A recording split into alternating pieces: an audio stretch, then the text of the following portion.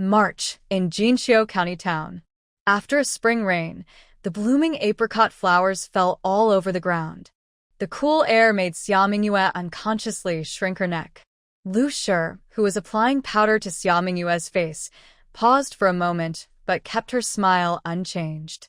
Lady Xia. No, from now on, I should call you sister-in-law. My brother looks good, is young, and has good manners. Although he's often away because of his military service, he definitely takes care of your needs. Recently, he's earned military merits and been promoted to squad leader, so his monthly pay has increased a lot. Once you marry in, you'll just enjoy a happy life. Hearing this, Xia Mingyue lowered her eyes and said nothing. Originally from Chuzhou, Xia Mingyue got separated from her family while fleeing from war and ended up in the hands of human traffickers. After many twists and turns, she arrived here. Because she was worried every day about being sold to a bad place and felt miserable, Xia Mingyue was often depressed. After catching a cold, she passed away. She was originally Xia Mingyue from Huagua, a top chef who gained fame both at home and abroad. But during a diving trip with friends, her oxygen tank unexpectedly fell off. When she opened her eyes, she hadn't yet fully processed the few memories she inherited from her original self. Xia Mingyue was bought by Lu Shi for 10 taels of silver and taken home. After a thorough cleaning and dressing up, she was prepared to get married that evening. Compared to her previous life of wandering and the risk of being sold into a brothel, being bought as a wife who wouldn't have to worry about food and drink seemed like a good ending in the eyes of others. But Xia Mingyue bit her lip. Seeing that Xia Mingyue remained silent, Lu Shi let out a breath and pinned a bright peony flower in her hair. Sister-in-law, please be patient a little longer. Qi Yan will arrive soon. Lu Shi was talking about her brother, Qi Yan, who was known for his good character. To celebrate Qi Yan's wedding today, Lu Shi killed a chicken, bought 2 pounds of good pork, and prepared 2 main dishes. She also asked Zhao Yukai to have a good drink with Qi Yan. It was about time. As Lu Shi finished speaking, Qi Yan walked through the yard and entered the main hall. Thank you, sister-in-law, for helping me prepare the wedding, Qi Yan said with gratitude. Mrs. Lu smiled warmly and said, You and Yukai are very close friends. As your sister-in-law, I should help you out, right? My younger sister-in-law is a bit shy and not very talkative, but she is truly beautiful. I've looked into her background. She has read some books and can write a few words, just like you said you liked before. Mrs. Lu deliberately lowered her voice, then smiled happily and raised her voice again. All right, it's getting late. I won't bother you anymore. You two should rest now. Goodbye, sister-in-law, Lu Qian said as he saw Mrs. Lu out and then closed the door. Back in the main hall, Lu Qian sat on a small bench. Under the light of the oil lamp on the table, Xia Mingyue took the chance to look at Lu Qian carefully. He was tall and straight, handsome, with neat features. His nose was straight and high, and his eyes were deep like a pond, fitting the description of a handsome man. Even now, dressed in armor and smelling strongly of alcohol, he still looked calm and steady. He was a gentle and elegant gentleman. That was Xia Mingyue's first impression of Lu Qian. Could such a person really be a soldier? Xia Mingyue found it hard to imagine him drawing his sword and fighting enemies. Ignoring Xia Mingyue's curious gaze, Lu Qian cleared his throat and said, I heard from sister-in-law Lu that your name is Xia Mingyue and you are from Chuzhou. Yes, Xia Mingyue nodded. Are there still family members at home? Yes, parents, older brothers, younger siblings. Can you still find them? It's hard to say, Xia Mingyue answered honestly, based on her memories of the original owner. My father planned to go to Yuezhou to join distant relatives, but before he arrived, Yuezhou was in chaos. He decided to go southwest to see if he could find a place to settle. On the way, they were attacked by bandits, and we got separated. In other words, her family is hard to find, and she has nowhere to go. Lu Qian was silent for a moment, then stood up. It's getting late. You should sleep early. Sleep? Xia Mingyue's eyelids twitched. Lu Qian indeed looked good, and he seemed kind enough, but she wasn't ready for him to truly enter her bridal chamber. She tugged at the wide garment given by Mrs. Lu, thinking about whether to use her period as an excuse to refuse. Lu Qian reached out and carried the 2 wooden stools from the main hall, placing them side by side without removing his armor, then lay down directly in his clothes, with his back facing the inner room.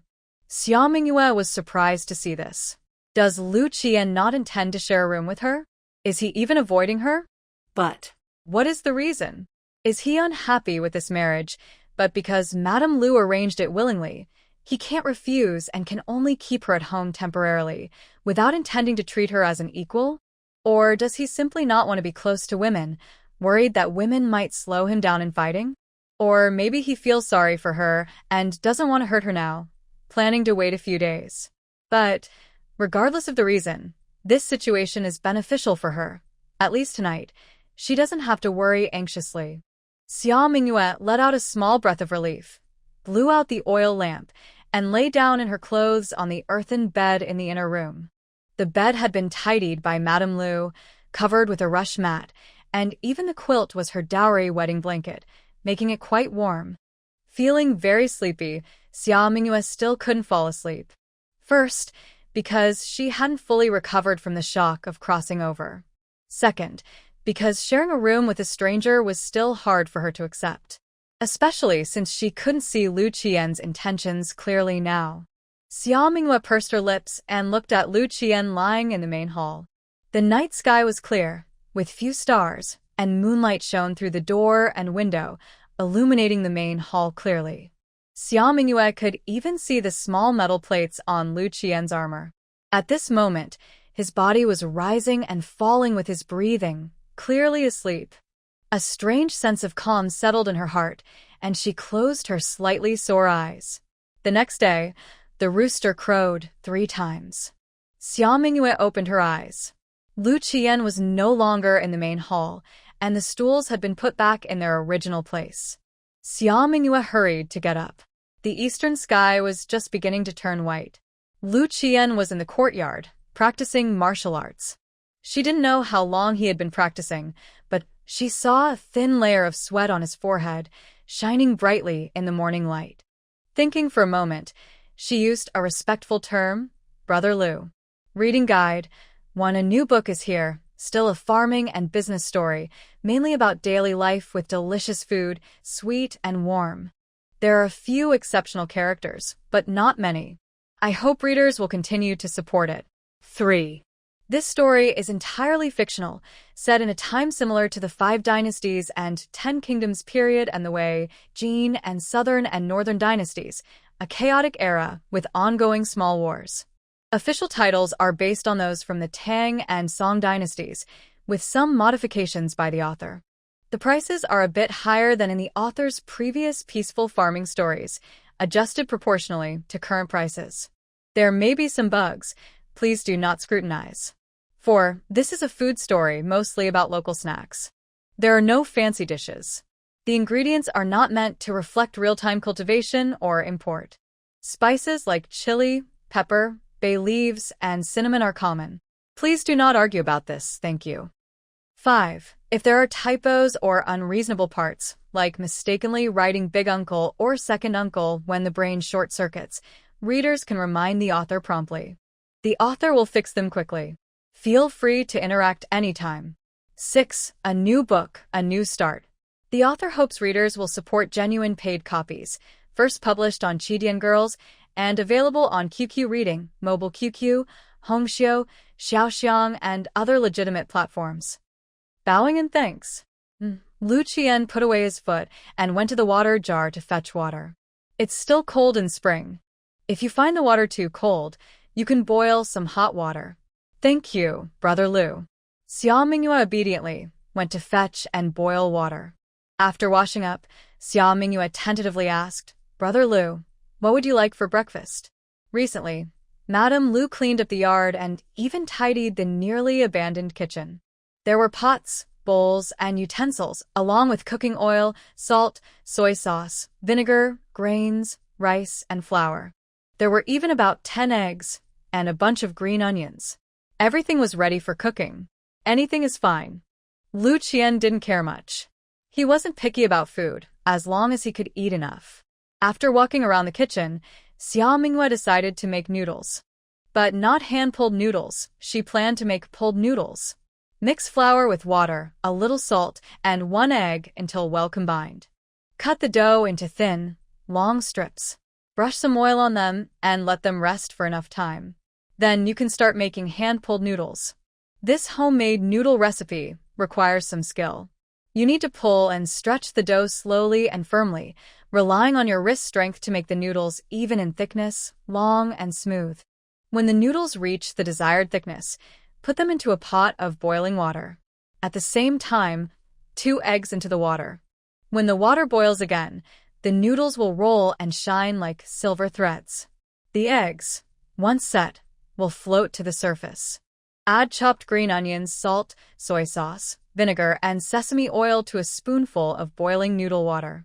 Pour this mixture over the cooked noodles and the poached eggs in a bowl. The hot, clear noodle soup is now ready to serve. The soy sauce is bright, the green onions are fresh, the noodles are tender, and the aroma of the eggs, combined with the steam, makes your mouth water. "Thank you," Lu Qian said as he took the chopsticks handed to him by Xia Mingyue. After she placed her bowl in front of him, he scooped some noodles and ate. The noodles were smooth and chewy, the broth light and tasty, and the slightly runny eggs added to the flavor. Everything was just right. Lu Qian thought this was probably the best clear soup noodles he had ever eaten. "You're good at cooking," he complimented. "Just okay. Barely good enough," Xia Mingyue replied modestly. Lu Qian didn't speak further. He focused on eating the noodles and drinking the broth. They finished a big bowl of clear soup noodles completely, not leaving even half a spoon of broth. Lu Qian felt full but still wanted more. Xia Mingyue cleaned up the dishes and washed everything. After finishing, she boiled some water to make tea for Lu Qian. While the water was boiling, she cleaned the stove again. It's her habit to tidy up everything after cooking. When everything was done, Lu Qian approached Xia Mingyue and handed her 2 small strings of copper coins. "I need to go out for a while. Take this money and buy some meat and vegetables. I want to invite Brother Zhao and Sister Lu's family for lunch." Zhao Yukai and Lu Shi had been busy helping him for a long time, so he wanted to show his appreciation. "Okay," Xia Mingyue said, wiping her hands and taking the coins. "Big Brother Lu, do you have any preferences for the dishes? Any food you can't eat?" "You just decide," Lu Qian thought for a moment. "It seems Zhao's family doesn't have any food restrictions. Just prepare more meat. Everyone's life is not very comfortable, and meat is not eaten often." "I'll note that, and prepare more meat," Xia Mingyue nodded. "But I'm not very familiar with this place, so I might need Sister Lu to accompany me." "Sister Lu is friendly. Just go directly to her." As she spoke, Lu Qian had already stepped out of the yard briskly. Why did he rush out? What is he going to do? Xia Mingyue was suspicious, but didn't think much, so she took the silver and went to the neighboring yard to find Lu. After learning Xia Mingyue's purpose, Lu naturally agreed happily and said, "If sister-in-law has anything in the future, just tell me directly. Don't be polite." "Yes." Xia Mingyue smiled and linked her arm with Lu's, and they went out together. Lu was talkative and kept describing the surroundings as they walked. The alley they were in was called Apricot Blossom Alley, named because every house in the alley had apricot blossoms. It was a relatively long and wide alley nearby, and at the end was West Street, one of the main roads in Jinqiu County. West Street was full of shops, offering everything you could need. On regular days, farmers from nearby villages sold snacks, groceries, and fresh vegetables at stalls along the street, where people could freely choose. The meat shop Xia Mingyue wanted to visit was not far from the alley entrance, just a few steps away. The butcher was surnamed Hong, and his voice was loud and booming, just like his name. When he saw Lu, he greeted enthusiastically from afar, "Lady Lu, you're here to buy meat again. Your family's Zhao squad leader must have made another military achievement and received a lot of silver rewards. Time to enjoy some good food." "Yes, he made another military achievement and got silver rewards. It's time to enjoy some good food," Lu replied with a smile. "But today, I'm not here to buy. Sister Xia wants to buy some fresh meat." Only then did the butcher realize that a pretty young lady was following Lu. Seeing Xia Mingyue, his eyes brightened immediately. Where did this handsome young lady come from? Is she a relative of Lady Lu? How old is she? Has she been promised? He also had a younger brother at home and hadn't mentioned marriage yet. This is the wife that Qian just married. Keep that in mind, don't scare her. Lu rolled her eyes at the talkative butcher. So she's the new wife of Captain Lu, the butcher chuckled. As a businessman, he was very perceptive. Naturally, he knew who Lu Qian was and also knew the relationship between him and Zhao Yukai. My family's meat is the freshest, most generous, and most reasonably priced on West Street. Lady Xia can come shopping here more often. When Butcher Hong spoke, he was already wielding his large meat cleaver. Lady Xia, whatever you want today is freshly slaughtered in the morning, and it will taste really good. Xia Minghua looked around the meat counter and chose a piece of pork hindquart. Just this one. Cut it from here. All right. Hong Butcher swung his knife and weighed the meat. It's about 3 jin 6 liang, roughly 1.75 kilograms. When Lady Xia comes back, I'll round it to 3.5 jin, and it will be 140 coins. With the war ongoing and prices rising everywhere, even in peaceful places like Jinqiu County, prices are higher than in earlier peaceful times. 1 jin of hindquarter pork costs 40 coins. Thank you. Xia Mingyue politely paid and took the hindquarter meat tied with straw rope that Hong handed her. I'll take my leave now. Come again next time, Hong called out loudly to see her off. After buying the pork, Xia Mingyue and Madame Lu also bought 2 cabbages, a block of tofu, some dried black fungus, a bit of dried chili, and some freshly baked sesame seed flatbreads from a stall. Is sister-in-law planning to make a big pot of stew? Madame Lu guessed, raising her eyebrows slightly. For a big pot stew, radish balls are essential, and pork belly is the best meat. Adding some pork fat would make it even more fragrant. But pork belly is a bit more expensive. It seems that the Xia family isn't very good at cooking, but is quite frugal. Madame Lu, you'll find out soon, Xia Mingyue said with a bright smile, teasing her. Madame Lu was curious, but didn't ask further. She went with Xia Mingyue to the yard nearby to help her. Xia Mingyue rolled up her sleeves and started cooking. She separated the lean meat from the fat edges of the hindquarter, cut the lean pork into small strips about the thickness of a finger, and marinated them with minced, salt, and crushed garlic and Sichuan peppercorns for a moment. Then she coated the strips with a batter made of sweet potato starch, eggs, salt, and crushed peppercorns. She placed the coated meat strips into hot oil at about 60% heat. Each was quickly enveloped by the hot oil, creating tiny bubbles and a sizzling sound. The strips turned golden yellow and floated in the oil, filling the kitchen with a rich aroma. The aroma attracted Zhao Dahu and Jang Ernieu. The two of them looked across the courtyard wall, staring intently. What are Mother and Aunt Xia cooking? It smells so good, they said. Hey, hurry up and stop drooling. Don't flood the yard later. Zhao Dahu rolled his eyes at Jang Ernieu. I'm swallowing my saliva. It's your drool that's dripping on the wall. Jang Ernieu retorted, but he didn't forget to take a few deep breaths. Such a wonderful smell. It's good to breathe in a few more times. Annoyed, Jang Ernieu tried to take in as much scent as possible before it disappeared. Zhao Dahu wasn't willing to lose. He competed to see who could smell more of the delicious aroma. The small crispy pork was fried golden and taken out. When the oil temperature reached about 70% hot, it was fried again to keep the crust crispy and the inside tender. While waiting for the crispy pork to cool down, Madame Lu couldn't resist the rich smell and took a bite first. It was crispy on the outside, tender inside. One bite filled her mouth with a juicy aroma of meat. The saltiness was just right. The slight numbing sensation from the peppercorns stimulated her taste buds and helped remove the greasy feeling from frying, adding a spicy flavor. Overall, this was the best crispy pork she had ever tasted. She couldn't stop eating. She even wanted to take back her earlier comment that Xia Mingyue couldn't cook. Lost in the delicious taste of the crispy pork, Madame Lu couldn't help herself. When she finally came back to her senses, she had already eaten 4 or 5 pieces. My sister-in-law's crispy pork is really delicious, she said. She came to help but ended up eating first. Feeling a bit embarrassed, Madame Lu scratched her ear and mumbled with her mouth full of crispy pork. Xia Mingyue smiled softly. It will taste even better later. Madame Lu was surprised.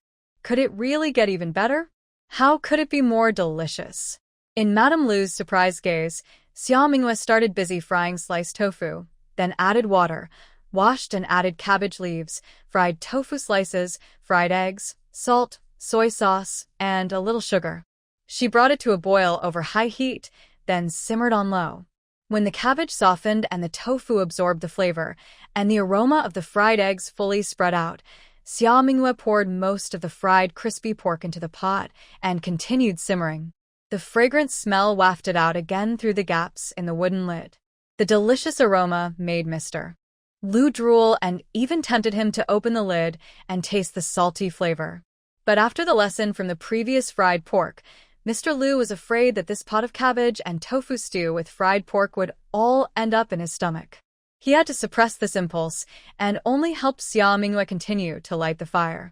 When the sun reached its highest point, Lu Qian returned with Zhao Yukai, Zhao Dahu, and Zhao Ernieu. Just in time, prepare for dinner, Xia Mingyue and Mrs. Lu greeted with smiles. Zhao Dahu and Zhao Ernieu helped move the table and bring stools, but their eyes kept glancing toward the kitchen. Soon, the dishes were served on the table. There was a plate of cold mixed fried tofu strips and cabbage strips, a plate of crispy fried pork, a plate of stir-fried with ear mushrooms, and a large bowl of cabbage and tofu stew with fried pork. The main food was baked flatbread. Everyone took their seats in turn, picked up chopsticks, and started eating. The cold dishes were crisp and refreshing, the stir-fried with ear mushrooms spicy and tasty, and the fried pork crispy outside and tender inside. Every dish was delicious. If one had to pick the most delicious, it would be the cabbage and tofu stew with fried pork. The broth was slightly spicy with a hint of sweetness and a fragrant aroma.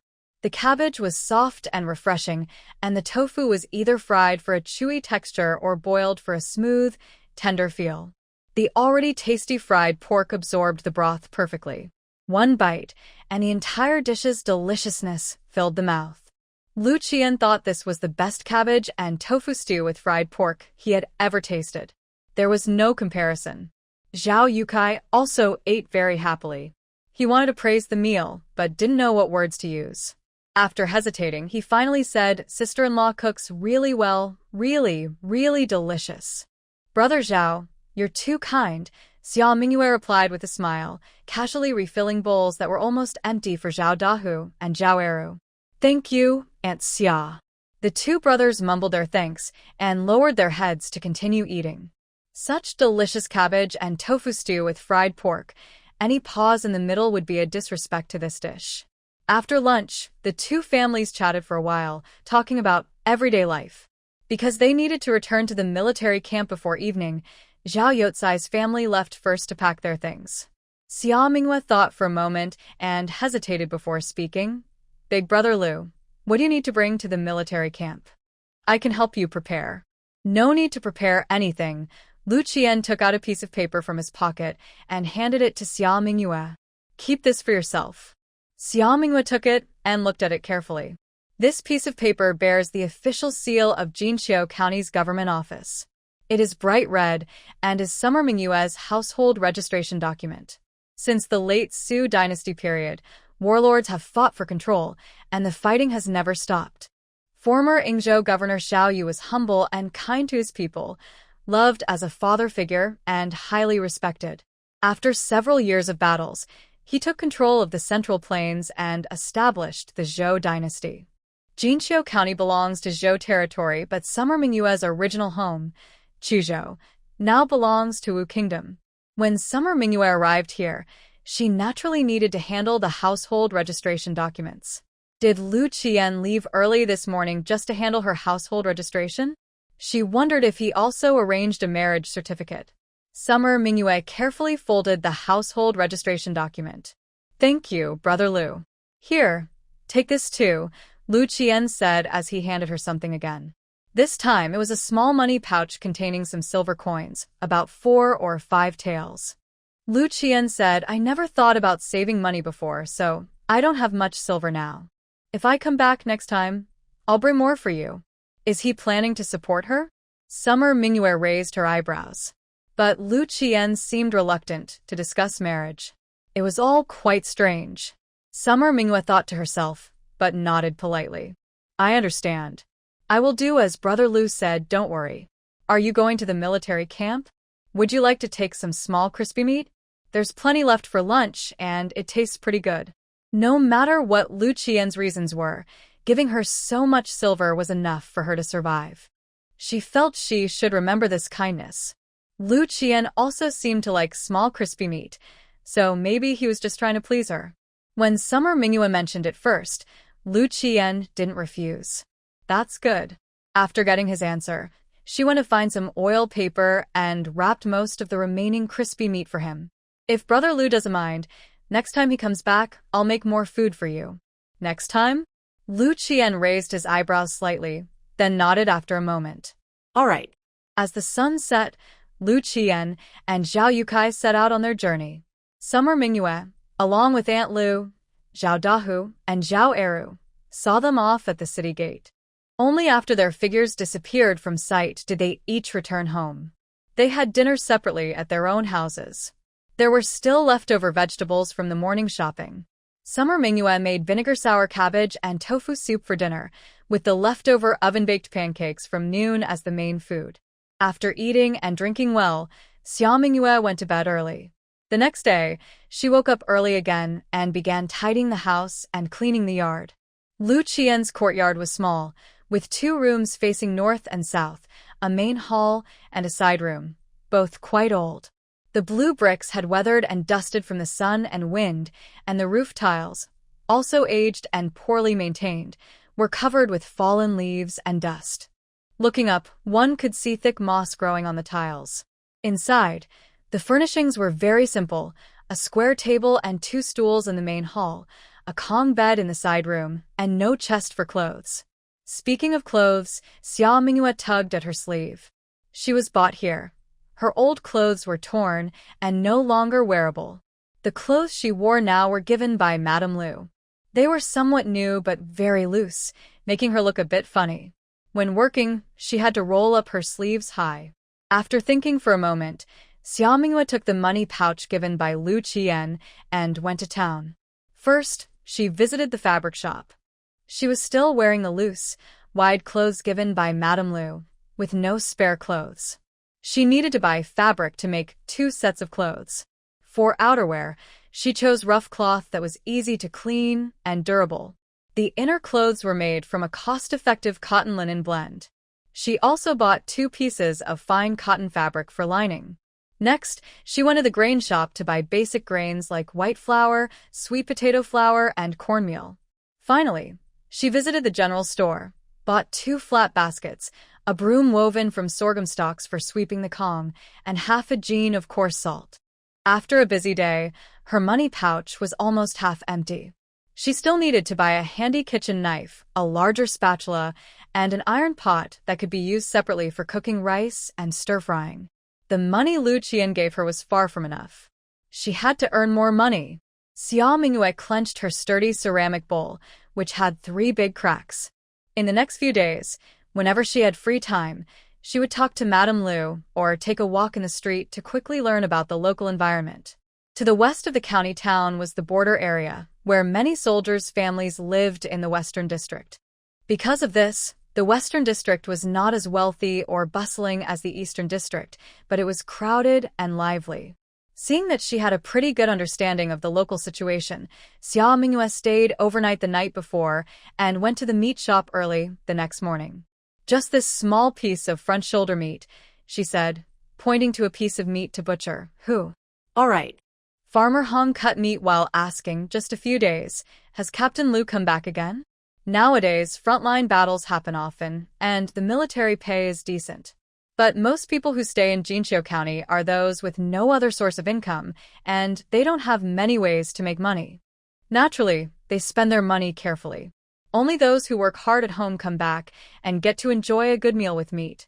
Not back, just bought some meat, Xia Mingyue replied briefly. It seemed she was craving meat and bought over a pound at once. TSK, looking at the gentle young lady, as if she's good at managing the household, yet she's actually quite wasteful. Farmer Hung muttered to himself, but still smiled as he sold the meat. He sold 1 jin 2 liang of pork shoulder for 55 coins.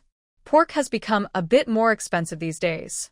After buying some green onions, old and garlic, Xia Mingyue started working. She chopped the meat filling, minced the onions and garlic, added an egg, pepper, and Sichuan pepper water, then mixed everything into a sticky filling in one direction. She kneaded the dough for the leavened bread, divided it into small balls, rolled each into a long, spread a layer of filling on it, then rolled it neatly from one end, shaped it back into a ball, and rolled it flat with a rolling pin into a round pancake about the size of a palm with 5 fingers spread. She placed each pancake into hot oil. As soon as the pancakes touched the oil, they sizzled loudly. The white surface quickly turned golden brown, releasing a fragrant aroma. She flipped them over, cooked on low heat until fully done, then drained the oil and placed them back into the pan. After working for half a day, Xia Mingyue made a small basket of meat pancakes. She grabbed a few and went to the neighboring yard. Mrs. Liu was in the yard, sorting and washing cabbage, preparing lunch. Even stored properly, winter cabbage begins to spoil as the weather warms. Mrs. Liu had almost dug out half of a large cabbage, leaving only what was still edible. She called Zhao Dahu and Zhao Erwo to feed the chickens in the yard with the rotten leaves, then started peeling garlic and chopping cabbage. Mom, Zhao Dahu and Zhao Erwo asked while busy, "What are we having for lunch?" "Soup noodles. Mixed sweet potato and white flour noodles." "Again this?" Zhao Dahu frowned and eagerly approached Mrs. Liu. "Mom, I want to eat crispy pork." "I want that too." Zhao Erwo nodded in agreement. "A few days ago, I ate some crispy meat, and the smell still lingers in my mind. Impossible to forget. Look at you too. You resemble little crispy meat." Mrs. Liu rolled her eyes at her brothers. "The meat has to wait until your father comes back to eat. Have you forgotten that?" Zhao Yotsai's military pay isn't low, but his 2 children are growing and have big appetites. They eat a lot of miscellaneous grains and flour. Mrs. Liu is also planning to buy property for her sons to marry, so she usually doesn't spend much money. "Then, can we have an egg?" Zhao Dahu cautiously asked. Since the weather is getting warmer, hens lay more eggs than in winter. "Half an egg is fine," Zhao Ernieu agreed. Mrs. Liu. "These 2 brothers are probably the reincarnations of starving ghosts. Half an egg isn't enough. I need the eggs later," Mrs. Liu explained. "After lunch, I plan to go to Aunt Wu's house with these eggs." When Xia Mingyue heard this, she asked, "Which Aunt Wu are you going to visit?" "Little sister-in-law is here." Mrs. Liu put down the cabbage and wiped water droplets from her apron. "I was planning to talk to you after lunch, but now that you're here, I might as well tell you. That's the Aunt Wu at the end of the alley. Her eldest son is also in the army. Her second son used to study and pass the imperial exam for children, so he's educated. Now he works as a bookkeeper at the biggest Yueran restaurant in the county town. Recently, Aunt Wu said the restaurant is doing well. She wants to find some hardworking women to wash dishes and vegetables in the kitchen for a month's wages of 500 coins. I was thinking of talking to Aunt Wu to see if we could work there, at least enough for our daily food and expenses." "Thank you, sister-in-law, for always thinking of me," Xia Mingyue expressed her gratitude. "Don't mention it. Qi Yan saved my family's yukai on the battlefield. Since you're Qi Yan's wife, as the eldest sister-in-law, I should take care of you," Mrs. Liu said with a smile. "Why are you here now, little sister-in-law? Is there something you need?" "Yes, I do have something to discuss with you." Xia Mingyue opened the cage cover, revealing golden, crispy, fragrant meat pies. "I made some meat pies and want you and Dahu and Ernieu to try them." "Meat pies?" All 4 eyes lit up at once, but they looked at Mrs. Liu, hesitant to speak or step forward. After seeing the meat pie, Madame Liu reached out and carefully rewrapped the basket cover. "Sister-in-law, you shouldn't trouble yourself with this. Keep it for yourselves to eat. I originally wanted to ask my sister-in-law for a favor, and I felt a bit shy, so I brought some things. If you and the children don't want to eat, I won't know what to do. Xia Mingyue handed the meat pie to Madame Lu and the two brothers, smiling. Please eat this first, then I can talk about my matter. Seeing Xia Mingyue's words, Madame Lu didn't say anything more. She simply nodded. All right. She then called Zhao Dahu and Zhao Ernieu to come and eat. Seeing their approval, the brothers quickly thanked her, almost unable to swallow their saliva, and hurriedly stuffed the meat pie into their mouths. Madame Lu saw how fragrant the meat pie was and couldn't resist taking a bite. The crust of the pie was very crispy. As she bit into it, the tiny crunching sound made the delicious aroma spread quickly in her mouth. But before the flavor could fill her entire mouth, the rich, fresh juice from the meat inside started to burst onto her taste buds from her tongue. The intense meat juice and the crispy crust blended again, creating a unique flavor that was hard to describe. Only by taking big bites and swallowing could she truly enjoy how wonderful the meat pie tasted. Zhao Dahu and Zhao Ernieu wolfed down their food, not caring to speak. Madame Lu barely found a moment to breathe and gave Xia Mingyue a thumbs up. Sister-in-law, this meat pie is really delicious. Since sister-in-law thinks so, this meat pie will definitely sell well, Xia Mingyue said with a smile. Selling meat pies? Madame Lu paused her chewing. Sister-in-law, are you planning to start a small business? Exactly, Xia Mingyue nodded. Like my sister-in-law, I've been thinking about how to earn some silver to help with the household. I don't have many skills, but I can cook pretty well, so I made some meat pies to try selling first. I just made some meat pies earlier. If you're free now, would you like to help me sell them on the street? Sure. Madame Lu nodded repeatedly.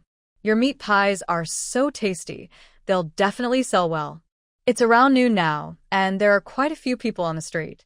Let's go quickly. Madame Lu was very energetic. Once she decided something, she didn't stop.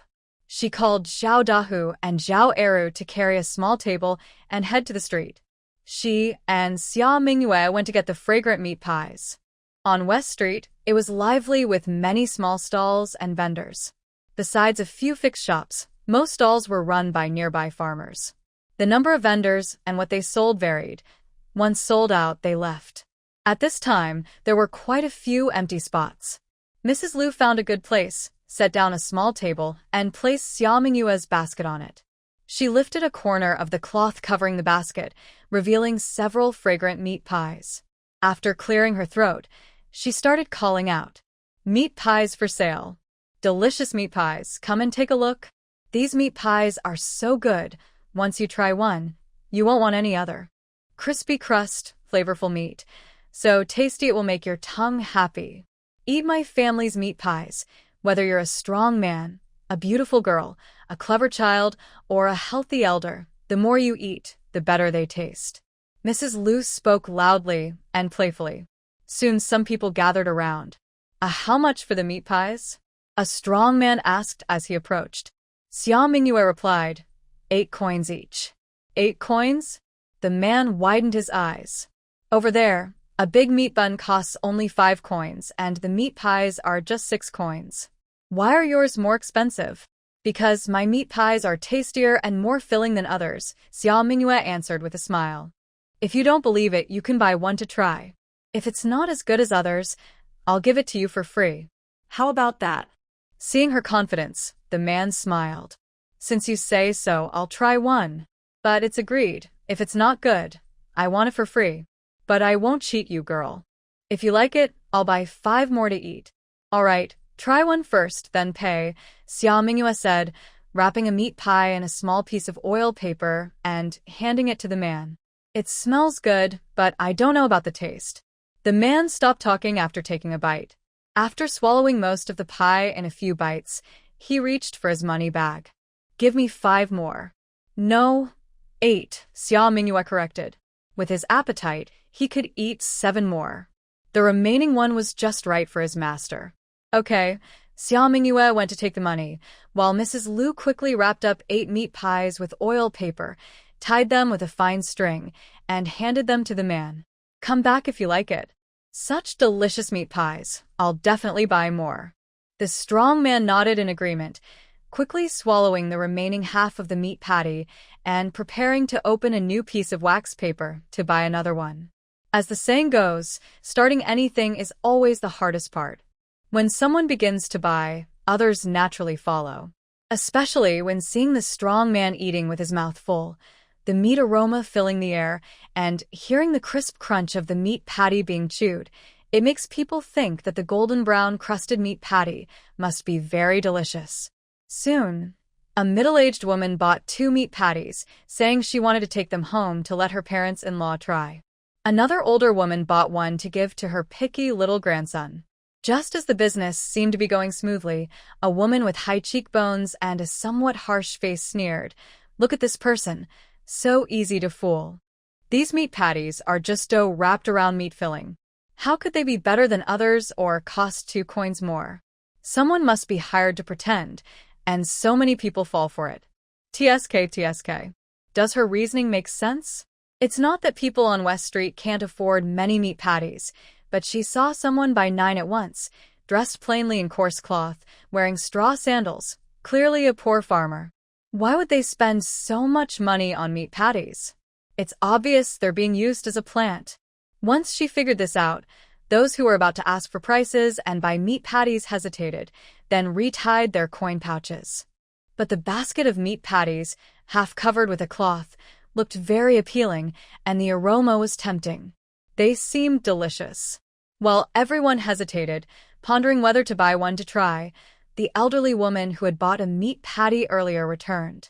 She hurried back, almost running, and reached the stall of Xia Mingyue and Madame Lu, looking a bit breathless.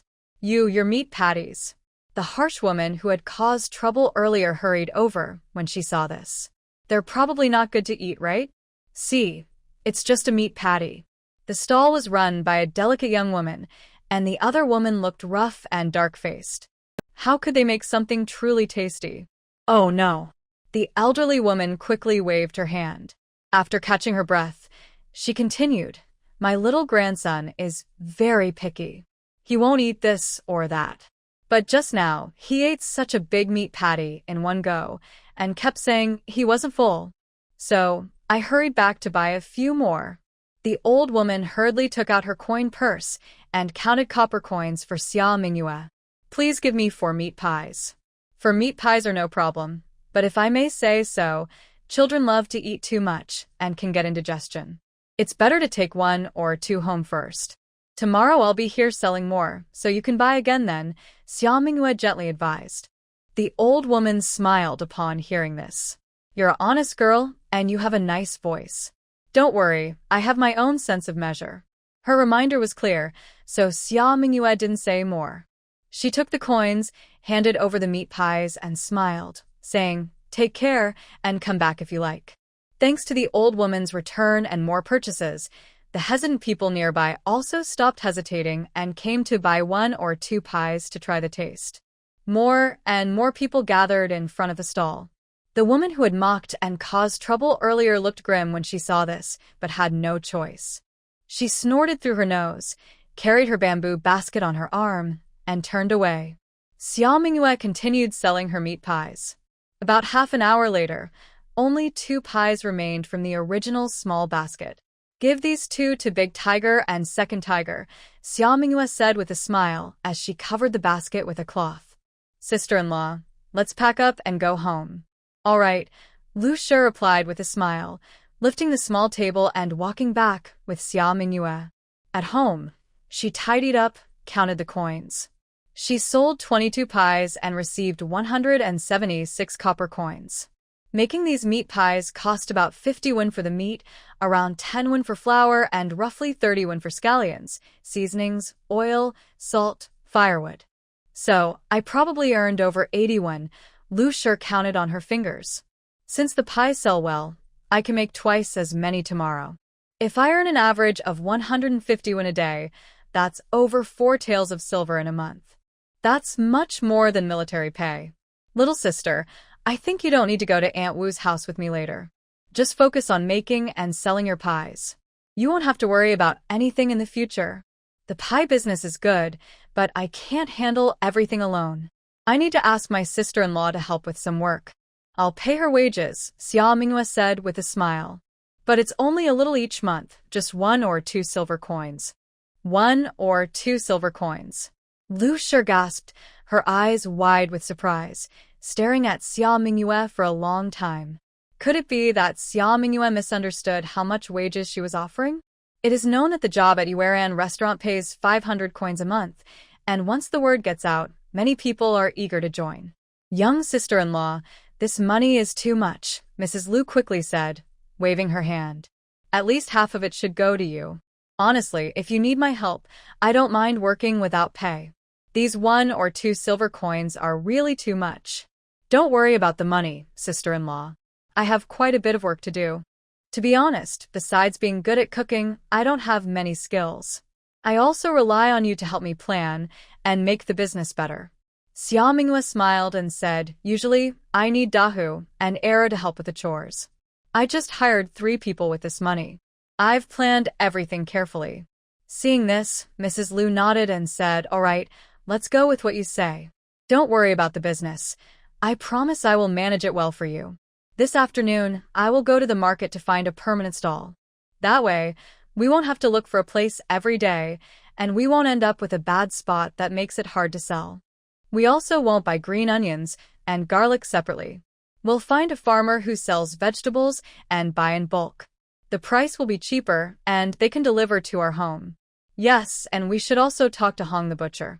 We buy meat every day, so we need a good deal. We should get a lower price for the large amount we buy. Mrs. Lu was excited and kept talking happily. Xia Minghua looked at her in disbelief at first, then nodded in approval. Earlier, she wanted to work with Mrs. Lu because she knew Mrs. Lu was straightforward and familiar with the area, which would make the business easier. She also thought that since Lu Qian and Zhao Yukai had a good relationship, starting this business could help Mrs. Lu earn some extra money and live a better life. Now, she saw that Mrs. Lu was clever and steady, like a real businesswoman. She felt like she had found a treasure. Your plans are very thorough, sister-in-law. We'll do as you say, Xia Minghua said with a slight smile. You seem to know a lot about running small businesses. Have you done similar work before? A novice wouldn't think this far ahead. Jang Ernieu finished eating the meat pie given by Xia Minghua and hurried over. My mother used to sell meat buns at her stall and made quite a bit of silver. Since she made so much money, why did she stop? Xia Minghua asked in surprise. Because the people who bought her meat buns said they didn't taste good. She argued with them, but they couldn't win the argument. They got angry and knocked over her stall, losing a lot of money, Zhao Dahu added. Xia Minghua was silent. It was true she had earned quite a lot of silver, but it was also true she couldn't run that small stall anymore. Elvie sure curled her lip. If you two are full, shut your mouths and stop talking. She wanted to keep her dignity too. At noon, Xia Minghua ate a bowl of cabbage and egg dumpling soup made by Elvie Sure at her house. After a short rest, she began her afternoon work. Following Elvie Sure's plan, she first went to the street to look around. She found a good spot and set up her small square table, deciding on a more fixed stall location. Then, she visited Hong Tuhu's meat shop. Without much greeting, Xia Minghua and Elvie Sure explained their purpose directly. Hong Tuhu scratched his ear. Lady Xia and Lady Elvie, I understand what you mean. If you come here to buy meat every day, you are indeed some of my bigger customers. As for the price, I can give you a discount, 2 coins off per gene of pork shoulder. Brother Hong is straightforward. Let's start with the 2 coins discount. If I buy more pork in the future, we can discuss new prices then, Xia Minghua said, leaving some room for negotiation. Price talks need actual purchase volume to support them. Right now, what was said was just empty talk. Hong Tuhu saw it as just a pipe dream and knew they would need to revisit the issue later. After thinking for a moment, Hong Tuhu nodded. All right, no problem. But in the future, you can't buy meat elsewhere. You can only buy from me. Brother Hong also needs to ensure that whether the price goes up or down, it stays below the market price by the agreed difference. The meat must also be fresh and good quality. Lady Xia, don't worry, Hong Tuhu said confidently, patting his chest loudly. My reputation on West Street is very good. I guarantee I won't let you down. Hearing this, Xia Mingyue smiled happily. With Brother Hong's words, we can rest assured. We'll come to buy meat early tomorrow. Good. The butcher nodded. After thinking for a moment, he took a piece of pig liver from a wooden basin beside his foot, tied it with rope, and handed it to Xia Mingyue. This is fresh pig liver today. It's not worth much, but it's good stuff. Usually, people don't do it well, but since Lady Xia can sell meat pies and is a good cook, you can have this pig liver to eat. It's good for stir-fry or soup. In the morning, when Lady Xia came to buy meat, he thought she was just someone who loved to eat. Now, he realized he had misunderstood her. Feeling a bit embarrassed, the butcher gave half of the pig liver as a gesture of apology and goodwill towards his future important customers. Xia Mingyue only understood the latter reason, and didn't refuse. She took the pig liver and said, "Thank you, Brother Hong." Carrying the pig liver out of the meat shop, Xia Mingyue and Madame Lu went to the street to buy some scallions, garlic, and other necessary seasonings from a vegetable vendor. They bought a decent amount at a good price. After shopping, they returned home. Once everything was stored properly, Xia Mingyue started preparing the pig liver she got from the butcher. To remove the fishy smell and keep it fresh, removing blood foam is very important. She soaked it in cold water, kneaded it repeatedly, changed the water multiple times, and blanched it in cold water to thoroughly remove any remaining blood. After washing it again, she boiled it in cold water with salt, rice wine, scallions, Sichuan peppercorns, star anise, cinnamon, and bay leaves. She brought it to a boil over high heat, then simmered on low heat, and let it sit to stew.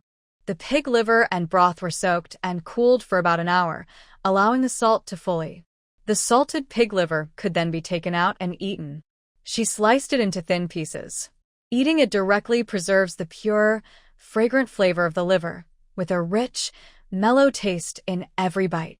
Alternatively, she could dip the slices in a sauce made of vinegar, soy sauce, sugar, and minced garlic, which would enhance the flavor and make it even more delicious and fragrant. Xia Mingyue was quite satisfied with her salted pig liver. After enjoying it, she sliced an extra plate and, under the cover of night, took it to Madame Lu. Madame Lu kept thanking her and took the plate, heading to the kitchen to prepare for breakfast the next morning. But the faint aroma of the pig liver kept drifting into her nose. Maybe she should taste it first, see if it's salty enough? That way, she could decide what to cook for breakfast. Madame Lu thought this was a good idea. She reached out and picked up a piece of pig liver to taste. The pork liver was tender and smooth, with a slightly powdery texture and fresh flavor. It was seasoned just right, with various spices enhancing the aroma and taste without overpowering the natural fragrance of the liver. The seasoning added a nice aroma without being too strong. Mrs. Lu clicked her tongue, savoring the delicious taste of the pork liver she had just eaten. She muttered to herself, "Maybe I ate too quickly and didn't notice the saltiness. Should I try a couple more pieces?" So, she took another piece of liver, then a third. By the time Mrs. Lu had finished half a plate of pork liver, two shadowy figures suddenly appeared at the kitchen door. "Mom, what are you doing?" Zhao Dahu asked. Zhao Ernieu quickly added, "Mom is sneaking a snack." "Nonsense. I just wanted to taste the saltiness and see what I should cook tomorrow morning to go with it, Mrs. Lu said, her mouth still full of liver, speaking somewhat unclearly. "How does it taste?" Zhao Dahu asked. "It's just right, neither too salty nor too bland," Mrs. Lu replied. "I don't believe it." Zhao Dahu tilted his head. "I don't believe it either," Zhao Ernieu echoed. "Unless you let us try some too." Mrs. Lu was speechless. A dish of salted pork liver, originally meant for breakfast, ended up mostly being eaten by the mother and her two sons as a late-night snack. Less than a quarter remained, covered with a large ceramic basin to prevent other animals from stealing it. They had a good night's sleep. Xia Mingyue got up early to check the dough rising and prepared a simple breakfast for herself. She made hand-pulled noodles in clear broth and stir-fried the salted pork liver she made yesterday, resulting in a rich, fragrant, and tasty dish. Xia Mingyue ate very happily. After cleaning up, she bought meat, minced it, chopped ingredients, mixed the filling, kneaded the dough, and made meat patties. With the help of Mrs. Liu and her sons, Xia Mingyue easily made 50 crispy, delicious meat patties today, and she delivered them to West Street an hour earlier than yesterday to start selling. Mrs. Liu confidently called out her sales, attracting some customers. Those who bought meat patties yesterday found the taste excellent and became repeat customers. In just a short time, Xia Mingyue saw several familiar faces. At home, an elderly woman with a greedy grandson, a young woman who was filial to her in-laws, a round-faced, honest-looking young man, and the burly man who bought 9 meat patties yesterday also came back. He gestured awkwardly and said with difficulty, I want 5 meat patties. Ha. All right. Xia Mingyue took the money and wrapped the meat patties in oil paper. Ha, little lady, is that right? Ha. Always laughing here while selling meat pies? The burly man asked. Yes, I have been lately, Xia Mingyue replied, watching the red-faced, laughing man who was even gasping for breath but still chuckling loudly. She looked at him with suspicion. Big brother, you seem so happy. Is there some big good news? She hit the key point. The burly man looked a bit embarrassed, but he couldn't stop laughing. He kept laughing loudly, no need to worry, ha. I just got poked in the wrong acupuncture point. After laughing for another hour, I'll be fine. Ha. So that's how it is. Could it be that this is the famous laughing acupuncture point? It really is. Quite complicated. Xia Mingyue no longer asked more and handed the meat pie to the man. Take care, come back when you're hungry. Definitely, ha. The man nodded wildly. He would definitely come back to buy more meat pies. Today, all 5 pies were for his master.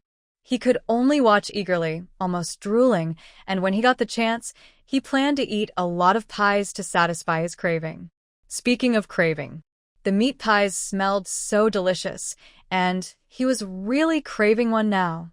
He wanted to eat one so badly. But yesterday, after eating 8 tasty pies in one go, he only brought one back for his master. When his master found out, he poked him with a needle, which caused him to laugh uncontrollably and look like a ghost, avoiding everyone.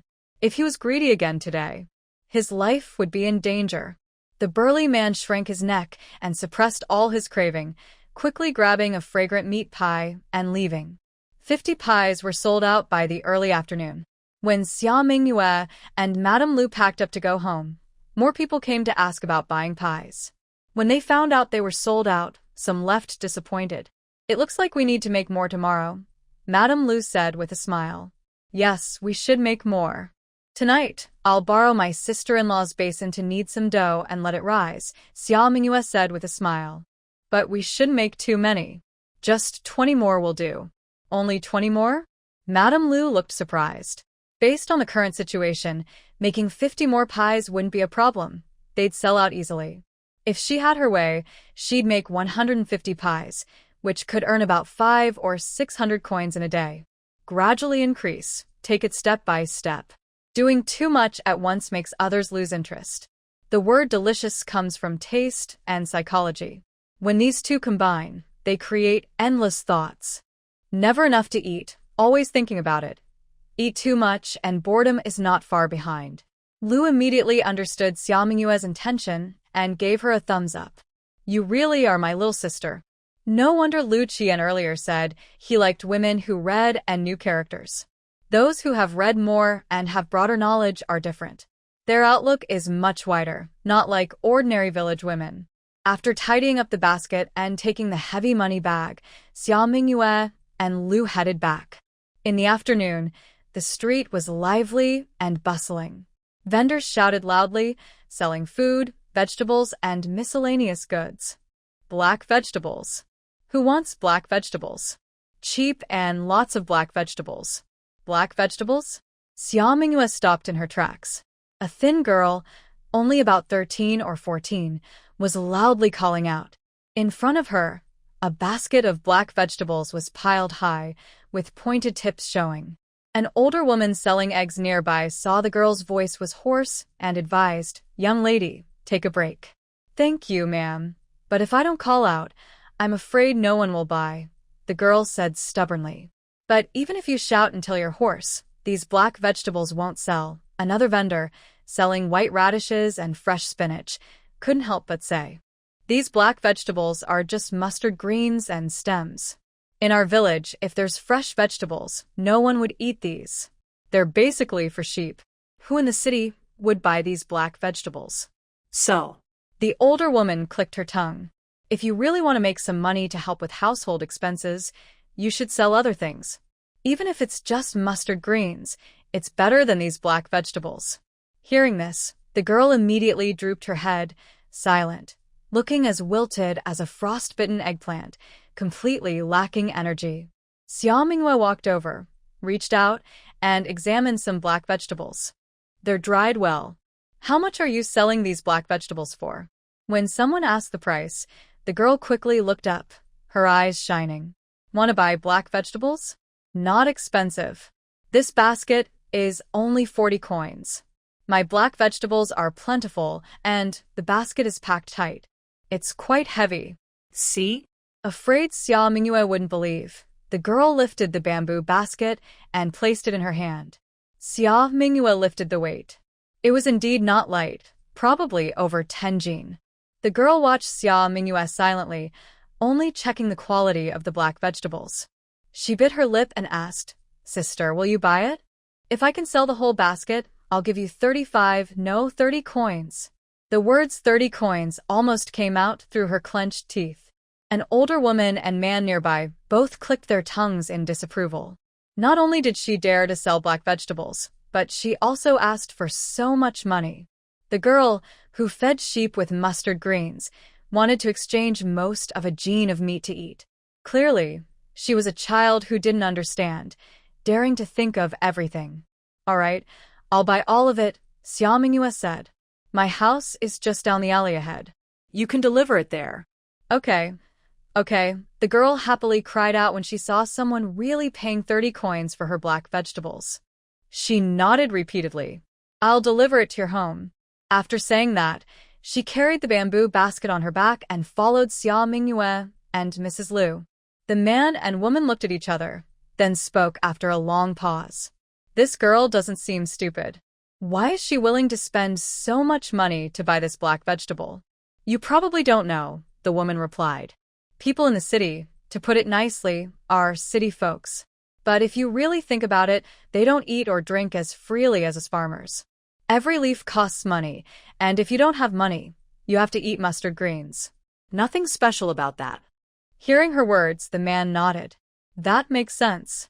Suddenly, Xia Mingyue and Mrs. Liu didn't envy city life so much anymore. They took the girl home. When they placed the large basket of black vegetables into a big wooden basin in Xia Mingyue's kitchen, Xia Mingyue checked the quality and paid the full amount. Holding the heavy copper coins, the girl's eyes filled with tears. The young girl tentatively asked, "Will there be more in the future?" "But it will take about 10 days. Xia Mingyue said, "After 10 days, you can bring a basket of black vegetables to the street to find me.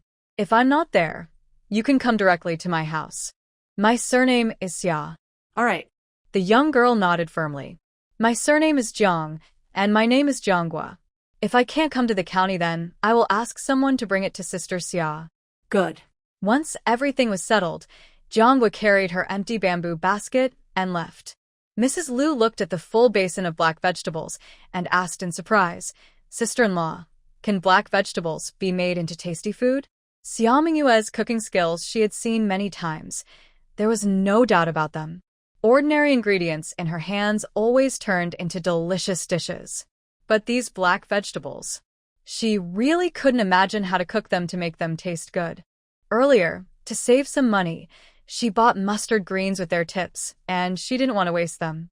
She tried to make black vegetables from them, but whether she boiled noodles or stir-fried them, the taste was hard to describe. Later, she even picked out the tips of the mustard greens to feed the chickens in the yard. "It can be used to make steamed buns or meat patties," Xia Mingyue replied with a smile. "Steamed buns? Meat patties?" Mrs. Liu was surprised again, even worried that the buns and patties made with black vegetables might taste bad. But the next day, when she made meat patties with Xia Mingyue, her worries disappeared completely. After soaking, chopping, and mixing the dried vegetables with the meat filling, the meat patties had a unique flavor, combining the taste of the vegetables and the meat, blending perfectly. One bite was full of aroma, more meat flavor than vegetable, and the more she chewed, the tastier it became. The vegetables' flavor intensified, and the meat was juicy and delicious. After eating one black vegetable meat patty, Mrs. Liu couldn't help but give a thumbs up. Sister-in-law, these black vegetable meat patties are really delicious. They have a different flavor compared to the previous scallion-flavored ones. Then today, let's try selling these black vegetable meat patties and see how it goes, Xia Minghua said with a smile. No problem at all. Mrs. Liu spoke confidently. And the sales of the meat patties later proved her right. The black vegetable meat patties were rich in flavor, and because of the black vegetables, the meat filling looked more abundant and appealing. They became very popular. These 30 black vegetable meat pies I just made sold quickly within half an hour. 2 students studying at the county school each bought 2 pies and ate them while walking. These black vegetable meat pies are really tasty, but I wonder what kind of vegetable this black vegetable is. Earlier, my mother liked to dry vegetables at home. I know this black vegetable is made from cooked mustard greens that have been dried. Mustard greens. Leaves? So, are they for feeding chickens? Making such delicious dishes from chicken feed is quite impressive. Well, since these are leaves that people normally don't eat, they must be very cheap. Selling them at the same price as scallion pork pies might be making a lot of profit. Let me ask you, is a tasty meat pie worth 8 coins? Yes, it is. Will you buy it again next time? Yes, I will. That's good. Since you enjoy eating it and are willing to buy, the price is quite fair. The secret recipe for making such delicious black vegetable meat pies is worth a fortune. Exactly right. The scholar understood well, but when some people heard that the fragrant, delicious dried vegetable in the pies was black vegetable, their faces almost scrunched up like buns. Mustard greens, the food chickens, sheep, and pigs eat. Now he was eating it too. Why did he feel so uncomfortable inside? You can't say it like that, Xia Minghua smiled. Take this fruit, for example. In the wild, most birds eat it. If you're a bit more luxurious, pigs can eat sweet potatoes and flour, sheep can eat cabbage and radishes. Just because these things are not usually eaten by people, does that mean they can't be eaten? Moreover, in the past, people didn't like black vegetables simply because it was prepared the wrong way. Just like how we don't usually eat pig offal, but some people seek it out as a delicacy. Even heroes don't ask about the origin. What matters most is that the food tastes good. That made some sense. Suddenly, he felt at peace with himself. Without any mental reservations, everyone's mood improved, and the black vegetable meat pies tasted even better. Some chose to buy another pie to enjoy, while others, after weighing their money, decided to wait until tomorrow to satisfy their craving. Business was just as good as before. Most of the black vegetable pies sold out, and the scallion pork pies were almost gone. Meanwhile, their money pouch had gone from empty to full. It was another day of fruitful harvest. Xia Minghua and Madame Liu smiled with narrowed eyes. Some people in business really don't care about their conscience.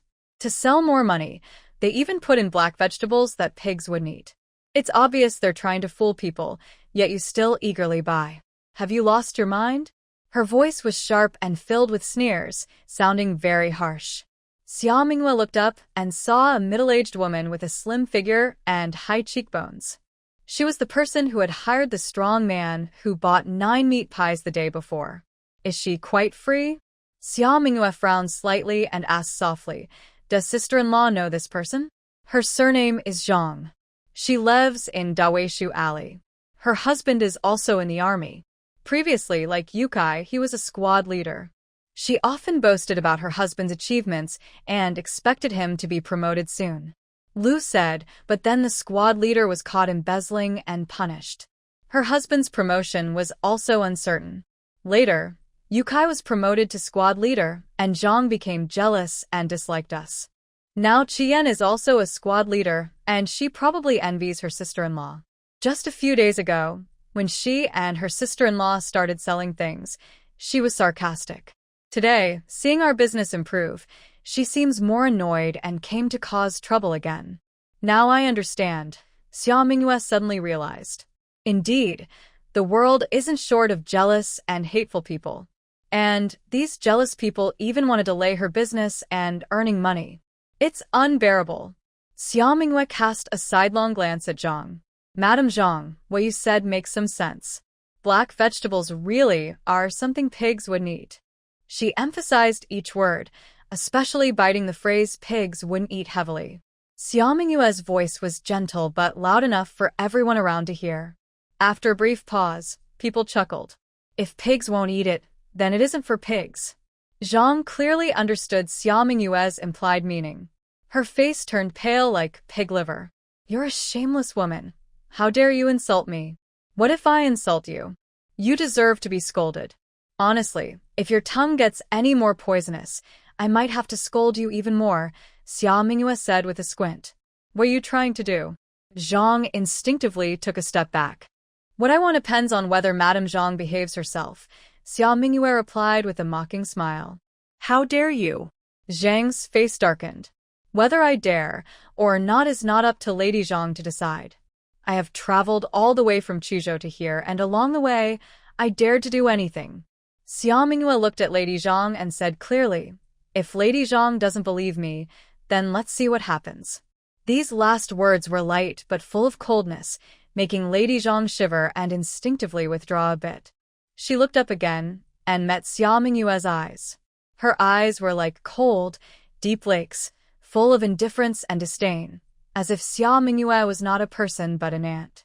This Xia Mingyue probably isn't someone to mess with. Indeed, I heard that Xia Mingyue was fleeing from hardship and was sold by her uncle to Lu Qian as a wife. The journey was very hard, and I heard that some people ate their own children to survive, or even robbed and killed to fill their stomachs and ate human corpses. People like that can do anything. Lady Zhang was a bit scared and didn't dare to look at Xia Mingyue. She cried out and ran home. Her hurried escape made others around laugh. Lady Zhang usually talks tough, but I thought she was just stubborn. I didn't expect her to be a fool. Lu Shi couldn't stop praising Xia Mingyue. My sister-in-law was really impressive just now, like an official.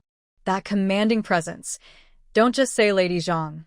I even felt a bit scared deep down.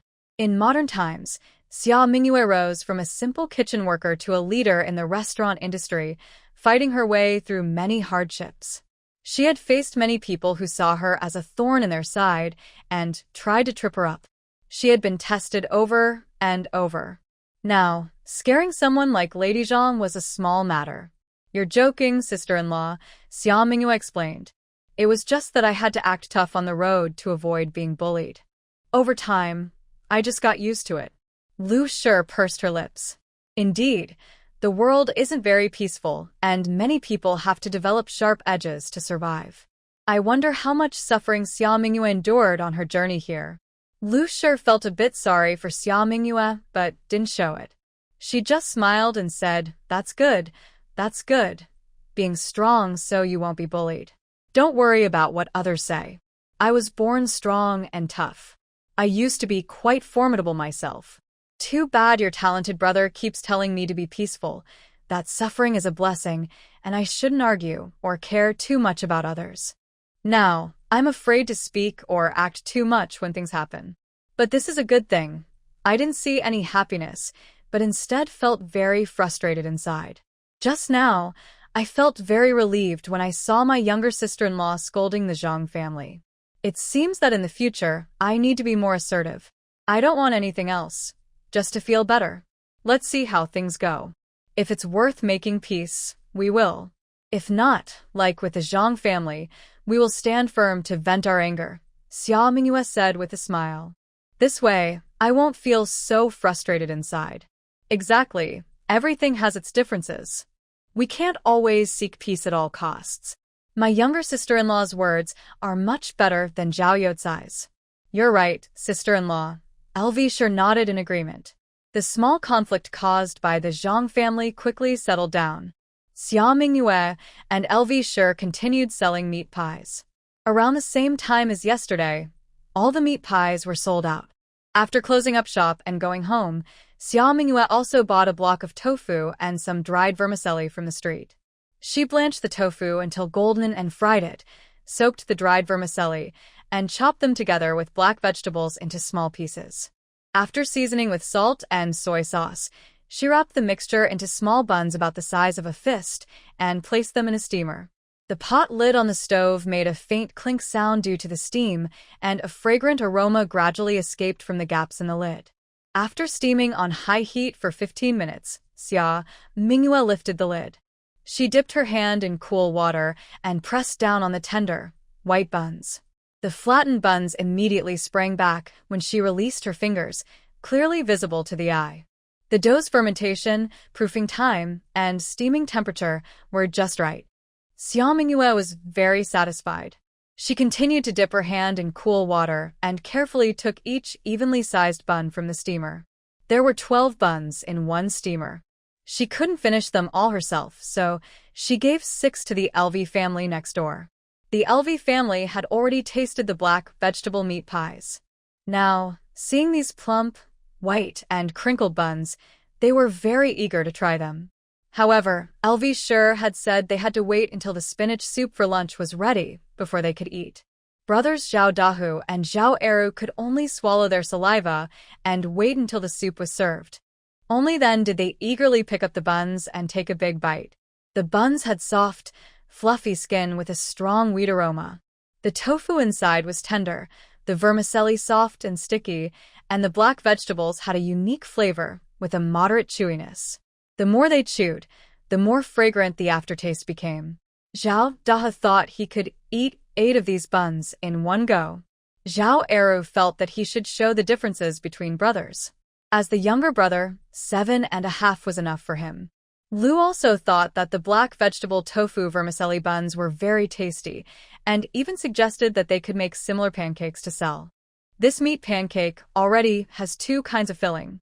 Adding a vegetarian filling would make it more complete. The vegetarian ones could be sold at a lower price than the meat ones, but they might earn more profit.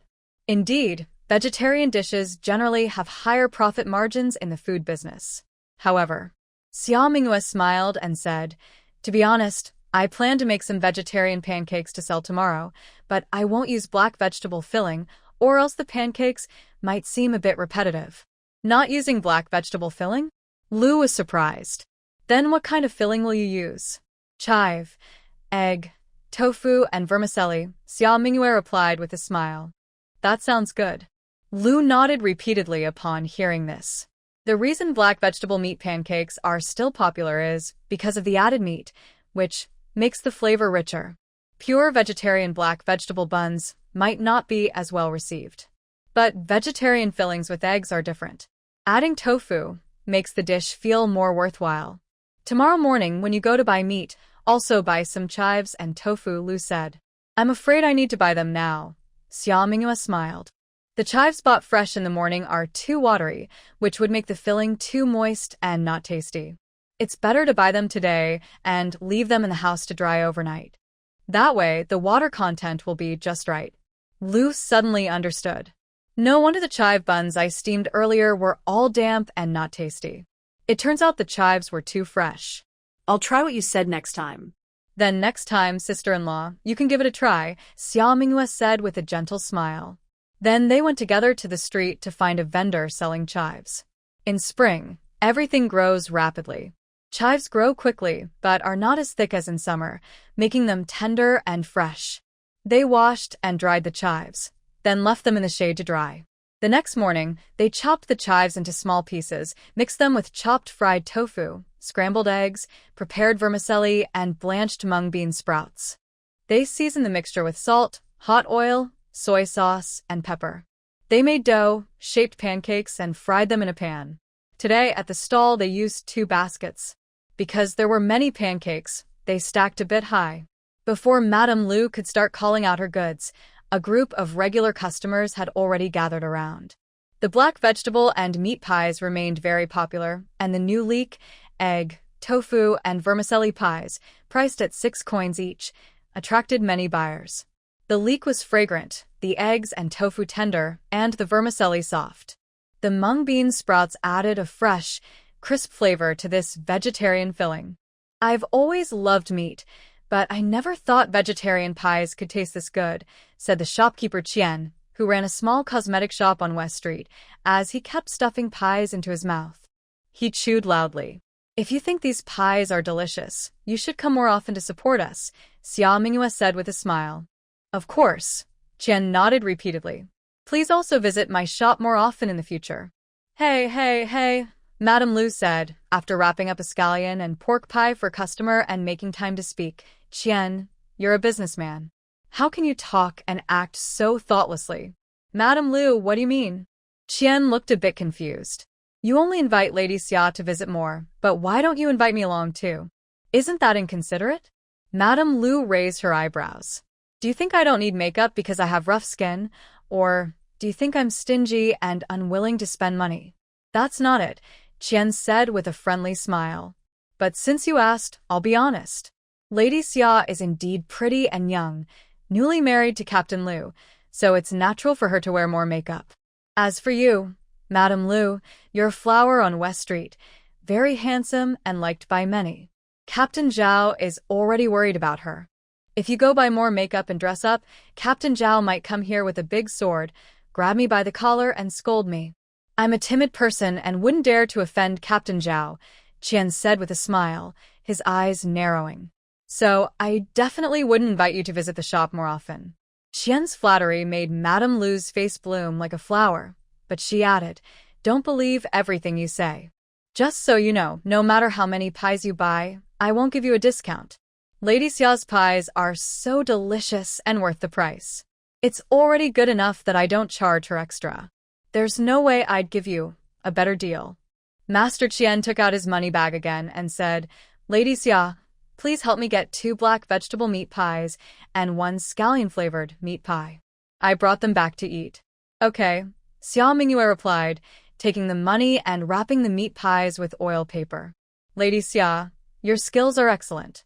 The other snacks you make must also taste very good. Do you plan to sell other snacks in the future? Master Qian asked, trying to learn more. Right now, I should focus on selling this. I'll decide about other snacks after seeing how the business goes, Xia Mingyue said honestly. Master Qian's business isn't very big, but he's well known on West Street as a kind and honest shopkeeper. He's been supporting her these days, so Xia Mingyue told him the truth. If you plan to sell other snacks later, you should tell me in advance. I'll make sure to clear my schedule, he said with a smile. If you want a bigger stall and need help, just ask. My shop isn't very big, but the wall on the right side is quite spacious. If you set up a canopy there, there's enough space, and the location is pretty good. If you're interested, I'd be very happy. When I decide to set up a bigger stall, I'll come find you, Master Qian. Just don't mind if my snack stall gets a little noisy, Xia Mingyue said with a smile. Not at all. If you can sell in my shop's entrance, I'll get to enjoy delicious food right outside my door and save myself the trouble of walking far. I really look forward to that. Master Qian laughed heartily. All right, you busy yourself first. I'll head back now. Take care, Master Qian, Xia Mingyue said. Goodbye, he replied. Lu Shi leaned closer to Xia Mingyue and said, I didn't know Master Qian was so greedy for food. He's willing to give up the space at his door just so you can sell snacks there. Most shops don't like small stalls at their entrances because they think it might take away their luck, block good fortune, or disturb customers. I think Master Qian isn't greedy but smart about business, Xia Mingyue said with a smile. His shop has been open in the county town for quite a while, so most locals know about it. But people who don't come to town often might not notice the shop. If we sell snacks at his shop's entrance, it will attract more people and make the area lively. Some might stop to look, and naturally they'll notice his shop. Maybe some will even come in to buy his affordable and good quality products. That makes sense. Master Lu nodded repeatedly. No wonder that shopkeeper has been coming here often. I really thought he was just greedy, but it turns out he's quite clever. Still, my sister-in-law is even smarter, always thinking ahead. Don't tease me, dear, she replied with a smile. They were joking when the shopkeeper, Mr. Qian, had already slowly returned to the shop. His wife, Lu, was happily seeing off a customer who had just bought a small box of lip balm. When she saw Mr. Qian come back, her face visibly darkened. After the customer left, Lu shot him a sharp look. Went to buy some snacks again? Today, Lady Xia sold a new type of pancake with chives, eggs, tofu, and noodles. It was quite tasty, so I want to try one, Mr. Qian said with a very flattering smile. I also brought your favorite meat pie. Eat it while it's hot. Lu took a bite, but her cold expression didn't soften at all. Lady Xia's meat pies are indeed very delicious. But even the best food can't be eaten all the time. Besides, I didn't say I wanted to eat meat pies today. You went to buy them anyway. People might think you're just interested in how pretty Lady Xia's face is and want to chat with her more. That's really unfair, Mr. Qian hurriedly defended himself. You know my good character. I've been visiting her lately because her pies are tasty and her business is good. I was thinking of inviting her to set up a stall here, to bring more customers to our place. You're planning that? Lu was surprised and nodded. Actually, your idea isn't bad. If Lady Xia's stall does well, we could benefit too. All right. I trust you for now. But if Lady Xia doesn't come to set up a stall here, I won't believe what you say. We'll settle the matter then. Don't worry, dear. Lady Xia is a smart person, Mr. Qian said confidently. We show our sincerity, and she'll see it too. Once you express your support, everything will be settled. Meanwhile, in front of Xia Mingyue and Lu's pancake stall, 2 scholars arrived. They were the ones who bought the black vegetable and meat pancake yesterday. The taller one was named Zhang Mingyi, and the shorter one was Fan Pingyang. They handed over small bamboo baskets to Xia Mingyue. Please prepare 10 vegetable and meat pies, 8 scallion-flavored meat pies, and I hear there are new crispy pies today, so also 6 of those, Zhang Mingyi said. Sorry, Xia Mingyue apologized. You two arrived a bit late, and we don't have that many pies now. There are only 3 vegetable and meat pies left, 2 scallion-flavored meat pies, and the new chive and egg pies are sold out today. Only 5 meat pies remaining? Fan Pingyang frowned and whispered to Zhang Mingyi, taking these 5 pies home might not be enough for everyone. What should we do? Let's honestly explain when we go back. These 5 pies can be taken home first for the teacher to eat, and the rest will have to wait until tomorrow, Zhang Mingyi suggested, though he was also worried. But with our busy studies, we might not be able to come early tomorrow. It seems unlikely they will be able to buy more pies. When Xia Mingyue heard the word teacher, her eyebrows slightly raised. Are you 2 students from the county school? Exactly, they nodded. After the new dynasty was established, the imperial exams were still popular for selecting talented people. To speed up the selection, each county's school accepted more students, lowering the entry standards. Both children and scholars could enter if they passed the entrance exam. The biennial provincial exams became once a year, and the local exams changed to 3 times every 2 years.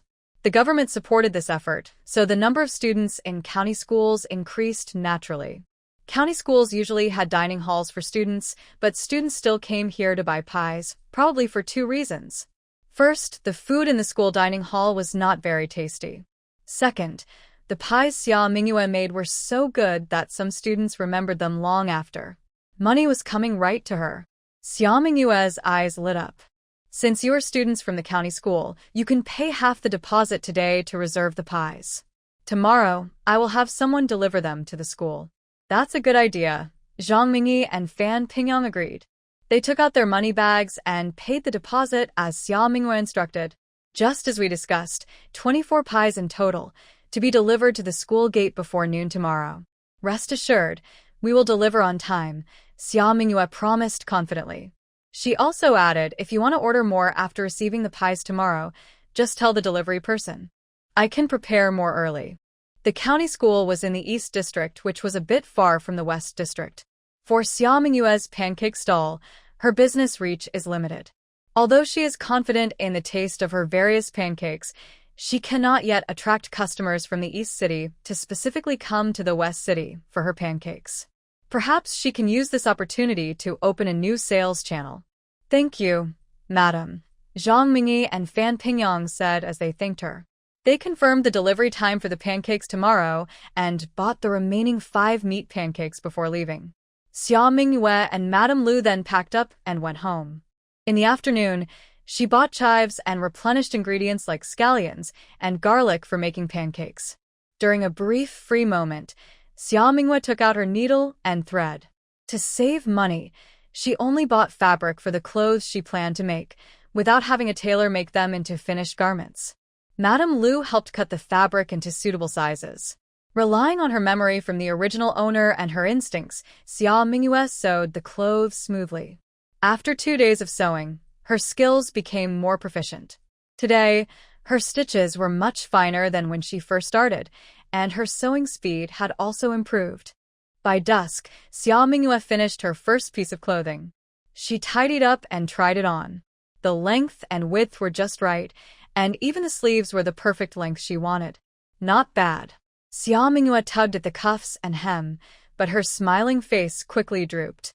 Without a mirror, she couldn't clearly see how her clothes looked on her. A polished, clear small bronze mirror costs quite a bit, let alone a full-length mirror. Her current income simply couldn't afford it. She still didn't have enough money and needed to keep working hard. Clenching her fists, Xia Mingyue silently made a decision. That night, when she and Madame Lu were kneading dough together, she added 2 more scoops of flour into the big basin. Tomorrow would be another day of collecting heavy silver coins. Madame Lu happily smiled and quickened her kneading. The next day was busy as usual. Xia Mingyue and Madame Lu prepared the pancakes early to deliver to the county school and told brothers Zhao Dahu and Zhao Ernieu to go on a run. Knowing they had a task to prove they were useful, Zhao Dahu and Zhao Ernieu eagerly agreed and repeatedly promised to deliver the pancakes safely and bring back the full payment. This is a gift of cakes for the guests. If you too dare to sneak a bite, be careful with your skin. Mother repeatedly warned you, worried it might affect Xia Mingyue's business. Don't worry, Mother. We're not greedy, Zhao Dahu and Zhao Ernieu confidently assured. Mrs. Lu really couldn't tell. Just remember one thing. Aunt Xia cares a lot about the county school business. If you mess up, think about the consequences. Consequences? No need to think about it, it's obvious. If Aunt Xia gets angry, we definitely can't sneak any tasty treats later, so we must do this well. No matter what, Mother and Aunt Xia, rest assured.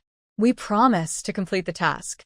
Zhao Dahu and Zhao Ernieu nodded firmly, then picked up the small bamboo basket left by Zhang Mingyi and his partner yesterday, heading toward the county school. They looked serious, walking confidently, even watching around cautiously, afraid someone might take the cakes from their hands. 24 cakes, guarded as if they carried 24 tails of gold. Mrs. Lu couldn't help but rub her forehead. Xia Mingyue also smiled quietly. I really don't know if these 2 kids can do it well. Mrs. Lu still worried. Kids need to grow and learn. I think Dahu and Ernieu know what they're doing, it won't be bad. Xia Mingyue comforted her, sister-in-law. Just relax. Mrs. Lu opened her mouth but didn't say anything, finally nodding instead. She tried not to worry too much. After waiting nervously for over half an hour, Mrs. Lu finally saw Zhao Dahu and Zhao Ernieu return. As soon as they entered, she hurried over, grabbing their arms. How did it go? Did you deliver everything?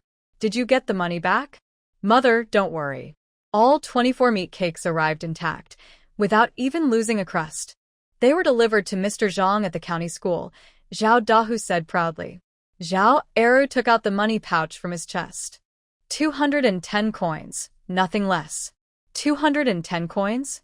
Mrs. Lu was surprised this time. Why is there so much more? Mr. Zhang asked for some more cakes. Zhao Dahu replied. That's right. Zhao Ernieu nodded. Master Zhang said he wants 12 black vegetable meat pies, 10 scallion-flavored meat pies, and 10 chive and egg pies.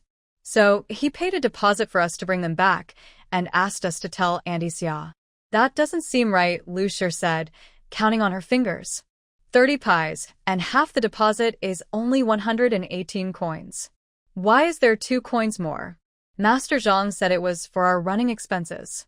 Zhao Dahu said he discussed with Ernieu and we decided not to keep the money. We will give it all to Auntie Xia. Exactly, Zhao Ernieu agreed.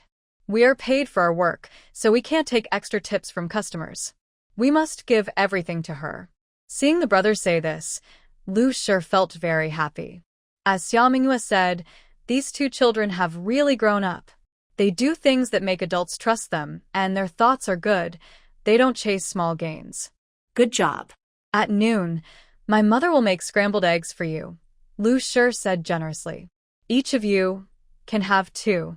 When children do something right, they should be rewarded promptly, so they can do even better next time. At the same time, Xia Mingyue was at home preparing lunch, making flat noodles.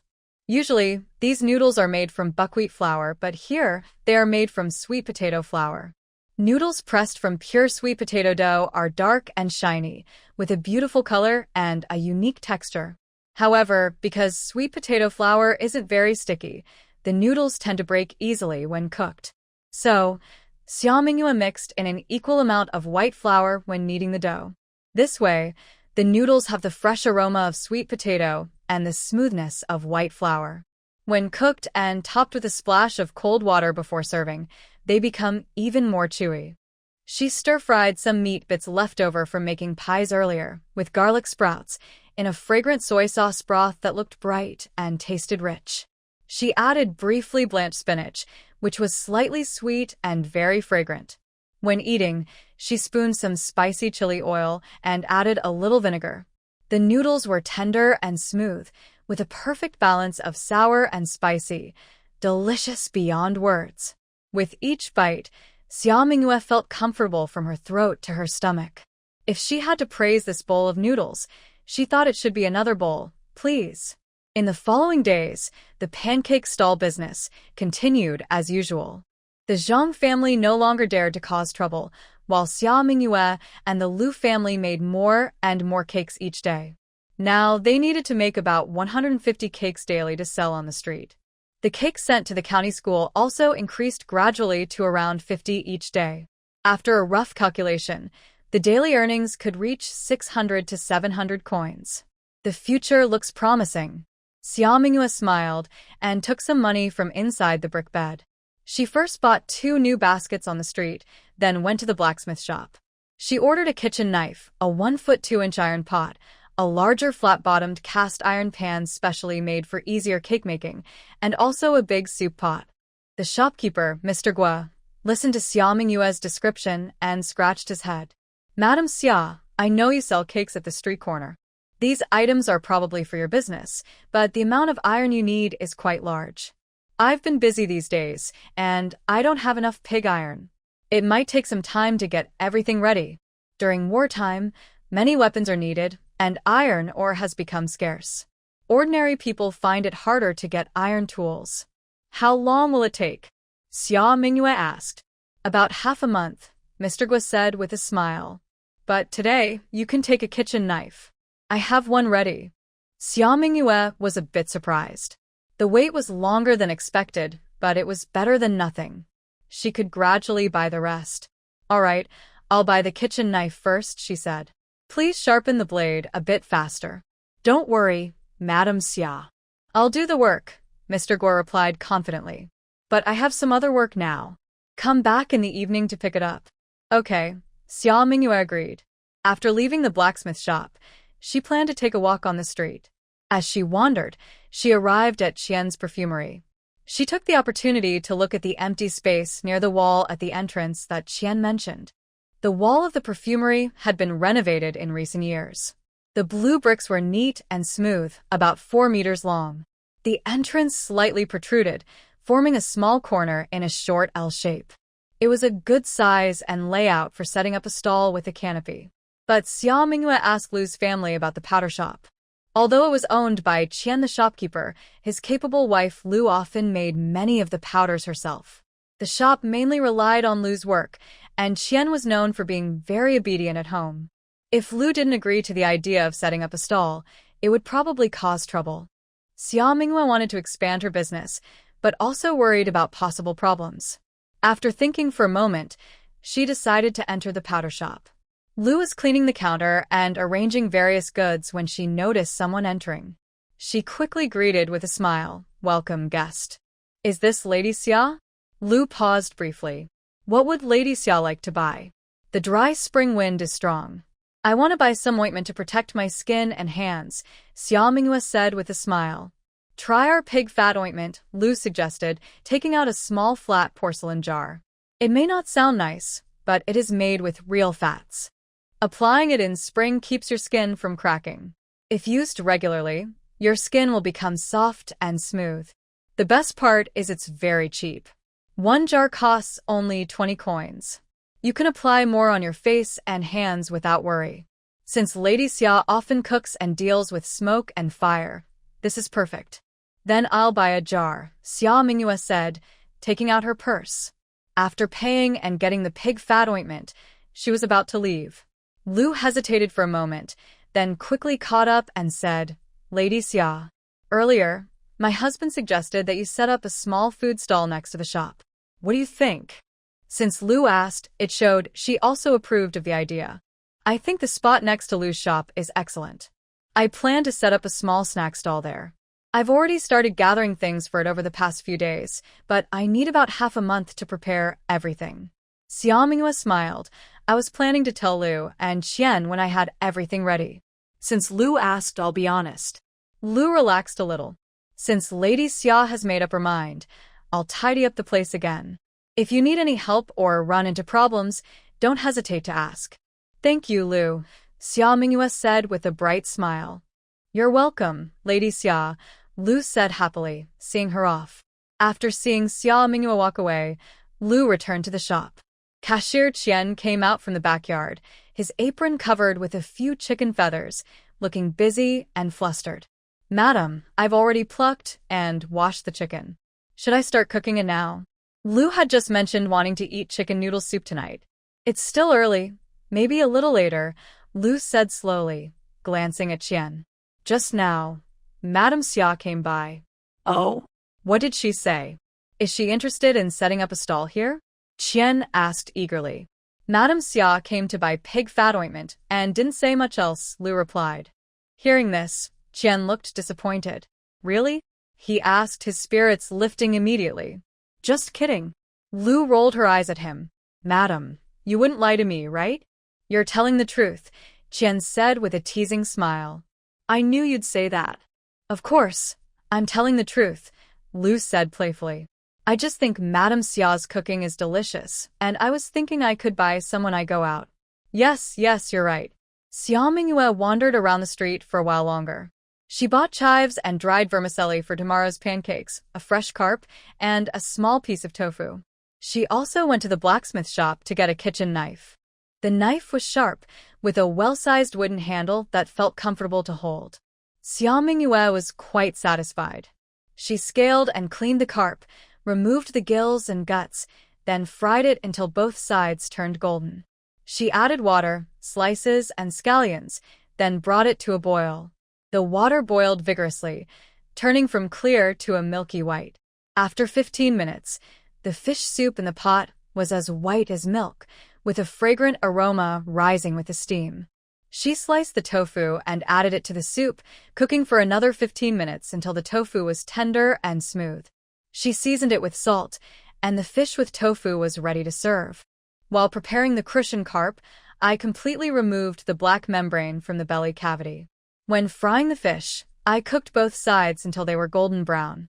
The milky white fish soup had no fishy smell, only the unique fresh aroma of crucian carp.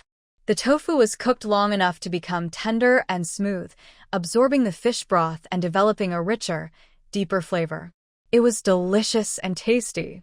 All the small bowl of crucian carp with tofu was finished, and Xia Minghua felt very satisfied, letting out a happy burp. Crucian fish have many bones, and with limited medical conditions at this time, Xia Minghua didn't dare to eat them. She temporarily poured the remaining fish into the trash bin outside the courtyard gate, waiting for the garbage truck to collect it tomorrow. At night, the weather was clear, with bright moon and few stars. Most of Jinqiu County was asleep, including Xia Minghua. A shadow was wandering on West Street.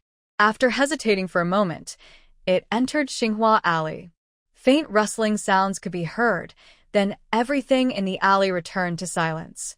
In the morning, Xia Minghua got up as usual. She washed up, tidied herself, had a simple breakfast, and then started her busy day. The bell of the garbage cart rang outside. Xiao put down her work, washed her hands, opened the courtyard door, and went to fetch the trash bucket at the door. The bucket was very light. She paused, looked down, and saw that the trash bucket was clean. The fish pieces and bones she threw in last night had disappeared. What's going on? What's wrong, sister-in-law? Lu Shi was about to come over to make pancakes when she saw Xiao staring blankly. She approached. It's nothing. I just threw some trash last night, and now it's gone. Xiao examined the trash bucket. It seems something ate it. If she had thrown it away, there should be some leftover residue on the edges. Maybe a wild cat or something, Lu Shi guessed. Your cooking skills are good, so it's easy for cats to be attracted to the trash, Lu Shi said. Now is the time when cats are in heat during spring. All the cats in the neighborhood are running around, looking for food. It's normal. Indeed, it was the season when cats call for mates. Sometimes, Xiao heard cats crying all night. Probably so, she said. Xiao didn't think much more, and carried the trash bucket back. She continued making pancakes and setting up her stall, as usual. By noon, Jang Ernieu excitedly arrived at Xiao stall. She was carrying a large basket of black vegetables on her back. Big sister Xia, Jang wiped the sweat from her forehead. I've brought black vegetables. It's 2 days earlier than I said, but I hope it's okay. Perfect timing, Xiao smiled. She didn't expect the black vegetable meat pie business to be so good, and the amount of black vegetables used far exceeded her expectations. The large basket of black vegetables she bought from Jianghua had been used up. Besides the ones she sent to the county school, she only made about 10 black vegetable meat pies today, and they sold out quickly. Xiao was still worried about explaining to her regular customers why there were no black vegetable meat pies, but luckily Jianghua arrived just then with more black vegetables. Really? Jianghua was happy when she saw that Xiao wasn't troubled but instead praised her. Then I will take some home for Sister Xia. Okay. Xiao told Lu to watch the stall, then led Jianghua to take the black vegetables home. They still sold them at 30 coins per basket, but Xiao noticed this basket was heavier than the last one. Jianghua smiled and said, No one used to buy our black vegetables, but since Sister Xia bought some, and this is a returning customer, I should give her more. Who wouldn't like a kind and pretty sister? Here, take this. Eat it on the way. Xiao handed Jianghua a fragrant meat pie wrapped in oil paper. It was almost noon, and it would take many hours to walk back. Jianghua hesitated, then happily accepted it. Thank you, Sister Xia. I'll go home now. I'll come back in a few days to bring more black vegetables. Be careful on the way. After saying goodbye to Xiao Jianghua happily carried the fragrant meat pie and headed home. The smell of the meat pie was so tempting that Jianghua's mouth watered, but she held back from eating it. Instead, she carefully wrapped it in oil paper and tucked it into her pocket to share with her mother later. Her mother had suffered a lot, and her health was getting worse. Her father couldn't be relied on anymore. Jianghua wanted to work hard to earn a lot of money so her mother could live a good life. Thinking this, Jianghua quickened her steps. Young girl, someone called out. Jianghua stopped and saw a middle-aged woman calling her. The woman pointed at herself. Are you calling me, ma'am? Yes, I am looking for you, said Mrs. Zhang, waving her hand to signal Jianghua to come over. Ma'am, do you need something? Little girl, I want to ask you, how much did you sell those black vegetables to the Xia family for? Mrs. Zhang inquired. 30 coins per basket. Jianghua did not hide the truth. 30 coins? Mrs. Zhang slightly curled her lips. Do you think I sold the black vegetables too expensive? Jianghua felt a bit uneasy. Last time she sold the black vegetables, even her mother couldn't believe it. Someone really bought these worthless black vegetables. Foolish girl, you sold them too cheaply. Mrs. Zhang pulled Jianghua aside and lowered her voice. You probably don't realize that the Xia family bought your black vegetables for 30 coins a basket. They make black vegetable pancakes, selling each for 8 coins. They sell about 100 to 200 pancakes a day. Just think about how much money they make from you. They earn so much, and you only get 30 coins. Isn't that a loss for you? They're really greedy for money. Listen to me, don't sell your black vegetables to such greedy people in the future. Hearing this, Jiang frowned slightly. Mrs. Zhang also wants to sell black vegetables to Sister Xia? What nonsense! Mrs. Zhang was a bit angry. Does she look like someone who is short of money? How could she think that way? My family's head is in the army, and we're not short of money. I just think that the Xia family is so greedy that I can't help but want to warn you. Don't wrongly accuse kind people. Kind people? Jiang tilted her head. Mrs. Zhang claims to be kind. Would she be willing to spend 30 coins to buy a basket of black vegetables? Buy black vegetables? That's impossible. She's not stupid. She wouldn't buy such things. Her family isn't rich enough to throw money around. But she couldn't say that now. Mrs. Zhang hesitated for a moment. Mainly, she didn't like black vegetables. Forget it. Jiang narrowed her eyes. If you don't want to buy my black vegetables, then don't bother me. Don't waste my time earning money. I've seen many people like you. You're not a kind person. You just see Sister Xia making money and can't stand it. You want to stir trouble, make others oppose her, and mess up her business. People like you are the most selfish. You never think about what will happen if you're tricked, and the girl has no black vegetables left to sell. I don't have. Mrs. Zhang argued. I was just trying to give a kind reminder. Be careful what you say. There are spirits above, and if you speak insincerely, heaven will remember. When people get tired of listening, they might come to deal with you. Jiang glared fiercely at Mrs. Zhang, adjusted the strap of the bamboo basket on her shoulder, and strode away. Mrs. Zhang was left stunned, standing there for a long time before regaining her senses. She stomped her feet several times and spat a few times in the direction Jiang had gone. Phew! That wicked, unkind woman still dared to curse her? If she ignored her, that would be fine, but if she ever cried later, she would regret it. Everyone says people tend to gather with those like themselves. If you can do business with Xia Mingyue, she must not be a good person. Mrs. Zhang cursed loudly, her face turning bright red with anger. Suddenly, a loud thunder-like sound echoed out of nowhere. Everyone looked up at the sky in surprise. Even Mrs. Zhang was startled, quickly pulling her neck back. After a moment of stunned silence, she let out a cry, "Wah!" and ran home crying. Everyone looked at her in confusion, not understanding what had happened. From a nearby shop, a puff of black smoke billowed out. A figure ran out from the smoke, coughing a few times, then wiped the black ash from his face. He cupped his hands and apologized to the onlookers. Sorry, everyone. There was a firecracker in the firewood during New Year, and it caused the stove to collapse while cooking.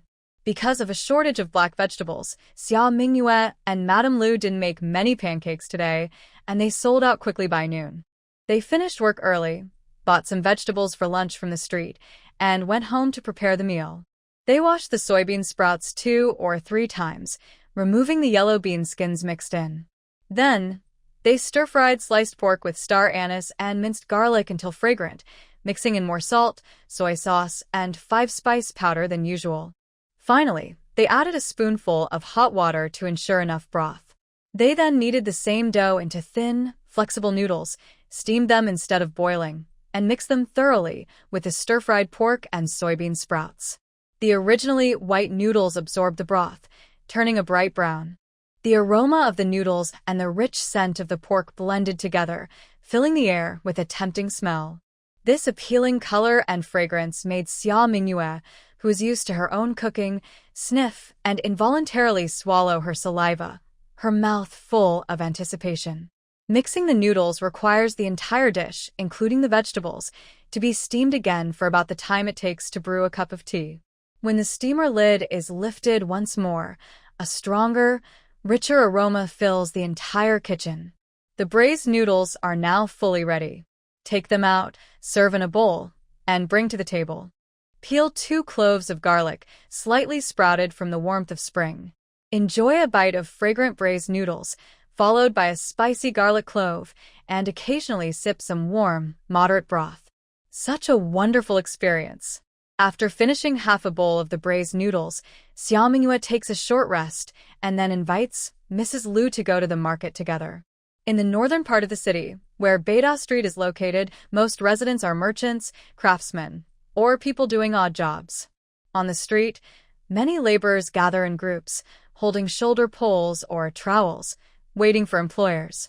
Seeing Xia Mingyue and Mrs. Liu, two young women, looking around curiously, some experienced workers immediately approach them. Are you ladies looking for someone to do work? I can carry loads, do masonry, anything you need. I can do it too. Hire me. I'll work for a low price. I do careful work. Several people volunteer eagerly, all appearing dark-skinned, strong, and experienced in manual labor. In this situation, letting them compete by offering prices is the best approach. Xia Mingyue clears her throat and asks, how much would it cost to build a stove for a 2-foot square pot, including materials and labor? For building stoves, the green bricks don't need to be whole. Half bricks are enough. Workers who often build houses or demolish walls usually have these bricks, and buying from them is much cheaper than purchasing whole bricks. As for yellow mud, those who frequently do this kind of work know the best sources, saving the trouble of hiring someone to dig the earth. 400 coins will do. These are top-quality green bricks someone offers. 400 coins? Why not go for it yourself? Don't listen to this kid shouting nonsense. I can do it for 350 coins, bringing both bricks and yellow earth. I guarantee the job will be done beautifully for you too. Let me do it for 340 coins. 335 coins. Someone loudly calls out, 500 coins. As soon as the price was announced, everyone around was stunned. Even Xia Mingyue and the Liu family looked at each other in surprise. A counteroffer? And it was made so confidently. Xia Mingyue observed the person carefully. He looked about 22 or 23 years old, tall and strong, probably used to hard physical work. He had a square face, big eyes, and an honest look.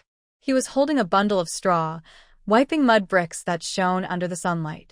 Seeing Xia Mingyue looking at him, Lu Kaixing said, 500 coins, no bargaining. I'll fix the stove and the small chimney for you. The stove will burn without breaking or cracking. If it does, Lu Kaixing, will take responsibility. Building a stove isn't hard, but the tricky part is making sure the outer layer of yellow mud can withstand the heat without collapsing or cracking. Experienced bricklayers wouldn't guarantee this easily, but this person dares to promise. Maybe he really does good work? Xia Mingyue raised her eyebrows. If you're no longer in Jinzhou County later, and it breaks, it's on you. Where else would I find you? Madam, you probably don't come to North Market often, an old carpenter nearby chuckled. Kaixing is well known around here for his skills. His prices are fair. You won't go wrong hiring him. That explains it. No wonder Lu Kaixing's offer made those who were bidding low stop talking. Xia Mingyue and Madame Lu suddenly understood. They decided to hire Lu Kaixing to do the work. Xinghua Lane on West Street, there's a big apricot tree in the yard and a walnut tree at the gate. Let's go tomorrow morning. It'll only take a day to finish the job, Lu Kaixing said. But let's agree first. Pay immediately after the work is done. No delays, no withholding money. No problem, Xia Mingyue replied quickly. As long as the work is good. After confirming the stove construction, Xia Mingyue and Madame Lu went back to prepare ingredients for making pancakes the next day. Lu Kaixing also packed up his tools, planning to go back and gather the broken blue bricks in his yard, dig some yellow clay, and get straw and other materials. Zhen Lu saw this and stepped forward. This job isn't too big or too small. If you're busy tomorrow, I can help. Just 30 coins is enough. No, that's not possible, Lu Kaixing said without hesitation. Why not? Zhen Lu was a bit anxious. Wait until brother has good work again, and when he needs help, just call you, right? Most of the work, like fixing roofs or building walls, is done quickly. Since one person is slow, they usually call some familiar people to help. Most people here gather in small groups to help each other, sharing benefits. You're not good at working, Lu Kaixing said bluntly. And your character isn't good either. I won't work with you. Your character isn't good. These 4 words made Zhen Lu feel embarrassed. I didn't know before that thing had an owner. I thought it was something the owner didn't want, so I took it back. Who knew it was so valuable? I returned everything I took, and the owner didn't complain. Why are you still holding this against me? It said that you shouldn't hit someone's face when fighting or reveal their secrets when insulting. Lu Kaixing was bold. He even said Zheng Lu had accidentally taken something from the owner when working there. How hateful. Lu Kaixing looked at Zheng Lu. If it's not yours, you shouldn't take it. Even a 3-year-old knows that. How could you not understand? Forget it. Since you have such thoughts, there's no point in telling you. Lu Kaixing packed up his tools and didn't want to argue anymore. He just took everything and strode away. Zheng Lu was so angry, he stomped his feet several times and spat at Lu Kaixing. What is this? Relying on his skills, he just wanted to teach him a lesson? He should look at himself first. Sooner or later, he'll get what he deserves. Zheng Lu cursed for a while, then finally turned and left with a heavy heart. He worked until evening. Xia Mingyue, feeling very hungry, prepared dinner. There was leftover braised noodles from lunch, so she reheated them in a pot and stir-fried again. Braised noodles and braised meat taste better the longer they sit. When stir-fried with hot oil, they become even more flavorful, with a rich aftertaste. Xia Mingyue ate another 1.5 bowls. But there was still more than half a bowl left in the pot. Sure enough, when hungry, she always felt she could eat a whole cow. It's easy to misjudge how much to cook. Big eyes and small mouth. Bad idea. Xia Mingyue warned herself not to do that again. She covered the remaining braised noodles with a basin, planning to eat it the next morning. After thinking for a while, Xia Mingyue found a mostly broken coarse porcelain bowl. She picked out a spoonful of braised noodles and placed it carefully next to the water bucket at the door. Last time, the leftover food was eaten completely by stray cats. It seemed they were very hungry, so she left some for them to fill their stomachs. The next morning, Xia Mingyue saw that the bowl next to the water bucket was cleaned out, which made her feel happy and comforted. She wondered what kind of adorable furry creature had come to eat. After finishing breakfast early, Xia Mingyue and Mrs. Lu started busying themselves with making pancakes. At that moment, Lu Kaixing arrived. He pulled a cart loaded with green bricks, yellow clay, and other materials needed to build the stove. You came quite early, Xia Mingyue greeted politely. Yesterday, I took on another job. After finishing here, I have to go to the next place, Lu Kaixing explained honestly as he began unloading things from the cart. Since he was working so efficiently, it was likely that his skills were as good as others had said, excellent. Xia Mingyue was confident, but still reminded him, even if you're in a hurry, you must do a good job here. If the stove is well made, I plan to tidy up the kitchen, courtyard walls, and roof. There will be plenty of work in the future. Lu Kaixing nodded and looked at the roof and courtyard walls Xia Mingyue mentioned. He said, don't worry. After that, he carefully placed the neatly arranged green bricks aside, fetched a bucket of water by the water tank, and mixed yellow clay with broken wheat straw to make mud. Once the preparations were complete, Lu Kaixing confirmed the location and size of the stove with Xia Mingyue several times before starting to build it. Xia Mingyue and Mrs. Lu had already finished making all the pancakes. They told Zhao Dahu and Jang Ernieu to watch Lu Kaixing at home while they went to sell pancakes as usual. Business was still very busy.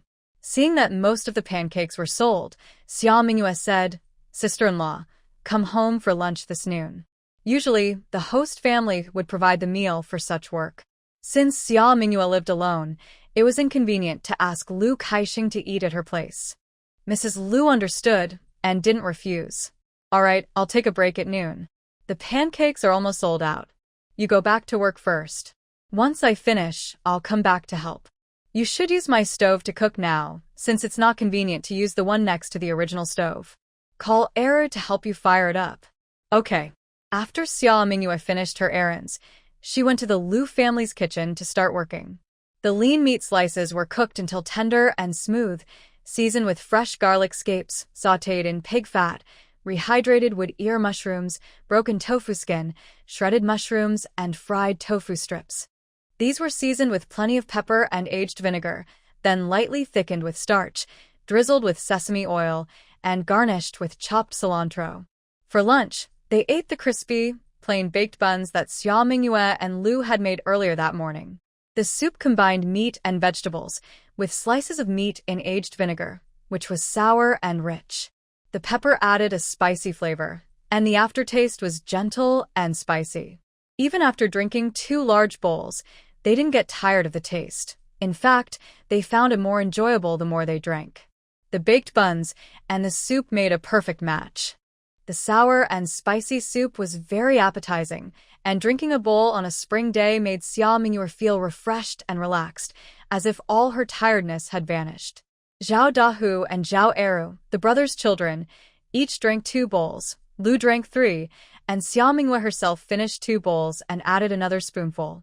Lu Kaixing, who usually did hard physical work, had a big appetite. After working all morning, he was very hungry and ate eagerly. He drank 5 bowls of the soup and ate 6 plain baked buns. When he put down his chopsticks, Lu Kaixing hesitated and said, "After we finish working, I'll only ask for 480 coins." He had eaten too much. And Xian Yangzi was very honest. There was a lot of meat in the soup, too. Lu Kaixing felt like he was taking advantage of her. He disliked taking advantage of others the most. Why? Xia Mingyue was a bit surprised, but when she saw Lu Kaixing's gaze constantly fixed on his bowl, she understood immediately. "Brother Lu, is it because of the food?" Lu Kaixing nodded. "We shouldn't let the host suffer too much." He was an honest person. Xia Mingyue appreciated this and smiled. It's normal for the host to provide meals when someone is working. It wouldn't be right to ask the workers to pay for their food. If you're worried about the host losing out, just do your work even better. Seeing her words, Lu Kaixing didn't insist anymore. "All right, next time if you want to fix the roof or build a wall, I'll give you a better price." "Good," Xia Mingyue agreed. "There's still some soup in the pot, but no more meat. It's hot, so I'll add some for you." Just now, Xia Mingyue saw Lu Kaixing finish eating the sliced meat and broth in his bowl, but he hesitated before taking the bowl away. Clearly, he was still hungry but felt shy to ask for more. "Thank you," Lu Kaixing said without refusing. When Xia Mingyue helped him pour more soup, she also gave him a sesame seed cake. Lu Kaixing thanked her again, quickly finished eating, then scooped water to wash his dishes and put them back in the basket before continuing his work. He laid bricks, applied mud, and shaped everything carefully. After completing the stove and the small chimney, he measured the middle of the stove carefully to make sure there were no mistakes, then started finishing up. There was some leftover yellow mud mixed with wheat straw, so Lu Kaixing used it to seal the edges of the windows. Since the house had been built for a long time, the natural expansion and contraction from temperature changes and weather had widened the gaps between the wooden window frames and the walls. Sealing them helped prevent the wind from making the frames creak and kept the house warmer in winter. "Thanks for your hard work," Xia Mingyue said after finishing all the tasks and paid Lu Kaixing. "The stove needs to be completely dry before lighting a fire, or it might," Lu Kaixing warned. "The weather is getting warmer and windier these days. It should be ready in about 3 or 4 days. To be safe, you can wait until the 5th day to use it. Start with a small fire to dry it out, and if everything is fine, you can use it normally the next day. If you need anything, you can come to Beida Street to find me. If I'm not there, just ask someone who knows me to pass the message." Lu Kaixing loaded all his tools onto a flat cart. "Take care on your way." Xia Mingyue saw him off and, since it was not too late, she and Madame Lu began preparing ingredients like leeks for the next day's business. Because they started late today, it was already dark when they finished. The house's stove was temporarily unusable, so Xia Mingyue had dinner at Madame Lu's that night. They ate tofu mixed with scallions, spicy and sour shredded potatoes, and Madame Lu cooked a large pot of plain rice porridge, finally cracking 4 eggs into the pot. The plain rice porridge already had a natural, fragrant taste from the flour, with a soft texture that was smooth and comforting to eat. It was delicious even after many drinks. Adding the egg flowers didn't make it taste fishy. Instead, it added a fresh, cooked egg aroma. The cooked egg flowers were light and not greasy, blending smoothly with the porridge. Before she knew it, Xia Mingyue had drunk a big bowl. She found the egg porridge very tasty and asked for her bowl back. That night, she returned to her courtyard to rest. Xia Mingyue usually sleeps well and often sleeps straight through until dawn. But tonight, because she drank too much porridge, she had to wake up in the middle of the night. It was the hour of the ox, and the moon had already set. The stars in the sky shone brightly, illuminating everything clearly. Even without a lamp, she could see everything in the yard. After using the bathroom, Xia Mingyue yawned and was about to go back inside. Suddenly, there was a soft clang sound outside the door. The sound was quiet but clear. Right after, it happened again, louder than before, followed by a heavy sigh, like someone catching their breath. Outside the door. Is someone there? Xia Mingyue shivered, her sleepiness gone. She looked up, but saw no one. The low wall around the yard is only a little taller than a person. Normally, adults couldn't hide behind it unless they crouched down. If someone deliberately crouched, they might be up to no good. Is that person targeting her? She sells pancakes on the street, business is good, and she lives alone at home. It's possible someone is watching her. Her heart tightened, and she bent slightly, moving quietly back into her house. She gripped the kitchen knife on her bed. Since she lives alone, she keeps the knife nearby for safety.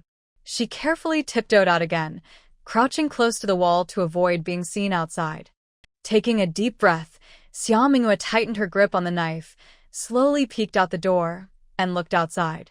At the door, there was a dark shape. Just as she looked, the shape seemed to notice her and lifted its head to look at her. Their eyes met, and Xia Mingyue froze in surprise. After a moment, the dark shape made a sound, woof. Then it continued to squat on the ground, tilting its head to look at her. Its tail wagged back and forth, making a soft swish-swish sound. Next, it stuck its head into the trash bucket outside her door, sniffed around, licked its tongue, and when it couldn't find anything to eat, it looked at Xia Mingyue expectantly, sitting patiently and waiting. Xia Mingyue. It was clear that the loud noise earlier was made by this large, all-black dog, trying to find food in the trash bucket. The last few days, the leftovers in the trash bucket had been eaten clean, probably by this dog. Because she ate with the Liu family next door at noon and in the evening, there was no leftover food at home, so the black dog couldn't find anything to eat and was waiting here. Xia Mingyue pursed her lips and tentatively asked, "Are you here looking for food?" Perhaps the black dog understood her words. It withdrew its tongue, which had been sticking out, and barked twice. Does that mean yes? Are you a stray dog without an owner? Xia Mingyue asked again.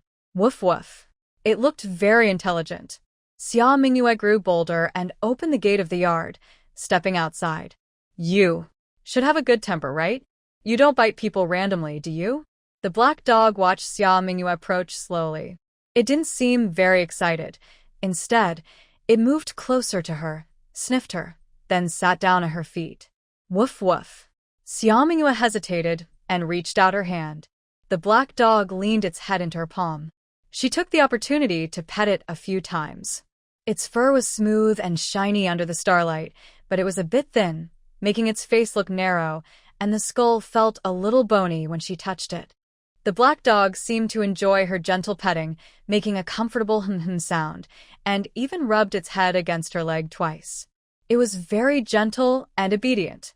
Since that was the case, would you like to stay here and guard the house? Xia Mingyue asked. I can build a small shelter at the wall for you, provide food and water, and take care of your needs. How about living here without worries? Woof woof woof. Excellent. Xia Mingyue stood up, opening the gate wider. Then come in. Tonight, just stay by the wall. During the day, I'll set up a proper shelter for you. But I should mention this first. Once you enter my house, you'll be my dog. You need to understand your responsibilities. Stay and guard well, and don't run around. Woof woof. The black dog responded with a bark and strode into the yard.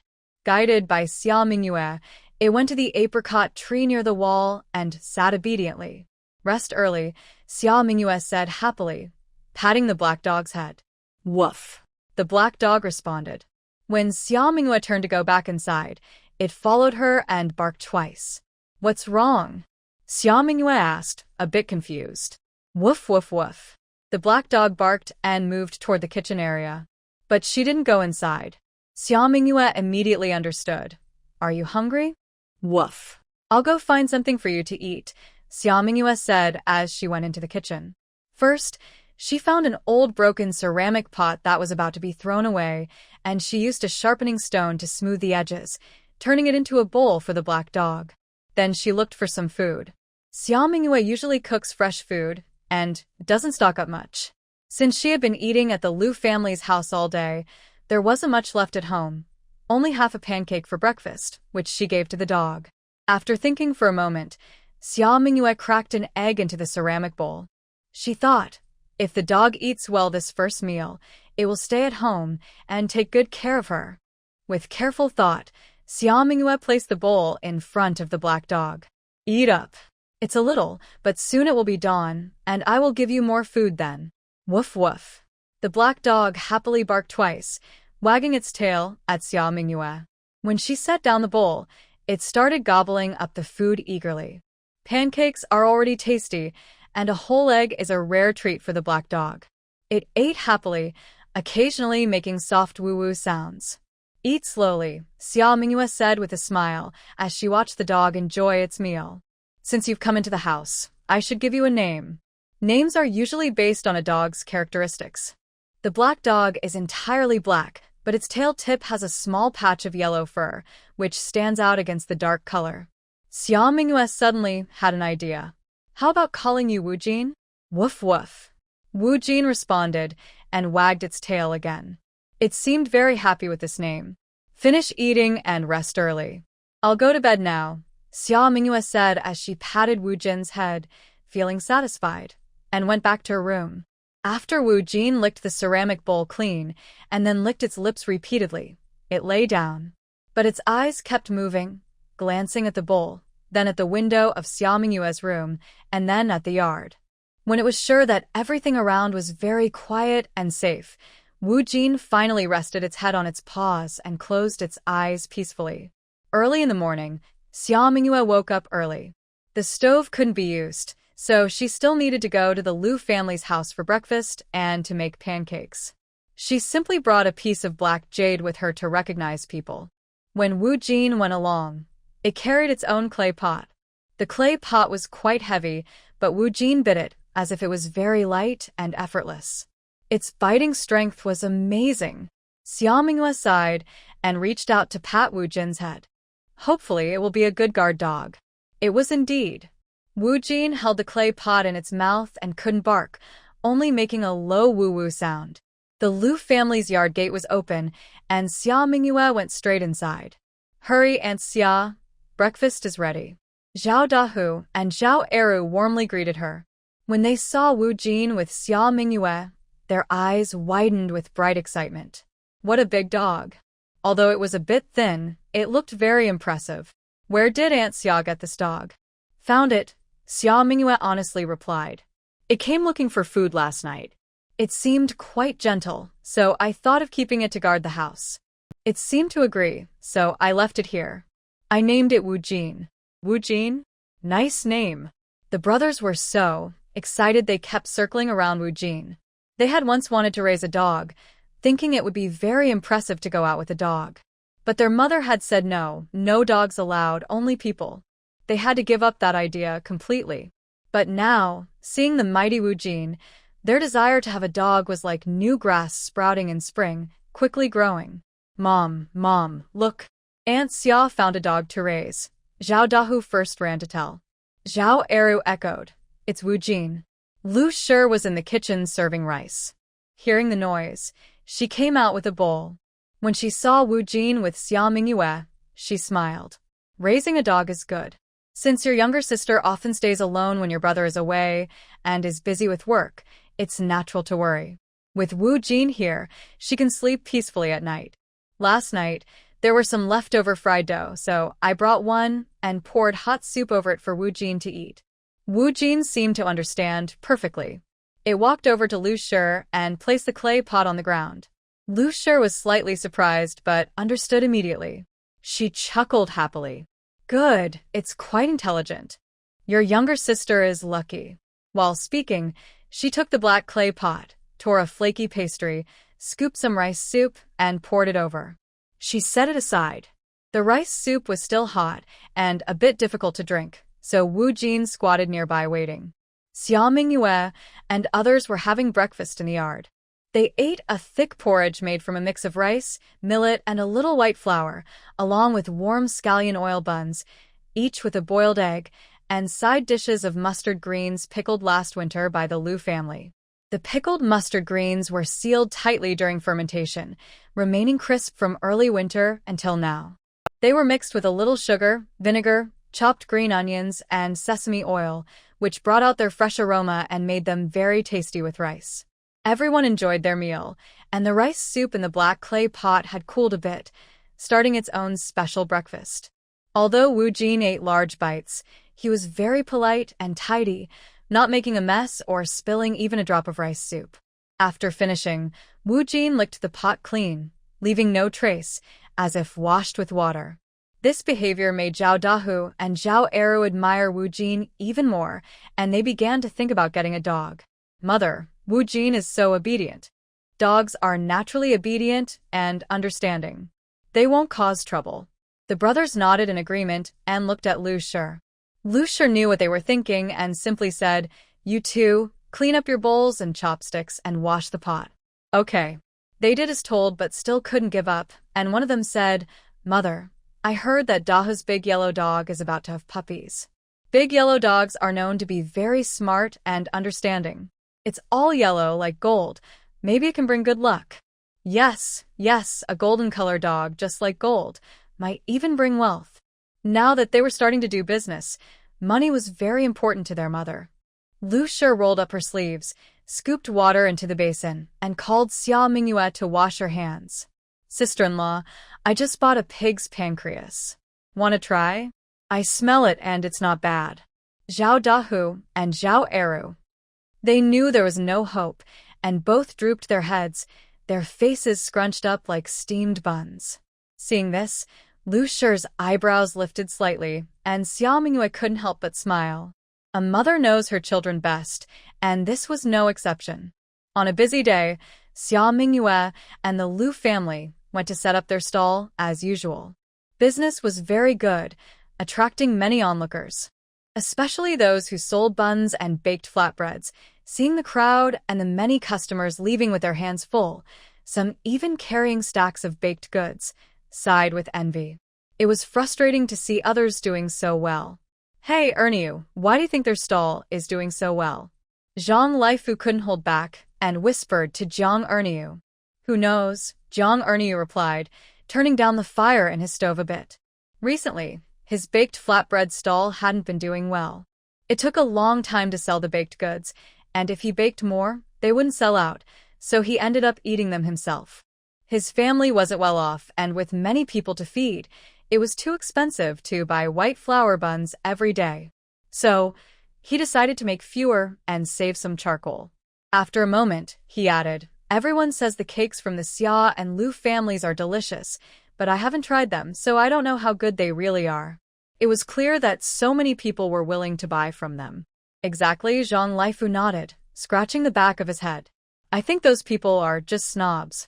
They think if something's expensive, it must be good, regardless of the actual quality." "Ernieu, I don't mean to criticize, but I think the buns they sell aren't as tasty as the ones you make. Yet, they keep stealing your business, and I can't stand it." Actually, I remember that at first the Xia family came to buy buns at Ernieu's stall a couple of times. Not long after, they started making their own buns to sell, which seemed a bit deliberate. I don't like to think badly of people, but the Xia family is pushing it. Just stealing Ernieu's business. Don't they realize how hard life is for him? Ernieu is so patient.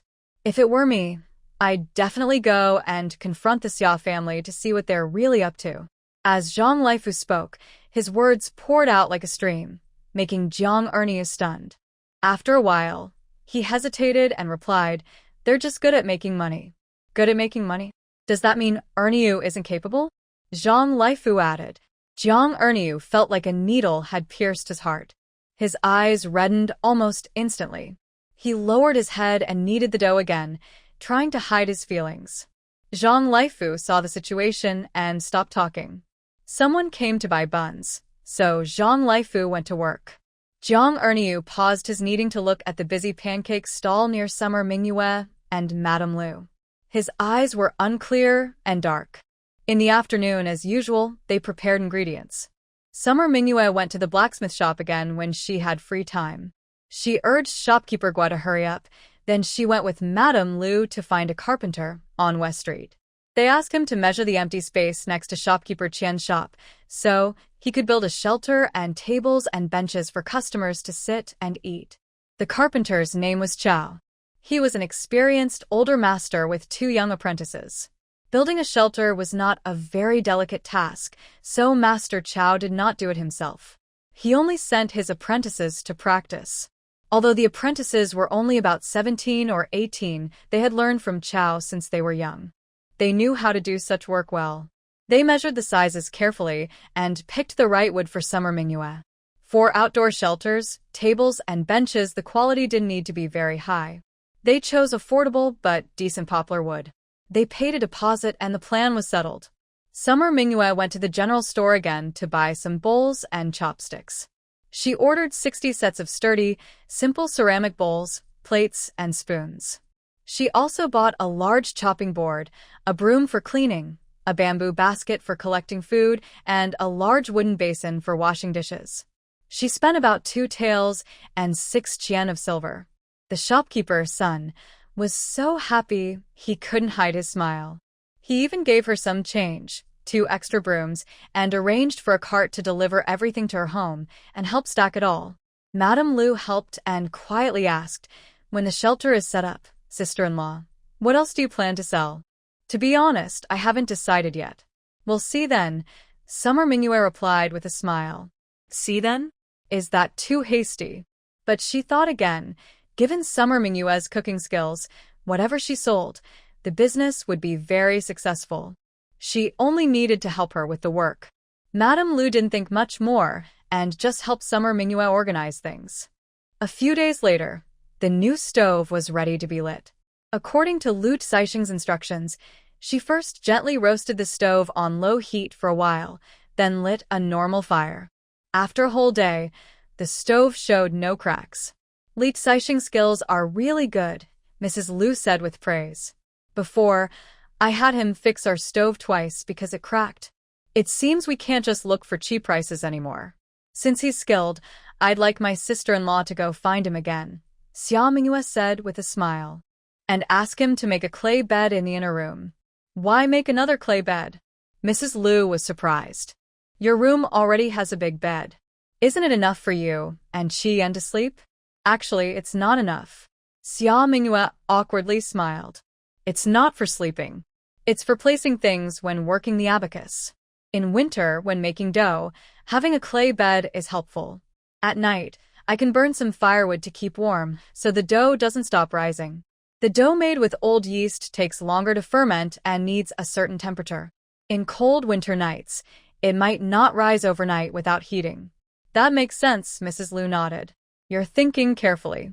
But your room isn't very big, so the bed can't be too large. It should be placed near the north wall." "I think so too," Xia Mingyue agreed. Later, they could hang a curtain in the middle for more privacy when Lu Qian comes to sleep. She just hopes Lu Qian will keep his original intentions.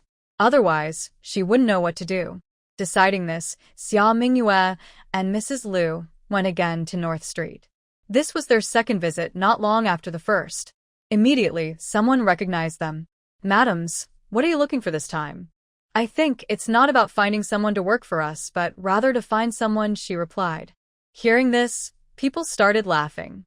Xia Mingyue and Mrs. Lu were confused. "What do you mean?" they asked. "Well, aren't you here to settle accounts with Lu Caixing?" A middle-aged man with a beard asked.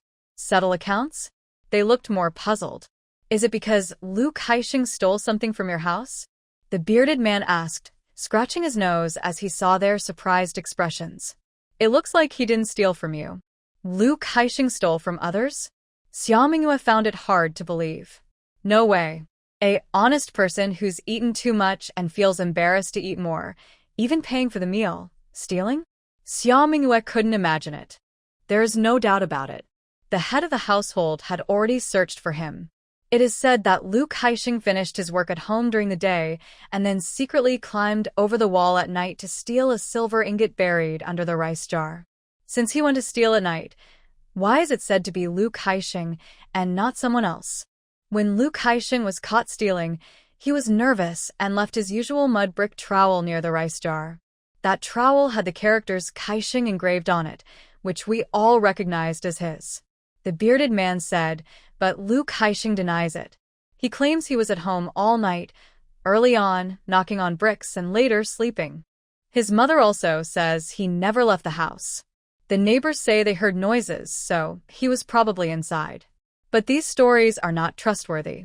When a son commits a crime, a mother will always defend him. And the neighbors, who helped build the wall, will also speak in his favor. If Lu Kaixing really was the thief, there's no reason for him to carry his own trowel. Summer Moon asked, why would he leave his trowel behind if he was the thief? He left the trowel there, which felt very strange. Maybe someone else stole his trowel and deliberately left it there to frame him, Summer Moon guessed. Hearing this, the bearded man laughed. That's just what the detective said the other day.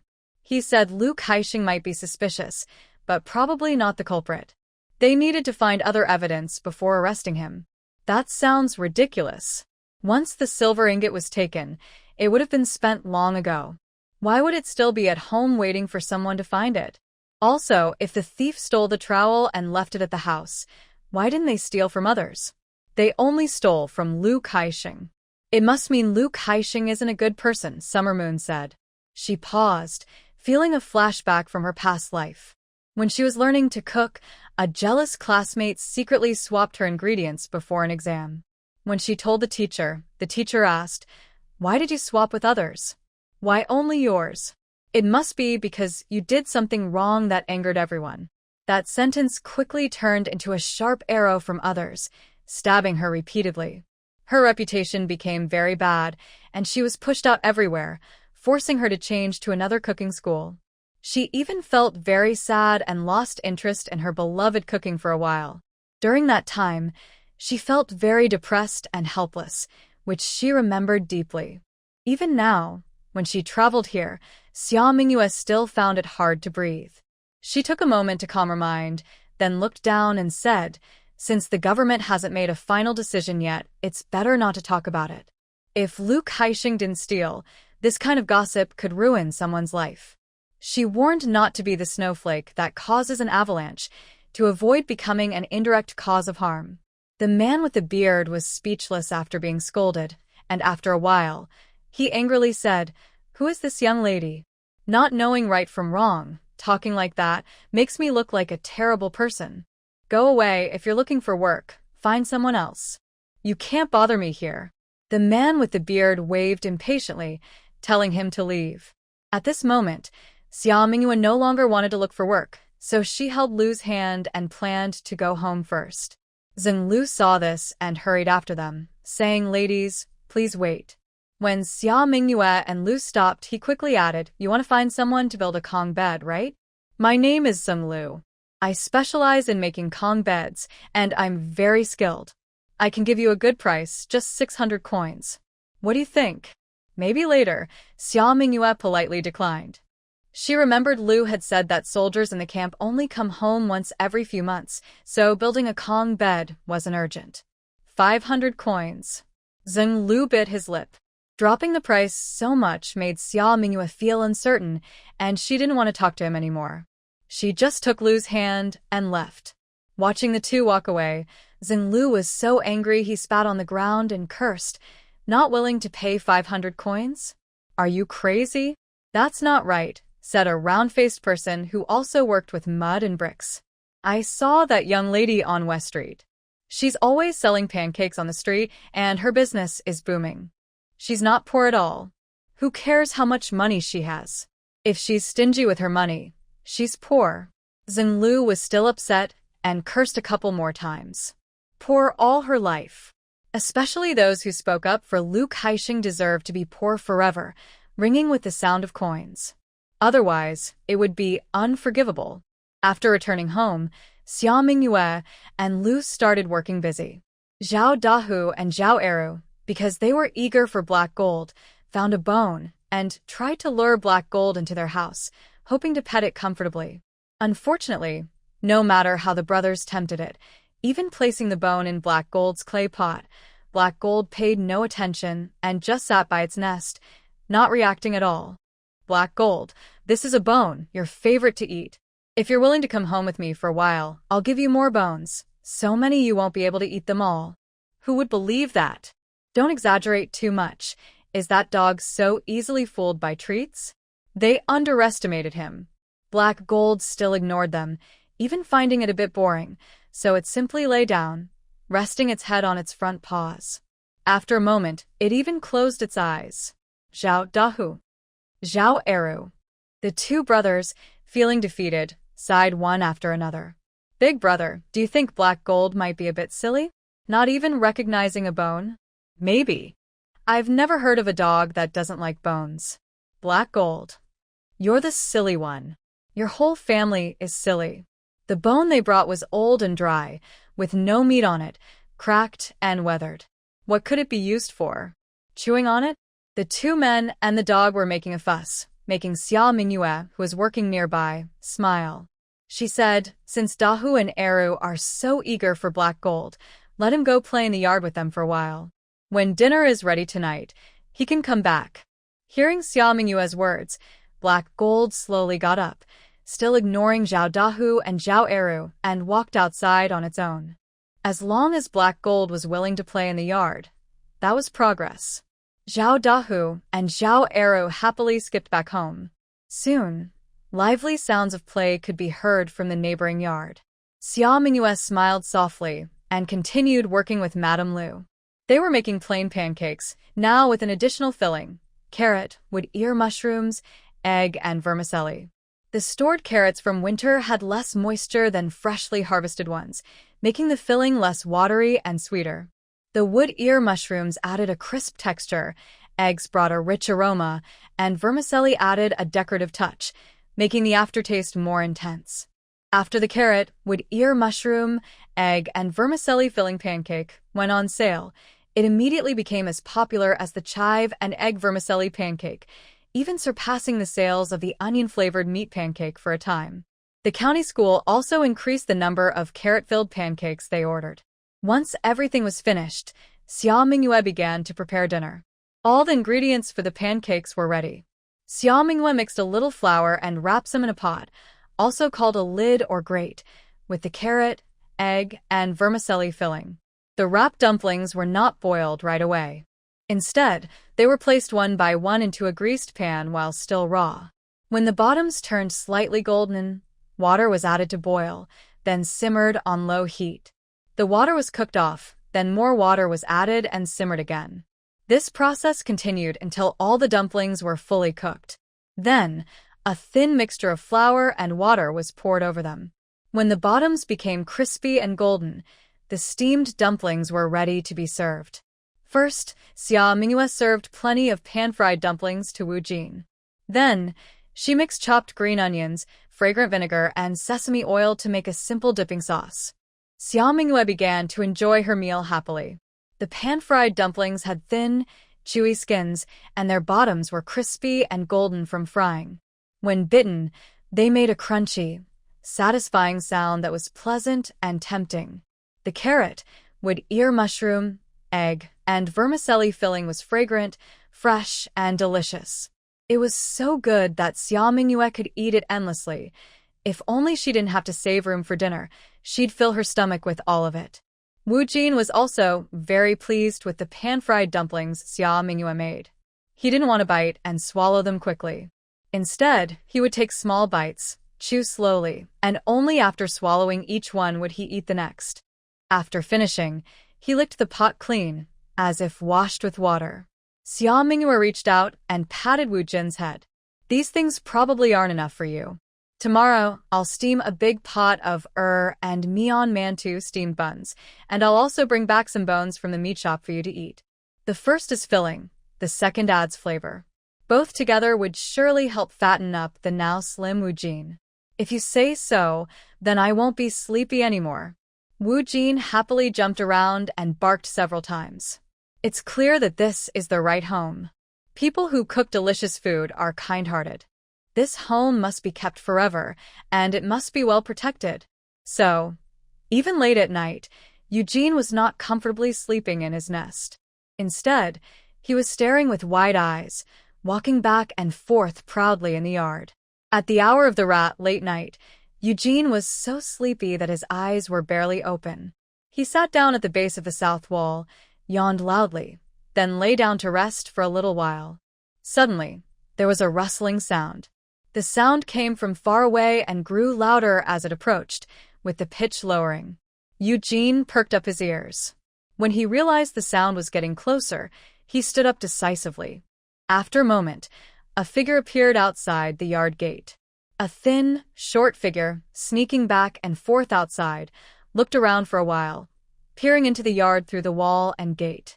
When it saw that the alley was empty and there was no movement inside, the shadow quickly climbed over the wall. First, it crouched and waited at the base of the wall. When it saw nothing unusual, it carefully moved along the wall into the yard. It first sneaked to the kitchen, rummaging around. But after a long search, it couldn't find a kitchen knife, so it picked up a large rolling pin that was half a person tall and took out an object from its pocket. It gently tapped it on the ground inside the kitchen. People who have silver or money at home often bury it underground to prevent thieves. Most people hide silver in their beds or in the ground inside the house, but some prefer to bury it outside to avoid thieves guessing. Under tree roots or inside the kitchen. This summer family was running a small business and doing quite well. They were clever, so they would think carefully about where to hide valuables. Most likely, the silver was buried outside. The thin, short, dark shadow searched inside the kitchen for a long time, even digging out all the ashes from the stove, but found nothing. Finally, it looked at the apricot blossom tree in the yard. The apricot tree was tall, and the soil around its roots seemed soft. It must be buried there.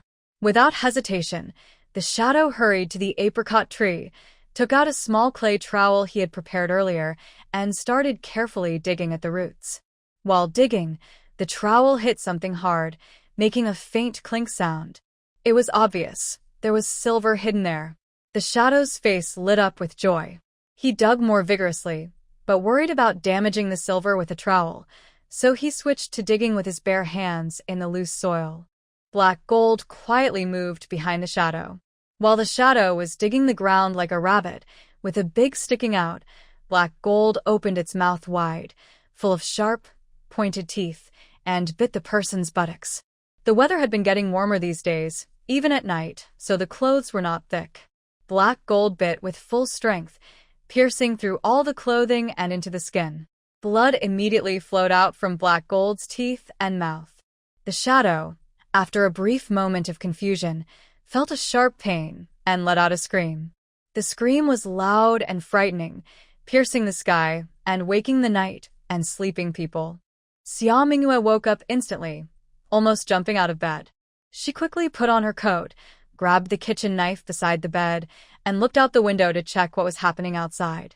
Seeing a shadow being tightly bitten by black gold, rolling on the ground and howling, while kicking and hitting black gold, Xia Mingyue understood immediately. There was a thief in the house. Xia Mingyue pushed open the door with a loud bang and shouted loudly, "Someone come quickly. There's a thief. Catch the thief." The earlier scream of the shadow had already woken many people in Xinghua Alley, but most didn't want to go out and look when they didn't understand what was happening. When they clearly heard Xia Mingyue shouting about a thief, some families lit their oil lamps. "Where is the thief?" Mrs. Liu led Zhao Dahu and Jang Ernieu, the first to arrive, holding a large rolling pin taller than a person.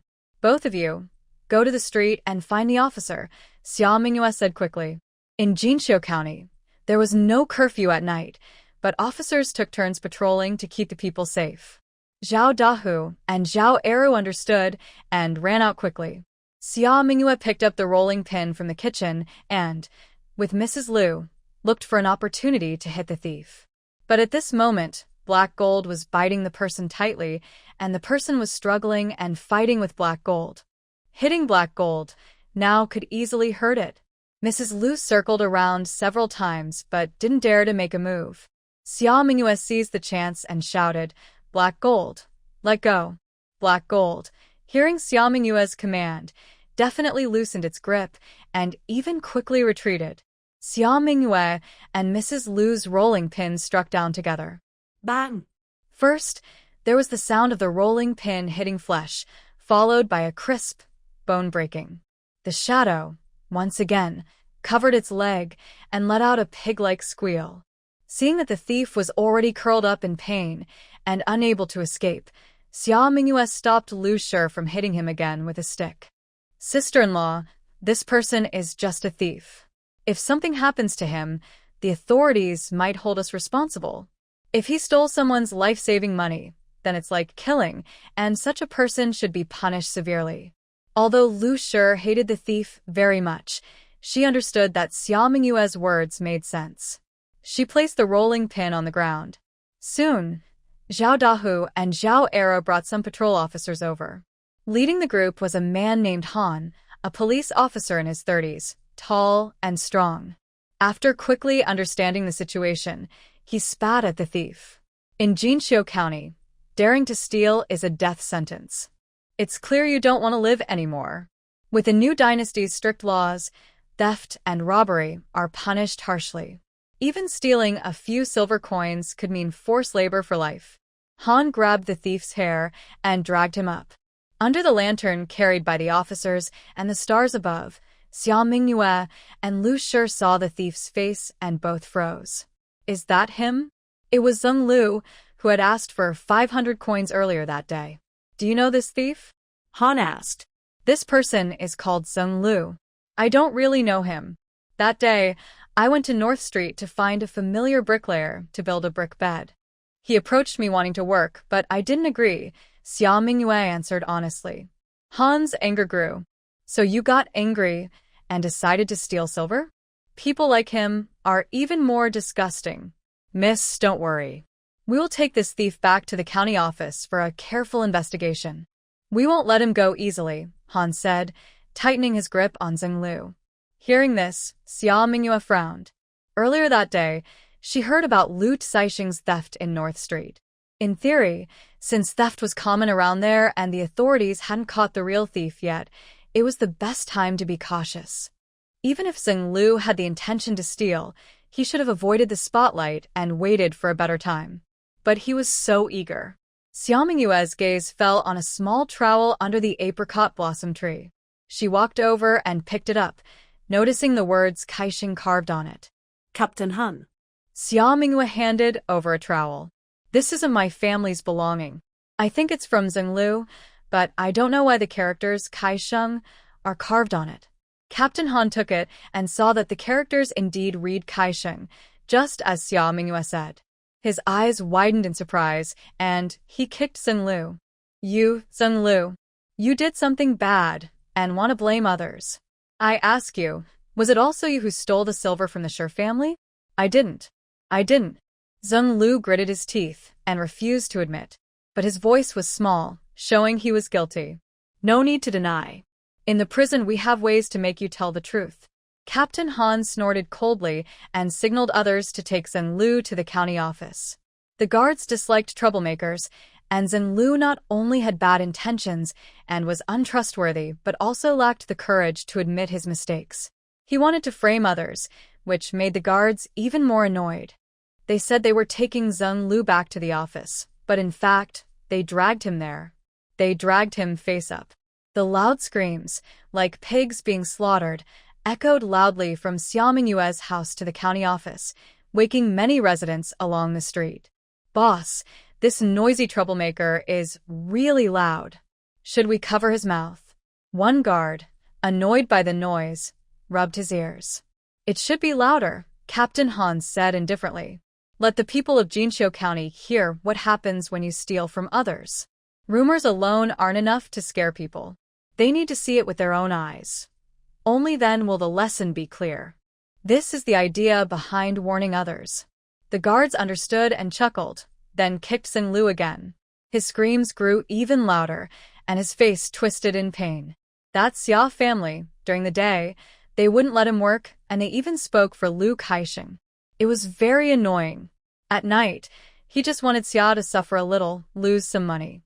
He had heard that Xia lived alone, with no one else at home. He came by in the afternoon, but didn't see such a big dog. How could it have been caught by that vicious dog? Why was he so unlucky? After the guards left, worried Xia Mingyue might be scared, Madame Lu decided not to sleep. She pulled Zhao Dahu and Jang Ernieu to stay with Xia Mingyue. First, they cleaned the blood Xing Lu had spilled in the yard. Then she boiled another pot of hot tea and they drank and talked inside the main hall. First, she scolded Xing Lu, the thief, then praised Wu Jin. Luckily, my sister-in-law adopted Wu Jin, or I can't imagine what might happen if Xing Lu couldn't find any silver under the apricot tree. He might have hurt her. Mrs. Lu grew more frightened the more she thought about it, her face turning pale. Yes, it's a good thing Wu Jin was there, Xia Mingyue said happily. If it weren't for Wu Jin, even if I found out Xing Lu was stealing, I might not have caught him. Wu Jin did a great job this time. After receiving praise, Wu Jin opened his mouth wide, panting and wagging his tail almost like a helicopter blade. I went to the meat shop early this morning and bought some bones to reward you properly. Xia Mingyue gently stroked Wu Jin's forehead with a smile. Wu Jin happily rubbed against her hand and then spun around in place. See. Protecting this home, food and drink will never be a problem. The new owner is so good, better than the previous one. No need to think about it. Because of this unexpected event, both families couldn't sleep well into the night. They waited until dawn to start their daily routines. When Xia Mingyue went to the meat shop, she specifically asked for some large bones. I heard that last night, Lady Xia's family caught the thief, Hong Tuhu said as he packed the meat and large bones. Lady Xia bought so many big bones, she must be rewarding Wu Jin. Hong Tuhu's news was always very quick. Even just a few hours earlier, he knew everything so clearly. Xia Mingyue didn't hide anything and just smiled softly. Yes, Wu Jin is brave. He deserves a good reward. Yes, he does. Lady Xia was also startled last night. These big bones are my gift. Just take them home. The bones had little meat on them. Only families who wanted to eat meat but couldn't afford it would buy some to stew at home.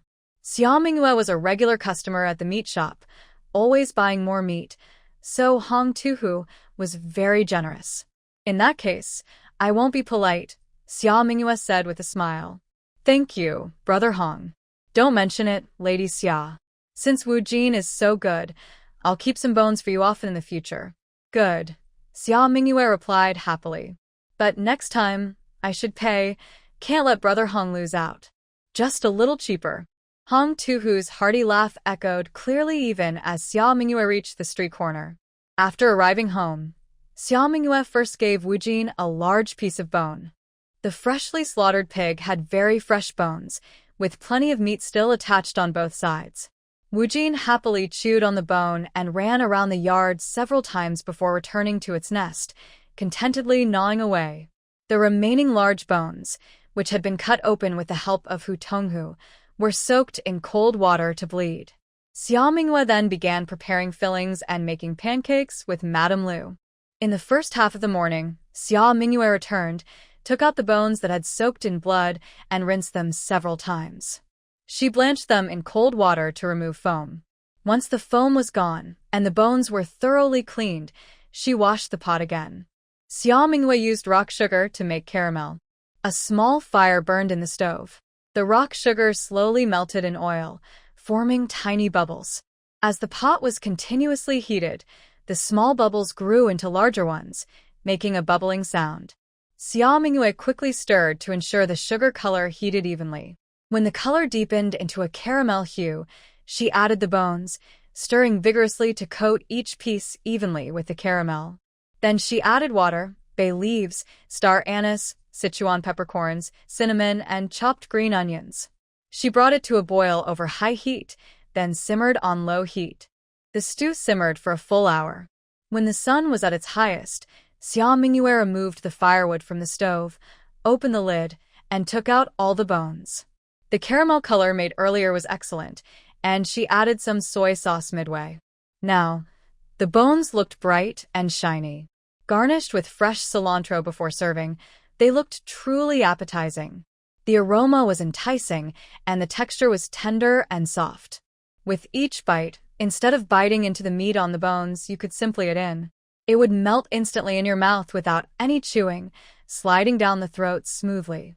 Inside the bones, the marrow was rich and sticky. She used chopsticks to scoop it out, and the rich flavor burst from her tongue straight to the top of her head. It was satisfying. It satisfied her craving. Xia Mingyue held the fragrant large bones with both hands, happily devouring them and exclaiming in delight. Her immersed enjoyment made Wu Jin, still gnawing on its own bone, lift its head. Its eyes darted around, first looking at the bones in Xia Mingyue's bowl, then at the one it was holding. Suddenly, the meat on its paw-held bone didn't seem as tasty anymore. Black Gold's drool flows down like a waterfall, ignoring the large bone that hasn't been finished yet. It walks straight to Xia Mingyue and rubs its head against her feet repeatedly. It makes a soft woo-woo sound and stares intensely at the porcelain bowl filled with big bones on the table. When saliva drips onto the ground, it even wets a small patch of dirt. Seeing this, Xia Mingyue can't help but smile. Do you also want to eat the cooked big bones? Woof woof. Exactly. Want to eat. After getting a clear answer, Xia Mingyue picks out the two biggest bones from the bowl and places them into the dog's bowl. Black Gold immediately rushes over and starts eating furiously. Delicious. Tasty. These cooked bones are much better than raw ones. Thinking about it, life used to be so hard. Never mind, never mind. The past is too painful to recall. From now on, life will be full of delicious days. While Xia Mingyue and her dog enjoy their meal happily, in the neighboring yard, Madame Lu is also having a very good time with brothers Zhao Dahu and Zhao Ernieu. The bones must be cleaned thoroughly, leaving no meat scraps behind. Even the fingers that hold the bones must be cleaned completely, not allowing any tasty bits to be wasted. The growing children have big appetites, and Madame Lu, attracted by the delicious bones, can't stop eating. She had planned to split the cooked bones into 2 meals, but by noon, they were all gone.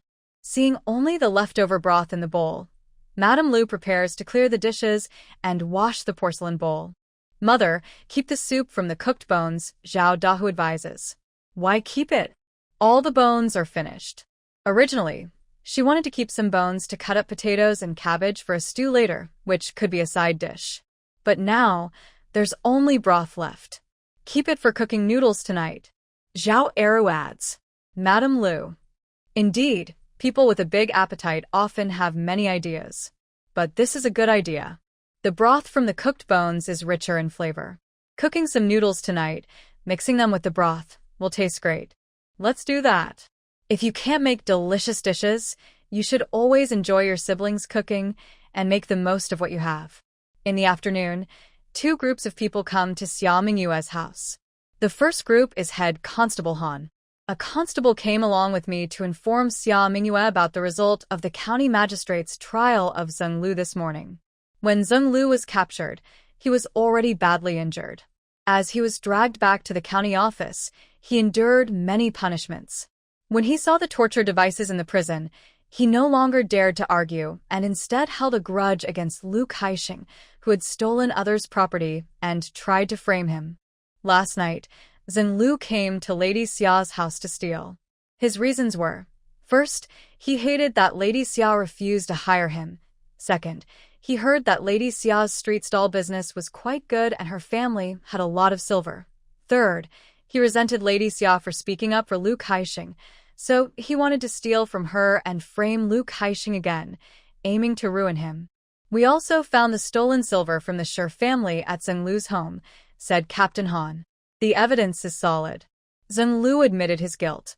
The magistrate was furious and whipped him dozens of times, threw him in jail, and sentenced him to 10 years of hard labor. In a few days, he will be sent to the front lines to help build the city walls, he added. Your wisdom is admirable. Xia Mingyue bowed slightly. Captain Han and the other constables have worked hard. Lady Xia, you are too kind, Captain Han smiled. We are also grateful to you and your black dog. Without your help, it would have been difficult to catch Xinglu. Otherwise, we wouldn't have found the thief who stole from the Shi family. Thanks again for your support. Captain Han and the constables bowed to Xia Mingyue.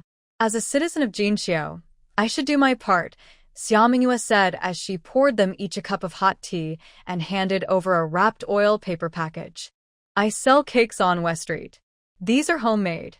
If Captain Han and the others don't mind, please take some and try them. The constables looked at Captain Han. He bowed and said, "The magistrate's office is very strict and does not allow us to accept gifts from the people. We appreciate Lady Xia's kindness. Since Lady Xia is selling on West Street, I will definitely come to support her when I have free time," said Captain Han. Hearing this, Xia Mingyue did not insist further. "Since that's the case, I won't trouble you anymore," she said. "The magistrate's office still has work to do, so I will take my leave," they said. "Go carefully," Xia Mingyue saw them off. She weighed the oil paper package in her hand. She initially thought the cakes wouldn't be enough and planned to give some away, but in the end, she didn't give any out. The disciplined guards at the office were well trained, which made her think that the magistrate must be a good official. Xia Mingyue felt a sense of peace and went to tidy up the teacups and teapot on the table. As the sun was beginning to set, someone came to the door again. This time, Lu Kaixing came. As soon as Lu Kaixing entered the yard, he bowed repeatedly to Xia Mingyue. "Thank you, Lady Xia. Thank you, Lady Xia. Brother Lu, you are too kind." Xia Mingyue quickly returned the bow. "I really don't deserve such thanks. Lady Xia, there's no need to be polite. If you hadn't caught Xinglu, the officials wouldn't have been able to find out about the theft of the Shi family's silver. I would still be suspected of stealing their money." Lu Kaixing spoke nervously, stumbling over his words. "Now that Xinglu has been caught, everyone understands the truth. I am now innocent, and my reputation is restored. I won't be called a thief anymore." At this point, Lu Kaixing couldn't hold back his tears. He was a tall, strong man, but his eyes were filled with tears. Being falsely accused felt terrible, especially because he believed he was an honest man who never did anything wrong. Being wronged like this was like being stripped and paraded through the streets, completely humiliated. His elderly mother, who cared deeply about her face, was also very upset. She was already in poor health, and now she spent her days crying over his situation. Days like years. Words can't describe how painful and anxious he felt these past 2 days. Fortunately, Xinglu was caught, and the truth about the theft was revealed. He was cleared of suspicion, and his innocence was restored. All of this was thanks to Xia Mingyue. Lu Kaixing remembered this kindness. After the official told him what had happened, he immediately came to thank her. Xia Mingyue understood how emotional Lu Kaixing was at this moment and could feel his relief, but she didn't want to take credit. It was just a coincidence. Ultimately, Xinglu wanted to do wrong, and we just happened to catch him. That's all. Though it was a coincidence, it helped me greatly. My mother has always taught me to remember kindness. I truly owe you my thanks, Lady Xia. Lu Kaixing placed the items he brought on the table in the yard. My mother is often unwell, and I don't earn much for my work. Recently, she fell seriously ill because of my affairs, and we spent all our money on medicine. There's not much valuable we can offer. I heard that Lady Xia sells meat pies on the street, and when she mixes the meat filling, she needs scallions. My mother grew some in the yard, so I dug up a bunch and brought it to you. Please don't mind. I also heard that Lady Xia went to the northern market yesterday. Is she planning to do some work? I don't have many skills, but I am strong. Lady Xia, do you need any help with something? I do want to do some work, indeed, Lady Xia said. I want to build a small brick bed now. That's easy. I can help you check the land size. We have some blue bricks at home, and I can start working tomorrow. Lu Kaixing saw a chance to be helpful and quickly agreed. Work is fine, but the pay should be based on the market rate. Otherwise, I won't let you do this job, and I will find someone else. Lu Kaixing was silent for a moment, then said, just pay me for materials. The wages are for strength, for the effort. I am very strong, so my strength isn't worth much. Summer Mingyue didn't say much, just nodded. All right. I want to build a small one along the north wall inside. I'll use it to store things during the day and knead dough in winter. If someone comes to the house, there will be a place to put things. Just make sure the size is right. It's not very particular. Okay. Lu Kaixing went inside to measure the space, roughly checking the size and estimating how much material is needed. Since men and women are different, Summer Mingyue waited outside in the yard. Lu Kaixing soon came out. The soil can be dug freely, no cost. Just buy the blue bricks. The broken bricks and stones for the top are enough. About 500 coins worth of blue bricks and stones for the bed surface. I'll come early tomorrow to work and try to finish it in one day. Otherwise, if I stop halfway, it will be uncomfortable to sleep at night. Good, Summer Mingyue replied. After a few more words, she saw Lu Kaixing out. Lu Kaixing brought back thick, sturdy green onions, enough for several days. Summer Mingyue went outside to check the current price of green onions and estimated the weight of the bunch. She secretly noted down the converted silver coins. The next day, Lu Kaixing arrived early. The brick bed needed more materials than the stove. Lu Kaixing's cart made 2 trips, bringing all the blue bricks and earth into the yard. Then he started mixing water and mud. He still instructed Zhao Dahu and Jang Ernieu to help watch the house. After finishing the pancakes, Summer Mingyue and Madame Lu went to sell them in the market. Today's business was especially busy.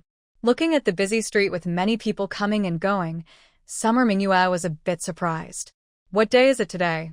Why is the street so lively? The county office is buying grain at high prices. Farmers nearby who have extra grain are coming to the town, hoping to sell it for a good price. An older woman selling pea cakes smiled and said, "They've been collecting grain for a few days now. Once the farmers sell their grain and have money, they tend to buy more food. These days, I should make more food to take advantage of this opportunity and earn some silver." Today, she made about 50% more pea cakes than yesterday. "Thank you for the reminder, ma'am," Summer Mingyue replied with a smile, then whispered to Lu Shi, sister-in-law, "With the county buying grain at high prices, it might be for the army." "That's probably true," Lu Shi responded. The military camp where Lu Qian and his men are stationed is 50 miles west of Jinqiu County. Several nearby counties, and even the prefecture city, supply the military camp. If the army suddenly needs so much grain and supplies, there's only one likely reason. They are going to war. And it's a big war. Today, the world is divided among various powers, each unwilling to stay in one place, all wanting to dominate the entire land. The current Great Zhou dynasty is probably no different. War seems unavoidable and will last a long time. Summer Mingyue suddenly remembered Lu Qian. She hoped he was safe. Seeing her worry, Lu Shi gently patted her shoulder. "Don't worry, sister-in-law. Talent and Qian are lucky people. Nothing will happen to them." "Yes," Summer Mingyue nodded and smiled softly. "Nothing will happen." Today's business was good. They sold out all their cakes half an hour earlier than usual. Summer Mingyue and Lu Shi packed up early and headed home. On the way back, Summer Mingyue bought some fresh eggs from farmers and some newly sprouted mung beans. Just like when Lu Kaixing came to build the stove last time, Summer Mingyue needed to cook. She invited Lu Shi's family to her house for a meal again. She started the stove, boiled water to knead the dough, and made a few soft, tasty steamed pancakes. After cooking, she sliced the pancakes into thin strips. She heated oil, added minced garlic for aroma, then stir-fried the pancake strips and mung beans together until evenly cooked. No extra seasonings were needed, just a splash of soy sauce and a tiny bit of vinegar. Finally, she covered the dish with a golden, fried whole egg pancake, and the fragrant stir-fried pancake strips were served on the table. The baked flatbread has a chewy texture, and when fried, enough oil is used so that both sides turn golden. Even when mixed and stir-fried with bean sprouts, the bread remains slightly crispy. The mung bean sprouts are short and plump. The vinegar is added at just the right time, making them crisp and refreshing. They create a completely different texture from the crispy bread strips, yet they blend well together. The finishing touch is the egg pancake, placed on top of the stir-fried bread strips. When beating the eggs, a little water, salt, and chopped green onions are added, making the eggs fluffy, tender, and flavorful. Covering the bread strips with the egg pancake, you use chopsticks to pick up a piece, combining the egg and bread in one bite. Very satisfying. Lu Kaixing couldn't stop praising, saying, "I've had this stir-fried bread before at other places, but it's nowhere near as delicious as what Lady Xia makes." "That's natural. Your sister-in-law's cooking skills are exceptional," LV Sure replied. But since her mouth was still full of the uneaten stir-fried bread, her words were a bit unclear. Zhao Dahu and Zhao Ernieu remained silent, as usual today. When eating, you shouldn't talk much, or else air gets into the stomach, making it hard to eat more. So, not talking is to eat more delicious egg-fried bread. Good food should never be wasted. Xia Mingyue used to be a cook. She loved seeing diners finish all her dishes happily and feel satisfied. Seeing everyone praise the food now, she was very happy and added a little more to each plate. After lunch, Lu Kaixing kept working without pause, continuing to build the smoke channel inside the Kong heated bed. Once the smoke channel was finished, he moved on to the Kong surface. The base was made of blue stone slabs and yellow earth, smoothed with clay. Xia Mingyue saw that this Kong looked even neater and better than the one in the previous house. She sighed. "I thought Lu Dage's stove skills were already excellent, but I didn't expect the Kong to be so well made too." Hearing her praise, Lu Kaixing smiled shyly. "I'm originally from Huanren County. Making kangs is a craft passed down through generations. I learned it from my father. In Huanren, the fire Kong, stove, and chimney are connected. Cooking and boiling water are easy, and the Kong keeps warm, saving firewood and making life more convenient. Lady Xia's house has a simple brick bed and a stove that is not connected to the chimney, but that's okay. As long as the stove and chimney are well made, it won't cause smoke and will stay warm. Lady Xia is just waiting for the brick bed to dry completely, then she'll clean it and cover it with straw mats. At that time, whether for sleeping or storing things, it will be good." Lu Kaixing explained, "Today is hot, so the brick bed will dry quickly. In early summer, it might rain and cause some dampness, but it won't be a problem. Just light a fire to dry it and everything will be fine." "Thank you, Brother Lu," Xia Mingyue said, handing over the 500 coins she had promised. She also gave him a tightly tied bundle of oiled paper. "This is the usual flatbread I sell. Business isn't good today, and I haven't sold all the bread. Since it's hot, and I can't keep it, Brother Lu, you can take it home to eat." Lu Kaixing paused, but didn't refuse. "Thank you, Lady Xia." "You're welcome, Brother Lu. The house is a bit old, and there are many repairs needed in the future. I'll trouble you then," Xia Mingyue said with a smile. "Don't worry, Lady Xia. If you need anything, just come to the North Market." "I will definitely come," Lu Kaixing replied. "Don't worry, Brother Lu. I will definitely not be stingy," she assured him. It was getting late, so Xia Mingyue saw Lu Kaixing out. Lu Kaixing pushed his cart and headed back to his home in the northern part of town. His small courtyard was much smaller than Xia Mingyue's, but thanks to his hard work, everything was very tidy. His mother, Ma, slowly came out of the kitchen. "Kaixing is back. The porridge is already cooked.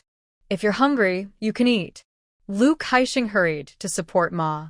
"Mother, didn't you say you would wait until I got back to cook? Why did you do it again? You've been busy all day, and you're very tired. Cooking again would be too hard." "I'm feeling much better now, so it's fine," Ma said, catching her breath. She sat down on a stool, holding Lu Kaixing's hand. "I heard you went to Lady Xia's house today to do some work?" she asked. "Yes, to prepare a brick bed," Lu Kaixing answered honestly. "I only took some basic costs, just as Mother said." "That's good," Ma nodded. "Even though Lady Xia didn't catch Xinglu because of you, she helped you by catching Xinglu. You should remember her kindness so you don't feel guilty." "Don't worry, Mother." "I know," Lu Kaixing said, opening the oiled paper bundle Xia Mingyue gave him. "Mother, she said the bread wasn't sold out, so she told me to bring it back to eat." After saying that, she went inside and took out 2 bowls of porridge, along with some pickled mustard greens she had preserved before winter, and they ate together. The pancakes were all scallion and meat pancakes, large in size, thin-skinned, and filled with lots of meat. With each bite, the crispy outside and juicy filling made the rich aroma fill the mouth. Luke Haisheng and Ma Shi took a few bites and soon noticed something was wrong. The meat pancakes tasted very good and wouldn't be unsellable. Also, the ones sold outside usually didn't have so much meat. Clearly, these pancakes weren't leftovers for sale. They were specially made by Xia Mingyue just for them. Because Luke Haisheng hadn't received his wages, she didn't want him to lose out. Lady Xia is a kind person. Jiangwa came again to deliver black vegetables. A basket cost 30 coins, and the price hadn't increased. When she left, Xia Mingyue gave her 2 scallion and meat pancakes. Jiangwa gratefully thanked her, and she left happily. The few pots that Xia Mingyue ordered from the blacksmith shop were mostly finished. The remaining ones, according to Manager Gua, would be ready in at most 3 days. The carpenter had also nearly completed the chopping boards, shelves, tables, and benches needed. Small items were gradually delivered to Xia Mingyue's home, and the shelter could be assembled within a couple of days. Xia Mingyue invited Luke Haisheng again to set up a stove in the open space of Manager Qian's powder shop, matching the size of the iron pots they planned to use. Gradually, everything was being prepared.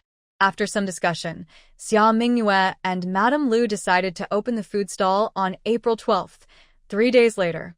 During these days, when selling pancakes, Xia Mingyue and Madame Lu often reminded regular customers that they would be moving to a new location soon.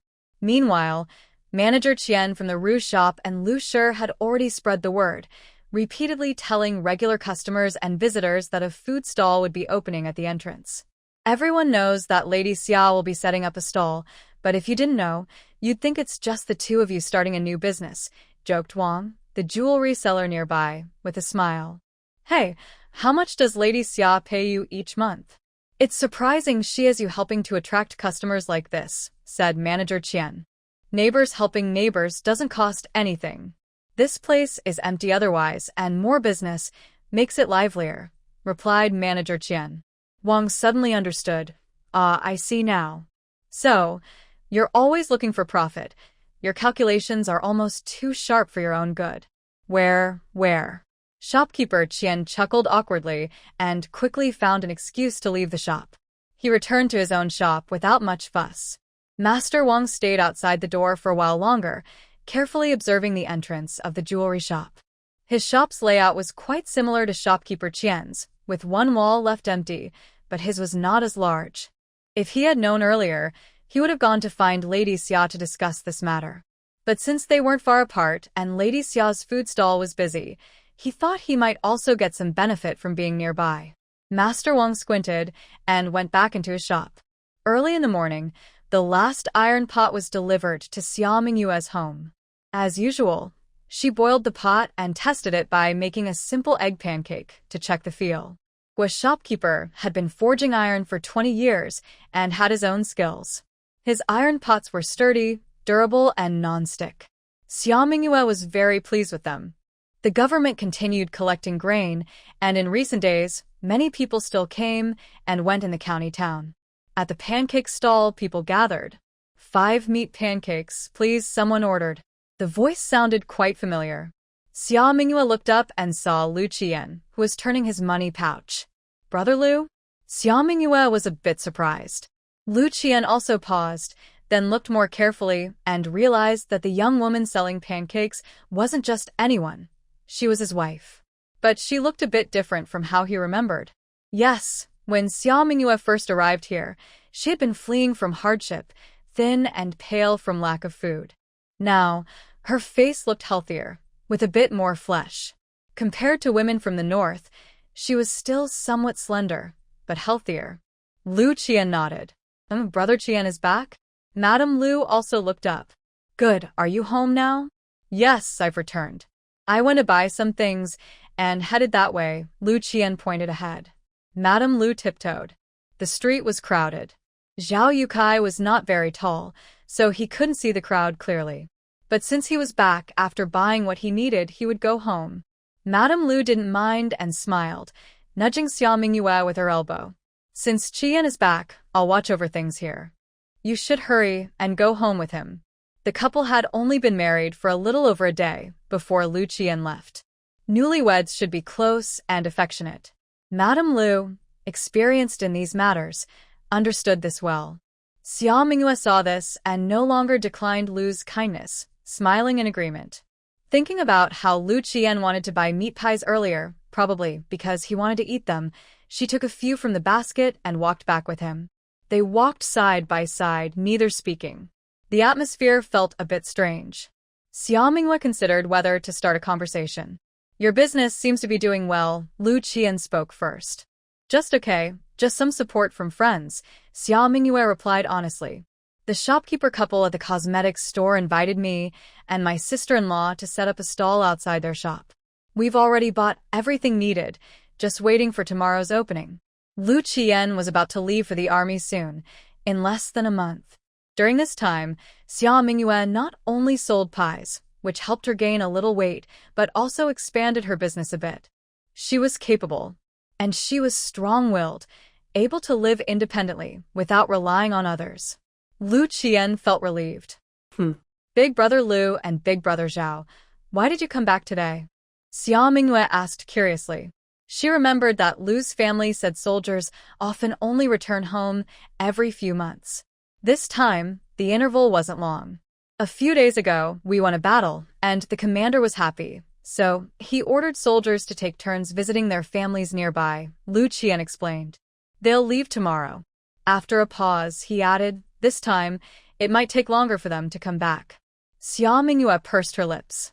It wasn't just a matter of longer time, but she guessed she didn't know how long it would take for them to return. It seemed a big battle was coming. This visit wasn't just a reward for winning a small battle, but a way to prevent soldiers from dying in the upcoming war, so they were allowed to come home and see their families. Xia Mingyue felt a bit sad but suppressed her feelings. It's getting late. Big brother Lu, you should go home and rest for a while. I'll go buy some things for lunch. All right. Lu Qian handed his purse to Xia Mingyue. This month's military pay, mostly from rewards for killing enemies, plus some winnings from games with others. You can use it to buy groceries. Xia Mingyue weighed it in her hand. Inside were small silver bars and copper coins. Roughly estimating, there was about 7 or 8 taels of silver. The team leader's pay was not much, only about 1,000 coins a month. With so many people in the army, the reward for defeating the enemy was limited, and most of it probably went to Lu Qian. It seems he has good luck. Xia Mingyue didn't refuse. She took the food and handed the pancake to Lu Qian to take home. She then went to the street to find suitable ingredients. Lu Qian carried the pancake and walked back. Just as he reached the entrance of Xinghua Alley, someone hurried over. Lu. Team leader, Zhang almost bit her tongue trying not to say the word big. Lu Qian stopped and looked at the slightly breathless Zhang. After a moment of thought, he asked, is it the family of Team Leader Zhang? Yes, my surname is Zhang, she said, leaning closer to Lu Qian. My sister-in-law has been thinking hard about this. She feels she needs to talk to Brother Lu properly, to avoid any trouble later, and for Brother Lu not to blame her for not speaking up earlier.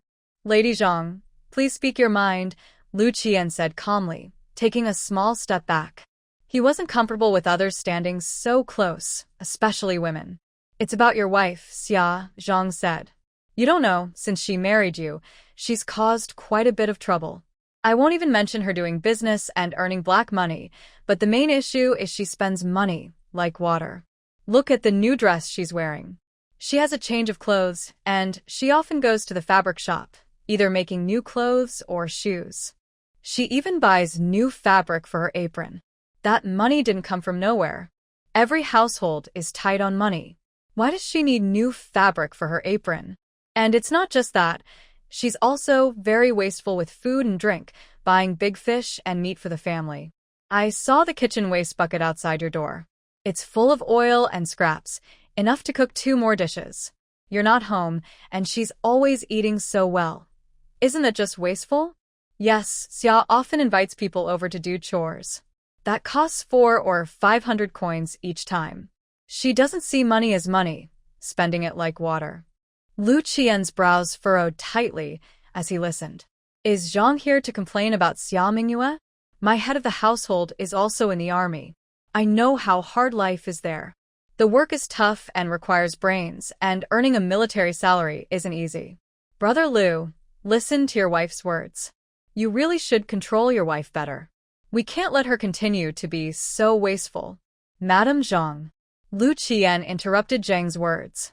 A couple of days ago, I heard someone mention that in Song'an Prefecture's government office, someone held a birthday celebration for their mother, with 10 full tables of food. The gifts for the birthday were all no less than 100 coins. This made Zhang feel confused. What nonsense is this? Song'an Prefecture is over 100 miles from here. Someone there is celebrating their mother's birthday. What does that have to do with me? What's more important is talking about Xia Minghua spending money carelessly, being unwise, and needing good discipline. Yes. What does that have to do with you? Lu Qian repeated. Whether she spends money or not, how she spends it is Xia Minghua's own business. Zhang, despite being a bit slow-minded, understood Lu's meaning now. Her face turned a little red, and she looked somewhat embarrassed. Mostly, she was angry. I was just trying to remind you kindly. Zhang was a bit persistent. Brother Liu, don't take kindness for weakness. Having already been put down twice by Xia Minghua, she didn't believe she couldn't succeed this time in front of Lu Qian. Lu Qian's expression darkened. Now, she was causing trouble here and saying so many things deliberately, which showed she often went to find trouble with Xia Minghua. Madame Zhang, Lu's voice grew colder. To be honest, with the recent military adjustments, Yuzheng Sanfu is now under my command as a squad leader. Although the deployment is ordered by the commander, how the troops are used is up to me, the squad leader. Hearing this, Zhang's face turned visibly pale. Lu was right. In the same charge, the one at the front was more likely to die. As a squad leader, Lu decided who went to the front. If Lu deliberately made things difficult, next time, it would be Yuzheng Sanfu's pension and ashes. Are you trying to deliberately make things hard for my family? Zhang still refused to accept. Captain Zheng is known for his loyalty and even claims to be brave enough to scare away enemies. I am just making the best use of my people. How is that making things difficult? Lu Qian squinted his eyes. It seems Lady Zhang has been a bit too idle lately. If she has nothing to do, the soldiers' latrines often go uncleaned and need someone to clear them. Why not let Lady Zhang handle some chores? That way, she won't have so much free time to meddle in others' affairs. Lady Zhang, do you remember this? If his earlier words were threats, these last few sentences were clear warnings. Lu Qian's face was handsome and refined, speaking slowly and calmly, but his tone was full of authority, making others feel a sense of fear. Lady Zhang couldn't help but shiver and dared not look at Lu Qian again, nodding quickly like a chick pecking at rice. Seeing that his words had made his point, Lu Qian didn't say more. He carried the stack of pancakes given to him by Xia Minghua and walked into Xinghua Alley. Lady Zhang saw him leave and quickly ran away, fleeing in panic. She ran all the way to the gate of the courtyard. Lu Qian reached out to push the gate. Woof! The black dog, Yujin, was lying in front of its nest. When it sensed the movement, it dashed to the gate like lightning, barking warnings at Lu Qian. Lu Qian didn't expect such a large black dog to appear suddenly. He instinctively grabbed his waist sword and drew it out halfway. The blade gleamed coldly in the sunlight, startling Yujin, whose fur bristled all over. Is this a tough opponent? Is it time to fight? Yujin lowered its body, glaring fiercely at Lu Qian, showing its teeth and making low growls. Lu Qian looked at the big dog and then at the doghouse at the wall's base in the yard. He realized it was a dog raised by Xia Minghua, so he put his sword back. Huh! Yujin froze, its fur lying flat, and it retracted some of its teeth. Seeing this, Lu Qian pushed the door and stepped inside. Woof! Does that mean you're a good dog if I don't draw my sword? Yujin suddenly bristled again, its eyes more fierce, showing bigger teeth, barking loudly at Lu Qian for a while and even trying to bite his leg as he stepped into the yard. Lu Qian had no choice but to pull back his leg. Woof! Woof! Woof! That's more like it. Yujin pressed its head against the gate, pushing it shut, then sat down at the entrance, glaring fiercely at Lu Qian. Lu Qian said, "He is a dog that knows how to guard the house. But standing at the door doesn't seem to be much of a problem." Lu Qian quietly explained to Wu Jin, "I am part of this family." Bark, bark, bark. "I'm really part of this family. I just don't come back often." Bark, bark, bark. If you think about it, in the eyes of outsiders, I am Xia Mingyue's husband. It was Xia Mingyue who asked me to come back first. Bark, bark, bark. Maybe I should go in first? Bark. Bark, bark, bark, bark, bark. When Xia Mingyue returned after shopping with a bunch of things, she saw Lu Qian standing outside the courtyard gate from afar. "Brother Lu, why are you standing here?" Lu Qian said. Guess what? When she reached the door and saw Wu Jin glaring fiercely from inside the fence at Lu Qian, Xia Mingyue suddenly chuckled and quickly explained, "This is a stray dog I adopted a few days ago. Very loyal and understanding. It even caught a thief trying to steal. It probably hasn't seen Brother Lu before and is a bit wary." After explaining, Xia Mingyue patted Wu Jin's big head, which was leaning over. "This is Brother Lu, family.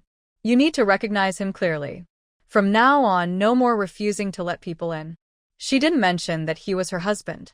Lu Qian raised his eyebrows. Wu Jin, having received the command, barked once to show he understood. But after glancing at Lu Qian, it slowly left the fence gate. Even when Lu Qian entered, Wu Jin deliberately kept some distance, adopting a cold and aloof attitude. However, its eyes kept flicking over Lu Qian. Because earlier, during their confrontation, it was not a good time to change its attitude, so it remained slightly tense. Xia Mingyue chuckled softly. Lu Qian rubbed his nose, looked at Wu Jin, and said nothing more. She poured a pot of tea for Lu Qian and made sure he rested well. Then she went into the kitchen to start working.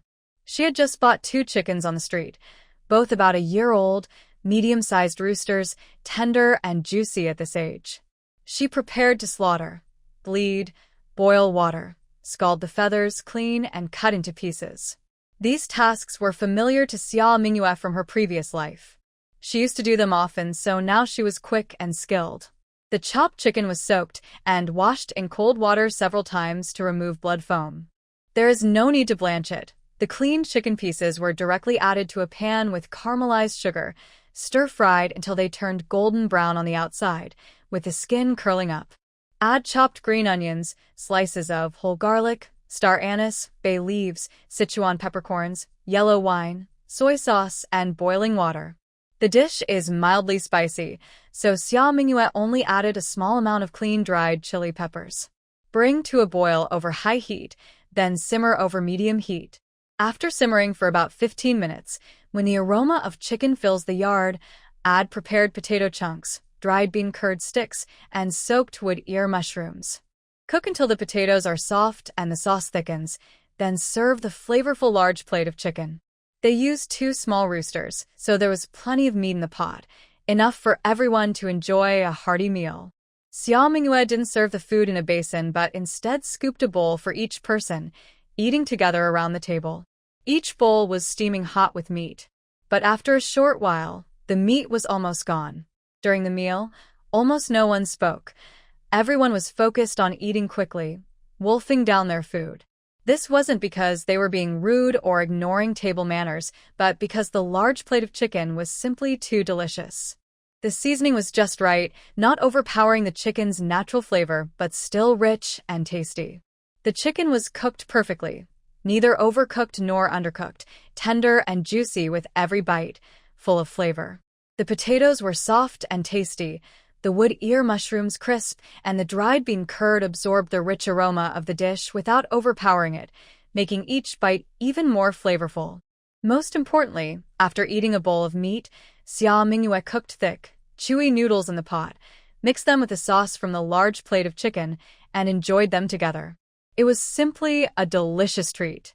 Zhao Yukai, unable to eat any more, kept praising, "Sister-in-law, your cooking skills are better than the chicken from Yuran restaurant." He even let out a loud burp, as if to prove his words weren't exaggerated. You think so? Lu Shi rolled her eyes at Zhao Yukai. Your sister-in-law's skills are better than you ran restaurant? In my opinion, no one in Jinxiu County can match her cooking skills. During these days, Lu often enjoyed Xia Mingyue's cooking. Whether it was dishes she had eaten before or new ones, every taste refreshed her understanding. This made her speak more carefully. If she were honest, she believed no one in the world could cook better than Xia Mingyue. You're flattering me, sister-in-law, Xia Mingyue said with a shy smile. Seeing this, Zhao Dahu and Zhao Ernieu looked serious. My mother is telling the truth. Auntie is doing a good job, and she's not exaggerating, Zhao Dahu said. That's right, Zhao Ernieu agreed, casually ruffling the black dog's head. Right, Wu Jin? Suddenly, Wu Jin was called out. The black dog, busy dipping some meat soup with wide noodles, didn't lift its head and barked, woof. Although it didn't understand everything they said, it seemed like it wanted to join in. Xia Mingyue was amused and couldn't help but laugh. She and Lu finished cleaning up the dishes together. Lu Qian and Zhao Yukai hurried back after their busy day. They looked tired from the journey, and after eating, they each went to rest. Big brother Lu, you should come inside and rest for a while, Xia Mingyue suggested. Lu Qian hesitated a little. There was only one earthen Kong, heated bed in the house. If he went to sleep there, he looked at the two small stools in the main hall. It would be okay to sit there for a bit. But Xia Mingyue added, I haven't had time to make a new mattress yet. I just laid some wheat straw and a layer of grass mat. It's soft enough. A new mattress? Lu Qian didn't quite understand and simply went inside to check. When he saw a new Kong built on the north wall, he let out a small breath and responded through the window of the inner room. Xia Mingyue stood up after feeding Wu Jin in the yard, her eyebrows slightly raised. Lu Qian didn't say much about the new Kong, but that sounded a bit relaxed. It seemed like he really didn't want to be her husband. But when giving her money, he was very generous. He was quite complicated. His thoughts seemed heavy. Perhaps sensing her displeasure, Wu Jin came over and nudged Xia Mingyue's hand with its head. She gently rubbed Wu Jin's forehead. In recent days, Wu Jin had been eating enough every day. Its once rough forehead had grown quite a bit of flesh, making it softer to the touch. Its feel was improving. In the near future, I believe Wu Jin will become healthy and strong, with shiny, smooth fur. Not only will it look more impressive, but it will also feel great when stroked. Xia Mingyue thought of this and smiled as she encouraged, Eat more, Wu Jin. Seeing her smile, Wu Jin felt relaxed. When it heard eat more, Wu Jin's head quickly shifted from Xia Mingyue's hand to the pot nearby. It might not be good at other things, but eating is definitely easy. Especially since her cooking is so delicious. Wu Jin opened its mouth wide and started digging in eagerly. In the afternoon, Xia Mingyue was busy as usual, and Elvie sure came to help as she always did. Both of them worked quickly, and today they started earlier than usual. When everything was ready, the sun was just beginning to set. After Elvie sure left, Xia Mingyue picked up a broom and swept the yard. Then she took out some sewing tools. She decided to make a pillow. In this era, pillows are usually made of wood or porcelain. Sometimes they are woven from bamboo, but most are tall and hard. Xia Mingyue was not used to that, so she sewed a modern-style pillow instead. For the filling, she used either buckwheat husks or reed flowers. The buckwheat husks could support the head, while the reed flowers could be used to cushion the legs or waist. She wanted to make good use of everything. While Xia Mingyue was busy outside, Lu Qian turned over in bed. He wasn't sleepy and didn't feel tired from traveling. He just rested in the room because Xia Mingyue suggested it, avoiding the awkwardness of being alone with her. When he lay down, he wondered if Xia Mingyue would also come to rest in the room later. But after a long time, he still saw her busy working, as if she never took a break. Was she really that busy, or was she avoiding being alone with him on purpose? Lu Qian got up and saw Xia Mingyue sewing at the table in the courtyard. She looked very tired, yawning now and then, and her sewing was not very steady. He could even see faint tears at the corners of her eyes when she yawned. She was truly exhausted. Yes, just now, after finishing lunch and chatting, I heard Mrs. Liu mention that nowadays, Xia Mingyue is working on a business with her. The business is very profitable, but it is also quite tiring. In the evening, she has to carefully coordinate with her superiors, wake up early in the morning to prepare fresh ingredients, and she never gets enough sleep at night. She needs to take naps during noon or afternoon to rest. However, Xia Mingyue, despite being so tired, refuses to go inside and rest. She is even more particular about her schedule than he is. Lu Qian thought for a moment, then stood up and left the main hall. When he noticed Xia Mingyue about to yawn, he held it back and stood up. Big brother Lu, are you done resting? I need to go out for a while, Lu Qian said. I probably won't be back until it's dark. Then I'll cook dinner a bit later, Xia Mingyue replied. Okay. Lu Qian nodded. He didn't say much more, then strode away quickly, his figure soon disappearing into the apricot blossom alley outside the courtyard wall. Xia Mingyue let out a small breath of relief, quickly tidied up the sewing basket on the table, and went straight to the inner room. He took off his shoes and lay down comfortably. The whole movement was smooth, and after a while of lying down, Xia Mingyue's biological clock ticked in, and he happily drifted into sleep. When Lu Qian reached the alley entrance, he turned back again. When he arrived outside his own courtyard and saw that Xia Mingyue was no longer there, he shook his head and smiled lightly. This Xia Mingyue. Is he still quite adorable? Outside Apricot Blossom Alley, Lu Qian wandered aimlessly on the street. He walked and stopped, looking around, occasionally interested, asking about the prices of items sold at roadside stalls. He walked nearly to the east gate of the county town, then turned back and headed west. Seeing that the sun was still far from setting, he deliberately slowed down. But even so, because of his long legs and usual marching experience, it didn't take him long to reach the west gate. Lu Qian. He turned around again and continued along the previous path. Until the third time he appeared in front of a noodle vendor stall, the old man making the noodles couldn't help but call out to him, "Sir, are you perhaps looking for something?" Lu Qian was surprised. "Thank you for your concern, but I haven't lost anything." "Then are you looking for someone or a shop?" There was nothing else. "So, why are you walking back and forth like this?" The old man really didn't understand. "Well," Lu Qi hesitated but quickly found an excuse.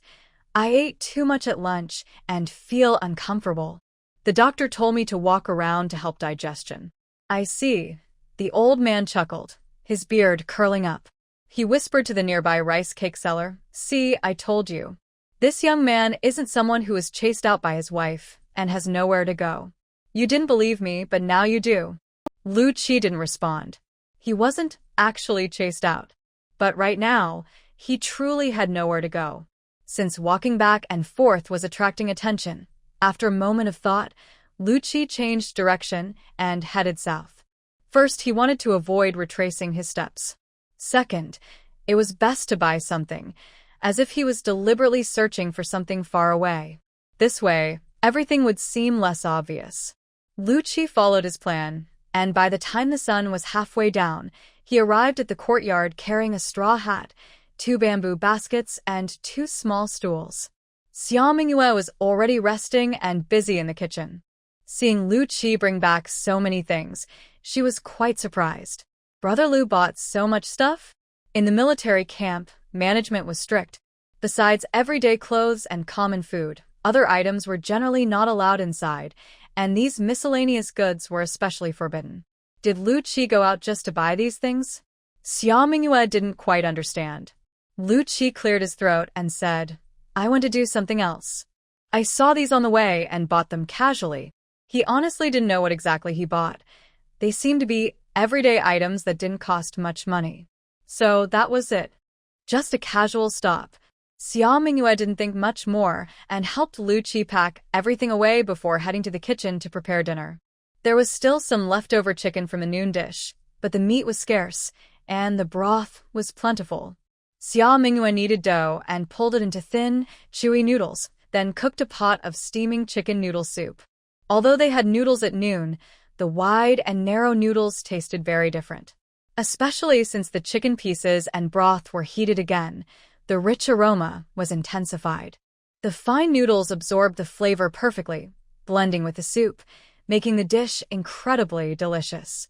Because he walked a lot in the afternoon and used up a lot of energy, Lu Qian only felt his stomach was empty and decided to eat openly. After 3 large bowls, he finally put down his chopsticks. But by then, he was already quite full.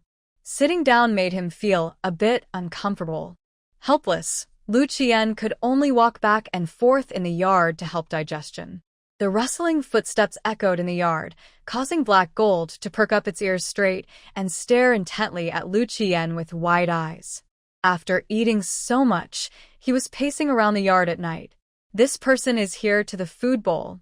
Black Gold shivered, abandoning the idea of taking a nap in its nest. It held its head high and raised its claws, beginning to patrol the yard. To secure its position at home, Black Gold deliberately walked ahead of Lu Qian, moving slightly faster. Lu Qian noticed Black Gold but didn't think much of it. He continued walking slowly at his previous pace. After another lap in the yard, Lu Qian found it a bit boring, so he stopped and assumed a horse stance in the yard. Black Gold. Is this increasing the difficulty? Black Gold's face darkened. It exhaled a puff of air from its nostrils and glared fiercely at Lu Qian, then strutted around the yard on its patrol. It didn't care about his fancy moves. After 15 minutes, Lu Qian felt a bit more comfortable in his stomach, so he stopped walking, washed his hands, and went back to his room to rest. The defeated opponent. Black Gold snorted again and continued its patrol. 2 Kong beds, each with 1 person lying on it, both turning their backs to each other at the same time. This distance made Xia Mingyue feel strangely at ease and very secure, so she closed her eyes peacefully. She slept well through the night. The next morning, Xia Mingyue saw Lu Qian practicing martial arts in the yard again. This time, he was practicing a set of boxing. Every move was powerful and fierce, and his stance was very agile.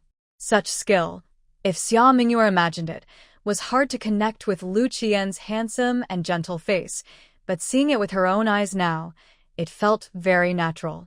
It seemed just right this way. However, Lu Qian's skill should be quite notable in the army. No wonder he became a squad leader after only a few months of enlistment. Xia Mingyue sighed. Black Gold, sitting in the yard, looked at Lu Qian with a long face. You're at it again, causing trouble. When I saw Xia Mingyue walking into the main hall with a look of approval in her eyes, her face became even more unpleasant. That conspicuous bag really annoys the dog. Because Lu Qian looked displeased with the fact that in the morning he was the one adding food to the clay pot, Wu Jin was quite unhappy. Even though the pot contained his favorite rice soup with oil rolls, he didn't eat it. Instead, he turned his head to look elsewhere. Xia Mingyue was surprised that Wu Jin didn't eat. She chewed on her oil roll again and again, saying, "There's nothing wrong with this oil roll today." "No," Lu Qian replied, "the oil roll is very tasty." The steamed oil rolls are fluffy and soft, made with many kneading times, with many layers, each filled with enough pepper and salt. They taste delicate, but full of pepper aroma.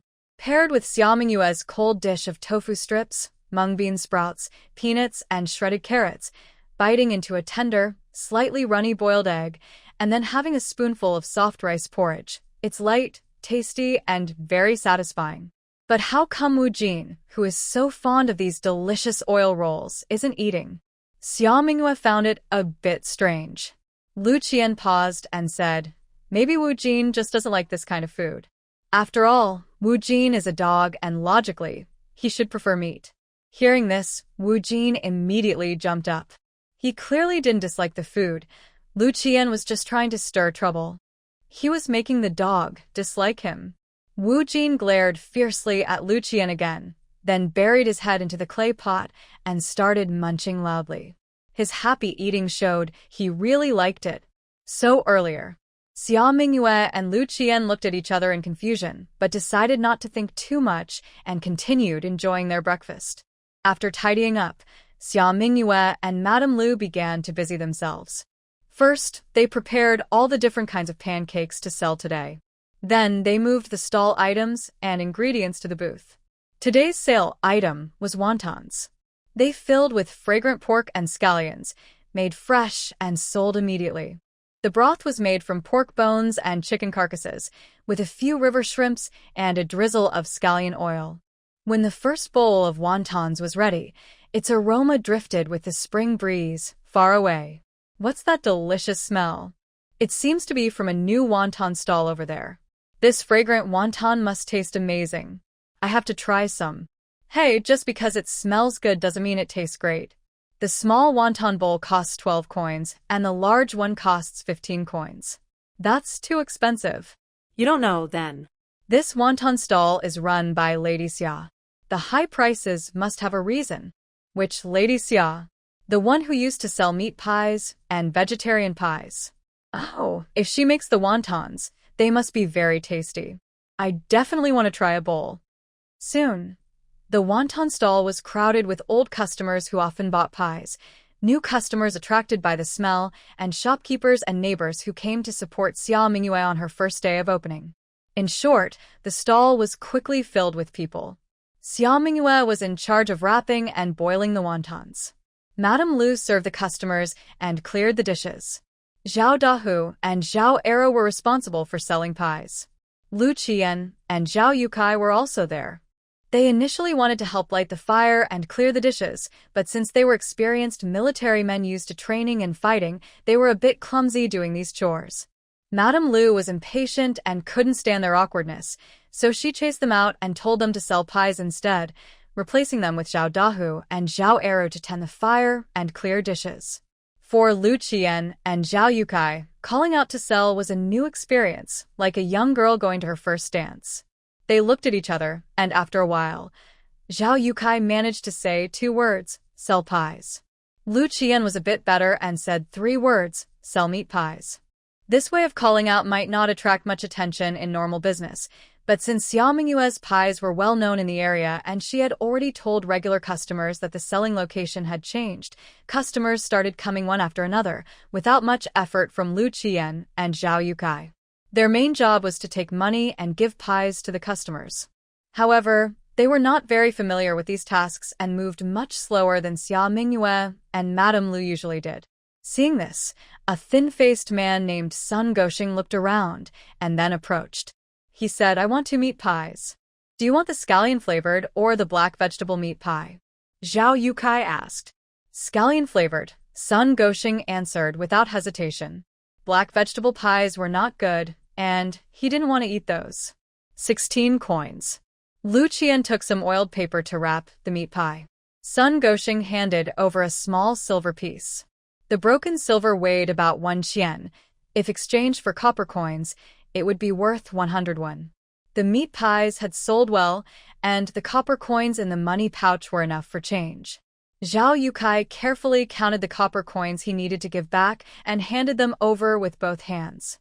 Sun Goxing took the coins and put them back into his money pouch, then smiled and said, I forgot, I still have copper coins here. Let's use copper coins for now. I need to save the silver for the bride's dowry. While speaking, he reached out and handed over 16 copper coins. Please return the silver to me, he added. All right, Zhao Yukai agreed, taking the copper coins and preparing to give the silver as well. Sun Goxing's lips curled into a small smile. He really isn't used to doing business. He's so easy to fool. Today's lunch is definitely secured. But before he could be too happy, or even before his hand touched the silver, Lu Qian reached out to stop him. Hold on, Lu Qian said. Sun Goxing was startled and instinctively reached out to grab the silver. Lu Qian was quick and grabbed Sun Goxing's wrist firmly. He applied quite a bit of force, causing Sun Goxing to grimace and shout, My wrist is going to break. Please let go.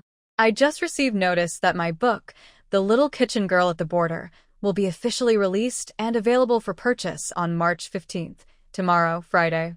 First subscriptions are very important. For Chan Wan and this book, first subscriptions mean a lot. I hope everyone who passes by can support us.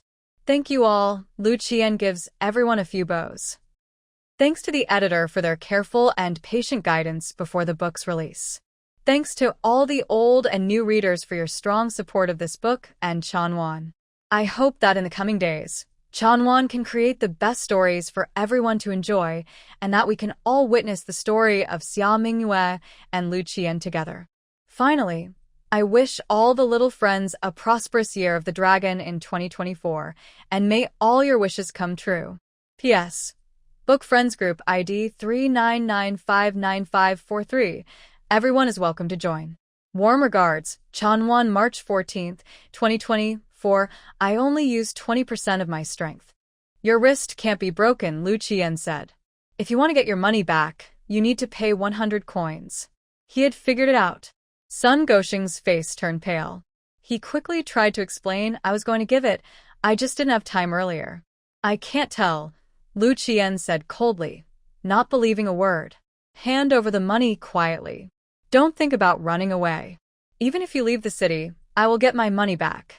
I will also give you a good beating and report you to the authorities. While speaking, Lu Qian used a bit more force. Sun Gosheng's face grew even whiter from the sharp pain in his wrist. Don't worry, I will give it to you. I'm not that kind of person.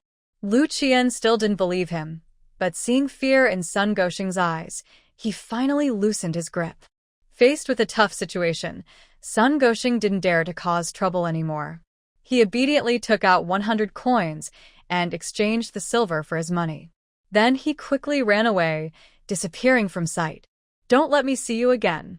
Zhao Yukai shouted angrily at Sun Gosheng's back.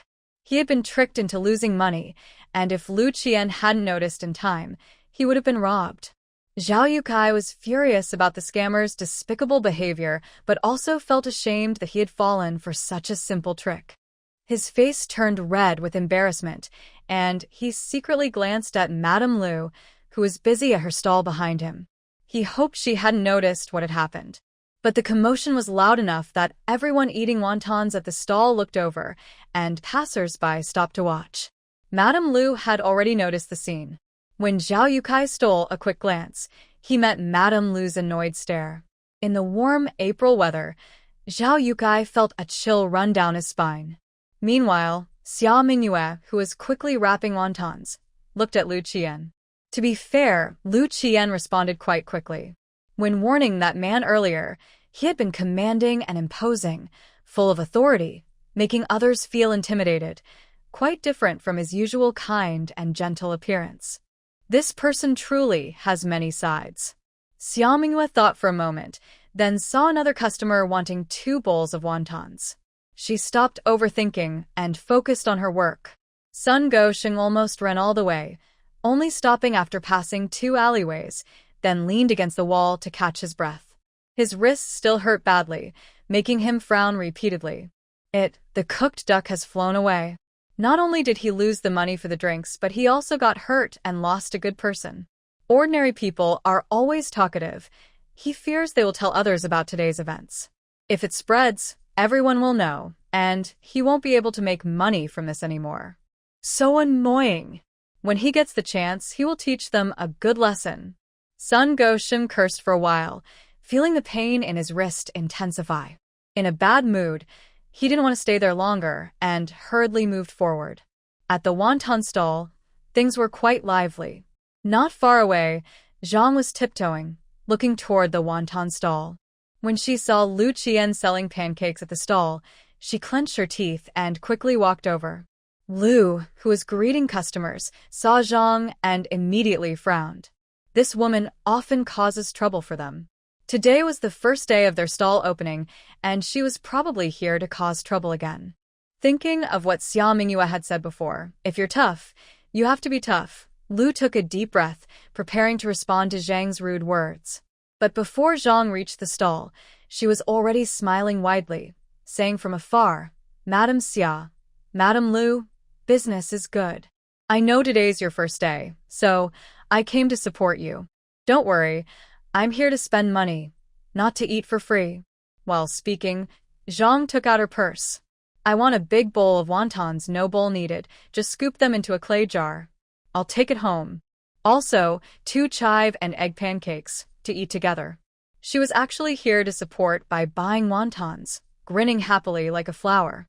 Xia Mingyue and Lu looked at each other, puzzled about what Zhang was really up to. But since she came to buy wontons and claimed to be here to support, and because they believed in being friendly and welcoming to all customers, Lu took Zhang's money and Xia Mingyue prepared and cooked the wontons. The fragrant, steaming wontons were quickly packed into the clay jar Zhang brought. Mrs. Zhang still beamed with a big smile. These wontons smell so good, and they're large too. They must taste amazing. From now on, if you eat wontons, remember the stall. You won't find such delicious and filling ones elsewhere. This last remark was directed at the customers eating at the wonton stall. It seemed like she was trying to help Xia Mingyue and Mrs. Lu attract more business. After praising Xia Mingyue's wontons from inside to outside, Mrs. Zhang didn't forget to show kindness again. Lady Xia and Lady Lu are busy running their stalls. If you need any help in the future, just ask me. Don't be shy. Not just helping, but also avoiding trouble. Just pretend you're not a bad person. Xia Mingyue and Mrs. Lu exchanged quiet thoughts but didn't show it. They just chuckled and responded casually. Seeing that the conversation was about over, Mrs. Zhang carried her clay pot and prepared to leave. Before leaving, she specifically looked at Lu Qiyuan. Today, she also made her stance clear in front of him. She hoped Lu Qiyuan would be more generous and not make things difficult for her family. This small gesture and expression caught Xia Mingyue's eye, and she suddenly understood. She realized Mrs. Zhang's change in attitude today was because of Lu Qiyuan. Had Lu Qiyuan scolded Mrs. Zhang? But yesterday, after returning home, Lu Qiyuan hadn't mentioned anything. That was good too. From now on, Mrs. Zhang wouldn't cause trouble, saving everyone a lot of trouble. Xia Mingyue felt relieved and moved her hands a bit faster. Lu Qiyuan didn't speak the whole time. He just continued selling pancakes with Zhao Yukai. Because the customers from the first day were more than Xia Mingyue and Mrs. Lu expected, and since their ingredients were limited, the wonton stall, which was supposed to operate until noon, was completely sold out about half an hour before noon. They had to pack up early and go home. While packing, people still kept coming. When they heard everything was sold out, they left disappointed. Some also sighed, "It's only this time, and they're already sold out. Next time, we need to prepare more." Definitely, Xia Mingyue and Mrs. Lu replied with smiles. Business was so good that they didn't need to worry about the future days. Lu Qiyuan felt quite at ease. For lunch, Xia Mingyue specially prepared extra wontons and black vegetable meat pancakes in advance. The meat pie was crispy and fragrant, and the wontons were fresh and tasty. The two different flavors did not clash in the mouth. Instead, because one was dry and the other was in broth, they blended well together, creating an even richer and more delicious third flavor. To put it simply, it was very tasty. Zhao Yukai kept nodding in amazement. These wonton wrappers are thin, the filling is big, and the taste is great. This is the best wonton I've ever had. Next to him, Lu Qian also nodded in agreement. It was also the best he had ever tasted. Even the ones he had eaten at home before didn't compare to this.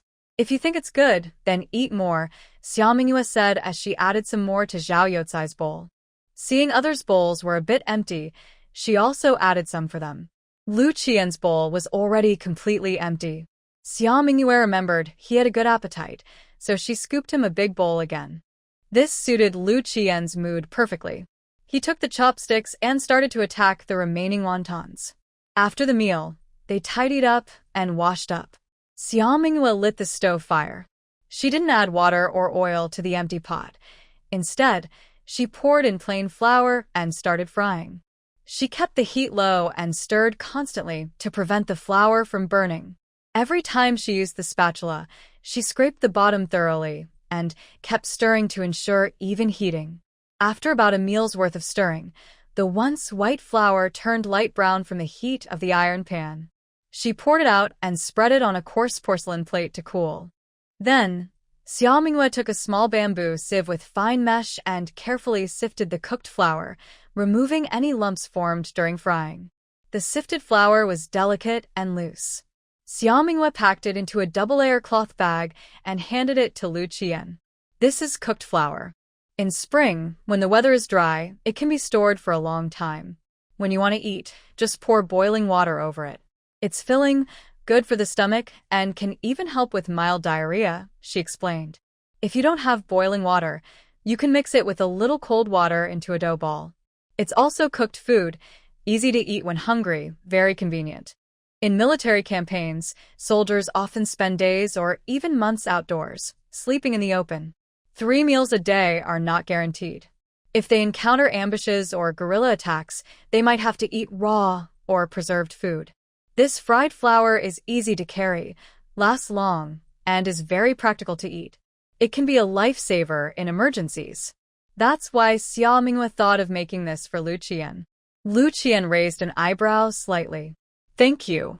You're welcome, Brother Lu, Xia Minghua said with a shy smile. Her naturally handsome face became even more beautiful when she smiled.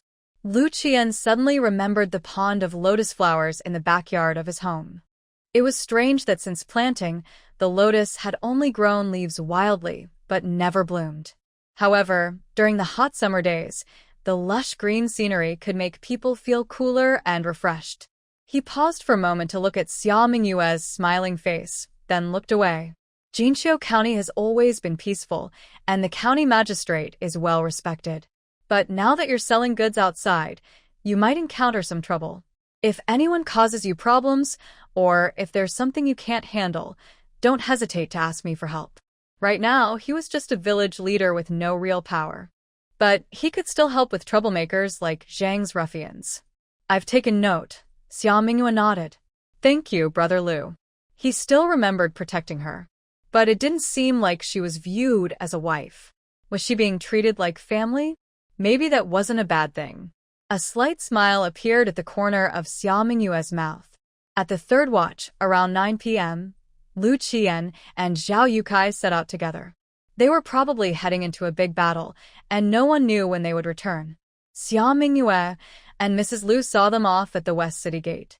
They kept talking until the two figures disappeared from sight, then turned back home. On the way back, Xia Minghua stopped by the grain shop. Business had been good lately, and they had added a wonton stall. The house's flour supply was running low, so she needed to buy some in advance. Xia Minghua was a regular customer.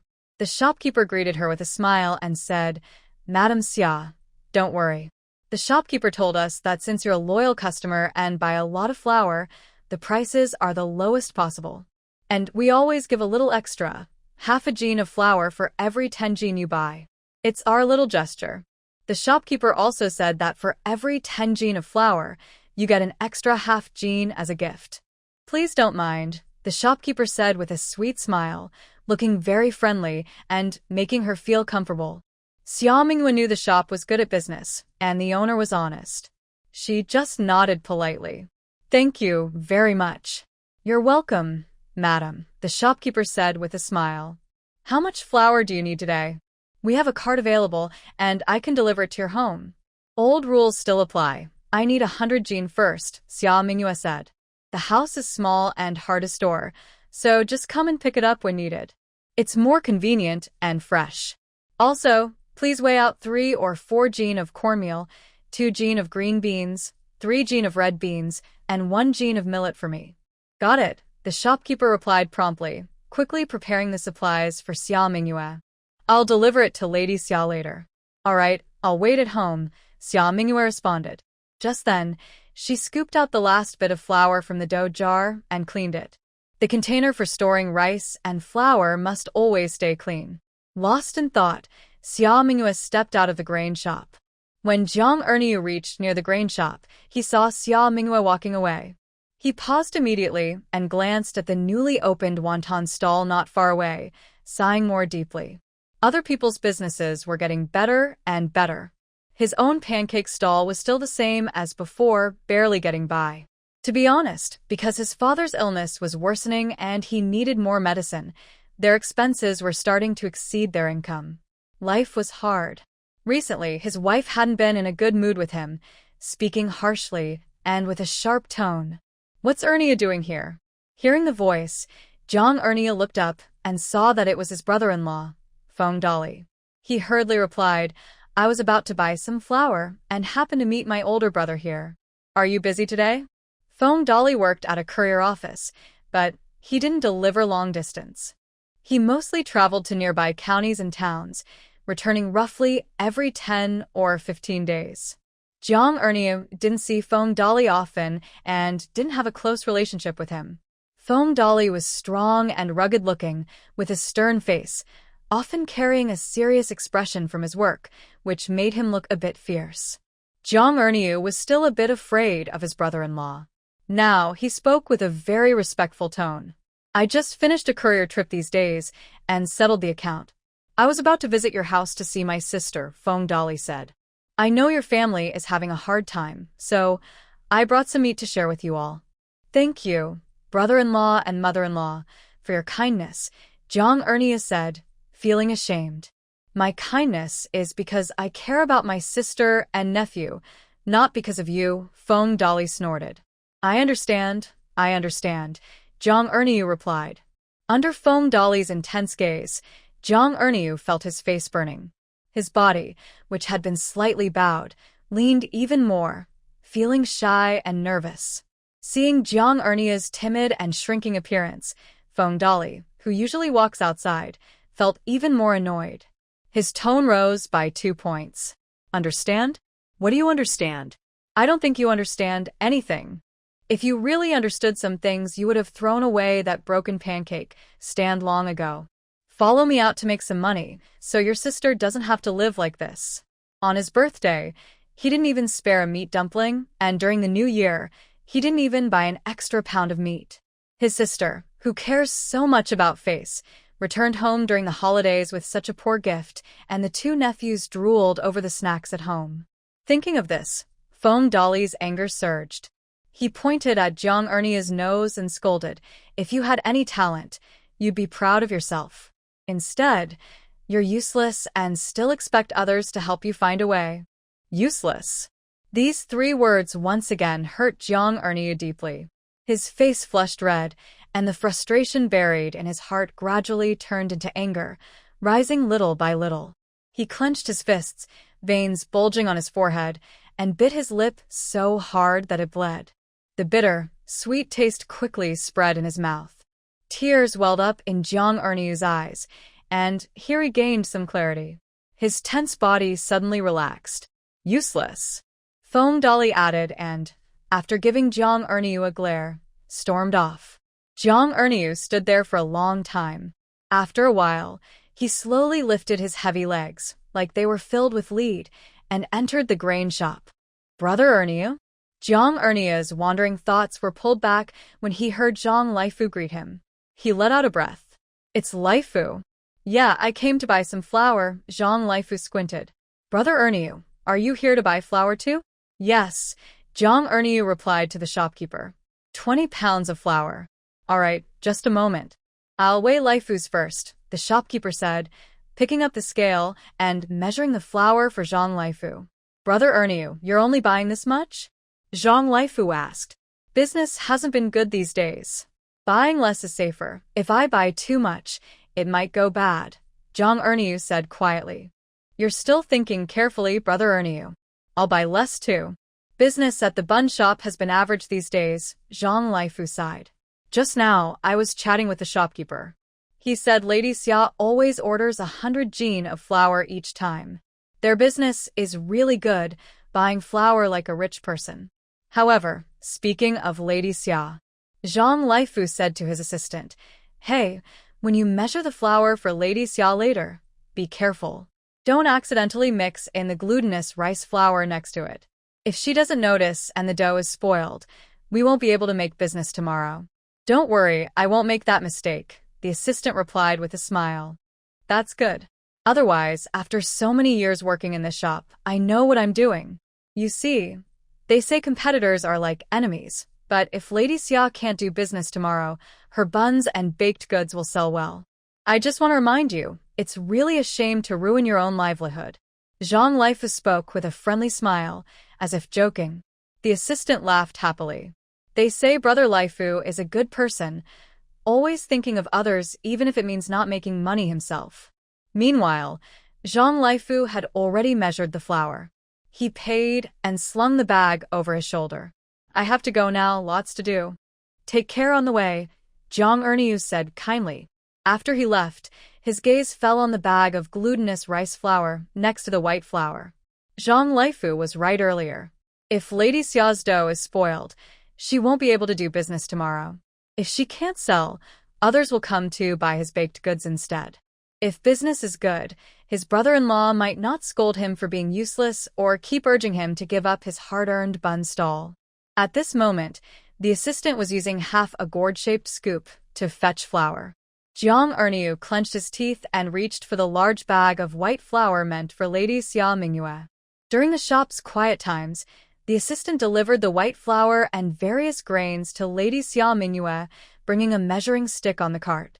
He weighed everything carefully, making sure each measure was exact, with the scales tip raised high.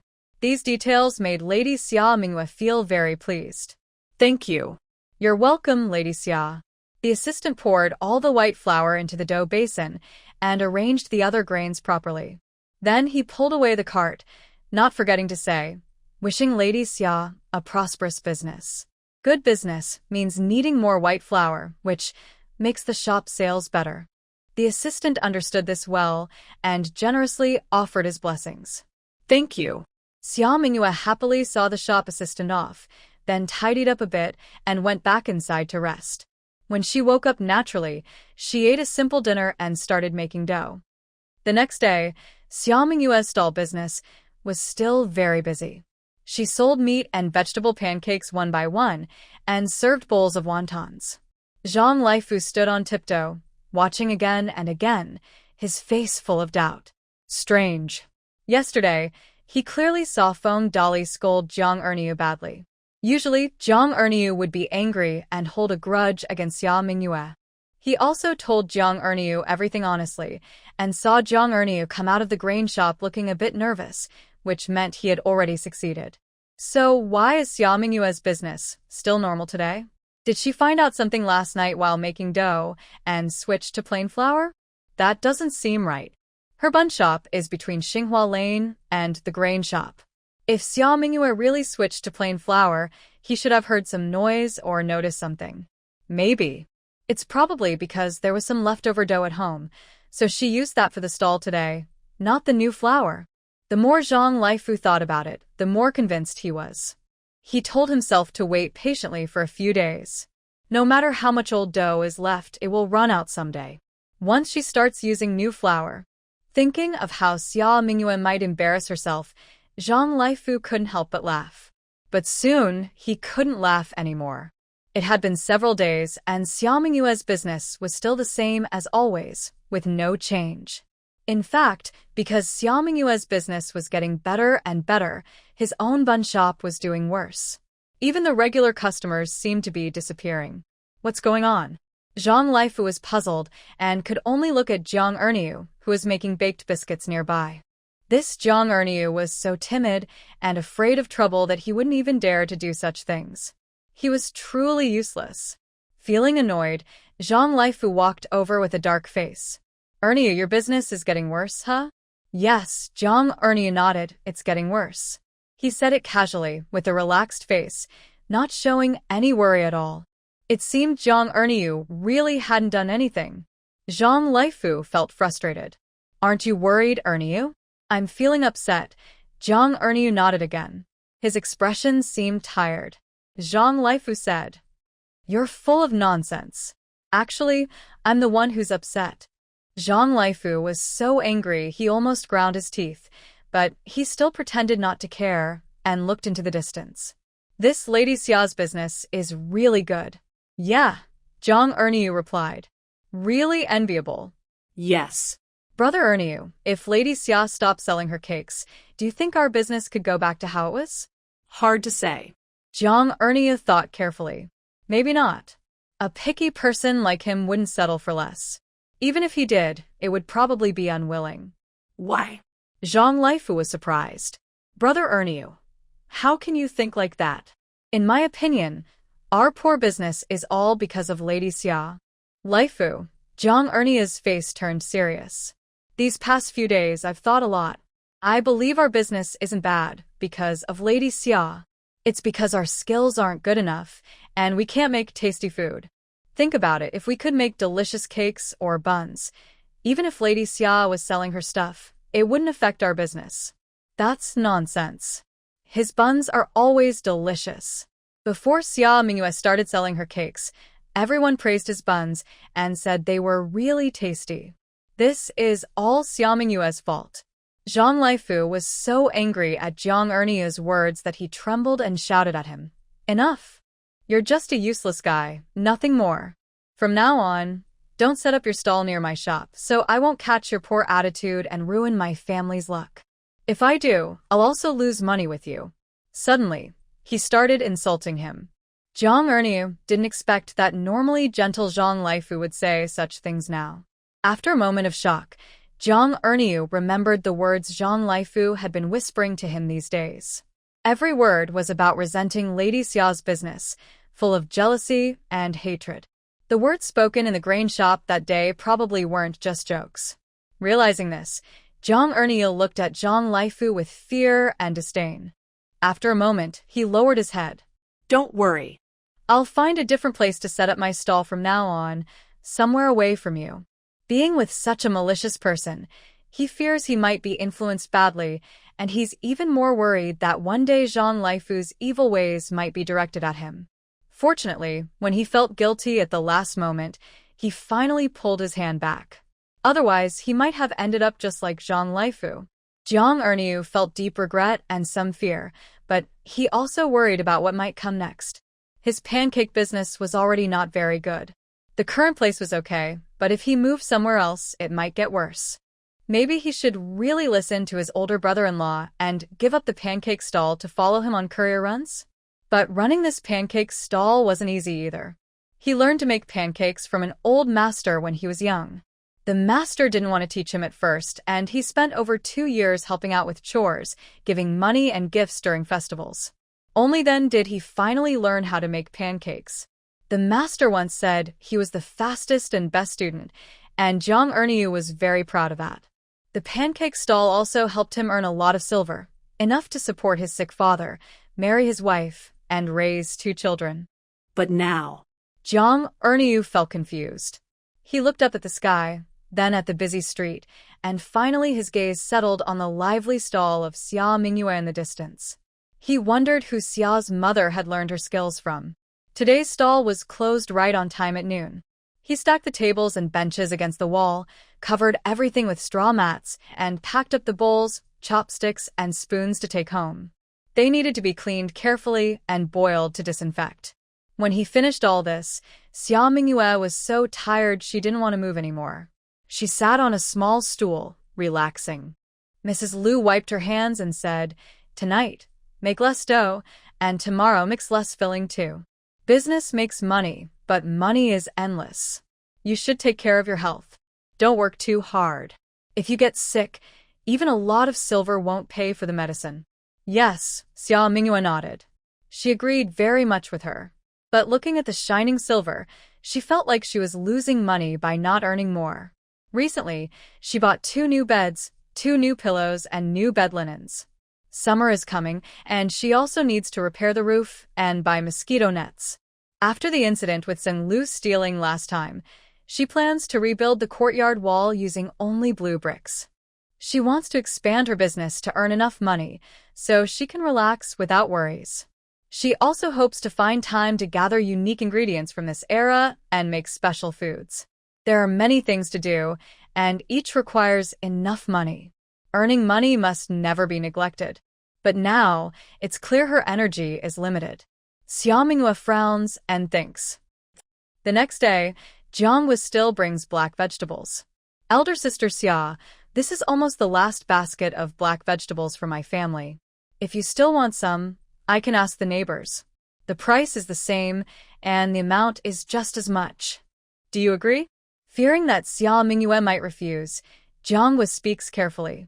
Sure, Xia Mingyue replies quickly and firmly. That's great, Jiang sighs in relief. But don't worry, elder sister Xia. I will carefully select the black vegetables, and won't send you any bad ones. I trust you to do things well, Xia Mingyue says with a smile. No matter where the black vegetables come from, as long as they're good quality, it's fine. Jiangwu doesn't need to explain the source. She can treat them as her own vegetables. But she still chooses to explain the situation. Jiangwu already knows that her black vegetable meat pies are popular and make good money, but she has never mentioned raising the price. She seems honest, reliable, and trustworthy. With such a person, Xia Mingyue feels at ease. Proud of the compliment, Jiangwu feels a bit shy. Thank you, elder sister Xia. It's almost noon. Why not have a bowl of wonton before you go? Xia Mingyue warmly invites. No, Jiangwu quickly declines. Thank you for your kindness, but I need to hurry to Qingfeng Tea House to see Manager Yuan. If I'm late, it won't be good. What are you going to do at Manager Yuan's place? Lu Shi asks. My family's land is small, and I don't usually have much work. Now that I'm a bit older and the weather is warm, I want to find a job in the county town to earn some money and support my family. Jiangwu honestly replied, earlier, someone told me that Qingfeng Tea House was looking for someone to wash tea bowls. The work wasn't hard, and the pay was good. I am the right age, so I thought I'd give it a try. Upon hearing this, Madame Lu's face immediately darkened. She pulled Jiangwu aside and said, Good girl, listen to your sister-in-law. Don't go there to work. Why? Jiangwu was surprised. Even Xia Mingyue was a bit curious. Well, Madame Lu looked around, seeing the customers at the wonton stall eating happily, then lowered her voice. This might be something outsiders don't know, but I heard from others that Manager Yuan really likes young girls. Before, he hired 2 girls under the pretense of work, but after something happened, their families came to complain. Manager Yuan denied everything, claiming the girls were trying to him and wanted to become his concubines. The 2 girls were young and scared, and Manager Yuan often coaxed or threatened them. They even took his money. In the end, it was hard to prove what really happened. The local officials couldn't punish Manager Yuan, so they just made him pay some money and left it at that. I heard that after those girls were taken home, one was disliked by her family and had to leave her home to live far away. The other girl's family didn't care about her at all, and she eventually drowned herself in a well. After this incident, Manager Yuan stayed quiet for a long time. Everyone thought he lost face. His wife even caused a fuss. People thought he'd learned his lesson. But not long after, his old bad habits started again. Good girl, listen to your sister-in-law. That place isn't a clean or safe place.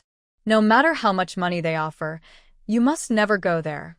Jiangwu was only 13, not yet aware of romantic matters, but as a poor child, she had to grow up early. She often heard things from villagers. When she heard Madame Lu's words, her face turned pale. Is that true? Then I won't go. I won't work there. The Jiang family village had strict rules. If her reputation was damaged, she would be expelled from the village. Her body wasn't in good health, and she would be heartbroken if that happened. Moreover, her father was an important man. His reaction would be even more intense than the villagers. He might even teach her and her sister a harsh lesson, or forbid her from seeing her mother. Jiangwu immediately dismissed the idea of going to Qingfeng Tea House to see Manager Yuan, but then she felt a bit troubled because her family was really short on money. Xia Mingyue thought for a moment and asked, Are you looking for work? Yes, Jiangwu nodded repeatedly. How about working here with me? Xia Mingyue said.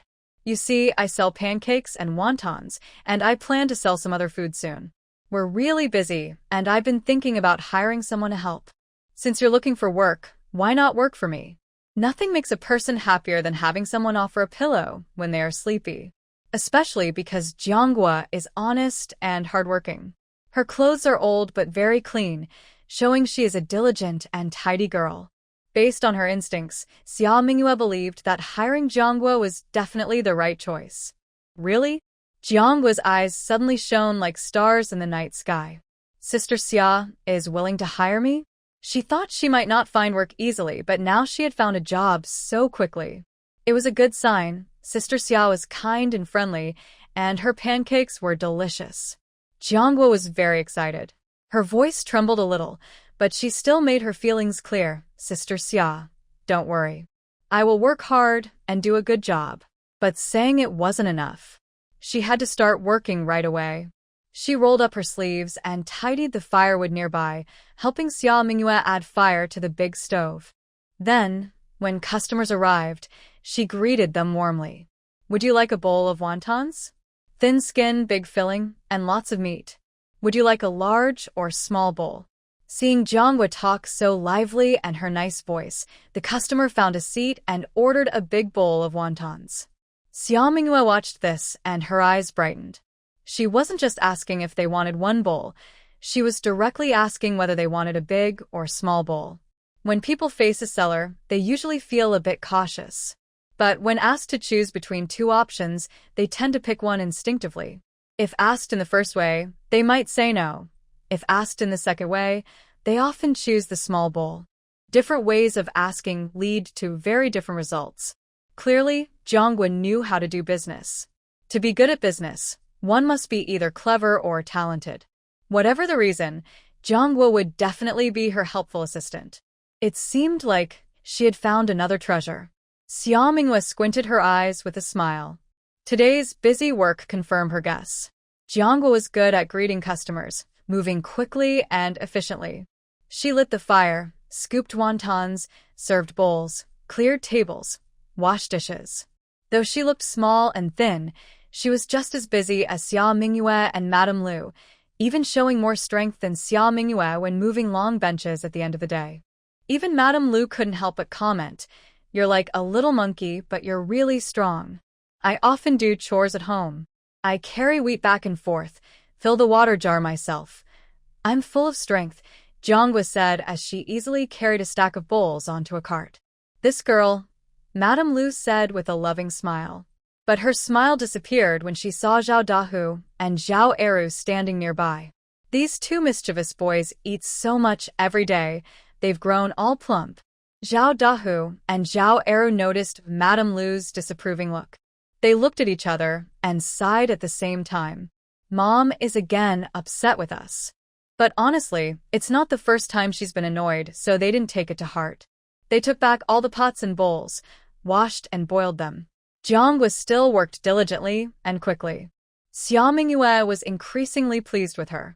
You should go home now, tell your mother, pack a couple of clothes and some personal items, and come early tomorrow morning. We'll officially start working then. The pay will be 500 coins a month, including food and lodging. The salary will be paid at the end of each month, with 2 days off every month. 500 coins.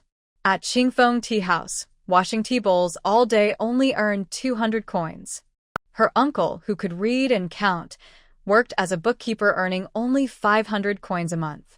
Here, she was offered 500 coins right away. Oh my god! Jianghua was both excited and grateful, rubbing her hands in confusion. She suddenly knelt down in front of Xia Mingyue. Thank you, Sister Xia. Thank you, Sister Xia. Xia Mingyue was startled by Jianghua's action and quickly helped her up. Let me say this first. I'm paying the salary, so you'll work hard for me. If your work isn't good enough, I won't accept it. A high salary was good, but only if she produced enough results. Xia Mingyue understood this well and naturally spoke about it earlier. Don't worry, elder sister Xia. I will work hard and do a good job. I will make you happy, Jianghua quickly replied to show her commitment. This was 500 coins. No matter what, she had to do her best. Xia Mingyue smiled slightly. It's getting late. You should go home early and come back tomorrow morning. Okay. Jianghua agreed happily. Before leaving, she carefully took out all the spoons and bowls boiling in the pot, dried them, filled the water jar at Xia Mingyue's house, and even helped wash the chives thoroughly. Xia Mingyue became more and more pleased with Jianghua. Jianghua walked home from the county town, almost jogging and hopping happily because she was so excited. When she reached home, she didn't even have time to take off her basket and rushed into the earthen house almost as tall as her, heading straight to Tian's place. Mother! Seeing Jianghua so excited, Tian's face, which was usually thin and yellow, showed a slight smile. She reached out and touched Jianghua's damp, messy hair from sweat. What's making you so happy? I told you I was going to the county town to find work, right? I found a job now. Finding a job? Tion was immediately happy. Is it that tea house you mentioned? Can they really pay you 200 coins a month? No, it's at Sister Xia's house, the one I told you about before, who buys our black vegetables, Jiangwa said with a smile. Sister Xia now runs a wonton stall, and business is very good. She and Aunt Lu are too busy, so they want to hire someone. When they heard I was looking for work, they hired me. Sister Xia said if I work well, she can pay me 500 coins a month. 500 coins? Tion was surprised and delighted. That much? Yes, that much, Jiangwa said proudly. Mother, I can earn 500 coins a month. In the future, you won't have to stop taking your medicine every other day. The doctor can prescribe a cheaper formula, and you can take it for a longer time. Even if you earn 500 coins, you can't spend it recklessly, Tion warned. That's my old habit. Medicine is useless if you waste money. You should save it for your father's needs. That's the right thing to do. But father also earns a lot from copying books. Jiangwa bit her lip and quietly argued. But if you always copy books, it will delay your father's studies. If you always copy books to sell, it might seem a bit poor in front of others, and you could lose face among your classmates, explained Mrs. Tian. Besides, your father is a scholar, so he needs to dress better and sometimes dine and share poems with classmates. That costs money. You are still young and don't understand these social customs. Basically, scholars should behave properly, otherwise, others might look down on them. But she had seen scholars with patched clothes, eating simple food, selling letters on the street to earn money. They spent their free time reading books, which might not seem very respectable, but no one looked down on them. Do scholars always need to act respectable? Jiangwa was a bit confused. Seeing her daughter's puzzled face, Mrs. Tian spoke more earnestly. Our hardships mean we eat and we're a bit worse. Your father's struggles are mostly in his heart, and others can't see them. He studies for our whole family. If he can pass the exams and become an official in the future, we can live a good life. Living in a big house, eating delicious food, riding in a carriage, having servants at home. You would be a lady of the house. I often say, enduring hardships now makes you a better person later. The harder it is now, the sweeter the days will be. Jiangwa, I know you've been working hard these days, and now you're helping others. But remember, a girl should stay at home with her father, and after marriage, follow her husband's family. Your father is your husband, and he is also your father. No matter what, you should think of your father. Only when your father succeeds can our lives get better. But that was for the future. Right now, her father often came home only to take some grain and leave. Their life was not easy. Jiangwa hesitated, almost about to speak, but didn't. She took down her basket and said, Mother, you must be hungry. I will cook some vegetable porridge. In spring, spinach grew very lush. She picked and washed it, mixed it with some millet flour, making it a bit sticky, almost like porridge but not too filling. For someone like Jiangwa who ate a lot, she needed 3 bowls to feel full. Tonight, Jiangwa added a bit more millet flour. Mrs. Tian saw everything. That child. She was stubborn and probably heard gossip from the villagers again. Those people are always bored and have nothing to do. They either gossip about others or complain about their neighbors. They never stay quiet. Right now, they are probably afraid that her family, Jang Yi, will do well and that their own lives will suffer. So they talk nonsense in front of her. She is really a gossiping woman. Jang Yi is right. She will become a noble lady in the future, and I can't always stay with those ignorant village women. In the future, she must teach Suguo well, so she won't look small-minded if she moves to the county with Jiang Yi. The next day, just before dawn, Jiangwa arrived at Xia Mingyue's house. When she came, she brought a change of clothes, a wooden pillow, and a small blanket. The blanket and clothes were washed clean. From how fluffy it looked, it probably was filled with reed flowers. Reed flowers are not as soft or warm as cotton, but since the weather is getting warmer and nights are not cold, it's okay. However, Xia Mingyue noticed that Jiangwa's eyes looked a little swollen. Are you okay? Xia Mingyue asked. Your eyes are all purple. I'm fine. I found work to do. I told my mother, and she was very happy. She talked to me a lot and told me to do my best. Jang smiled. I'm also happy. I was so excited last night, I couldn't sleep well. I was afraid I'd oversleep and miss work this morning. I didn't sleep deeply. It was like how she felt when she first got a job in modern times, on her first day at work. Xia Minghua smiled and told Jianghua to try kneading dough. Since Jianghua was the one doing all the housework, kneading dough was easy for her. She made the dough smooth, round, and evenly sized. Both Xia Minghua and Lu were very satisfied. They made pancakes, set up a stall, and sold wontons. Business was the same as usual, but because Jianghua was diligent and quick, Xia Minghua and Lu felt much more relaxed. They didn't have to work so hard or panic. Zhao Dahu and Jang Ernieu still went to the county school around noon to deliver pancakes. The county school always ordered a fixed number, about 50 each day. To thank these regular customers, Xia Minghua asked Zhao Dahu and Jang Ernieu to bring a few extra pancakes when they delivered. They were filled with red bean paste. The cooked red beans were mashed but not too fine, with a soft, sticky texture and some grains. Mixed with sugar, they made crispy, thin pancakes that tasted sweet and crunchy. Red bean cakes were once very popular at the county school, and people even asked for more, willing to pay the market price. Today, Xia Minghua sent Zhao Dahu and Jang Ernieu with a lot of red bean cakes, which were small and sold for 6 coins each. After delivering the cakes, the brothers took all the money back and also brought some news. That Mr. Zhang said that although all kinds of cakes are tasty, they can't be eaten every day. They heard that Auntie is selling wontons recently, so they asked us to come back and ask if she can send some over. They want dozens of servings every day. These wontons with soup are not easy to transport, especially if we try to carry them in clay jars. When they arrive, they might get soggy or spoiled. Xia Minghua frowned. Wontons are best eaten fresh, right after being made. Even if they try to send them, the taste will suffer.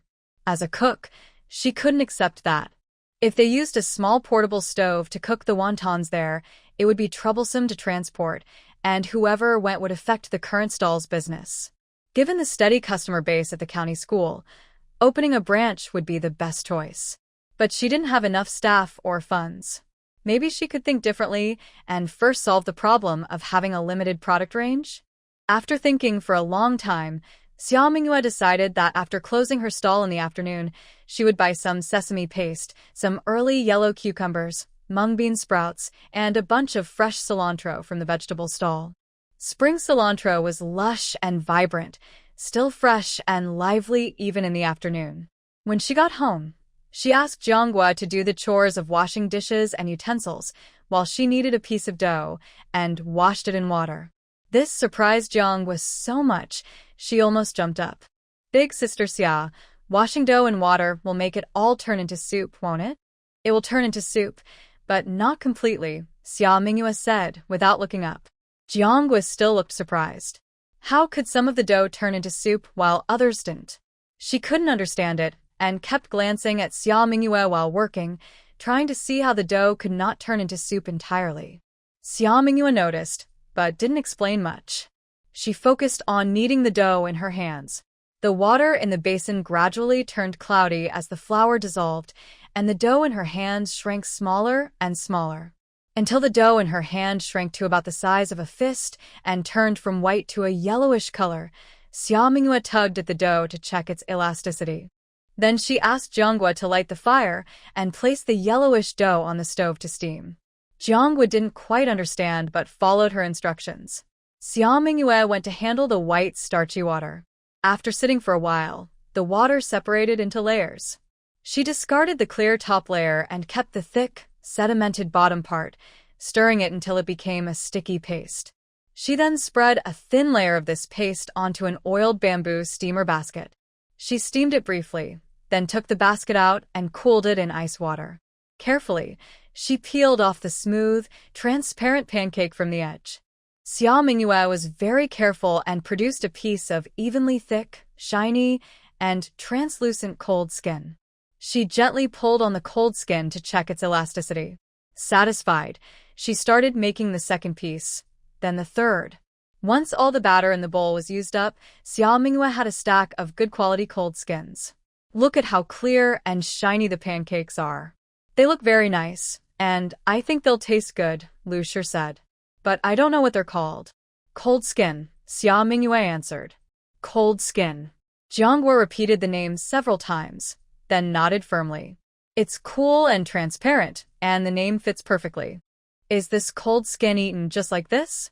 Or does it need to be served with something? Zhao Dahu and Jang Ernieu asked together. The name doesn't matter, and their appearance isn't important either. They only cared about how to eat it. Just wait and see, Xia Mingyue said, then began the next step. She sliced cucumbers into thin strips, grated carrots, blanched mung bean sprouts, and added chopped gluten from earlier steaming. She mixed everything with soy sauce, vinegar, garlic water, sesame paste, spicy chili oil she made herself, and crushed roasted peanuts. She stirred everything well, then carefully placed the mixture onto a cold skin, wrapping it up like a thin, tough pancake. Try it, Xia Mingyue said quickly, wrapping a few and handing them to Lu Shi and Jiang Ernieu. The four took the wraps and first looked at them carefully.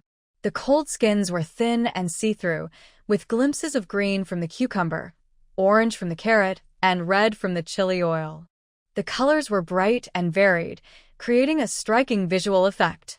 And when you take a bite, the cool, clear, and chewy texture of the skin, the crispness of various vegetables inside, all burst out almost instantly. The rich, fragrant sesame paste adds a deep flavor, while the spicy chili oil is aromatic and stimulates the taste buds.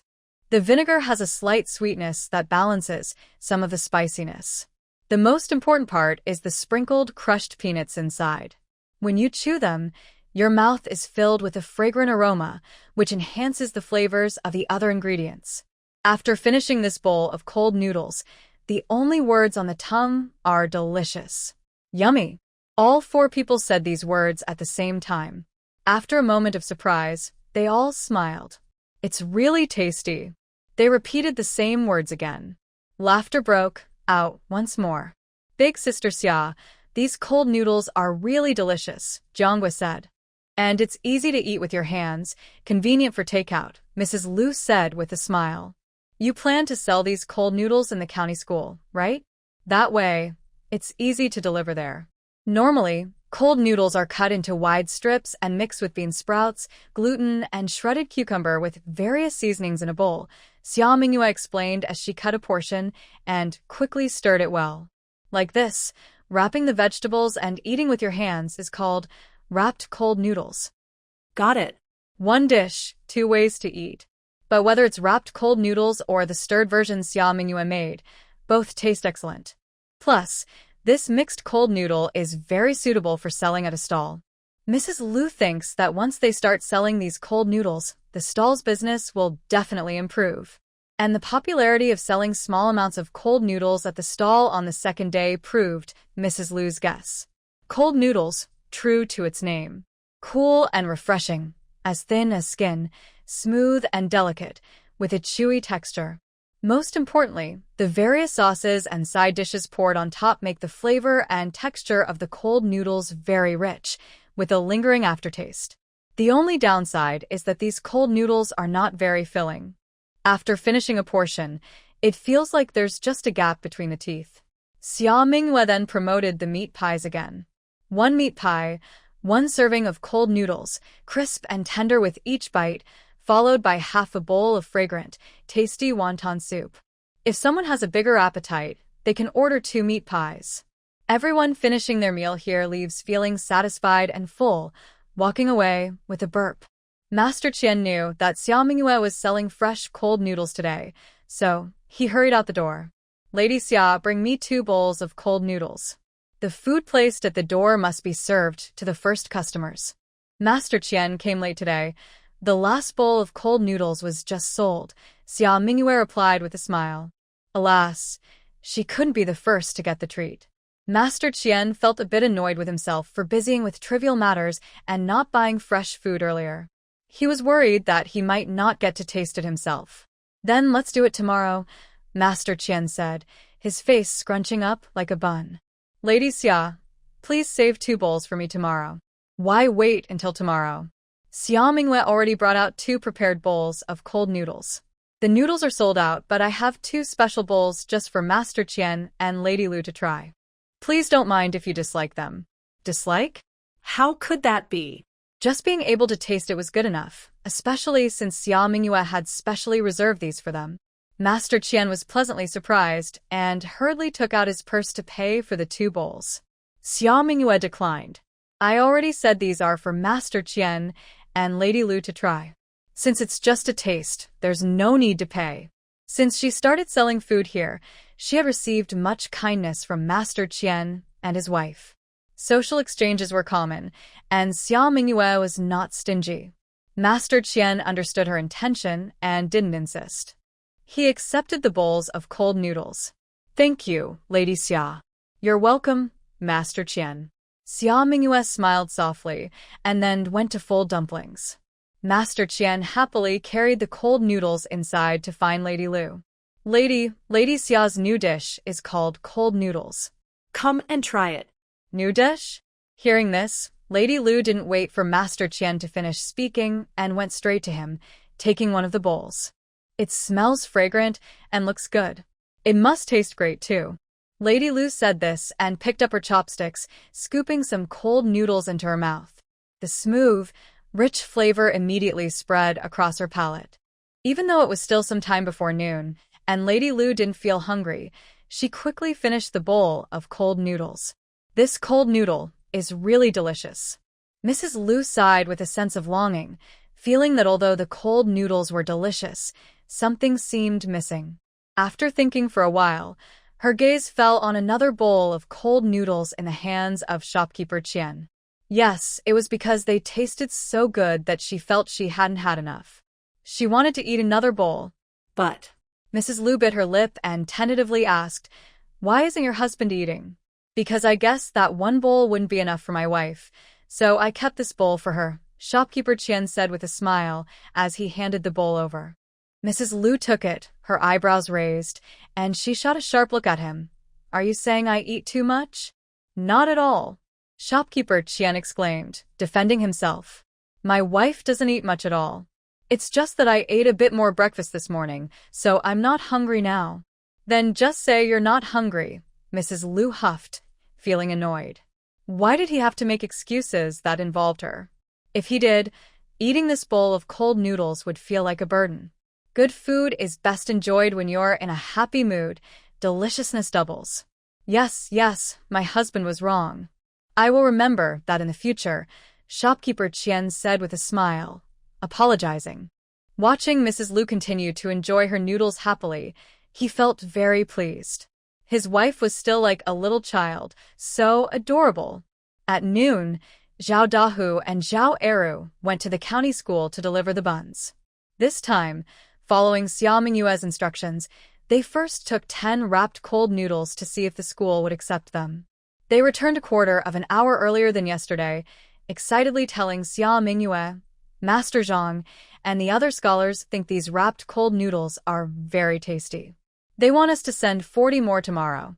Good, Xia Mingyue replied with a smile. The new product was a success. But it also meant more food to prepare, so tomorrow they would have to wake up half an hour earlier than today. It would be busy, but they would earn more silver. Thinking about how all this hard work would turn into shining silver coins, Xia Mingyue felt very motivated. The next day, she made even more mixed cold noodles and wrapped cold noodles. When they finished selling for the day, the big money bag filled with copper coins made Xia Mingyue very happy. The joy of earning silver coins made her hum a little tune on her way home. "We common folks, we're really happy today." Zhang Guohe and Lu Shi exchanged glances.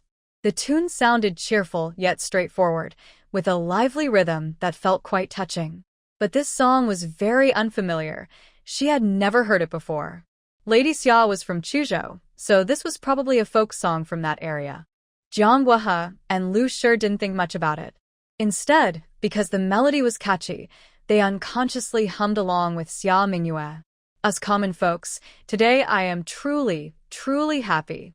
Happy, hey, happy. Lady Xia. A shout interrupted their humming.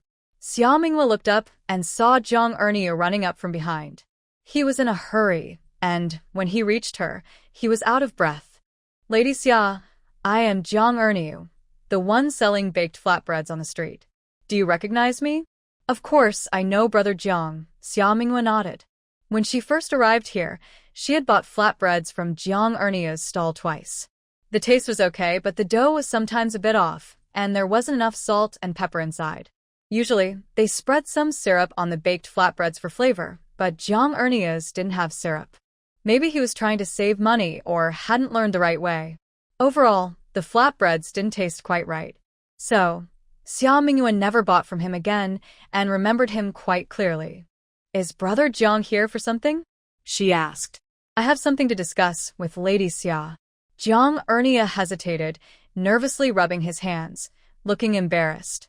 It was clear he had something difficult to say. Xia Minghua pushed open the gate at her house. Come into the yard and speak slowly, she said. All right. Jang Ernieu followed her. Jiang Guohe and Lu Shi saw this and stepped back a little, going into the kitchen to wash dishes and prepare vegetables. Xia Minghua poured him a cup of tea. Brother Jiang, just tell me what's on your mind, she said. Okay.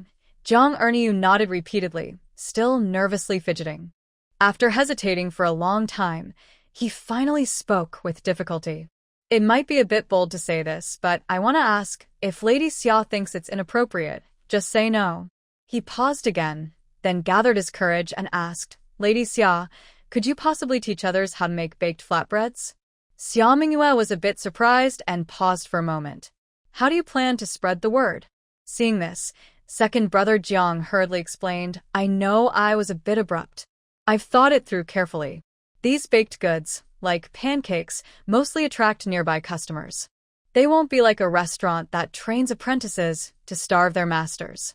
If Lady Xia is willing to take me as an apprentice and teach me how to make pancakes, I definitely won't open my stall nearby. I would open it far away, not competing with Lady Xia. I'll open my pancake stall on North Street or South Street, far away, definitely not taking business from Lady Xia. Jiang repeated that he wouldn't compete for her customers and then added, if Lady Xia is willing to teach me, I will certainly give her the respect money. It all depends on whether Lady Xia is willing. After saying this, Jiang secretly looked at Xia Minghua's face. Seeing her silent and seemingly not planning to reply, Jiang's heart sank, and he felt more regret. What was he thinking? Why would anyone easily share their skills with others? He must have been daydreaming. Jiang's face grew more nervous and slightly red. But Xia Minghua was deep in thought. No matter how delicious pancakes and wontons are, they are still fast food. As Jiang just said, even if fast food tastes excellent, its reach is limited. Expanding scale has its limits. One way to break through this limit is to open branches. More stores mean higher sales and profits. Branches can be either company-owned or franchised. Since Xia Minghua doesn't currently have the financial power for company-owned stores, and as for franchising, since Jiang came to her door, she might as well let him be the first to try. But franchising also has a problem. How to ensure product quality and control, especially for freshly made foods. Even with the same method and recipe, tastes can vary due to personal preferences. To solve this problem, Xia Minghua raised her eyelids and asked, Brother Jiang, do you want to learn my skills? Her voice was neither cold nor warm, with no clear emotion. Jiang's heart tightened, and he nodded first. Yes, I hope Lady Xia can accept me as her apprentice. That's not possible, Xia Minghua replied. Sure enough, he was being too bold. Jiang looked a bit dejected but also expected it. This is ultimately Lady Xia's special skill. Whether she accepts apprentices depends on her, and she cannot be forced. Jang Ernieu stood up, ready to apologize and leave. But Xia Minghua said, You can join as a partner. Join? Jang Ernieu was surprised. What does Lady Xia mean by joining? It means you pay me a joining fee. I allow you to sell my cakes and dumplings and even other snacks. I will guide you on opening a shop. That's what I call joining. Xia Minghua explained, For now, I can teach you how to make cakes and dumplings. I will only teach you how to make and fry the cakes and how to roll and fold the dumpling wrappers. I won't teach you how to prepare the fillings or how to season the meat and vegetable fillings." After Xia Mingyue finished, Jang Ernieu became more confused. It seemed similar to becoming an apprentice, but it was not quite the same. The taste of the cakes and dumplings depends heavily on the fillings. If I don't teach how to prepare the fillings, how can I make tasty cakes and dumplings? Seeing Jang Ernieu's confusion, Xia Mingyue smiled gently and said, "Although I won't teach you directly, I will sell fillings to the outside. Brother Jiang can buy the fillings for me at a fair price. You can rest assured about that. All you need to do is tell me the amount of fillings needed the day before. I will prepare everything early the next morning, and you just come to pick them up. Also, if you want to set up a stall, you need my approval. The size and weight of the cakes and dumplings must follow my standards, and the prices should match what I sell at my stall. Even the shop sign must display the Xia Ji sign with a note indicating it's a branch.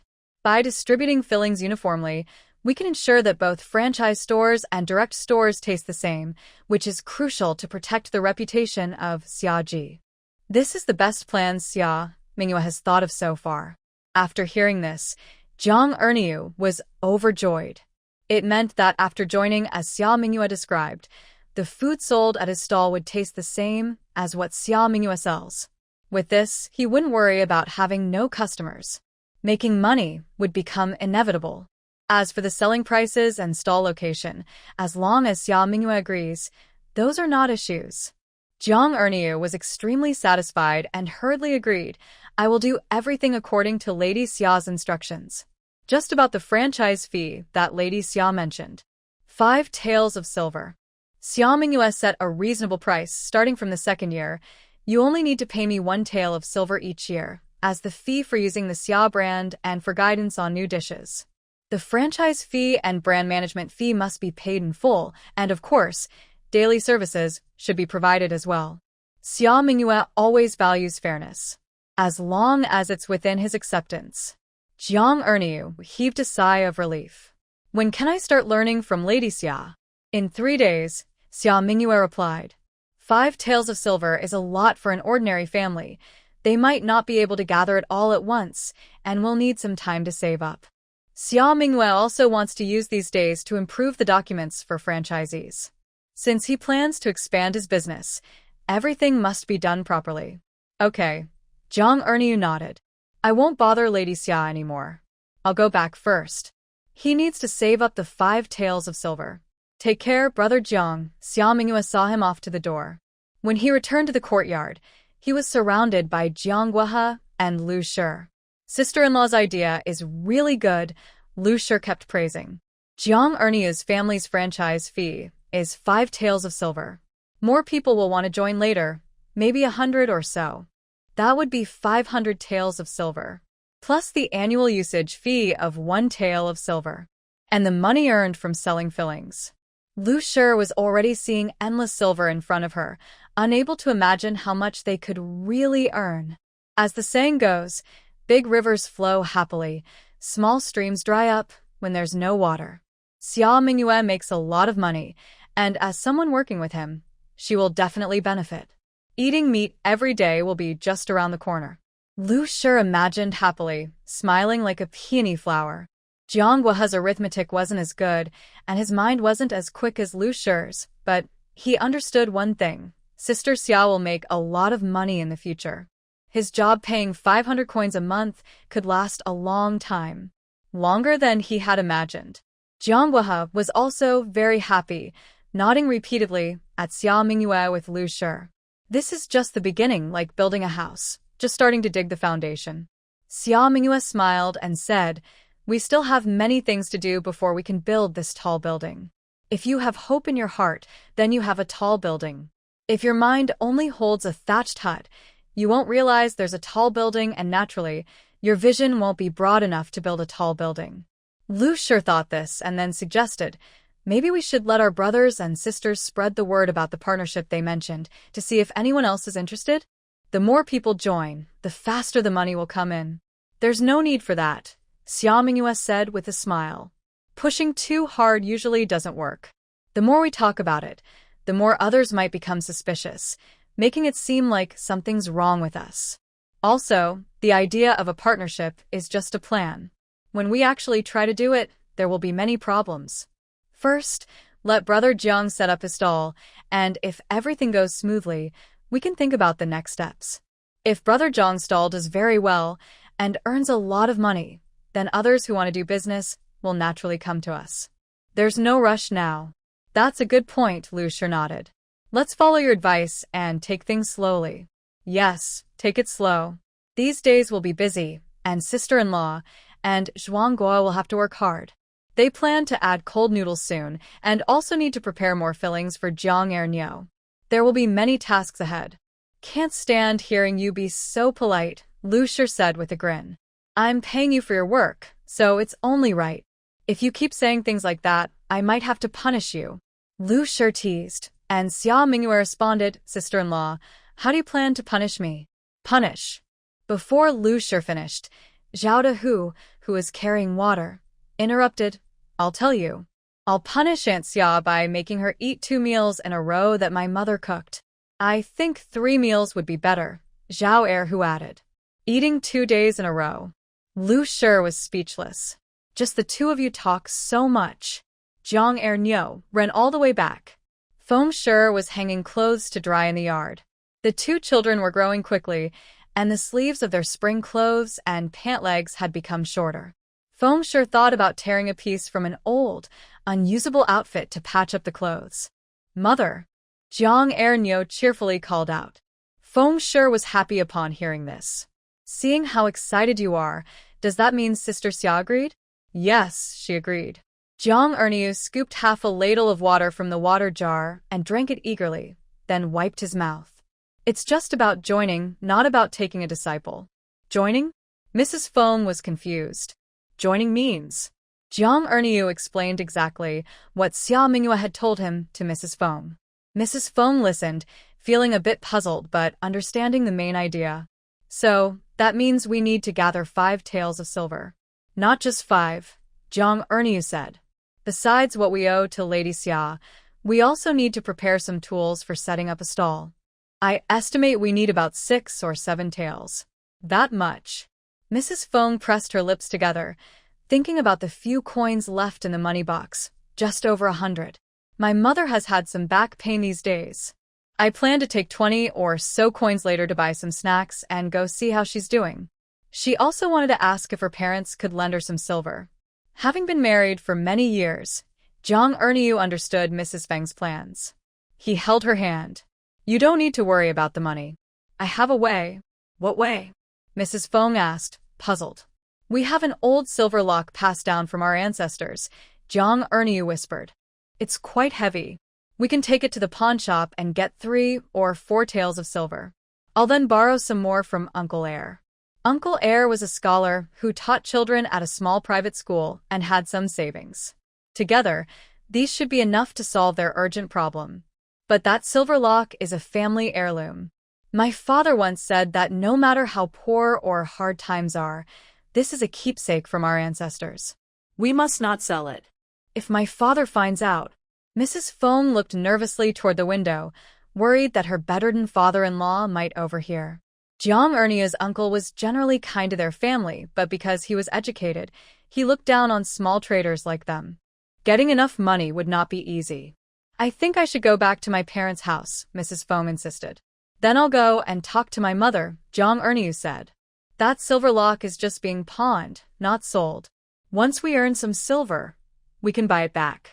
As for Uncle Ernieu, I'll talk to Aunt Ernieu first. She's very reasonable. I'm not doing anything wrong. When we pay back the loan, I'll give her a little extra interest. I think she'll agree. Feng's family, especially her older brother-in-law Feng Dali, was already unhappy with their situation. If Feng's family went back to talk about it, they would surely be criticized for a long time. Jang Ernieu believed that as a man, he should take responsibility for this matter himself. Feng understood Zhang's feelings and felt warm inside. She also thought Zhang's words made some sense. If they paid money to buy back the person, then everything would be as if nothing had happened. an ideal solution. But if... As soon as Feng thought this, she quickly shook her head. Pooh, pooh, pooh. The business isn't even started yet, and you're already talking pessimistically? This was the food made by Sister Xia, who was part of the franchise, so it would definitely sell well. Moreover, her husband was a hard-working and honest man. If he focused on doing business carefully, there was no reason it couldn't succeed. Thinking of this, Feng nodded and said, I agree with you. Seeing her wife always willing to support wholeheartedly, Jang felt very warm inside. He also made a firm decision to do his best to develop Sister Xia's franchise business. Just for his wife's trust alone. The next day, when they went to the county school to deliver cold noodles wrapped in dough, Sister Xia Mingyue personally came to deliver. She didn't hand the food to the gatekeeper, but waited specially at the door. At noon, the county school finished classes. The students staying there went to the small dining hall to find food, while some students chose to go home for meals. They left the school in groups of 2 or 3. Zhang Mingyi and Fan Pingyang usually came to the gate to pick up their food. When they learned that Sister Xia Mingyue was delivering the food herself today, they hurriedly came out and greeted her. Hello, Sister Xia. Hello, gentlemen. Sister Xia Mingyue bowed slightly and handed over a bamboo basket filled with cold noodles and pancakes. This is the food you ordered. Please check the amount. There's plenty of food here, Sister Xia. No need to count, Zhang Mingyi said, handing over the prepared money bag and telling her how much food they needed for tomorrow. The amount of cold noodles was increased by half, while the number of pancakes was reduced accordingly. Although pancakes were tasty, they couldn't be eaten every day. The new product tasted good and was more suitable for the increasingly hot weather, so it was naturally popular. Sister Xia Mingyue had already expected this. She carefully checked the quantities with Zhang Mingyi and recorded them seriously. It would be even better if Sister Xia Mingyue could make some other types of food in the future. Fan Pingyang looked around, making sure no one was nearby, then lowered his voice. The food cooked by Chef Wei at the county school's small dining hall is truly hard to describe. Most people who still have some money tend to buy food outside. Exactly, Zhang Mingyi nodded. Now, many of us students secretly pool money to buy food from Lady Xia. But because of Chef Wei's reputation, we don't dare to make too much noise about it. Lady Xia's food is tasty, but a bit simple. We can only buy a limited amount each time. If she offered more varieties, she could earn a lot more every day. I understand what you both mean, Fan Pingyang said. Recently, I've been trying to make some easy-to-deliver, tasty food for here. Xia Mingyue agreed eagerly and took the opportunity to ask, there's just one thing I'd like to trouble you both with. I wonder if either of you has some free time. Lady Xia, just say what's on your mind, Zhang Mingyi said. I've been thinking of partnering with someone to do business. I want to make a written agreement, but I don't know many characters and can write even fewer. The other person doesn't know many characters either. We don't know any scholars who can help write it, so I'd like to ask one of you to help me write it. Xia Mingyue added, I will pay for the ink and paper so you won't have to work for free. They had thought Xia Mingyue was serious and about something important, but now they learned it was just a simple document. They quickly agreed, it's no trouble. Lady Xia, when do you need this written? Within these 2 days. It's not urgent, just whenever you both are free. Zhang Mingyi thought for a moment. Master Shen is taking leave tomorrow. He's not busy tomorrow afternoon. Lady Xia, you can come around the end of the day tomorrow. Thank you both very much. After exchanging a few more polite words, Zhang Mingyi and Fan Pingyang headed back with all the food, while Xia Mingyue started walking home. Today's street was as lively as usual, with people coming and going and vendors shouting. Walking along the main street from the East District to the west, Xia Mingyue looked up at the sun high in the sky and quickened her pace. Suddenly, a carriage approached. The driver was whipping the horse hurriedly, rushing along. People nearby saw this and quickly moved aside. Xia Mingyue also hurried to the side. A nearby old woman also stepped back, but in her panic, she lost her footing and tilted to one side. Oh no! Seeing that she was about to bump into a tofu stall nearby, the old woman screamed in fear. Xia Mingyue quickly reached out and held the woman's arm to steady her. Are you all right, ma'am? Xia Mingyue asked with concern. Thank you, young lady, The old woman finally regained her composure and repeatedly thanked Xia Mingyue. I'm fine, really, thank you so much. If I had hit the stall, I couldn't afford to pay for the damages. Thank you very much, young lady, the old woman said again. You're welcome, ma'am, Xia Mingyue replied with a smile. Later, when you walk, stay close to the edge to avoid any more carts. All right, the old woman nodded repeatedly and was about to leave. But before she took a step, she suddenly cried out, nearly falling to her knees. Ma'am, what's wrong? Xia Mingyue hadn't left and quickly helped her again. My ankle hurts badly, the old woman said, her forehead sweating and her voice trembling. I think I twisted it just now. Xia Mingyue squatted down to look. The old woman's left ankle was clearly red and swollen around the area, and she couldn't walk on it anymore. She looked around and saw a clinic nearby. An elderly person twisting an ankle is serious. It's best to see a doctor quickly. There's a clinic ahead. Should I take you to see the doctor? Xia Mingyue asked while supporting her. I have money, so I'll go see the doctor first, the old woman nodded. But I'd appreciate your help, young lady. There's no need to be so polite, ma'am, Xia Mingyue said as she supported her firmly, trying to share her weight so she wouldn't strain her ankle further. The old woman's eyes welled up with tears. Today I met a kind person. The clinic was nearby and easy to reach. A doctor named Mr. Lee examined the woman carefully. No bones are broken, just a sprain. You should use some medicinal wine daily, and in about half a month, you'll be fine. Dr. Lee explained, but you need to rest in bed during this time and avoid walking. Thank you very much, Xia Mingyue said gratefully. Thank you, doctor. Thank you. The old woman shakily took out her purse and paid for the consultation and medicine.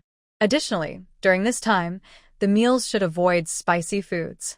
When cooking, be careful and prepare more nutritious dishes, including some bone broth. This is good for elderly people. If possible, find some goat milk to drink, but do not drink too much, just half a bowl each day. Li Longzhong said this to Xia Mingyue, clearly considering her as a family member of the elderly woman. Xia Mingyue noticed, but did not explain much. She simply nodded and replied, Rest assured, I will remember. Afterward, she repeated what Li Longzhong had just said, word for word. She did this to listen to the elderly woman and to remember it well, so she could explain things clearly when she met the woman's family later. Seeing that Xia Mingyue repeated everything exactly, Li Longzhong smiled and nodded at the elderly woman. Your daughter-in-law is very careful and thoughtful. She looks kind and friendly, which is very good.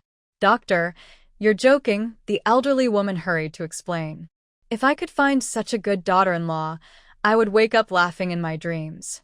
Sadly, I am not so lucky. This young lady was met on the road. She saw I sprained my ankle and kindly brought me here. I was too abrupt and careless. I truly apologize. Li Longzhong quickly bowed and apologized. Young lady, please don't mind. It's nothing, Dr. Li, Xia Mingyue said, not arguing much with the stranger. She helped the limping elderly woman out of the clinic. Li Longzhong watched them leave and still felt emotional afterward. What a good young lady. There are still many kind people in this world. Master, that elderly woman just now looked very familiar. Li Longzhong's young apprentice put down the pestle and approached. I think I've seen her somewhere before. Yes, I remember now. I think I saw her with Wu Xiong. Could she be Wu Xiong's mother? How is that possible? Li Longzhong shook his head. That elderly woman is so kind and gentle.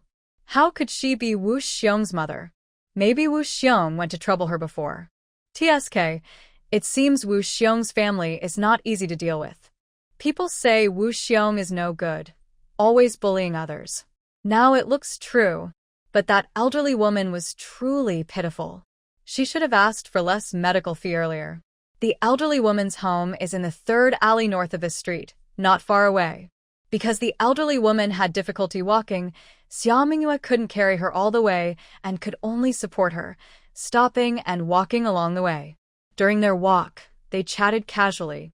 Xia Mingyue learned that the elderly woman's surname was Han, and her husband's family name was Wu. Her husband had passed away years ago due to illness, and now she only lived with her son. She didn't say much about her son, only that he was getting old but still unmarried, which made her worry. Seeing Han's face show impatience and annoyance whenever she mentioned her son, Xia Mingyue guessed that Han saw him as irresponsible and unhelpful, so she didn't ask further. Han, on the other hand, learned that Xia's surname was Xia, and she ran a small food stall called Xia's Place on West Street. Lady Xia is kind-hearted, so her food must be delicious. Once my legs are better, I must go to Lady Xia's stall to try her food. Then, Aunt Han, you must come support her. Xia Mingyue helped Han into the house and made her lie down. She also brought a teapot and cups to the small table nearby. Only then did Xia Mingyue feel at ease. Take a good rest, Aunt Han. I need to go back and tend to my food stall. I'll leave now. Today really delayed your work, Lady Xia. Han expressed her gratitude, but also felt guilty. There's no need to say that, Aunt Han. Xia Mingyue smiled. You said earlier that you'd come support me more in the future. Come more often, and I'm sure I can earn enough money. Her words sounded playful, but were clearly meant to comfort her. Han felt warm inside. After Xia Mingyue closed the courtyard gate and left, her mind was still full of her image. Beautiful appearance, kind heart, friendly, good at business, sweet talking. Unfortunately, she was dressed as a married woman. Why was she so unlucky, unable to meet such a good girl as a daughter-in-law? Bah! Even if she met such a good girl, she wouldn't be suitable as a daughter-in-law. Her son's behavior was terrible. Such a good girl would be wasted on him. He didn't deserve her at all. While Han was muttering to herself, the courtyard door suddenly burst open with a loud bang, and a figure hurriedly entered the house. Mother, are you okay? Wu Xiong rushed to her bedside, asking with concern. His loud voice made Han's ears ring. I heard from the neighbors that you sprained your ankle and couldn't walk. You were brought back by someone. How do you feel now? Have you seen a doctor? Wu Xiong was very worried and paced around the bed several times. Such a big problem. Why didn't you tell me? Luckily, someone brought you back. If no one had, what would we do? Han skyglet at Wu Xiong irritable. Don't worry, I won't die. Go find someone to tell you? Even if I could find someone to look for you, they probably wouldn't know where you're wandering around. Mother. Wu Xiong felt a bit wronged. He wasn't really that useless. What did I say wrong? Is there anything wrong? If you could find a proper job and do honest work, I wouldn't have to say these things. Han sure got angrier.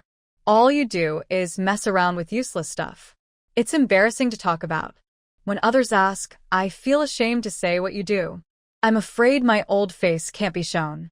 Luckily, I haven't told anyone I'm your mother. If I had, today I might not have even seen a doctor. If I knew you'd end up like this, I should have just swallowed you back inside. Mother. Wu Xiong blushed with shame but dared not argue. He could only stand quietly by, not daring to make a sound. After a while, he mumbled, Mother, please don't be angry. Don't ruin your health. You're like this now, so what's the point of this broken body? I might as well die early and be done with it. Mother, please don't say that. Wu Xiong was very anxious and didn't know what to do. He knelt down with a thud. It's my fault for making you angry. Seeing this, Han Shi's anger grew even more. Every time she scolded him, she knew she was in the wrong. But as soon as she left the house, she would revert to her old ways and do those things again. It truly was the saying, admit your mistakes humbly, but never change. Han Shi was too tired to look at her troublesome son and simply turned her face away in anger. Mother, I have actually changed a lot now. Wu Xiong whispered, I tell those people downstairs every day that I will never let them bully the elderly or children. Seeing that Mrs. Han still didn't want to talk to him, Wu Xiong shrank his neck and changed the subject. By the way, my mother said someone brought her back earlier. Who was that person? Maybe I should go visit and thank them. With your look, I'm afraid you'll scare the young lady if you go, Mrs. Han replied immediately without hesitation. Once my foot heals, I will go thank her myself. You don't need to worry. Okay, Wu Xiong obediently responded, then reached out to touch his cheek. He didn't think he would scare anyone. He just had a beard after all. But the people downstairs said his full beard made him look brave and handsome. Maybe his mother, being older, doesn't keep up with young people's tastes. While Wu Xiong was thinking, Mrs. Han spoke again sharply. Go outside now. Don't stay here. You're just in the way. Yes, Wu Xiong said, standing up. If my mother needs me, she'll call me. I'll wait outside the yard, not far away. After saying that, he saw that Mrs. Han didn't even grunt at him, so he had to leave the house feeling annoyed, and went to the yard. 2 young servants were waiting outside the gate. When they saw Wu Xiong come out, they hurried over. Big brother, is mother okay? Yes, she's fine. The doctor checked her. But my mother wouldn't tell me who brought her back, so I couldn't thank her myself. Wu Xiong looked around and asked, Where's Go Sheng? Where did that kid go? He said he wasn't feeling well and probably went to find the toilet, one of the servants replied. Big brother, are you coming with us to collect the debt later? Go ahead first, Wu Xiong said, glancing into the yard. My mother isn't in a good mood today. I'm afraid I might upset her again. You two do your job well, and don't cause trouble that the officials might notice. If there are women, children, or elderly at home, tell them to stay away. The strong young men should do the work, but with care. No one should get hurt. Don't worry, big brother, we know what to do, they replied. Brother, come say goodbye to mother. When she's in a better mood, we'll visit her again. All right. Wu Xiong raised his hand. It's getting late. You two should go now. The sooner, the better. Yes. Watching the 2 people walk away, Wu Xiong finally returned to the courtyard.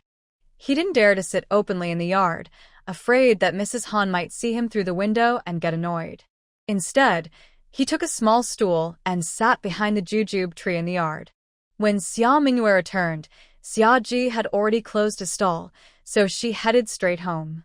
Many vendors were still shouting on the street, and Xia Mingyue saw someone selling rice dumplings. The Dragon Boat Festival was coming soon. Xia Mingyue felt that time was passing quickly. She also saw someone nearby selling bamboo leaves.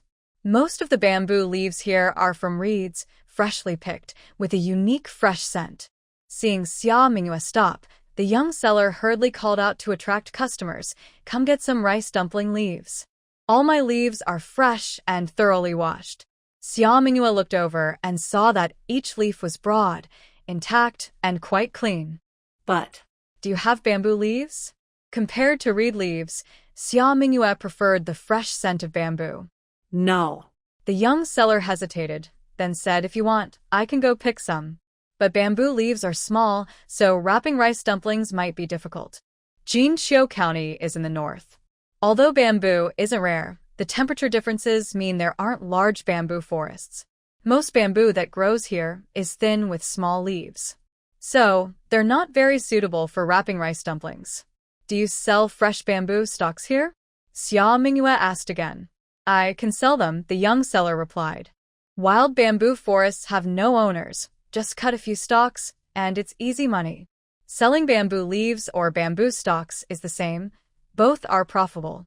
The young seller quickly decided to take this opportunity. Madam, how many bamboo stalks would you like? Just 3 or 4 to start. About this thick, Xia Mingyue said, pinching her thumb and forefinger to show the size. They need to be clean, whole, and evenly sized. Just the middle section, with the branches removed. All right, the seller agreed repeatedly. But we need to agree in advance. These bamboo stalks must be freshly cut and transported here. Each stalk costs at least 10 cents.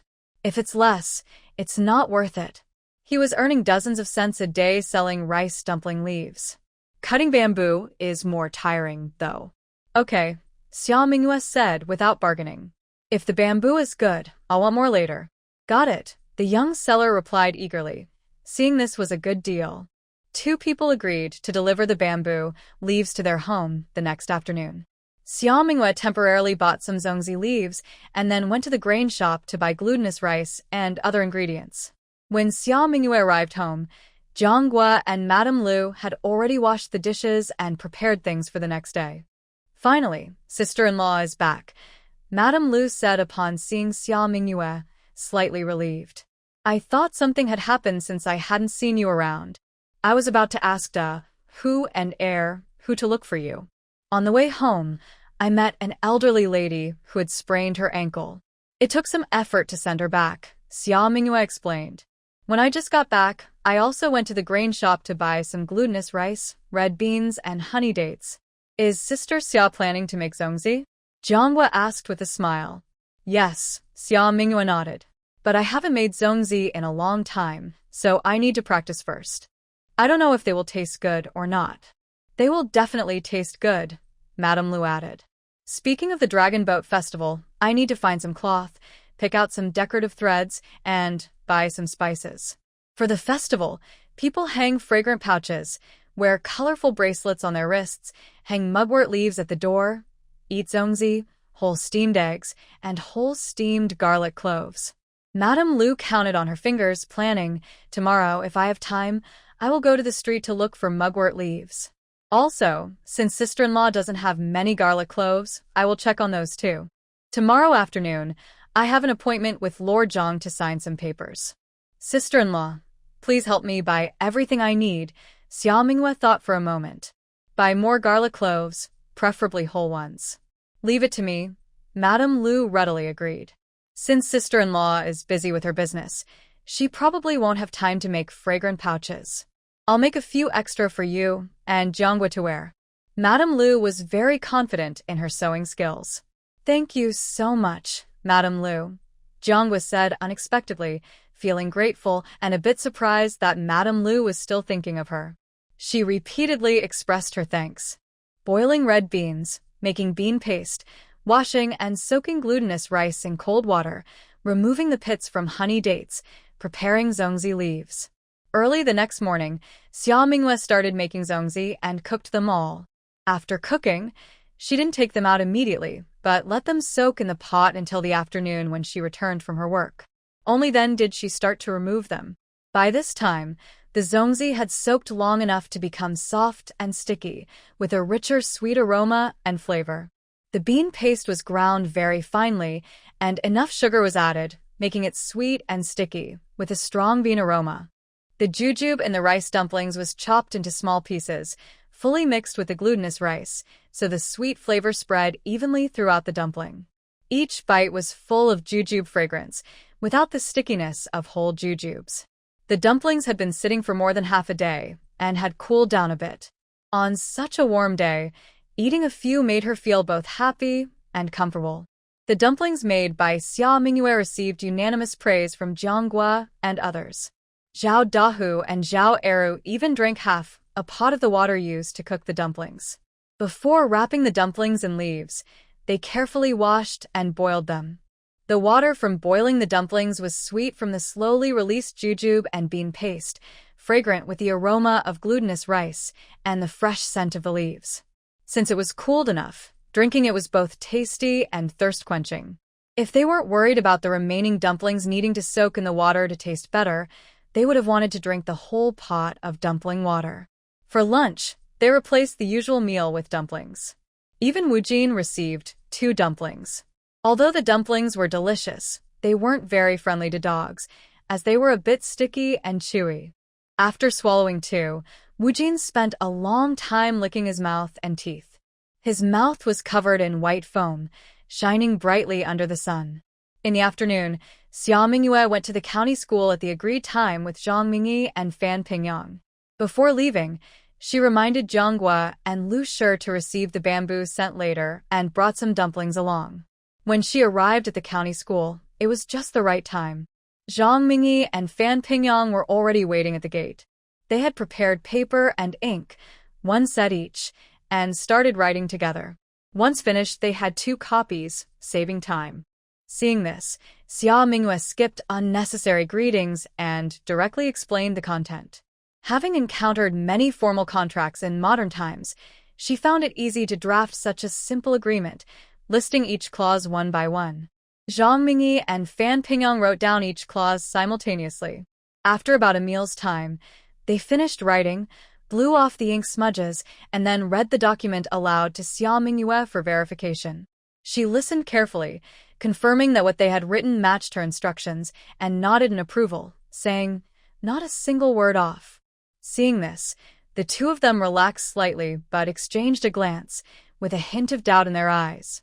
Zhang Mingyi boldly asked, Lady Xia, have you really not read many books or recognized many characters?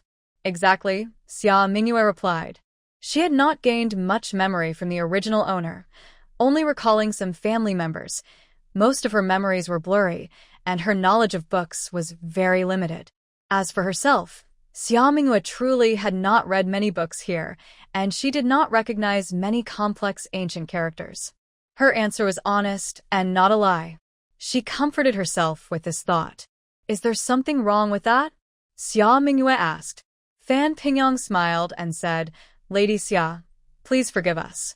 We used to write similar documents for others, mostly copying what others said, and then summarizing it ourselves. But someone like you, who has not read much but can speak so clearly and smoothly, without needing any editing. You're the first. We're just curious, nothing more. They had prepared many sheets of paper in case they needed to add or revise the text, but now only one was used. In the past, our family also did small trades. My father often made various agreements with others. I don't recognize many characters, but I often hear my father mention them. I've been influenced by this, so I know quite a bit, Xia Mingyue casually made up a reason. When I was young, there was a private school nearby. My child often played around there and listened to the teachers and students reading. I learned a lot from that, she added. I see, Zhang Mingyi and Fan Pingyong said, suddenly understanding. So, Xia Mingyue was someone who could speak and listen well but had limited reading and writing skills. But even so, that was already very impressive. It showed she was a clever person. However, if she weren't clever, how could she cook so well and run such good business? They both smiled again. After finishing the document, Xia Mingyue took out her purse. I don't know how the market is outside, but this is just a small token of my appreciation. Please don't mind. Paper, ink, and brushes were quite expensive at this time. Xia Mingyue was not stingy and had prepared 50 or 60 copper coins in her purse. Lady Xia, you are too kind. Zhang Mingyi and Fan Pingyong repeatedly declined, insisting they would not accept. It's just a small favor. We often receive care from Lady Xia anyway. Now that we finally have a chance to help Lady Xia, we couldn't be more eager. Regarding money, please don't mention it again, or we might be laughed at by the people at the county school, Zhang Mingyi emphasized. Lady Xia, please understand our situation. In normal days, Xia Mingyue often brought extra red bean cakes. Seeing that the two men refused to accept the money, Xia Mingyue offered the prepared zongzi, rice dumplings. Let me consider this a favor from me. These are freshly made zongzi today. Nothing special, but still tasty. I hope you won't mind. Lady Xia, you're joking. Anything made by you must be delicious. There's no reason to dislike it, they replied. It was truly a blessing. Fan Pingyong nodded even more. Yes, we won't be polite about Lady Xia's kindness. As he spoke, he looked at the fragrant zongzi and was tempted to peel open the leaves and eat one immediately. But he was a scholar and needed to keep his dignity and manners, so he had to swallow his saliva repeatedly. Zhang Mingyi also kept swallowing, feeling his body uncooperative. His mouth kept flooding with saliva, so he could only bow to Xia Mingyue. We need to go back and study. We'll take our leave now. His voice was a bit unclear because of the excessive saliva. Fan Pingyong learned his lesson and chose not to speak, simply bowing to Xia Mingyue. As long as he didn't talk, he wouldn't embarrass himself. Xia Mingyue returned the bow. I won't disturb you two gentlemen. I'll take my leave now. After Xia Mingyue left the door, Zhang Mingyi and Fan Pingyong didn't bother tidying up the writing materials. Instead, they each opened a zongzi and put it in their mouths. Sweet, soft, cool. It was delicious. The two of them exclaimed in unison, then continued carefully peeling the zongzi and eating. Soon they noticed a problem. Xia Mingyue had probably brought an even number of zongzi to take care of them, but because one of them ate faster, both of their hands reached for the last zongzi. When they realized this, both were stunned. Zhang Mingyi first looked around and said, Just now, I saw Pingyong eating faster. During the meal, he ate one more piece than I did, so this last one is mine. That's nonsense. It's obvious that you ate faster and ate one more piece. If you don't believe me, the leaves from our zongzi are still on both sides. Just count the leaves to tell them apart. Before Fan Pingyang could count the leaves, Zhang Mingyi quickly combined all his leaves with Fan Pingyang's and awkwardly smiled. Brothers like us shouldn't argue like this. If others find out, they'll laugh at us. How about this? Just split the last zongzi evenly between us. Does that seem fair? Fan Pingyang raised his eyebrows. This last zongzi was mine originally. Why should I split it with you? I don't agree. I should be the one to eat it. Oh, just give me half. While speaking, Zhang Mingyi swiftly grabbed the last zongzi and was about to peel it. No. Fan Pingyang tried to it back. Zhang Mingyi turned around and held the zongzi high above his head. Fan Pingyang, missing his target, lost his balance and bumped into the nearby table. The table in the guardroom, which was already old and used for emergencies, wobbled and tilted to one side after the impact. Ink bottles, paperweights, and other items fell with a clatter. When Shin Yongin, who was entering the county school through the main gate, heard the noise, he frowned and asked, "Who's making noise here?" "That's Zhang Mingyi and Fan Pingyang, 2 students inside," replied oldly, the gatekeeper, carefully. At this time, instead of studying or practicing calligraphy, they're hiding here and wasting time? Shin Yongin was immediately angry and stepped into the guardroom. At this moment, Fan Pingyang was still struggling to take back the zongzi that rightfully belonged to him. But Zhang Mingyi, who was much taller, held the zongzi high above his head, and Fan Pingyang couldn't reach it, so he had to jump. He jumped but lost his balance again and staggered to the door. He fell into Shun Yong'in's arms. Fan Pingyang. Shun Yong'in. They looked at each other awkwardly. When Fan Pingyang saw that the stern teacher was Shin Yong'in, he was startled and quickly took a few steps back, bowing properly. "Master." Zhang Mingyi also hurried to bow. Shun Yong'in looked around, and his face grew darker, like a pot bottom. A proud student of the county school, not studying hard or practicing calligraphy, but fighting over zongzi here. How can it be like this? Faced with the scolding, Zhang Mingyi and Fan Pingyang shrank their necks. "Master is right, we know we were wrong." But secretly, they exchanged glances. They really were wrong. They should have eaten fast earlier, so Shin Yong'in wouldn't have caught them. Knowing you're wrong is one thing, but the most important thing is to change. If you make mistakes and don't fix them, it's the same as not knowing, and your actions become even worse. Shin Yong'in's anger didn't lessen. He still shouted loudly, "You two must promise this won't happen again." It's hard to say. Lady Xia promised they would make more snacks, and the zongzi was just the start. There would be more delicious food later, probably even better. When faced with tasty food, they weren't sure what over-the-top actions they might take. Of course, they wouldn't go too far, but fighting over food was quite common. Moreover, they didn't really want to ruin their image by fighting, but the taste of the zongzi was just too good. Seeing their hesitant expressions, Shin Yong'in's anger reached its peak. He pointed at them and scolded, "For the sake of your stomachs, you're so stubborn. You're truly hopeless. Go back and copy the articles you studied yesterday 100 times. You can't leave until you've finished, and you can't eat until then." 100 times? Zhang Mingyi and Fan Pingyang's faces immediately looked like wilted eggplants, full of frustration. But they dared not argue. They only respectfully replied, "Yes," and then bowed and left. Zhang Mingyi clenched the zongzi tightly in his hand. Luckily, there was still one more zongzi. If they shared it, it wouldn't be too miserable or hard to endure. "Leave the zongzi," Shin Yong'in ordered. "The main culprit must not be taken away." Zhang Mingyi, Fan Pingyang, they couldn't keep it.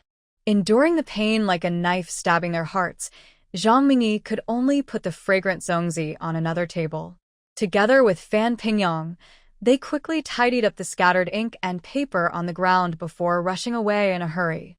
They lacked ambition. Shun Yong'in scolded angrily again, his gaze falling on the remaining zongzi. Arguing over such things is understandable, but these two are students from the county school, and their families are fairly well off. Yet for just one rice dumpling. How disappointing. Shin Yongin was still angry. He grabbed the dumpling, ready to throw it away, but hesitated when he raised his hand. There were also some scattered leaves from the dumpling on the ground. Judging by the amount, both had already eaten quite a bit. It wasn't long until lunchtime. After eating so many dumplings, they still wanted to fight over this last one. Suddenly, Shin Yongin became curious. What kind of taste could this dumpling have to make students so eager? And indeed, the dumpling was giving off a faint, pleasant aroma. Among all the dumplings he had eaten during Dragon Boat Festival over the years, this was the best-smelling one. Eat it! This thought suddenly appeared in Shin Yongin's mind, startling even himself. Shin Yongin considered himself to be in his 40s and believed he never cared much for food or drink. No matter what he ate, he only wanted to fill his stomach. But now, actually, he mainly wanted to understand why two well-behaved students would fight so fiercely over a dumpling. It wasn't about anything else. He comforted himself this way, then decisively peeled the dumpling leaf cleanly. This dumpling was made with dates, and its sweet aroma quickly filled the air. Shin Yongin put the dumpling into his mouth. After a moment, he froze in place. He was a learned man with extensive knowledge, yet at this moment, he didn't know how to describe the taste of this dumpling. All he knew was that his mouth still retained a hint of glutinous rice aroma and the sweetness of the dates, along with a thought, "I want another one." Suddenly, he really wanted to ask Zhang Mingyi and Fan Pingyang where they got this dumpling from. But he couldn't ask. Absolutely not. Just one question haunted him. Will I ever get to eat this kind of dumpling again? When Shin Yongin came out of the gatehouse, he looked a bit downcast. Master Shin, what's wrong? Dai Changyan saw his expression and sighed. You must be troubled about how to teach your students. Dai Changyan, also a teacher at the county school, was a bit older than Shin Yongin. They had been fellow Jinshi, advanced scholars, the same year and now both worked at the county school. They shared a close friendship. Shin Yongin came back to his senses, his eyelids drooping slightly to hide his inner panic. He said earlier, 2 students were fighting over zongzi and I scolded them. Fighting over zongzi? Dai Changyan's face darkened with anger, even more than before. This is not proper. They should be punished. I often say that studying is very similar to monastic practice. You shouldn't be as pure as monks, free from worldly attachments, but you should not be disturbed by many worldly matters, especially the desire for food. It is something to be controlled. Problems come from the mouth, and trouble from speaking. The craving for food is very important. People should not be driven by it. Yet they fight over a zongzi. How disgusting. Not to mention, I wonder where their studies have gone. This person is hopeless. A zongzi? How delicious can it be? Why are they so obsessed with it? Shin Yongin. He felt like he was being scolded himself. Cough. Shin Yongin cupped his hands. I haven't finished grading the essays the students wrote yesterday. I will take my leave now. Take care, Mr. Shin. Dai Changyan watched Shin Yongin leave, then stroked his beard and nodded approvingly several times. If it comes to studying diligently and guiding students wholeheartedly, only Mr. Shen is truly worthy. He works tirelessly, which is very admirable. And Mr. Shen, like him, also dislikes students who lose their reason over food and drink. No wonder they were both successful at the same age and hold positions at the county school. So, a true confidant is like this. Dai Changyan thought this, and his smile grew even warmer. When Xia Mingyue arrived home with the documents, Jiang Gua and Mrs. Liu were still busy.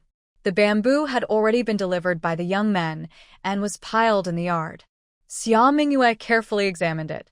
The bamboo was good quality, freshly cut, very fresh, and the thickness and size matched her requirements. The person who delivered the bamboo said if you think these are useful and want to use more, you can go to the street and find him. He has been selling zongzi, leaves there recently. Jiang Gua relayed the young man's words and asked in surprise, Sister Xia, what are you going to do with this bamboo? Make zongzi, Xia Mingyue replied with a smile. Make zongzi? Now, not only Jiang Gua, but even Mrs. Liu was stunned for a moment. Make zongzi? With this bamboo? Once, I heard that someone used bamboo leaves to wrap zongzi, But since bamboo leaves are narrow and small, wrapping was very difficult and the taste was only so-so. So no one did it anymore. Now, Xiaomingyue wants to make zongzi using bamboo? But how does she plan to wrap zongzi with bamboo? Could it be that she intends to slice the bamboo into strips and weave them like baskets to form the shape of zongzi, then fill them with sticky rice? That seems a bit too complicated. However, since Xia Minghua wants to use bamboo, she probably has her reasons. They don't need to think too much. Just follow her instructions and do as told. With this in mind, Jiang Gua and Madame Lu began helping Xia Minghua prepare the bamboo. First, they sawed the bamboo along the joints. Madame Lu borrowed a carpenter's saw for this purpose. Bamboo is hollow, so it's much easier to saw than solid wood. The three of them took turns, and cutting the bamboo into small sections didn't take too long. In theory, the small bamboo tubes could be washed directly. But to make the cooked zongzi easier to remove from the bamboo and prevent sticking, and to allow the bamboo tubes to be cleaned and reused later, Xia Minghua split each small bamboo tube open from the top, dividing it into two halves. Splitting bamboo requires skill. The machete must be swung with precision and force, hitting exactly in the middle.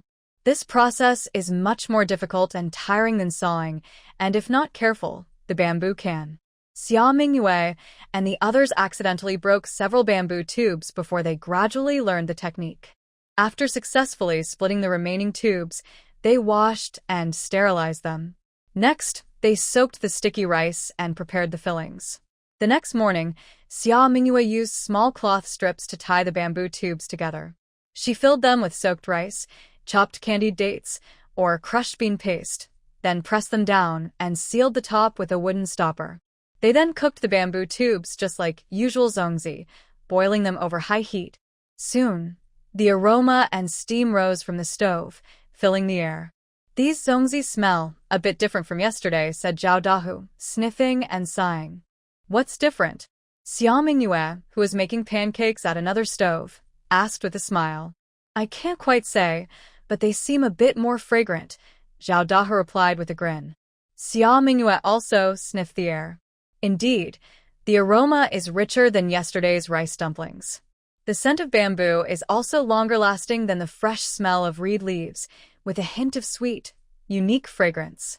Since the aroma is so pleasant, it shows that these bamboo tube rice dumplings will taste better than ordinary ones. After the bamboo tube rice dumplings are cooked, their flavor confirms Xiao Mingyue's initial guess. They remain soft and sweet, and after absorbing the bamboo fragrance from the tube, they become even more fragrant and delicious. These taste better than yesterday's dumplings. Yes, after eating, it feels like your mouth is full of bamboo scent. This is exactly the smell I remember from running in the bamboo forest. The best part is, you can pick up these rice dumplings with chopsticks and eat them directly. They are clean and easy to eat, so you don't have to worry about sticky hands from the leaves. If you sell them, you don't even need bowls, which makes it more convenient, said Madame Lu. She was thinking purely from a business perspective. Mother is always thinking about making money, joked Zhao Dahu. Jang Ernieu looked serious and said, "The stall already has enough items for sale. If we add rice dumplings, we might not be able to handle the busy work." Mother is a bit greedy. That's right. Madame Lu fully admits she is greedy. In business, who isn't? If you don't think about making money, you'll never earn any. Moreover, her greed isn't improper. She's earning honest money. Because of this, Madame Lu feels confident she can hold her head high. Xiao Mingyue chuckled quietly beside her, saying, "If in the future we find capable people like Zhuogua to help, we might consider it. For now, just offering a taste to those around is enough. If that's the case, we might miss the Dragon Boat Festival and have to wait until next year." Madame Lu still felt a bit regretful. But waiting until next year is fine. Greed can't be satisfied all at once, and if we delay proper business, it wouldn't be good. If her beard and eyebrows are pulled, mistakes are more likely to happen. Besides, this business is long-term, not something that will end next year. Why rush? Madame Lu mentally prepared herself and reluctantly accepted the harsh reality that bamboo tube rice dumplings couldn't be sold. But the events of the next day lifted her spirits again. At noon, Two scholars from the county school came to the stall and immediately asked to buy rice dumplings. The reason for wanting to buy zongzi is that yesterday, Zhang Mingyi and Fan Pingyong got into a big fight over a single zongzi. Both of them ended up with bloody heads and even knocked over the table, almost destroying the house. They also wanted to taste these delicious, almost crazy-inducing zongzi. Xia Mingyue said. She had seen both gentlemen many times. They're very good friends, like brothers, and would never fight over food. Moreover, even though Xia Mingyue is confident in her cooking skills and believes her zongzi taste better than average, she would never make people go crazy over them. It's probably just a playful quarrel between the two, but to outsiders, it looks like a big fight. Spreading rumors like this is not good, she explained with a smile. Yesterday, I did give some zongzi to Lord Zhang and Lord Fan as a thank you for helping me write for me. But the taste of those zongzi wasn't that extraordinary. I think people saw them joking around and misunderstood. Xia Mingyue added, honestly, I don't sell many zongzi at my food stall. I sell seasonal treats, but not a large quantity of zongzi. Today, I don't have any ready-made zongzi. The two scholars looked disappointed upon hearing there were no zongzi, but quickly understood the main point. There are no zongzi today.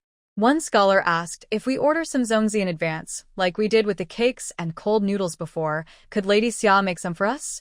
Even though the story about Zhang Mingyi and Fan Pingyong fighting over zongzi might be exaggerated, there was definitely some pushing and shoving. These two usually love to find delicious food outside, and whatever they fight over must taste good. This zongzi must be worth trying. After all, the Dragon Boat Festival is a special day to honor Chu Yuan, a great scholar. They should eat good zongzi to show respect. Moreover, if they don't buy some now, Chef Wei will definitely make and cook zongzi himself for them. Buying zongzi from Lady Xia is a must. Seeing that the two scholars insisted, aiming to earn more silver, Xia Mingyue said, it's possible, but the zongzi I make now are in bamboo tubes, which are a bit different from usual zongzi. Bamboo tube zongzi? The two scholars looked at each other and quickly nodded. Any kind of zongzi is fine, as long as the zongzi are made by Lady Xia. Moreover, I have never heard of bamboo tube zongzi before. It is probably a unique method created by Lady Xia herself. Creating something new always results from careful experimentation. Since Lady Xia puts her heart into making these foods, they are sure to taste good. How many zongzi do you want, and do you have any filling preferences? Xia Mingyue asked. Currently, we have date and red bean paste fillings. I plan to make some meat zongzi soon. If you are okay with that flavor, I can make some for you to try. Meat zongzi? That's something I've never heard of before. As I said before, whatever Lady Xia makes, it's worth trying. Lady Xia can decide how to make them, the two replied simply. Then I will prepare the ingredients based on the quantity needed, Xia Mingyue said. But it will be a few days before I can deliver the zongzi. Today, I will find that young man again to order some bamboo sticks. Tomorrow, I will deliver them and get everything ready. The day after tomorrow morning, I can start wrapping and cooking the zongzi.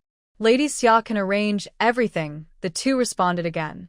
As long as we get to eat the zongzi, everything else doesn't matter. After confirming the zongzi order, the two paid a deposit. Since Xia Mingyue's bamboo tube zongzi are large and use plenty of ingredients, the red bean paste and date zongzi are priced at 6 coins each, while the meat zongzi cost 10 coins each. After receiving the money, Xia Mingyue immediately went to the street to find the young man selling zongzi leaves. This time, she needed 10 bamboo sticks. No problem. The young man agreed readily. Same price as last time. I'll go cut the bamboo early tomorrow morning, and by afternoon, I'll deliver it to your house. That way, he can sell zongzi leaves in the afternoon without delay. Good, the earlier, the better, Xia Mingyue instructed. Handling the bamboo takes some time, so it's better to do it early. Don't worry, I will, the young man promised confidently, then started shouting more loudly to sell the zongzi leaves. The sooner he sells out, the sooner he can go home to sharpen his knives. And 10 bamboo sticks will require a flat cart. She needs to visit her second uncle's house to borrow his cart. Xia Mingyue didn't know about the young man's plans. She just returned to the wonton stall to busy herself. Wontons, pancakes, and cold noodles are sold out every day, and today is no different. After tidying up and returning home, after a brief busy spell, Jang Ernieu arrived. I was just about to go find Brother Jang to discuss the IOU.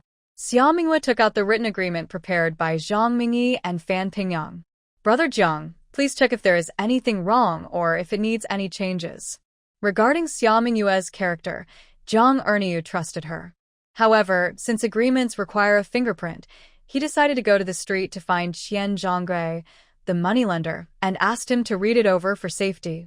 Qian Zhonggui read carefully, and Jang Ernieu listened attentively. In the end, he nodded repeatedly. Lady Xia has thought everything through carefully. There is nothing wrong. I have also gathered the silver coins Lady Xia mentioned. I will stamp my fingerprint on the agreement. Tomorrow, I will start learning the craft with Lady Xia. As for the food stall location, I will look for one too. We won't delay each other. How does that sound? In the past few days, they had been busy gathering money and finding a place. Jang Ernieu's pancake stall was no longer open.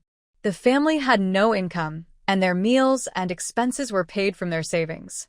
Their money box was almost empty. Jang Ernieu didn't want to delay even a day. Xia Mingyue understood Jang Ernieu's urgent feelings and agreed readily.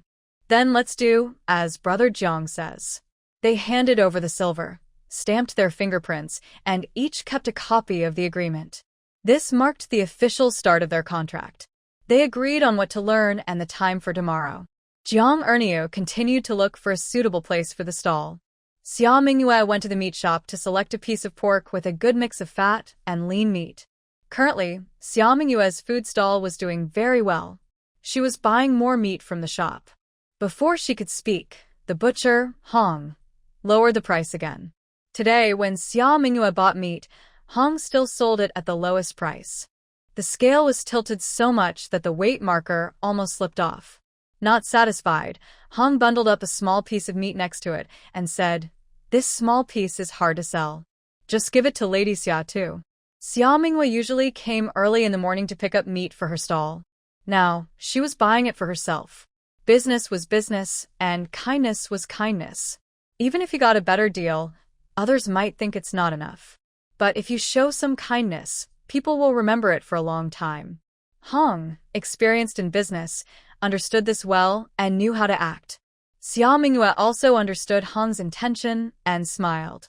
Today, I'll take advantage of Brother Hong's kindness. Don't be so polite. Hong the butcher felt a bit shy and chuckled. But to be honest with Lady Xia, I really have a favor to ask you. What favor? Xia Mingyue smiled. Brother Hong, tell me, let's see if I can help. It's about my wife. She's been feeling unwell and very picky. She keeps arguing about eating spicy food. But she also complains that the dishes aren't spicy enough if I add less chili, and if I add more, she says it's too oily and not tasty. No matter what I do, she just won't eat properly. Hong the butcher said, a few days ago, Lady Xia started selling cold noodles. I bought 2 bowls for my wife. After she finished, she kept craving the chili oil in the noodles. She said it was delicious, very appetizing, and smelled great. She asked me to buy more. I thought I couldn't find that chili oil elsewhere, and since my wife eats a lot, I wanted to ask Lady Xia if I could buy some of her homemade chili oil. Brother Hong, if you're asking about buying the chili oil, I might find it hard to do, but food-related favors are easier, Xia Mingyue said with a smile. Tomorrow morning, I'll bring a jar for you, and I'll add some crushed peanuts inside to make it even tastier. Thank you so much, Lady Xia, Hong the butcher said happily. He wiped his hands with a cloth draped over his shoulder, then went to get his money box. How much is this jar of chili oil? Keep it, no need to pay, Xia Mingyue said generously. Hong the butcher had bought quite a bit of meat earlier. That won't do, he said, grabbing a handful of money and stuffing it into Xia Mingyue's hand. Seeing she was reluctant to accept, he added, all right then, from now on, I'll pay 2 more coins per jean of meat. As long as her wife can enjoy chili oil and eat well to stay healthy, lowering the price or making less profit isn't a problem. Thank you, Brother Hong. Xia Mingyue was surprised by how generous Hong the butcher was and happily agreed. After leaving the meat shop, she bought some red chili peppers and more oil from the market. Chili oil is best made with rapeseed oil, but since Jinqiu County is in the north, there isn't much rapeseed. Most of the oil here is made from peanuts. Peanut oil isn't as good for chili oil, but it has a rich, fragrant taste, so it's acceptable. When she got home, Xiaomingwa started preparing the chili oil. The whole dried red chili peppers are cooked slowly over low heat with bay leaves, Sichuan peppercorns, and other ingredients without oil. As they cook, everything becomes crispy and crunchy.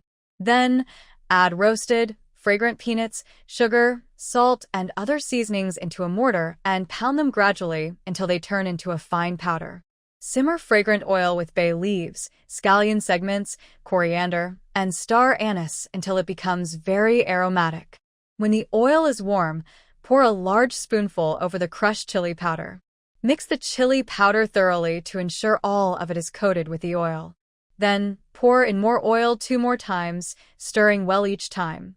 After 3 rounds of oil pouring, the aroma of the chili oil is fully released, filling the entire yard with a spicy, fragrant smell.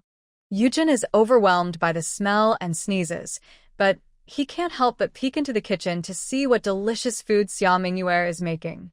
After smelling it again and again, Yujin feels a bit discouraged and slumps back next to his nest. Some things dogs cannot eat. They make us feel sick. What a pity.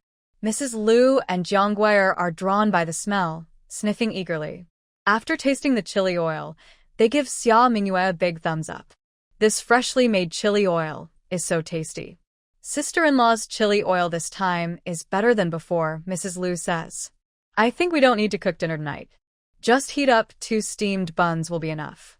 But considering the appetite of their family of 3, 2 buns might not be enough. They probably need to heat up a whole pot of buns. When I made the chili oil earlier, I only added spices to the chili powder, but this time I also added some to the oil. It really makes it more fragrant, Xiaomingwa explains. When all the remaining chili oil is used up, I'll make more of this kind.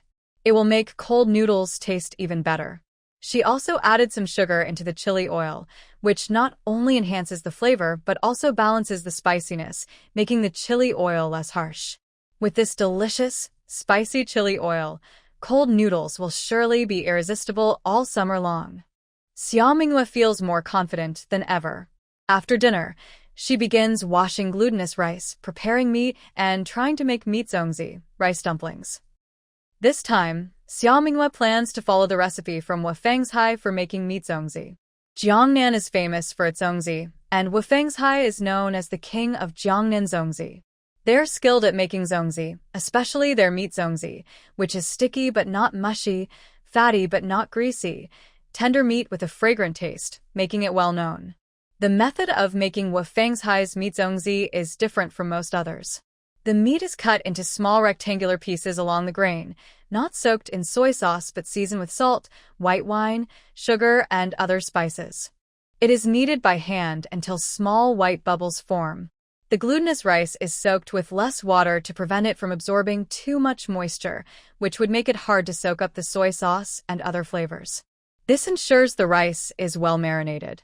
When boiling the zongzi, hot water is used to prevent the flavors from escaping. Zongzi made this way are truly tender and fragrant, oily but not greasy, and delicious enough to eat many times without getting tired of them. The next morning, Xiaomingwa went to the meat shop early.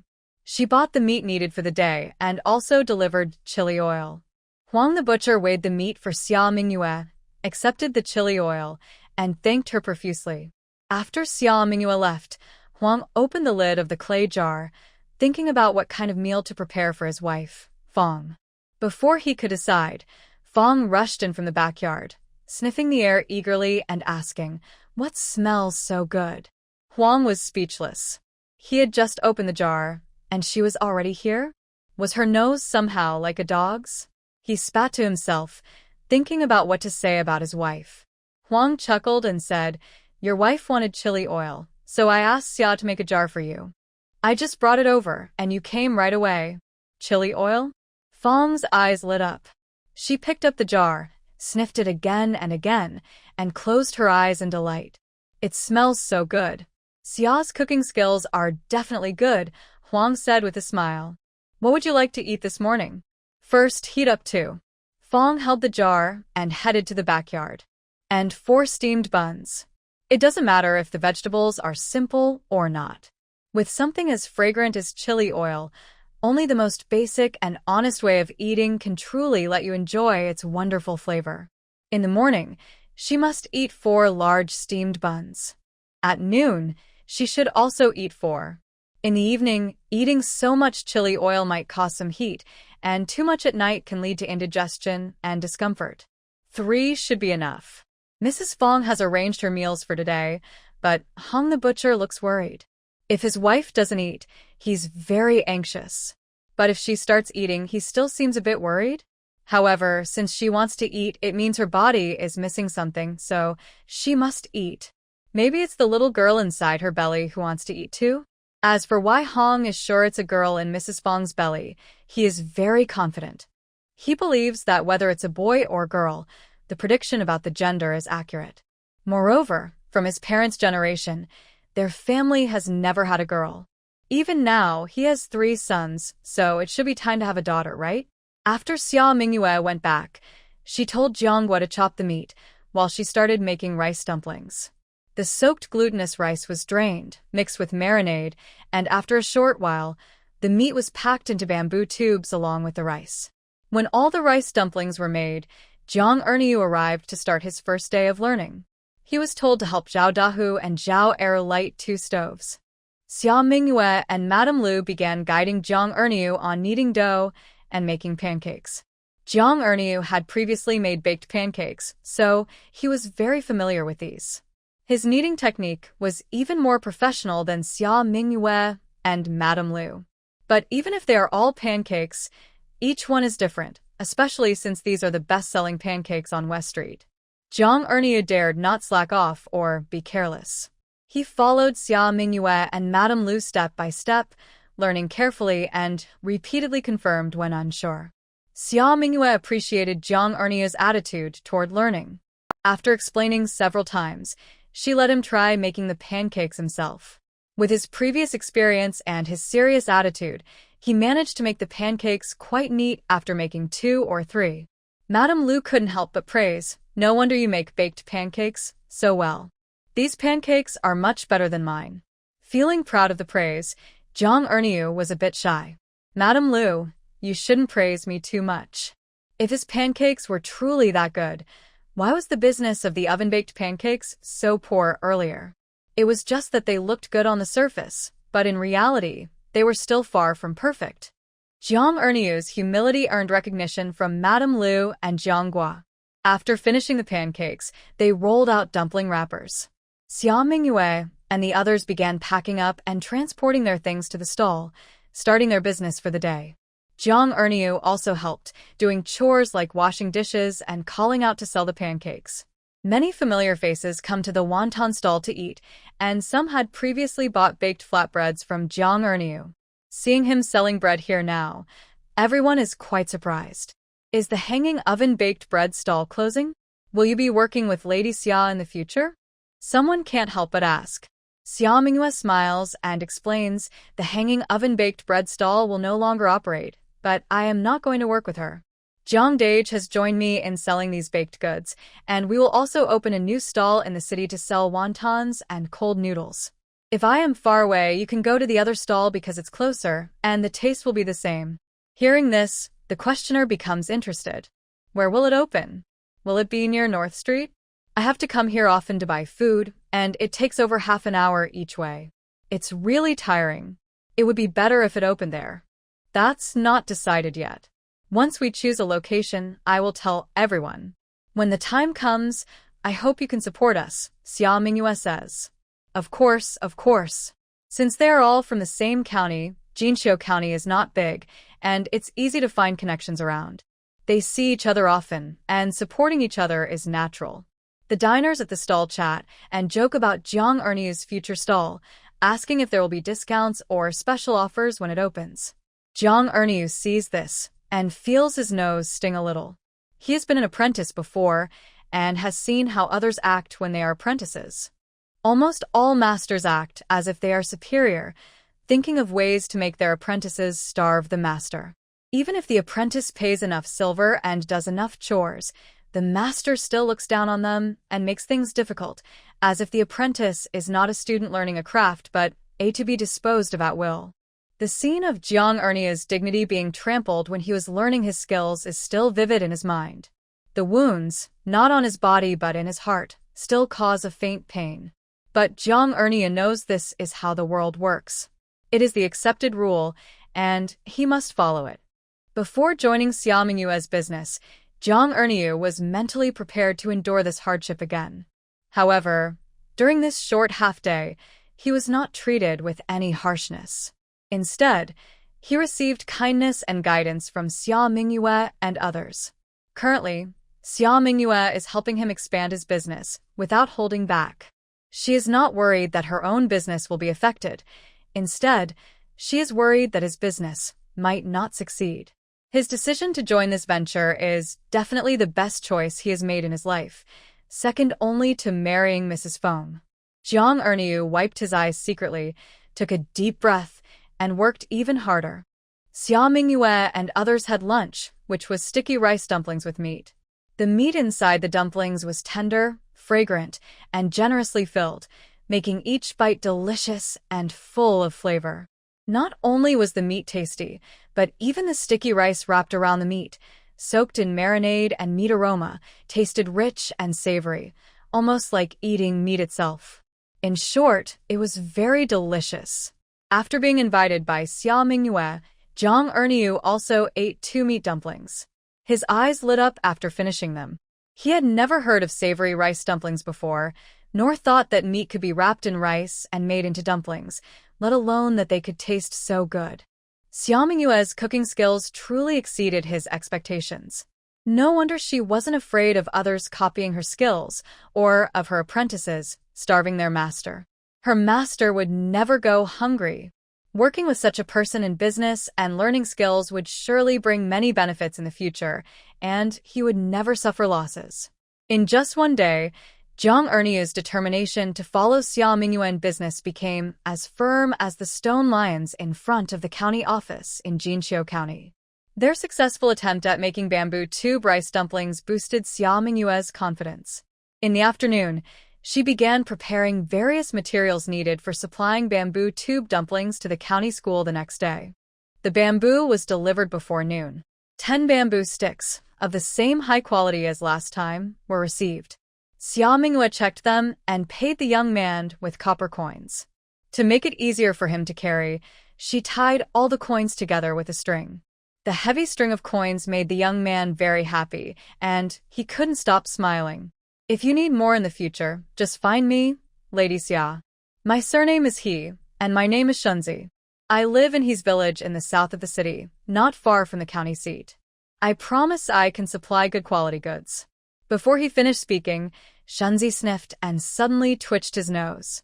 Such a nice smell. It smells like meat? While eating a piece of meat, Black Gold heard a noise and quickly turned around, covering the clay pot and basin tightly. This meat was specially prepared for him, and no one should try to take it away.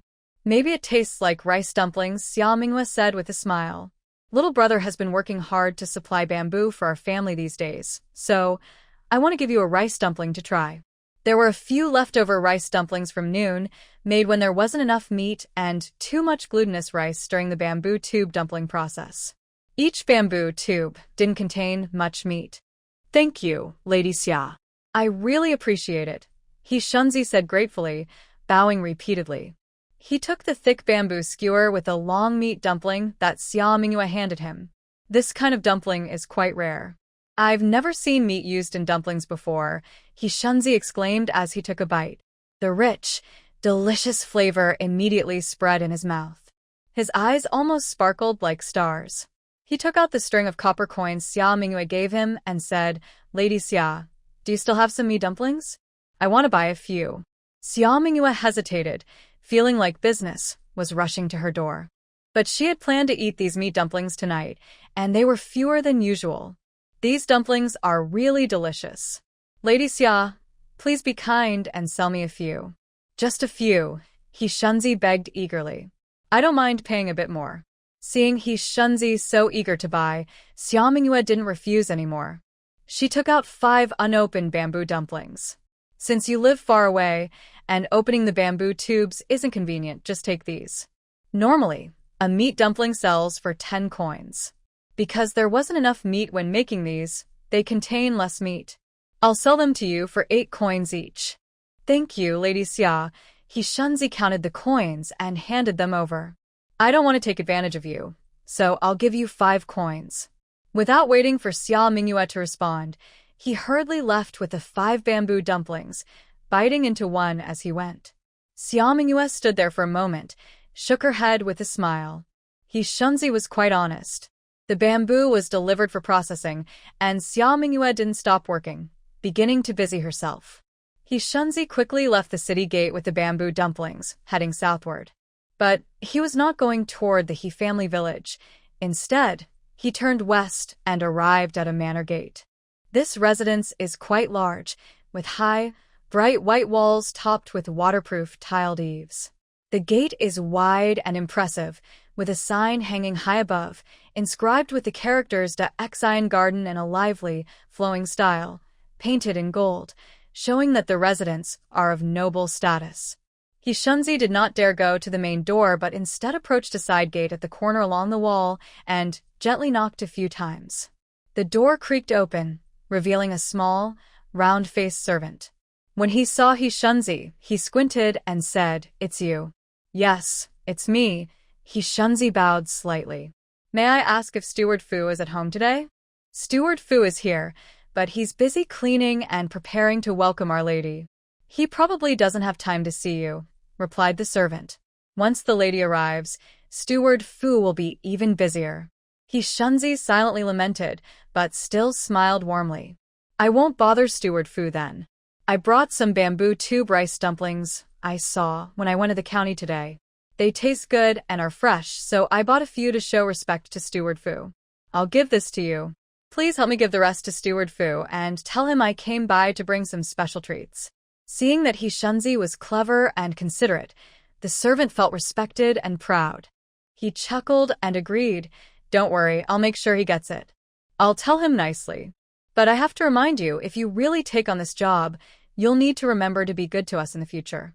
He Shunzi's flattery was to secure the job of delivering vegetables, eggs, and other supplies here.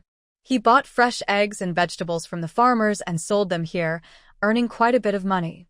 It was a bit tiring and tedious, but he didn't mind the hard work for the profit. He preferred earning money over living a lazy, hungry life.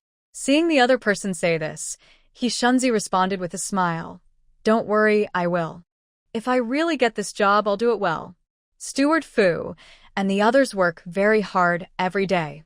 Besides, this family keeps many chickens, so eggs and chickens can be managed. Whether this family really keeps chickens is uncertain, but the words sound reassuring and pleasant to hear." The young servant really liked He Shunzi, who was clever and helpful. He smiled and patted his shoulder, saying, "I'm just waiting now. I can't say much to you at this moment. I need to find a chance to deliver this to Steward Fu quickly. The old lady's carriage might arrive in the evening, and if we're late, we won't have another chance. Then you go ahead and do your work." He Shunzi bowed politely. Only after the side gate closed did he straighten up and walk home. "I hope today's rice dumplings will be very helpful. If I can manage to do this task well, I will thank Lady Xia properly." The young servant who brought the rice dumplings for He Shunzi left a moment to himself, then went to find Steward Fu to explain that He Shunzi had been there. Steward Fu chuckled when he heard this. "This He Shunzi is quite clever and helpful." "Yes, I think so too," the young servant said with a big smile. Earlier, Uncle Fu wasn't happy about the person who delivered vegetables here because he was dull and couldn't do much. Now, a clever person has come along. Maybe Uncle Fu should give it a try? Steward Fu nodded. "Once the old lady arrives and is settled, I will talk about this matter." Before he finished speaking, the young servant hurried over. "Uncle Fu, someone just reported that the old lady and her group are about 5 miles away. Momo Gue, who is with her, asked us to prepare quickly to welcome her." Hurry, hurry. Steward Fu's face suddenly became tense. He quickly called a few people over. Open the main gate, tell everyone to go to the door to greet her, and prepare the sedan chairs. Also, have a few clever people wait at the door to watch out for anything the old lady might need. Steward Fu was so nervous because this was the first time someone was coming to stay in this house since it was built. The old lady was a former head of the He family. Now, because she was old and in poor health, she disliked the noise and chaos at home. She came here to rest. It was said that her servants and attendants brought more than 50 people, and her belongings filled over 10 carts. Even though Steward Fu had never met her, he guessed she must be very strict and powerful, but not very gentle. He couldn't afford to be careless. Sweat was already beading on his forehead, and his inner shirt was soaked and clinging to his body. Seeing how busy Steward Fu was, the young servant didn't dare to bother him anymore. He first placed the rice dumplings in the small kitchen, planning to heat them up in the evening and then deliver them to Steward Fu. With the experience from handling bamboo last time, Xia Mingyue and the two others were now quite skilled. They cut and split 10 bamboo sticks, taking about the same time as before. They washed, soaked glutinous rice, marinated meat, ground bean paste, cut dates. The next day at noon, Xia Mingyue and Zhao Dahu went together to deliver these bamboo tube zongzi, along with their usual bread and cold noodles. Since they had many items, and the journey from West Street to Dongqing District's county school was not short, Xia Mingyue borrowed a cart and transported everything in one trip. When they arrived at the gate, Old Li hurried out, saying, "Lady Xia, please hurry and go over there." Seeing his worried face, Xia Mingyue was surprised and asked, "What happened?" "Don't ask now, Lady Xia. Just push the cart to that corner over there. When I give you a signal, come over." Old Li helped push the cart and warned, "Remember, only come when I give the signal. If I don't, stay hidden. Be sure, be sure." Seeing how serious Old Li was, Xia Mingyue didn't dare to delay. "Okay, I understand." She then waited patiently with Zhao Dahu around the corner. But out of curiosity, Xia Mingyue kept peeking to see what was happening.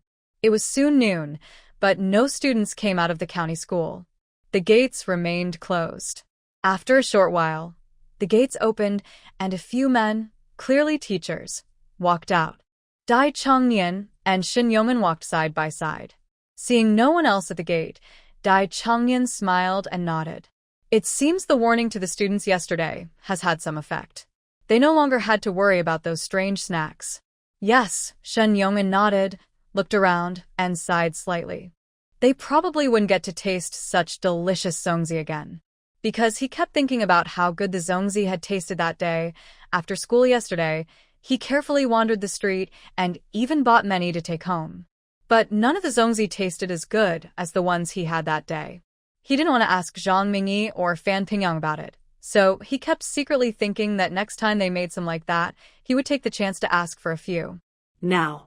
Never mind, I have no chance with that rice dumpling. Shin Yongman felt sad inside and sighed again. Master Shin has been looking worried these days, as if he has a big problem. Did something difficult happen? Dai Chong asked with concern. Nothing serious, don't worry about it, Shin Yongman replied with a slight bow. Maybe it's the hot weather or the changing seasons, which makes people feel unmotivated. Master Shin should go see the doctor soon, Dai Chong advised.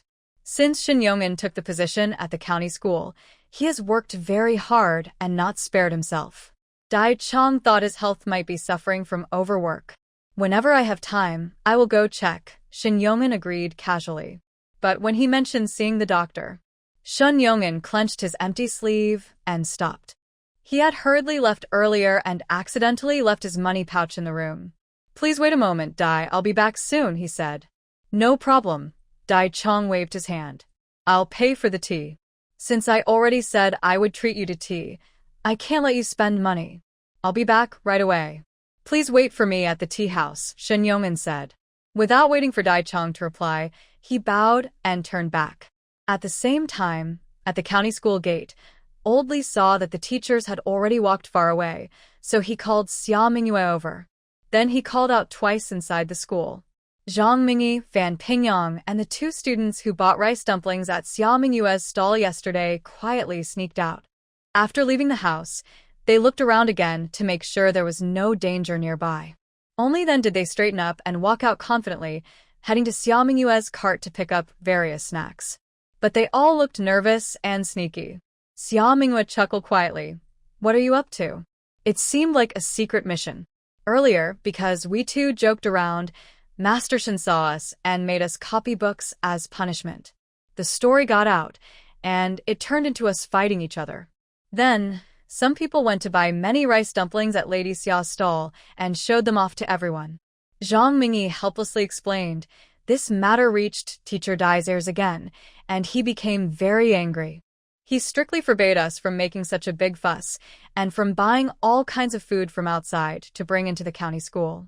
But we had already promised Lady Xia that we would have the food today, so we couldn't go back on our word. We had no choice but to secretly take the food back after the teachers left.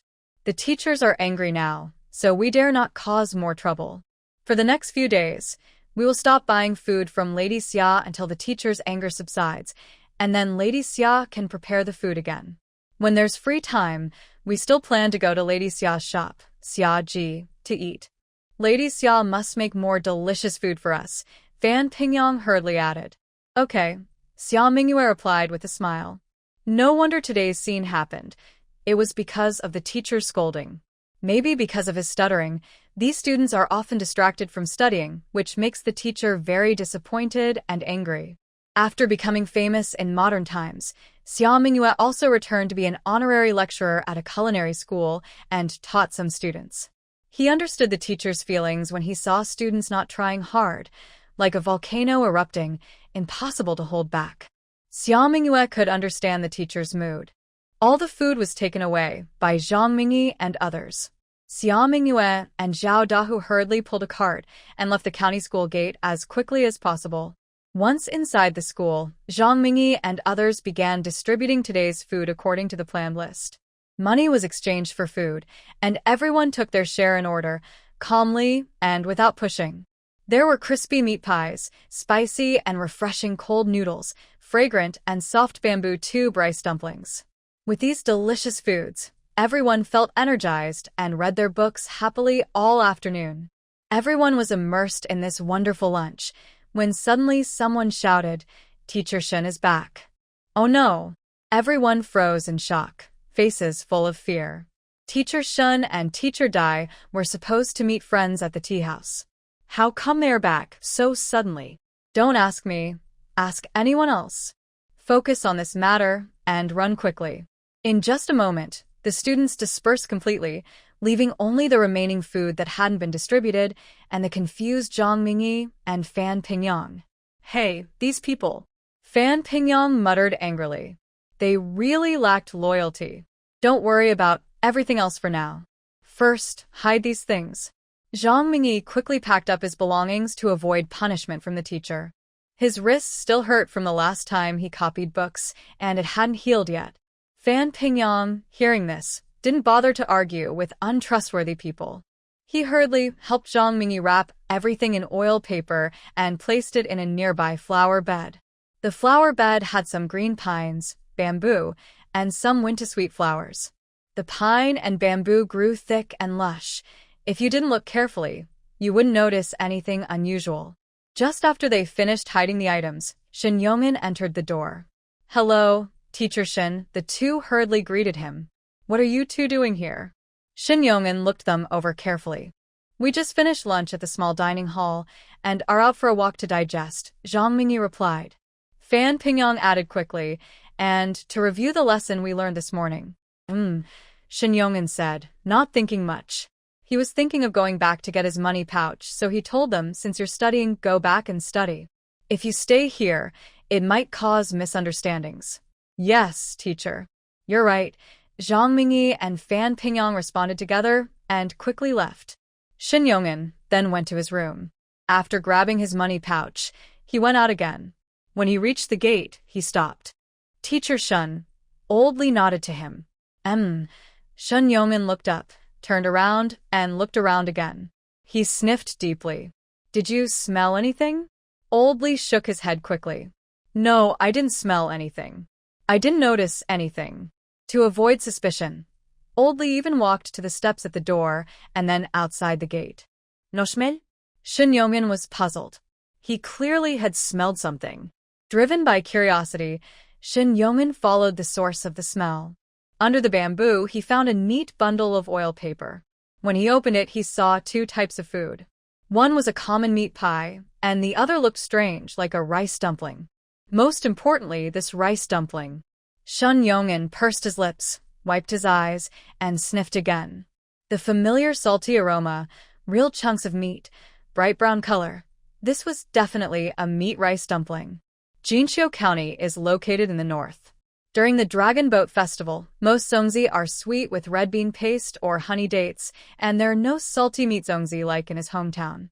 Unexpectedly, today he saw a meat zongzi again. Memories of his hometown came to mind, and Shin Yongin felt deeply emotional. The meat zongzi in his hand made him eager to taste it, to see if it tasted the same as those back home. But this zongzi belonged to someone else. Taking it without asking was considered stealing. He was a scholar and could not do such a thing. Shin Yongin held up the zongzi, looking for its owner. Zhang Mingyi and Fan Pingyang approached cautiously, planning to quickly take back some food after Shin Yongin left. But at the door, they saw Shin Yongin holding the zongzi with a serious look. Master Shin. Both Zhang Mingyi and Fan Pingyang looked pale. It seemed they couldn't avoid being scolded. Are these yours? Shin Yongin asked. The two turned back and looked suspicious, trying to deny it, but their actions betrayed them. They didn't try to hide it and honestly admitted, yes. That made things easier. Shin Yongin sighed in relief, took some money from his purse, and said, I bought this zongzi. Take a look. How much should I pay? 10 coins each. Zhang Mingyi spoke first, but Fan Pingyang quickly nudged him and interrupted, Master, just take it. Money doesn't matter. It would seem strange otherwise. He gave a helpless glance at Zhang Mingyi. This person was really silly, still asking for money at this time. If Shin Yongin got angry, he might confiscate all the remaining food, losing money and missing lunch. Whether it's a favor or not, it's not about the 10 coins. Shin Yongin counted out 10 coins and handed them to them. Don't worry, even if I pay, I won't blame you. You just received a warning from the master this morning, so you should be more careful. Understood, Fan Pingyang said quickly. We won't do that again. Today's lunch was arranged a few days ago, and we're just keeping our promise. Please forgive us, master. Someone who keeps their word. Shin Yongin nodded. Fine, I won't pursue this matter further. But if you dare to do it again, there will be serious punishment. Yes. After Zhang Mingyi and Fan Pingyang nervously responded, they didn't hear any further scolding for a while. When they looked up again, they saw only Shin Yongin walking away. What's wrong with Master Shin today? He's so gentle. Zhang Mingyi wiped the sweat from his forehead. I thought he would definitely scold us harshly. People can be short-tempered, even the master, Fan Pingyang said with a knowing look. But Master Shin usually isn't someone who cares much about food and drink. Zhang Mingyi still didn't understand. Why did he let them go just because of a meat dumpling? We weren't always greedy for food. Fan Pingyang rolled his eyes. Isn't it just because we haven't tasted the dishes made by Lady Xia before? That makes some sense. The reason for not caring about food wasn't really about being greedy, but simply because they hadn't tasted good food before. Compared to the dishes made by Lady Xia, even Master Shin couldn't resist. Zhang Mingyi felt relieved but also worried that Master Shin might come back or another master might arrive. They didn't stay long, took their things from Fan Pingyang and hurriedly left. Meanwhile, Shin Yongin, after leaving with a meat dumpling, stopped around the corner. Seeing no one around, he put the dumpling into his mouth. The soft, fragrant taste spread instantly, even more wonderful than the date dumpling he ate last time. Most importantly, it tasted very similar to the meat dumplings from his hometown. This meat dumpling. It tastes just like home. Shin Yongin took a deep breath. Without the daily meal orders from the county school, Xia Mingyu focused entirely on teaching Jang Ernieu his craft and helping him choose a good spot to set up a food stall. Jang Ernieu was very dedicated to learning the craft. In just a few days, he could make pancakes, fold wontons, and cook wontons skillfully. As for the stall location, initially, with orders from the county school, Xiaomingwe planned to have Jang Ernieu set up on East Street, which had a steady customer base and could also help reduce her own business pressure. But given the current situation at the county school, Xiaomingwe worried it might backfire, so she shifted her focus to North Street. The North District, where Beida Street is located, is not as prestigious as the East District, but it has a large population, mostly engaged in manual labor. After earning some money, their first thought is always to eat. Therefore, although the people here are not as wealthy as those in the East District, their spending potential is quite high, making it a better place than the West District. After confirming the area, I looked around on site and finally chose a spot. It was at the entrance of an alley, a fairly spacious place, but it wasn't free to use. Each month, 50 copper coins had to be paid. Once paid, I could help watch over tables, chairs, and stoves at night, and even use the backyard water well to fetch water. Overall, it was convenient and cost-effective. Jang Ernieu decided on this place and began preparing a shelter, tables, chairs, stoves, bowls, chopsticks, and other items. In the afternoon, a drizzle started, faint and steady. The sky has been gloomy most of the day, and now the rain has finally come, Mrs. Liu said, watching the water droplets drip from the eaves. But it's just in time. If it had started raining during breakfast, we might have been caught in the rain outside. The rain wasn't heavy, but working in the rain felt quite lonely. This rain isn't blowing wind, so it's pretty good, Jiangwa said. After the Dragon Boat Festival, the wheat harvest would begin. This was the time when wheat grains were ripening. If the wind blew, not only would the grains not grow well, but the wheat stalks could fall over, making harvesting difficult. The grains, if muddy, could also mold or sprout easily. Jiangwa, coming from a farming family with 2 acres of land, cared a lot about farming matters. Xiaomingwe looked at the dark, pot-bottom sky and said, "It seems like this rain will last a long time. It probably won't stop tomorrow either. Maybe we should take a day off." Everyone had been busy lately and was tired, so it was time to rest. Big brother Jiang should also prepare some small things needed for the opening in a few days, Xiaomingwe suggested. Good idea, everyone agreed. After cleaning and tidying everything up and not needing to prepare ingredients for tomorrow's stall, everyone went back to their own tasks. Xiaomingwe took out many garlic bulbs that Mrs. Liu had bought over the past 2 days and started peeling the garlic. All the garlic is fresh this year and has not yet been fully dried. When peeling the garlic, there's no need to remove every bit of skin. Just take off the root end and peel away the outer layer, keeping the garlic's natural skin and shape intact. Wash the garlic thoroughly, let it dry, and then place it all into a clean, dry ceramic jar. Mix white vinegar and sugar, boil until dissolved, then let it cool completely.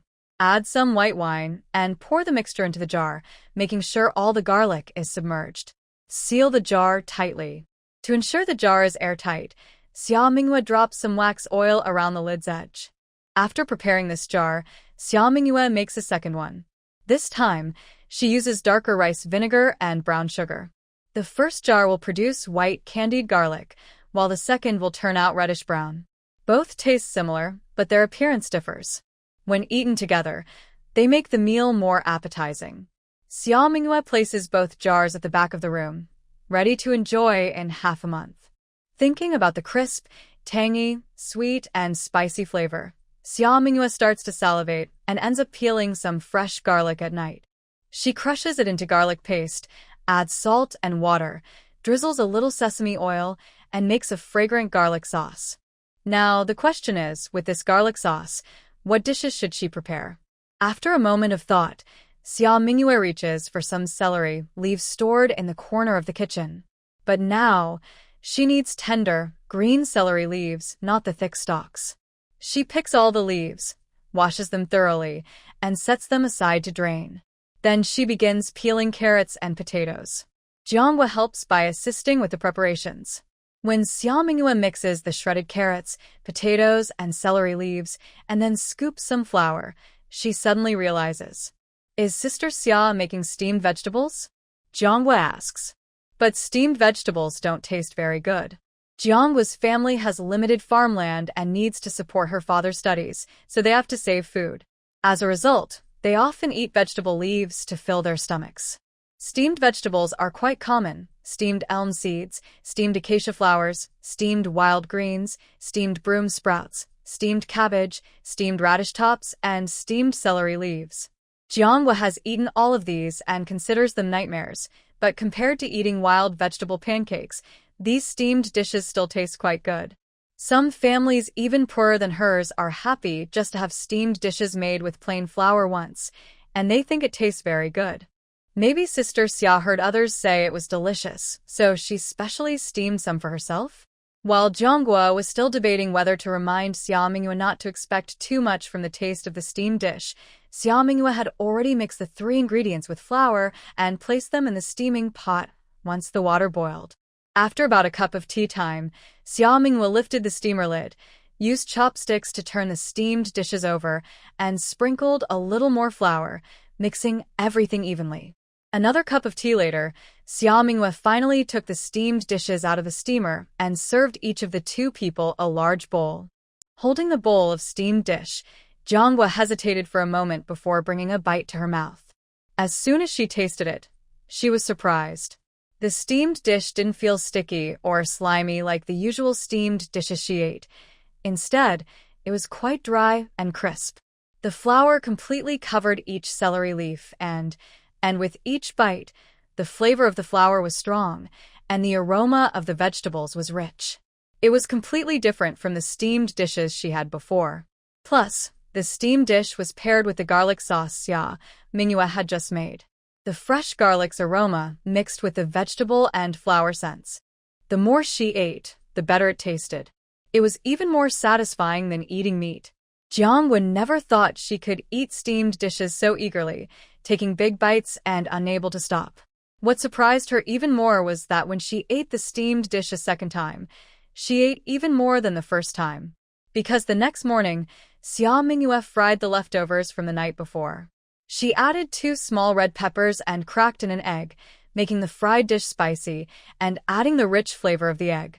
Most importantly, after frying with oil, the flour coating on the surface became crispy, making the dish fragrant and flavorful. Along with the plain rice porridge she cooked that morning, Jianghua ate 2 bowls full, so much so that she let out 2 burps while washing the dishes. Feeling a bit embarrassed, she joked, "I'm probably going to make Sister Xia run out of food. There's plenty at home, but only this is enough to fill you up. When you open your stomach wide, it's just right," Xia Mingyue said generously. Eating food that fills your stomach helps you grow stronger and gives you more energy for work. I'd be happy to see that. This is a good habit that must be maintained in the future. Never fake in this matter.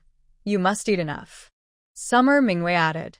Since Jianghua started working here, Summer Mingyue clearly noticed her nervousness, even controlling her eating during meals. Appropriate caution is necessary in the workplace, but not eating enough is absolutely unacceptable. Only when the stomach is full can a person feel happy, stay positive, and do their work with full effort. Especially Jianghua, who is honest and straightforward, needs this kind of positive encouragement. Jianghua bit her lip. Because her family is not wealthy, the money they earn and the grain they harvest still need to be left for her father to read and study. Her mother is also unwell, so she has many worries. She has developed the habit of not eating enough during meals. She thought she was doing very well and wouldn't be noticed, but unexpectedly, Summer Sister saw through her. Actually, since coming here, she's been eating white bread, eggs, and meat daily, a big change from the days of eating vegetable leaves and thin soup. Even if she doesn't eat enough, she doesn't feel uncomfortable. But Summer Sister still insists she must eat enough and not fake it. Summer Sister is really kind. Jianghua tried to stop her tears from falling and nodded hard at Summer Mingyue. "Yes, I will remember," she said. She promised herself to work hard for Summer Sister in the future, to be worthy of all the food she gets at her house. The rain was light at first, then grew heavier after breakfast and gradually stopped after lunch. After the sun came out in the early afternoon, Summer Mingyue led Jianghua and Mrs. Liu to start a new busy day. The next day, They set up their stall, as usual. After a day off, those used to summer's food arrived early, either wanting a big bowl of wontons, a meat pie with cold noodles, or bringing their own clay pots to buy food to take home and eat slowly.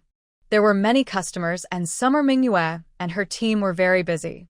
By noon, the number of customers at Summer's stall reached its peak.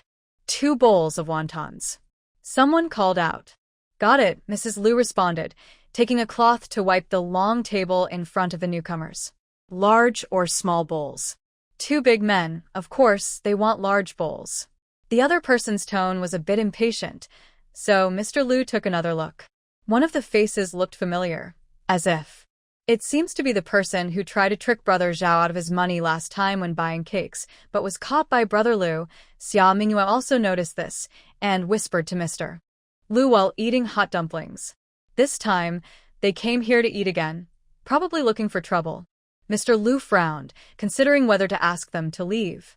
People with bad intentions might do something worse. While the two were muttering, Sun Gosheng, who had already sat down, looked impatient. Why haven't they brought the steamed buns yet? Do they think because their business is good, they can pick and choose customers?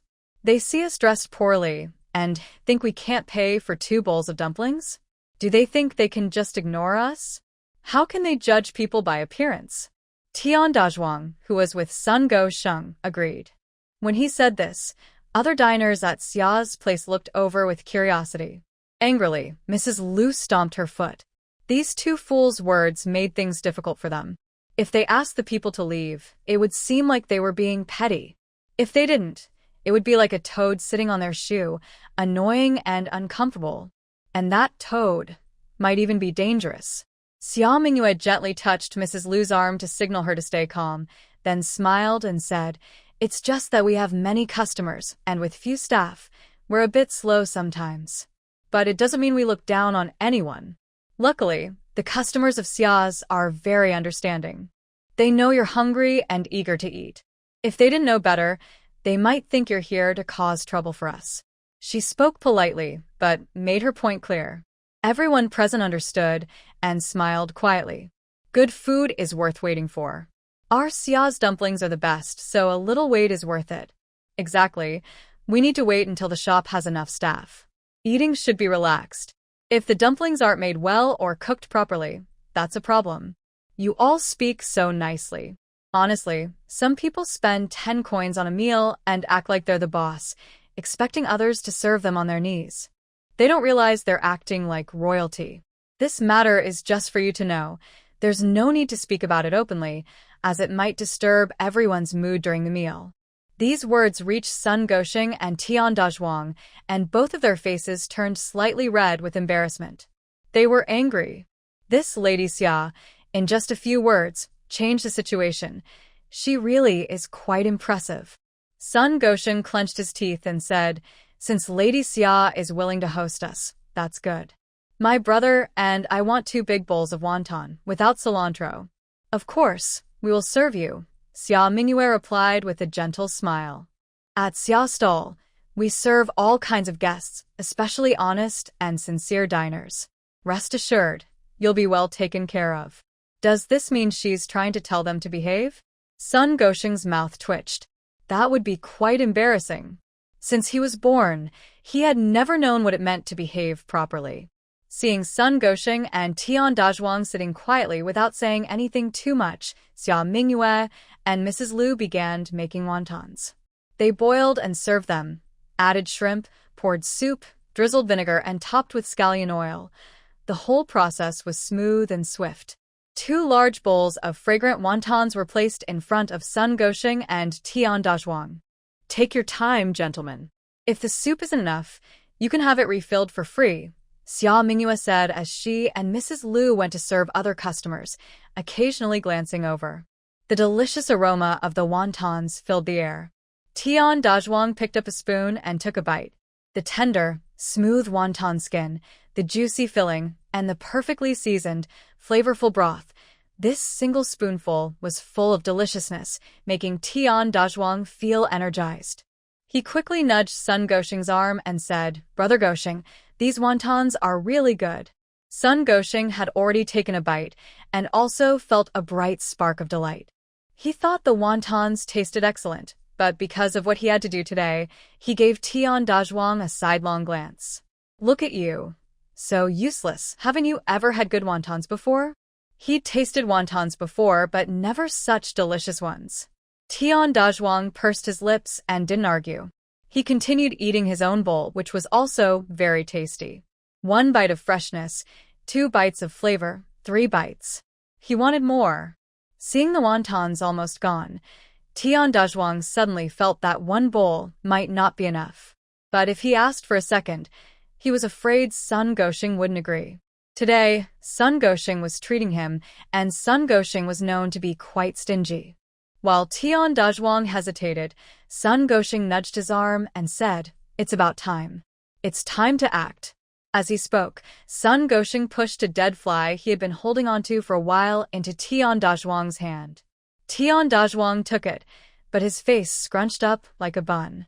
Although he saw the bottom of his bowl, he still had 3 or 4 wontons left. If he put the dead fly into his bowl now, the remaining wontons would definitely become uneatable. Such delicious wontons would be wasted. What a sin! After a quick thought, Tian Dazhuang decided to put the dead fly back into Sun Gosheng's hand. Sun Gosheng was stunned. "What are you doing?" "Brother Gosheng, you should do it," Tian Dazhuang said, shrinking back. He still wanted to finish eating the remaining wontons. A coward! Angrily, Sun Gosheng kicked Tian Dazhuang under the table, then squeezed the dead fly in his hand. Glancing around to make sure no one was watching, he secretly placed the fly into his bowl. Xia Mingyue, who had been watching Sun Gosheng closely, noticed his small move and coldly grabbed a spare rolling pin nearby. Smack! The rolling pin struck Sun Gosheng's hand quickly. Feeling the pain, Sun Gosheng's hand trembled, and the dead fly flew out, landing precisely into Tian Dazhuang's bowl. Tian Dazhuang was happily scooping up wontons, planning to eat the rest slowly and bite by bite. But the fly fell right onto his white wonton. It was his wonton. Tian Dazhuang felt heartbroken and instinctively stood up. "Brother Gosheng, didn't we agree to put it in your bowl? Why did it end up in mine? What was in the bowl?" The curious onlookers immediately became interested. Seeing the dead fly in the bowl and recalling Tian Dazhuang's words, they understood completely. Ugh, what era are we in? Still thinking of using this trick to eat for free? No wonder he started causing trouble as soon as he sat down. Turns out he's not a good person, probably trying to scam some money. Food stalls rely on trust. If today they fall for the scheme, Xia's reputation will suffer. If someone spreads rumors, they might have to shut down. Destroy Xia's reputation, and what good does that do you? How could this person's mind be so wicked? Everyone's good mood for eating was spoiled by this fly. Thinking that summer restaurant might close because of it, and that they wouldn't be able to enjoy such delicious food again, made everyone very angry. They pointed at Sun Gosheng and Tian Dazhuang, shouting at them angrily. "People like you, get far away. Don't come to summer restaurant to eat again. If I see you, I will definitely beat you. Get out. Hurry up and leave." Seeing that things were getting out of hand, Sun Gosheng was very angry and looked embarrassed. He angrily threw down his spoon and turned to leave. "Wait." Xia Mingyue came out holding a rolling pin and reached out to Sun Gosheng. "You haven't paid yet." He was already so embarrassed, and now he still wanted him to pay? That Xia person really cares only about money. Sun Gosheng puffed out his chest, looking stubborn and fearless. "No money. Don't expect to leave today." Xia Mingyue shouted again. Her voice was not loud, but it was very powerful and sharp. Sun Gosheng was startled. When he looked at Xia Mingyue, he saw her cold, serious eyes full of threat. This look was exactly the same as the one she had when she wanted to squeeze his wrist last time. The feeling of pressure from her gaze made Sun Gosheng shiver inexplicably. He took out a copper coin from his pocket and handed it to Xia Mingyue. "Here, is that enough?" 10 more coins are needed to buy this bowl," Xia Mingyue said, handing the bowl over. The bowl had a fly in it. Just thinking about it made people feel sick. It definitely couldn't be used again. Sun Gosheng stomped his foot. Paying for the wonton filling was one thing, but now he had to buy a bowl too. That was too much. No matter how powerful the other person was, she was just a thin young woman. He was a who usually collected debts, so he shouldn't be afraid of her. Gritting his teeth, Sun Gosheng said, "What if I don't buy it?" "If you don't buy it, you can't leave." Someone in the crowd couldn't stand Sun Gosheng's shamelessness and shouted loudly, "Stop talking so much nonsense. I say we call the officials and let them handle it. I'm going to find the officer." A brave man doesn't suffer losses in front of him. Seeing that the situation was turning bad, Sun Gosheng, who believed he could bend and stretch, took out 10 coins and gave them to Xia Mingyue. "Let's go." Xia Mingyue put away her rolling pin. "Humph." Sun Gosheng left angrily. Tian Dazhuang followed behind, but before leaving, he didn't forget to take the bowl from Xia Mingyue's hand. It cost 10 coins each. After washing it, it could still be used. There's no need to waste it. The two of them hurriedly ran away, and at Xia's stall, a burst of laughter immediately erupted. After all, it's the funniest thing when bad guys run away in a panic. Xia Mingyue also smiled and said, "Today was a bit of a trouble. Sorry for disturbing everyone's meal. I've added some food for everyone. Please forgive us, and thank you all for helping us earlier." As she spoke, a spoon was handed to each bowl to add more food. In the wonton bowl, she added 4 or 5 wontons. In the cold noodle bowl, she added half a cold noodle sheet, and for those buying cakes, she charged 2 fewer coins. Xia Mingyue was so generous that the customers felt comfortable and reassured. One of them said, "Don't worry, Lady Xia. With us here, no one will dare cause trouble again. Exactly, if anyone tries, we'll make them cry and call for their mom. With your skinny little body, you're going to fight others? I bet someone will punch out 2 of your teeth. Who do you think will be crying then? It doesn't matter. If a skinny chicken like me isn't enough, we have plenty of people. I don't believe the bad guys can bully honest folks like us." "That's nice to hear."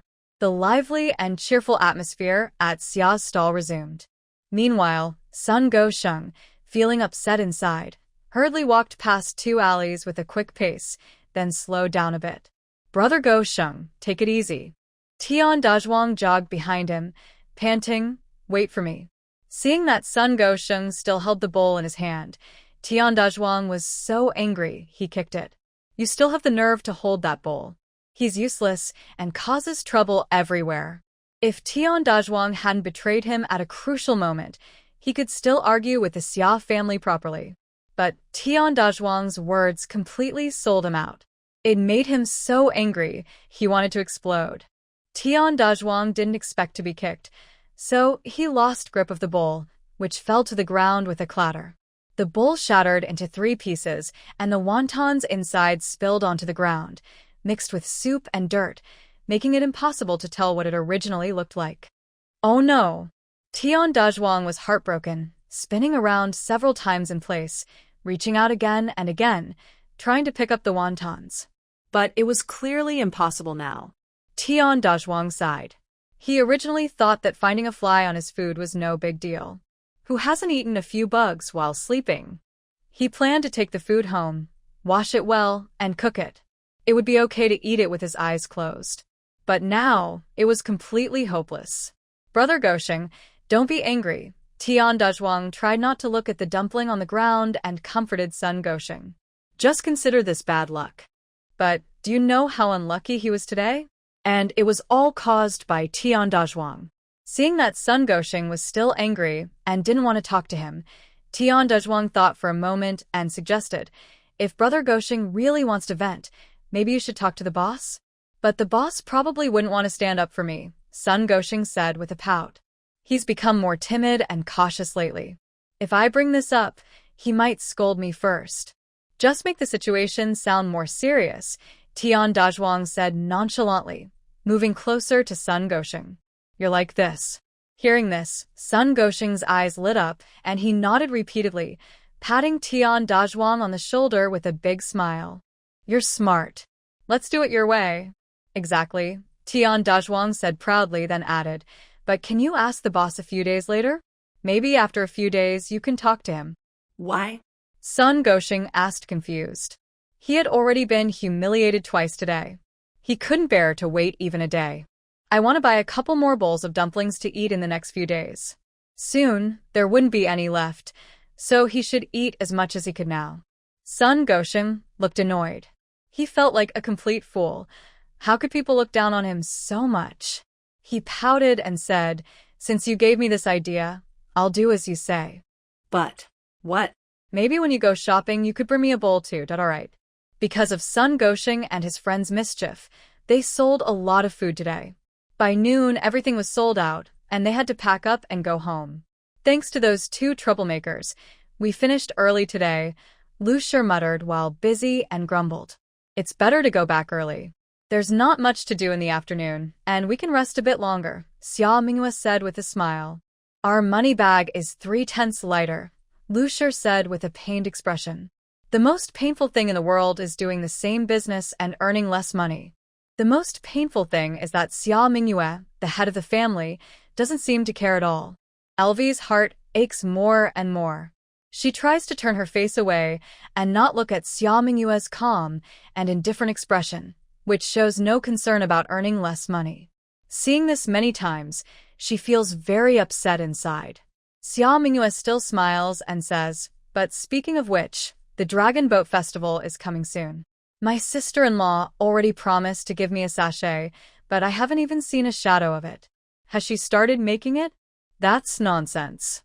My sachet is almost finished, just the last tassel is missing.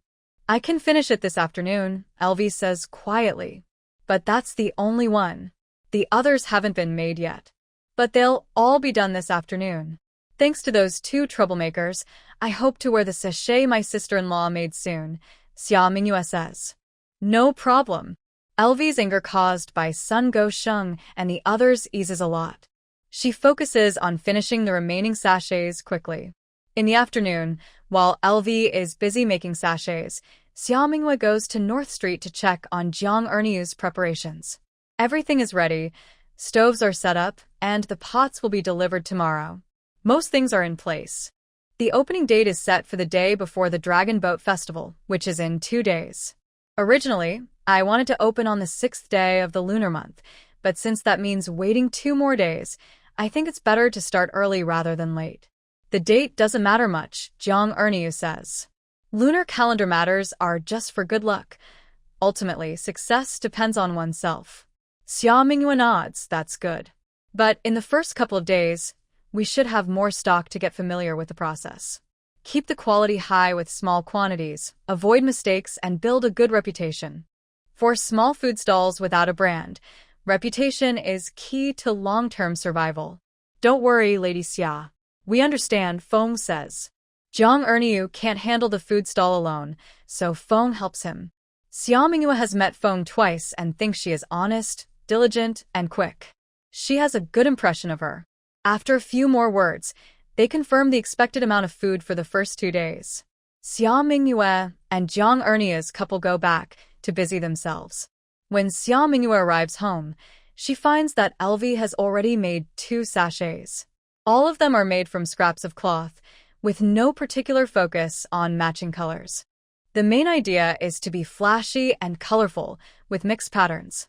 The shapes are varied. Some are triangular like rice dumplings, others are curved like the moon, or round like the sun. No matter the shape, each is decorated with tassels of different colors underneath. They look strange, yet harmonious. With the fragrant pouches, there must be matching colorful bracelets. A thread of the same colorful yarn is twisted into a cord, tied around the wrist for protection and safety. Mrs. Lu carefully tied these bracelets onto Xia Minghua and Jiang Guo'er's wrists. These are just for fun for kids. Now, we wear them too, Jiang Guo'er said with a smile. In your eyes, we're all kids anyway, Mrs. Lu said happily, tying a pretty knot on Jiang Guo'er's bracelet. That's right. Jiang Guo'er looked at her bracelet and smiled warmly. Thank you, sister-in-law. This was the first time she wore such a beautiful, colorful bracelet in her memory. I thank you too, sister-in-law, Xia Minghua added. Stop joking, Mrs. Lu rolled her eyes at them and handed the remaining strings to Zhao Dahu and Zhao Ernieu. They thought the strings looked more suitable for young girls and didn't want to wear them, pushing each other and refusing. But Wu Jin came over, reaching out his paw to Mrs. Lu. Don't you want it? Wu Jin does. Everyone couldn't help but laugh at this. Mrs. Lu held back her smile and said, all right, let's put one on Wu Jin too, so he can stay safe. Woof. In return, Wu Jin wagged his tail happily at Mrs. Lu. Seeing how proud Wu Jin looked with his new bracelet, Zhao Dahu and Jang Ernieu didn't refuse either. They each tied one on and then took Wu Jin to the door to play. Wu Jin had become quite familiar with the two brothers and was happy to play with them. But during play, they also remembered to be careful so the colorful bracelet on his leg wouldn't fall off. 2 days passed quickly. Jang Ernieu's food stall opened amid the smell of zongzi filling the street. The food for sale was exactly the same as at Xia Mingyue's stall. Even the signboard was the same, with 2 prominent Xia Ji characters, and below it, a small line of text, North Street Branch, Jinqiu County City. Thanks to Xia Mingyue's continuous efforts to promote her brand, the Xia Ji signboard became quite well known. After a period of promotion, the first day of the North Street Branch's opening went very smoothly. By noon, all the food on the stall was sold out. Jang Ernieu and Mrs. Fong were very happy to see this. Especially when they counted the money afterward, they couldn't hide their smiles. Today's earnings are more than what you made selling pancakes for 5 or 6 days before, Mrs. Fong said happily, her voice trembling a little. This is just the beginning. As sales increase, I think in a month, we might earn as much as you did in a whole year selling pancakes. Yes, Jang Ernieu nodded with a smile. If they earned more money in the future, life would be better. Mrs. Fong grew more excited the more she thought about it. Today, the food clearly isn't enough to sell. Later, we should ask Xia Nyang for more supplies. Maybe she forgot Xia Nyang's advice? Jang Ernieu said.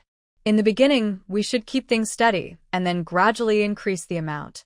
Rushing might cause mistakes and ruin the business. That's right, Mrs. Fong nodded repeatedly.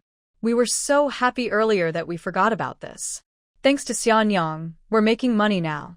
Everything depends on her guidance. Exactly, Jang Ernieu agreed. The couple had no objections.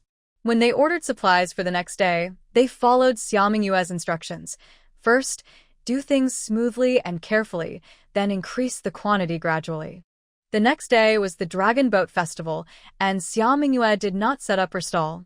Money was endless, and she needed a break to rest and recover her strength and spirit, so she could work better next time. Xia Mingyue explained her absence today. Jiang Wen nodded in understanding, but Mrs. Lu felt upset, worried about missing out on a day of earning money, and even skipped breakfast.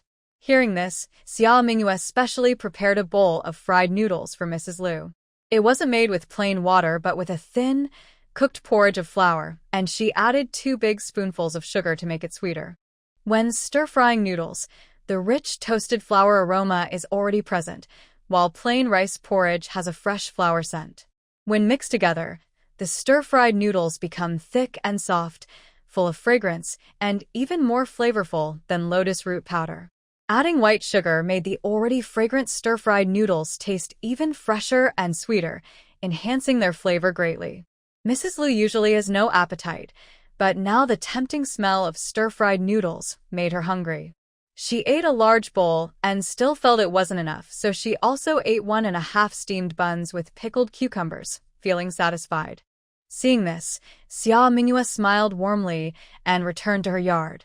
Jiang Wen finished cleaning up in the kitchen and came out, shaking off water from her hands. Sister Xia, everything is ready. I also brewed some tea for you. Remember to drink it. Today was a holiday for the Dragon Boat Festival, and Xia Mingyue decided to give Jiang Wen a day off to visit her mother at home. Originally, Jiang Wen was supposed to leave early in the morning, but she was slow and only arrived now. Xia Mingyue knew she wanted to finish everything before feeling at ease, so she didn't push her. She only reminded her, take the small bamboo basket in the kitchen when you go back. A small bamboo basket?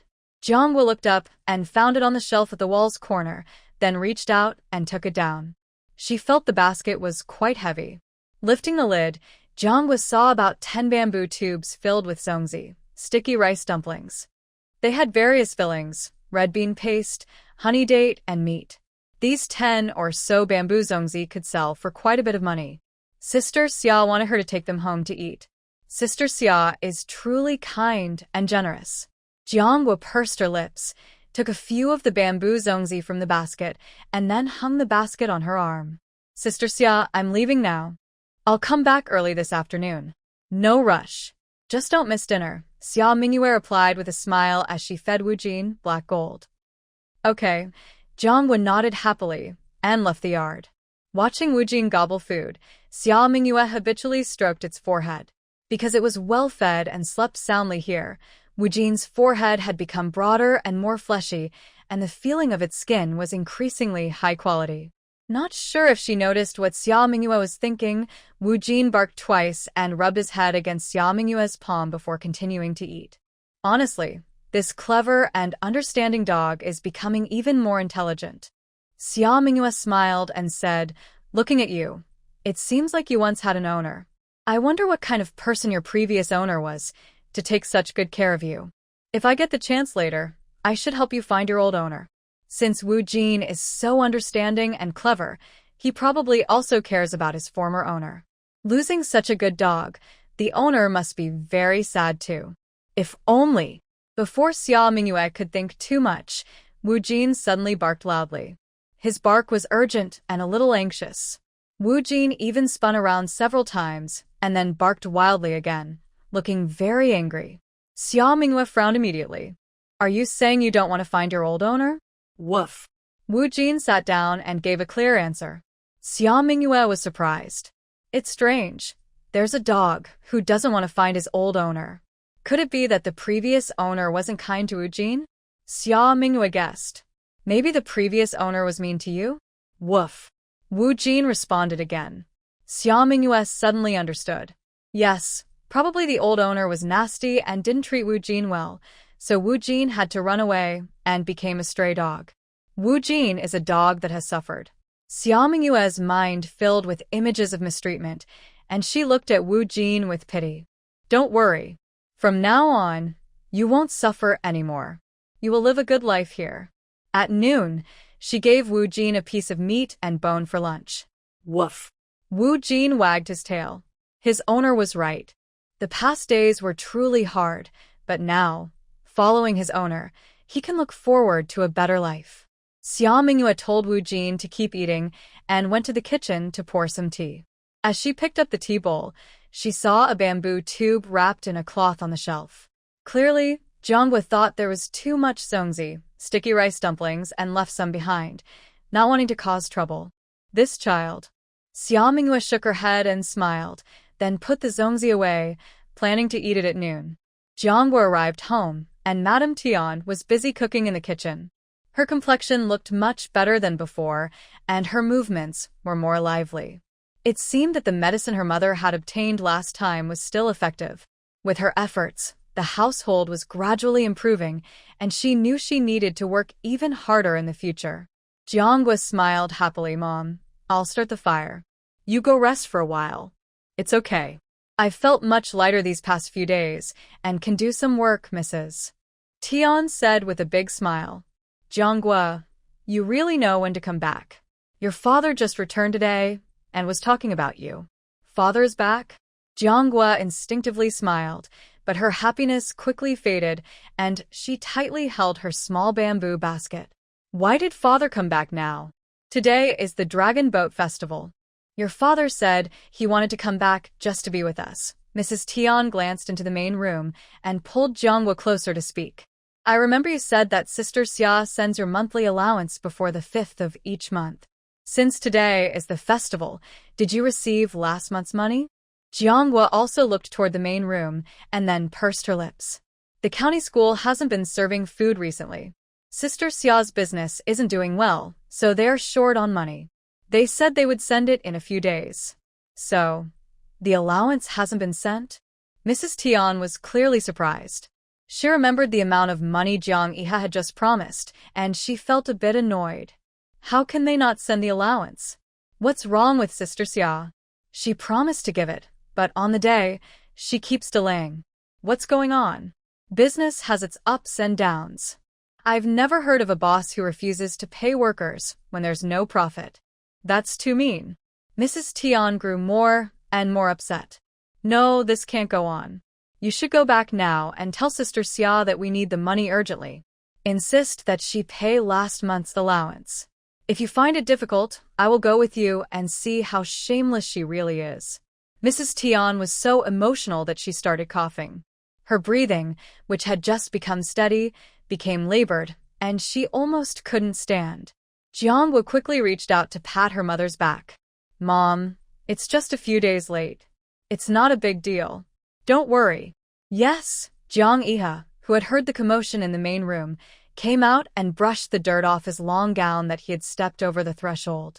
His brow was slightly furrowed. What was said is right, it's just a few days in the evening, and he didn't say he wouldn't give it. If we cause trouble over this, it makes our family seem petty and stingy, as if we lack money. How embarrassing. Jang Ernieu spoke, and Mrs. Tian quickly nodded. You're right, your father is right. I was just confused for a moment. But now, the money to buy books. Her husband studies hard, but she can't even afford to buy books, which really holds him back. Mrs. Tian looked ashamed. It's all because of my health. I've been taking expensive herbal medicines every day. It's okay, Jang Ernieu said. At worst, we can borrow books from classmates.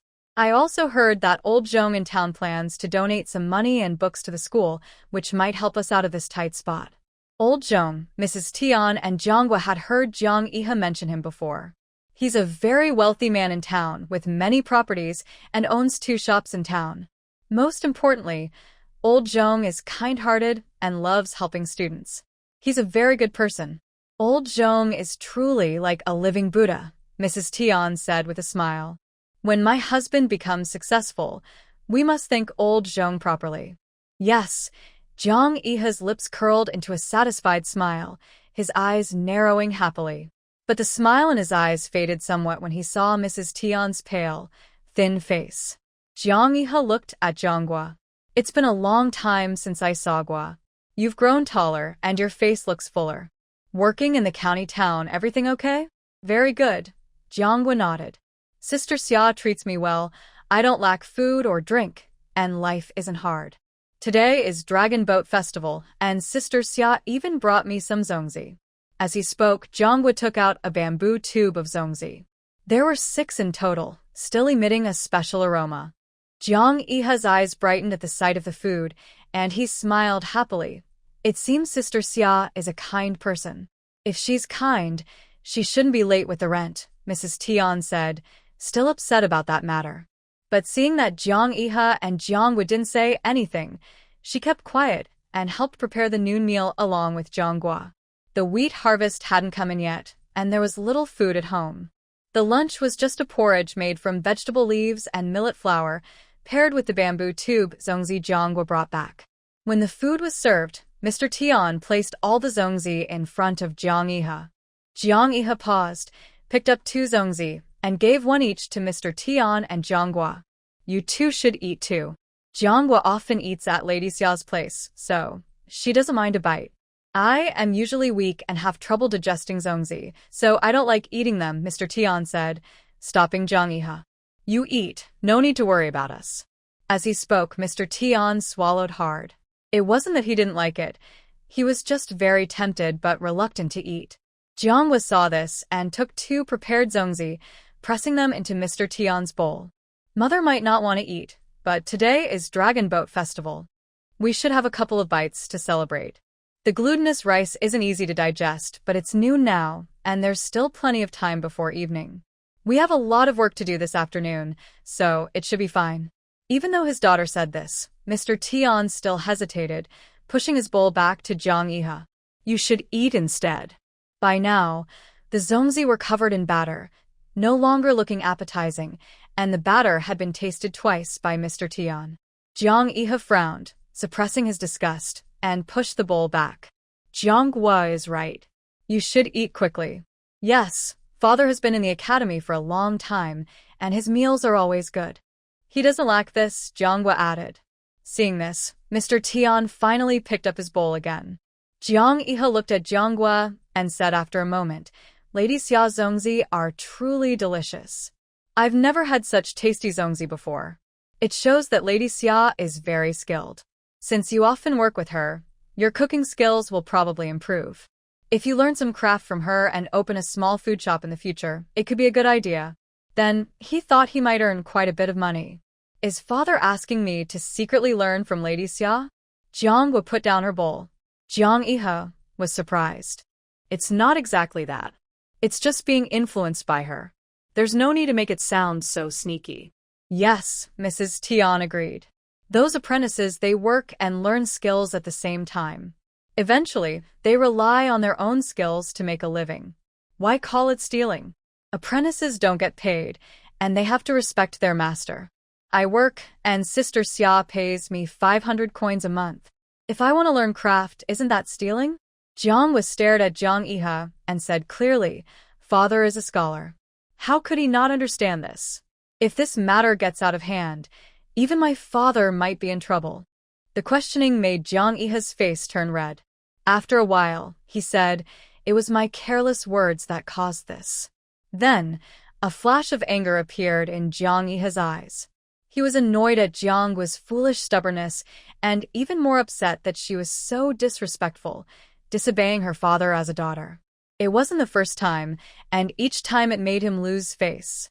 If she said she didn't receive her monthly allowance earlier, she was probably lying. Since Lady Xia is generous and kind, and during the Dragon Boat Festival, she even let the workers take zongzi home, she definitely wouldn't withhold wages just because business was bad. Clearly, Jiang Guo was holding on to her allowance, but didn't want to give it to her father. Girls are often thoughtful, and she's not wrong about that. If she keeps acting this way, she might even have to decide her own marriage in the future, and after marrying, she might become an unfilial daughter who doesn't care for her family. But speaking of her marriage, Jang Ernieu looked at Jiang Guo again, carefully observing her. Jiang Guo inherited her father's delicate features, and recently she had gained some weight, making her face look even more charming. Her figure was gradually becoming more graceful, with a youthful and elegant style. Jang Ernieu lowered his head and thought for a long time. The meal ended quietly, with the three of them not saying a word. Jiang Guo told Mrs. Tian to rest and washed all the dishes herself. Then she swept the yard, helped Mrs. Tian wash the clothes, and even tidied up the vegetable garden. Until the sun was getting low in the sky, she finally stopped working, picked up a small bamboo basket brought back from Xiaomingyue's house, and went to the vegetable garden to pick fresh cucumbers and long beans to take away. Mrs. Tian saw this, and her eyes filled with worry, almost crying. This Guo, she's really becoming more headstrong. Jang Ernieu bit his lip and said, Actually, I have something I want to ask for your help with. Forget it, forget it. Just pretend I never asked. Jang Ernieu waved his hand and turned back into the house. Husband, just say what you mean. Wife, be so polite. Mrs. Tian hurried to follow. No matter how difficult the matter is, since it's your issue, it's also my issue. As husband and wife, we should face hardships together. Jang Ernieu's eyes reddened, and he held Mrs. Tian's hand. Having a wife like you, what more could I ask for? Actually, there's something. I heard from a classmate that this fall, besides the exam results, the county magistrate has 2 spots for filial piety and virtue, which could help with the exams. Many people are now eager to meet the magistrate to gain his favor. I also want to go, but to meet him, I might need to bring some gifts. I'm short on money and can't afford anything valuable. I thought maybe you still have a silver bracelet from your dowry, and I could it for silver. If I succeed in passing this fall, I will buy back the bracelet and return it to you. I thought it was a big matter, but it turns out to be such a small thing. Mrs. Tian sighed in relief. Since you're planning for fame and success, I will support you wholeheartedly. After speaking, Mrs. Tian went inside and dug out a deep wooden box buried in the corner of the Kong heated bed. She found her silver bracelet and handed it to Jang Ernieu. Jang Ernieu weighed it in his hand. The bracelet was large but hollow, so it wasn't heavy. Due to its age, the surface had turned black, and it didn't look very good quality. The silver he could was much less than he expected. Still, it was enough for him to spend for a while.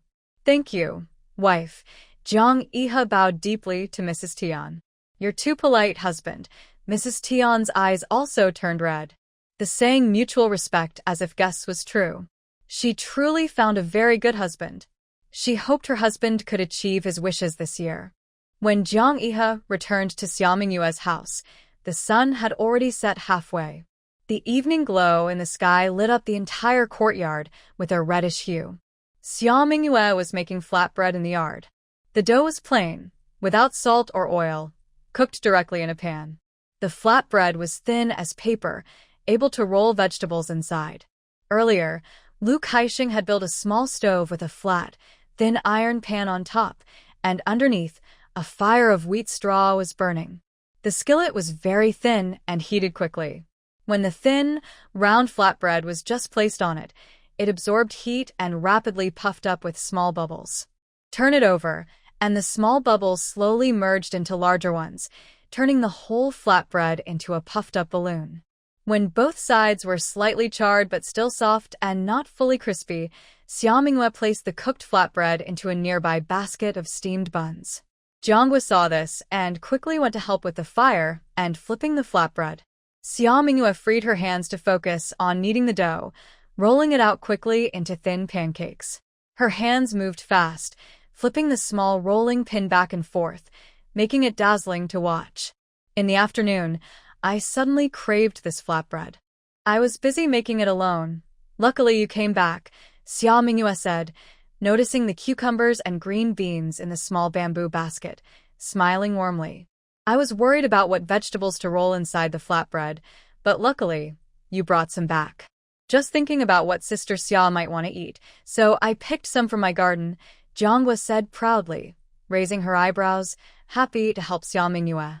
She casually flipped the flatbread on the skillet. Xiaomingyue chuckled, speeding up her rolling and preparing to cook the dishes later. After rolling all the flatbreads, Jianghua stayed to keep the skillet hot, while Xiaomingyue started preparing vegetables and chopping meat. She blanched and diced long beans, chopped pork belly into chunky pieces, and added everything into a pot with sautéed scallions and garlic. She seasoned with a little salt, soy sauce, and rice wine. Soon, a fragrant minced meat and bean dish was ready. To make the meat and bean rolls more flavorful and appetizing, Xiaomingyue added some small red chili peppers while cooking. Once the minced meat and beans were done, she also made stir-fried shredded potatoes and a simple cucumber salad. The shredded potatoes were soaked in plenty of vinegar, and the cucumber salad included fresh wild chives. Finally, she cooked a small pot of plain rice porridge, cracking in 2 eggs on top. After finishing everything, she served the dishes on the table and started eating. She tore open about 1/3 of each flatbread along a line, then folded the bottom part of the larger section up, and folded the smaller section over horizontally, creating a groove. She filled it evenly with plenty of shredded potatoes and mincemeat with beans. The bottom fold is sealed, then the dish is rolled completely along the vertical fold line. A perfectly wrapped and leak-proof luo mo roll is ready for a delicious meal. Eating this neatly wrapped baked flatbread, you experience a chewy texture, the fresh aroma of flour, the spicy flavor of minced meat and green beans, and the tangy taste of vinegar-soaked shredded potatoes, all bursting in your mouth. The crispy green beans and shredded potatoes provide a crunchy contrast to the chewy flatbread, and the rich meat adds flavor. Occasionally, you can enjoy a crunchy cucumber slice or a smooth, soft bowl of plain rice porridge, making for a simple yet delightful meal. Life's greatest joy is just this. Xiaomingyue loves this flatbread very much. She's now very hungry, and since the flatbread doesn't need oil or salt, she never gets tired of eating it. During this dinner, she ate 4 large pieces, all by herself. That night, Xiaomingyue felt her stomach was a bit full and found it hard to bend over. To aid digestion, she took a walk in the yard under the night sky. 1 lap, 2 laps, 3 laps. Wu Jin, who was drinking rice porridge, paused when he saw Xiaomingyue's actions. It felt like he had seen the scene somewhere before. He tilted his head and thought for a long time but couldn't figure it out, so he just lowered his head and continued drinking his porridge. Egg rice porridge is really delicious. After the Dragon Boat Festival, the weather grew hotter day by day. During this season, cold noodles became more popular than wontons at Xia's food stall. To diversify their offerings, Xia Mingyue experimented and improved the recipes several times. Finally, she introduced cold noodles to the stall. The noodles are cooked until 9/10 done, then rinsed with cold water. They're served with shredded cucumber, shredded carrot, blanched mung bean sprouts, fried peanuts, chili oil, and salt. The noodles are chewy, refreshing, and very tasty, with a stronger filling sensation than cold skin noodles. Cold noodles quickly became another popular item at Xia's food stall. Xia Mingyue adjusted the product proportions based on market demand, controlling the daily quantities of each dish. Jang Ernieu's stall also made adjustments, increasing the supply of cold noodles. Thanks to her efforts in Beidaji, Jang Ernieu's stall business has become quite successful and is now almost on par with Xia Mingyue's stall. Both Jang Ernieu and Feng's faces are filled with smiles, almost constantly. One morning, when Feng handed a small cloth bag to Xia Mingyue, she said, "Lady Xia, you are busy every day and probably don't have time for sewing. I took the chance to make you 2 pairs of shoes. Please see if they fit." "Thank you, Sister Feng," Xia Mingyue replied happily. She didn't refuse and smiled. "I've been worried about not having enough shoes to change." Coincidentally, Sister Feng brought some over. She went inside to try them on. They fit perfectly. "I think these are the right size. I'll try making more pairs if they fit well." "If they do, I'll make you a few more when I have free time," Feng said with a bright smile. Most shoes at this time had thick soles, which were very hard to make. These thick soles, called thousand-layer soles, were made by gluing old cloth onto wooden boards in layers. Once dry, they were carved into the right size. Many of these soles were stacked and sewn together with thread. The more layers, the higher the sole, which was a good wish for rising fortunes. The soles also became softer and more comfortable with use. People from all walks of life, from officials to commoners, loved these handmade cloth shoes. Even in modern times, many still prefer traditional handmade cloth shoes over modern styles. Xia Mingyue herself kept several pairs of these layered cloth shoes to avoid tiring her feet while working in the kitchen. After making the soles, the shoe upper had to be crafted. The shoemaker's experience determined if the shoes fit well and if the size and height of the shoe top were right. Because making shoes was time-consuming and hard work, ordinary people usually didn't give shoes as gifts unless they had close relationships. But Feng specially chose to give shoes, showing she wasn't just being polite. She genuinely understood that Xia Mingyue was busy and couldn't spare time for such detailed work, which is why she did it. Xia Mingyue felt very warm inside. "These 2 pairs of shoes will last a long time. Sister Feng, you still need to work with Brother Jiang on business and take care of your family. You don't need to worry about me." "Don't be so polite, sister," Feng said quickly, not giving Xia Mingyue a chance to refuse. She took full responsibility for making the shoes. In the past month and a half, the money earned from selling food at the stall was enough to match what Jang Ernieu had made selling baked buns for a year. Seeing the silver coins earned steadily, life has become better day by day. Mrs. Feng is very happy and feels grateful to Xia Mingyue. Although her own business is doing well, Xia Mingyue also makes money. She agreed to join the partnership because she was thinking of her own profit. It's just normal business dealings. But, of course, there's a saying that everything depends on how much effort you put in. If you don't try your best, you might not make mistakes openly, but compared to those who try their hardest, the difference is clear. Recently, Xia Mingyue has been very attentive and caring in guiding the couple, and Mrs. Feng has noticed and appreciated it. People should be grateful. There are no endless reasons to take things for granted. Such friendship can last long. Seeing Mrs. Feng so persistent, Xia Mingyue didn't say much. She only prepared everything needed for today. After finishing the preparations, Xia Mingyue, Mrs. Liu, Jiang Guire, and the 2 brothers, Zhao Dahu and Zhao Ernieu, went to the street to set up their usual stall. Business was normal, and everyone was busy. "Miss Xia," someone called out. Hearing the familiar voice, Xia Mingyue looked up and saw a kind, elderly face. "Grandma Han." Xia Mingyue was very happy. She looked at Han's feet. Grandma Han, you're out? Are your feet better? Thanks to you, they're fully healed. Han smiled warmly. A few days ago, I could walk on my own. Yesterday, I was worried and went to the doctors. The doctor said I'm recovering well and I'm fine now. Earlier, you said that once my wife's foot was better, she would come support your food stall. Today's good weather and no sun, so I came especially to try your cooking. All right, Xia Mingyue said happily. Grandma, what would you like to eat? Anything is fine. I don't have a picky appetite, Han replied. Honestly, Han saw that the food stall had many different dishes, and all looked very tasty. Everyone was eating happily, feeling each dish was delicious. For a moment, she didn't know what to choose. Then, Grandma, let's start with some cold noodles, Xia Mingyue suggested. Okay. Can you handle spicy food, Grandma? Add more of that spicy oil. It smells so good, Han said. Got it. She took the cold noodles, cut them into wide strips, added the seasonings, and mixed everything together. Almost instantly, Xia Mingyue placed a bowl of cold noodles in front of Han's family and casually handed her a fragrant meat pancake. Try it first. If it's not flavorful enough, just tell me, Xia Mingyue said with a smile.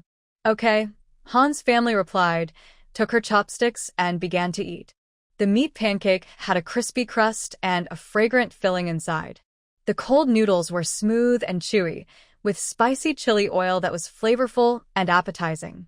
Even the gluten in the dish was chewy and tender. It was delicious. No wonder this seemingly simple snack stall was so lively. It was all because of Lady Xia's good cooking skills. This kind-hearted person truly makes even cooking taste wonderful. Han's family couldn't help but squint her eyes and continue to enjoy the delicious food in her hand and in her bowl. In a small alley in the East District, a lively gambling house was bustling with noise, almost as if the roof might be lifted off by the clamor.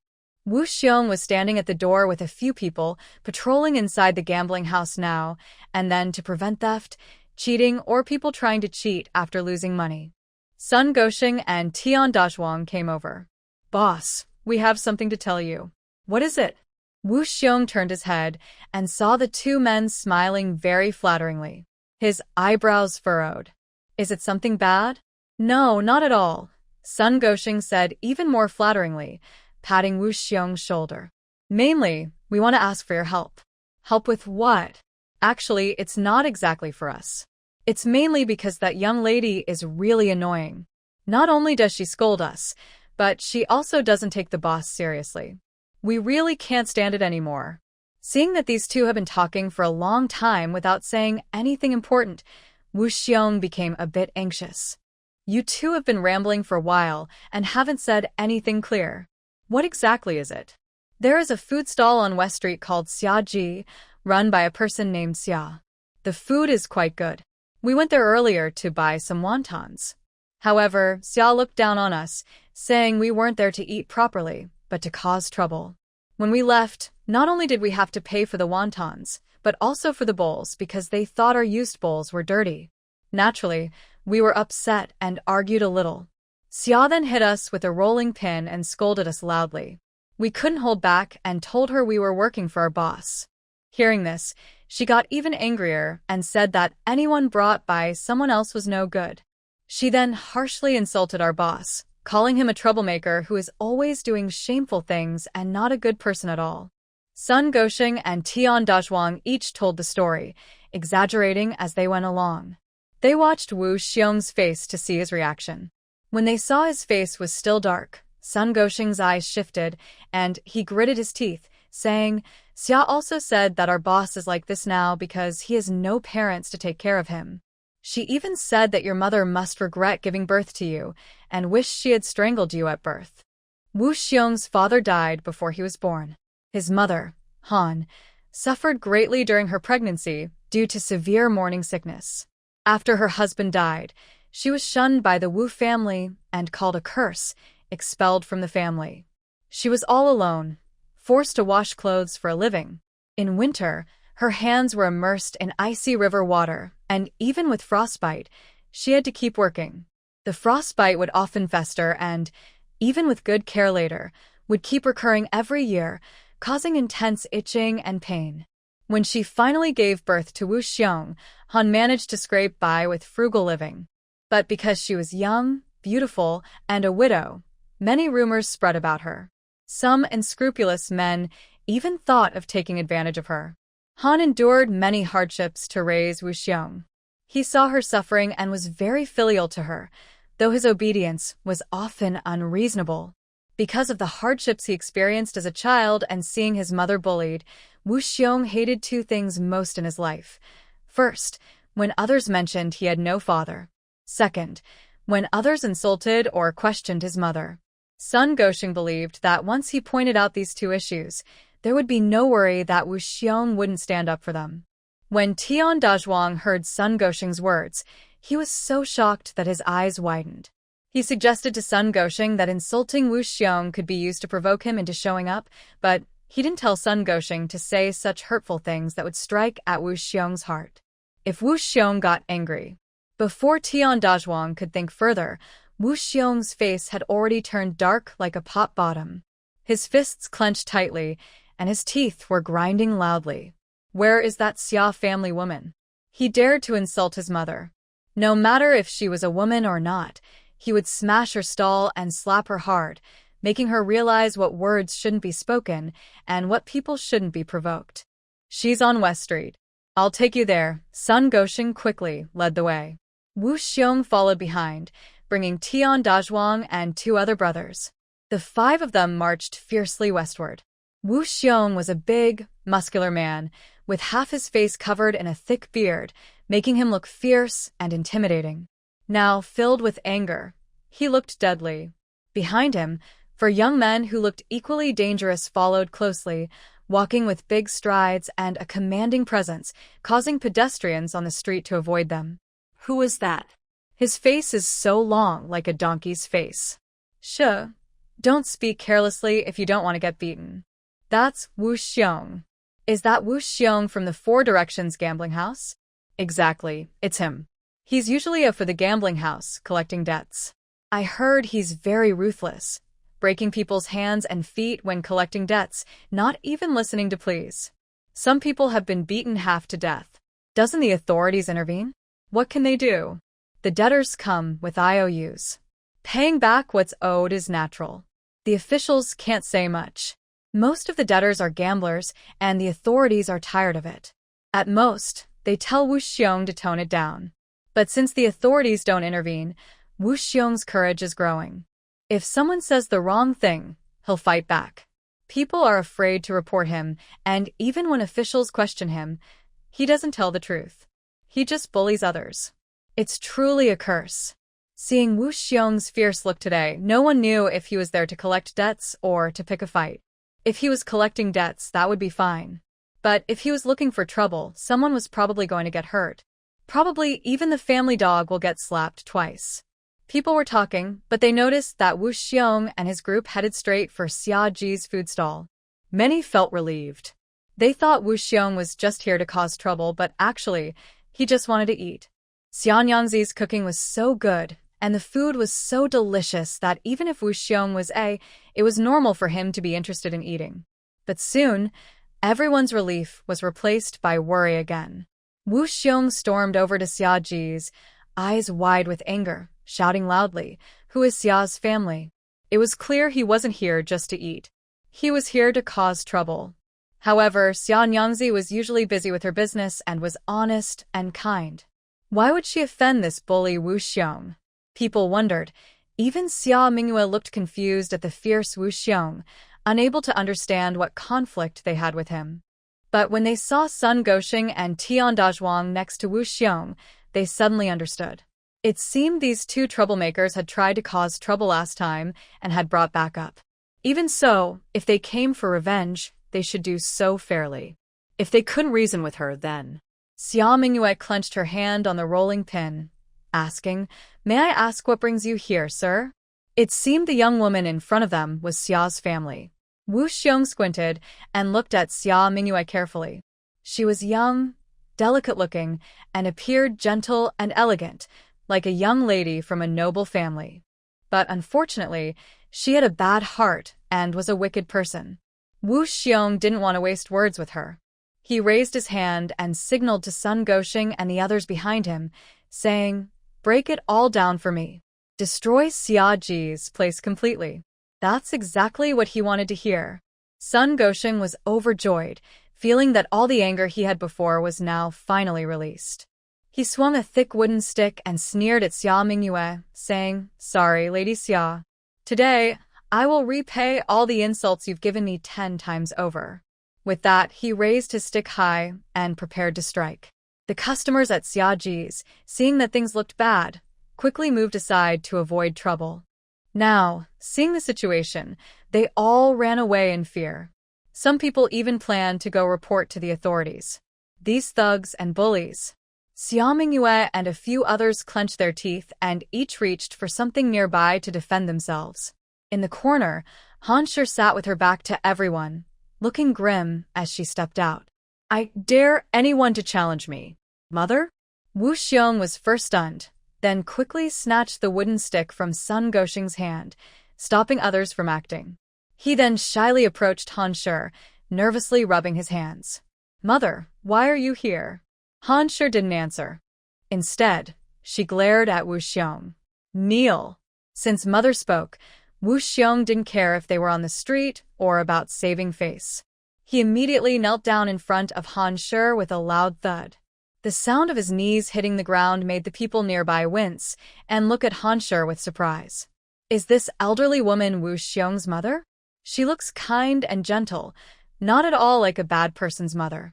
Seeing everyone's surprised and curious looks, Han Shi's anger burst to her forehead. She was so angry her mouth trembled. She reached out to hit Wu Xiong's head. "You've gone too far. You've gone too far." Wu Xiong didn't dare dodge. He let Han Shi hit him several times. "Mother, it hurts. I can do it myself." After saying that, he hit himself twice. These hits were very hard, especially on his cheeks. His face turned visibly red. Seeing this, Han Shi stopped hitting him but still scolded angrily. "Good for nothing. Why did you smash that Lady Xia's food stall? That Lady Xia insulted me and you. I couldn't stand it, so." Wu Xiong mumbled, his voice getting softer until it was barely audible. "Did you hear it with your own ears?" Han Shi raised an eyebrow. "No." Since he didn't hear it himself, he must have heard it from someone else. Useless thing. Han Shi was furious. She raised her hand and hit him again. "You believe what others say, without checking if it's true? Lady Xia is the kindest and most gentle person. Last time I sprained my ankle and she helped me home. How could such a kind person insult you and me?" So, this Lady Xia was the kind-hearted person who helped him last time? He had been thinking about repaying her kindness, but couldn't find her because his mother wouldn't tell him.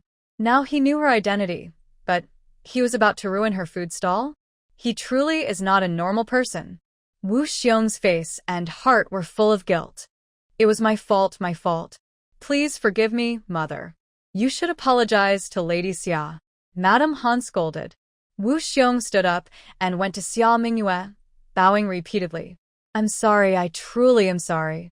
I misunderstood Lady Xia, thinking she was a bad person, and that's why. I apologize to Lady Xia. Please forgive me."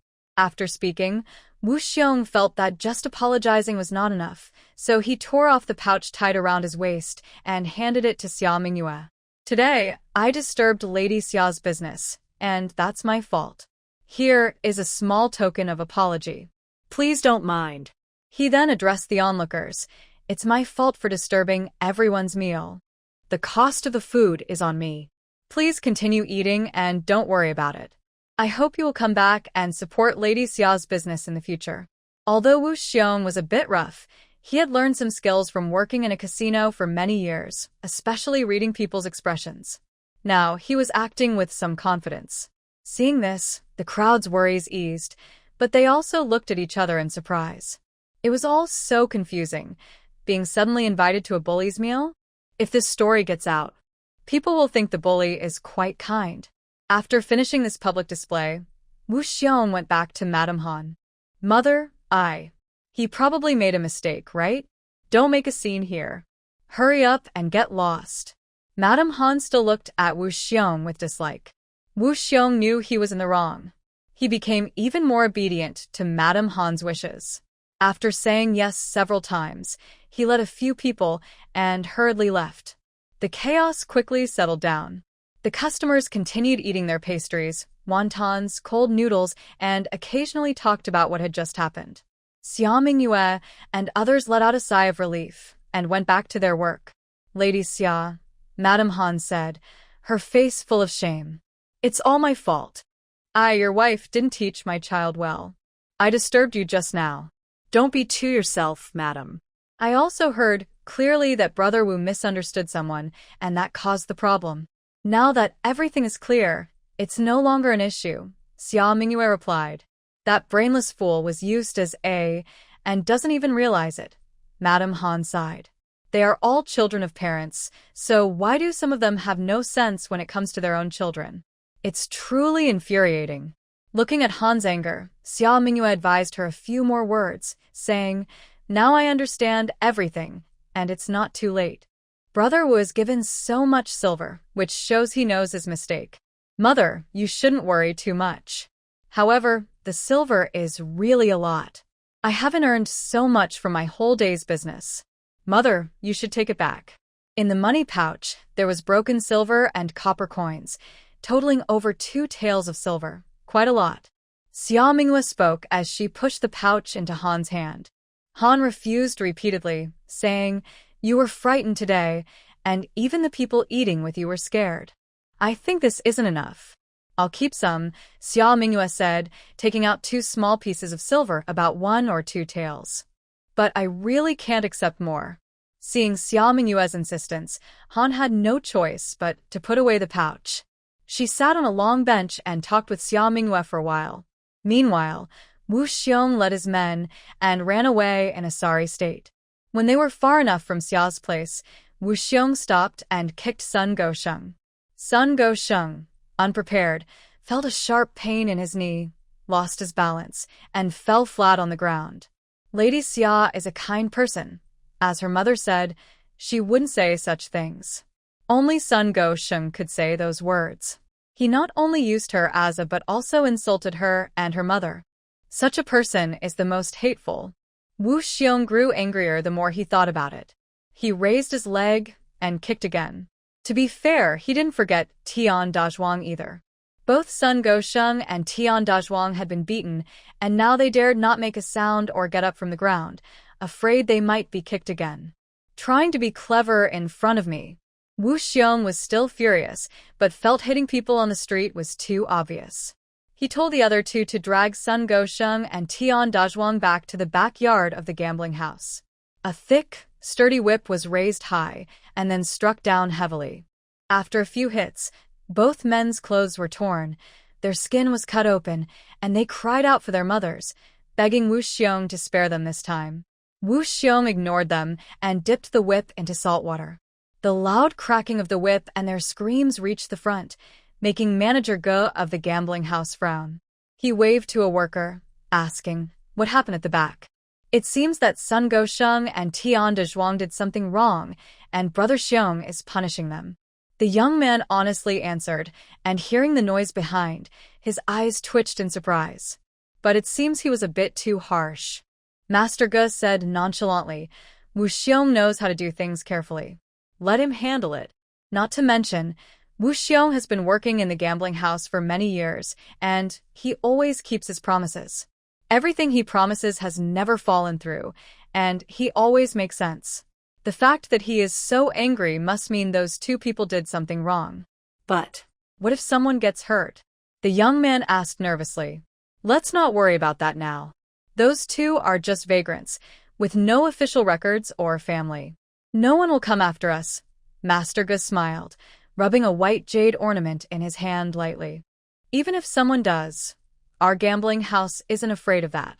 Yes, sir. The young man nodded and said no more. Han stayed at her stall for a little longer and ate a cold noodle before leaving. At the usual time, Xia Mingyue and the others packed up and headed home. On the way, they talked about the earlier trouble. Those 2 heartless tried to cause trouble twice, and now they come back again. Lu was furious, spitting as she spoke. That Wu Xiong is a troublemaker too. Whatever others say, He can't tell right from wrong. Luckily, Aunt Han was there. Xia Mingyue sighed with relief. She was very scared about what happened today. Troublemakers and bullies have always been the most headache-inducing problems. If Wu Xiong had targeted her, their food stall would have definitely closed down. Exactly. Lucky Aunt Han was there. Lu nodded repeatedly. But if my sister-in-law were here, she'd say it's good that you helped Aunt Han earlier. Good people are rewarded. Indeed, karma works in cycles. The kindness you show now will come back to you in various ways, often when you least expect it. It's just that those two didn't get punished. Jiang also looked angry. Such a pity. It probably won't go unpunished, Xia Mingyue said seriously. Wu Xiong is quick-tempered. After losing face at Aunt Han's place today, he definitely won't let those two off easily. That's true, Lu nodded in agreement. They must teach those two a good lesson. Back home, everyone was busy again. Later, Xia Mingyue started preparing dinner. After the experience of overeating a few days ago, Xia Mingyue decided to prepare a lighter dinner tonight. She cooked millet porridge until it was golden and sticky, scrambled eggs with a pinch of seasoning into a thin omelet, then cut it into fine strips. She stir-fried the eggs with shredded carrots and zucchini to make a simple, tasty side dish. After finishing these tasks, the dough made from boiling water and flour had nearly risen. She kneaded the dough into small balls, rolled them into long oval shapes, and spread a mixture of peanut oil and flour over the center. She wrapped the filling inside and rolled them into oval pancakes again. In a lightly oiled pan, she fried the pancakes until both sides were golden and fully cooked. Then she took them out and cut them open in the middle. The pancakes, coated with oil and filled with the stir-fried vegetables, formed pocket-like shapes. She filled each pocket with the cooked vegetables, making perfect stuffed bread. The golden brown pockets, with crispy edges, paired beautifully with the yellow scrambled eggs, orange shredded carrots, and fresh green zucchini. She also served a bowl of thick millet porridge. Just looking at it made her feel hungry. Taking a bite, she enjoyed the crispy exterior and soft interior of the pocket bread. The stir-fried vegetables were light and refreshing, and the millet porridge was rich and fragrant. It was delicious. Tonight, Xia Mingyue felt a bit full again. So, she went for another walk in the yard. Black Gold sat quietly nearby. Perhaps this is what the human world is like. As night fell, darkness gradually covered the land. After tidying up, Jang closed the yard gate. Wait a moment. A rough voice suddenly sounded, startling Jang, who shivered. When he looked up, he saw a face with a thick beard. Caught off guard, Jang took a few steps back before steadying himself. Seeing this, Black Gold ran over and barked fiercely at the unexpected visitor, fluffing up its fur and preparing to fight. Sorry, I didn't mean to scare the lady, Wu Xiong quickly apologized, feeling embarrassed. He then explained his purpose. Is Lady Xia at home? I came here today to apologize for disturbing her. Xia Mingyue, attracted by the noise, came out and welcomed him into the yard to sit down. She asked Jianghua to pour some tea. Big brother Wu, no need to be polite. You've already apologized and even paid some silver today. Xia Mingyue said, Brother Wu was also deceived by someone, so it's understandable that things happen this way. It is true I was tricked. Wu Xiong still looked guilty as he spoke. But Lady Xia, don't worry. I have given those two a good beating. I promise they won't get out of bed for a month, and they won't dare to bother Lady Xia again. I've also told the other brothers to spread the word that Lady Xia's reputation is protected by me, Wu Xiong. From now on, the small troublemakers won't dare to come and cause trouble. Besides, Lady Xia showed kindness last time by taking my mother to see the doctor when she sprained her ankle and even sent her home. I've been thinking about it. My mother wouldn't tell me who the kind person was, but now I know it was Lady Xia. I come to thank you. I bought some fine cakes from Zhao's pastry shop. Please don't mind if they're not to your taste. Actually, I should have come this afternoon, but my mother was angry, so I didn't dare to go out. I waited until she finished eating and washing up, then I quietly left. Please don't blame me, Lady Xia. Usually, when you sell things at your stall, you might encounter some difficult customers. If anyone is hard to deal with or causes trouble, just send someone to find me at the gambling houses. I will handle these messy problems for you. You can run your business peacefully in the future. Wu Xiong spoke quickly and confidently, not giving Xia Mingyue a chance to reply. After he finished, he suddenly stood up and bowed deeply to her. Once again, I apologize to Lady Xia and thank you for helping my mother that day. It's getting late, so I won't bother you any longer. I'll take my leave now. He bowed again and then strode away. Xia Mingyue was silent. Jiang Guo also stayed quiet. His swift departure made it clear he came to apologize and thank her. If someone didn't know better, they might think he was just delivering goods. That Wu is quite quick and efficient, Jiang Guo said with a slightly awkward smile. Maybe he thought it was evening, and since his reputation isn't very good, he was worried about causing trouble for us, Xia Mingyue said as she opened the cakes Wu brought. The neatly packed cakes in paper boxes and oil paper were arranged in 2 large packages for small boxes, each containing different treats. They included honey 3 knives, honey fruit, taro pastry, glutinous rice strips, mung bean cakes, jujube cakes, peach cookies, and cat ears. All of these are the best-selling and most popular items sold at Zhao Snack Shop. Xia Mingyue gave Jiang Guo a box of cat ears and honey sticks, telling her to keep them as snacks, and she gave most of the rest to the neighbor, the Liu family. She kept only a box of taro pastries and green bean cakes. The taro pastry is a traditional hollow type, with a crispy fried shell. Inside, it is hollow and filled with sticky malt syrup, then coated with toasted white sesame seeds.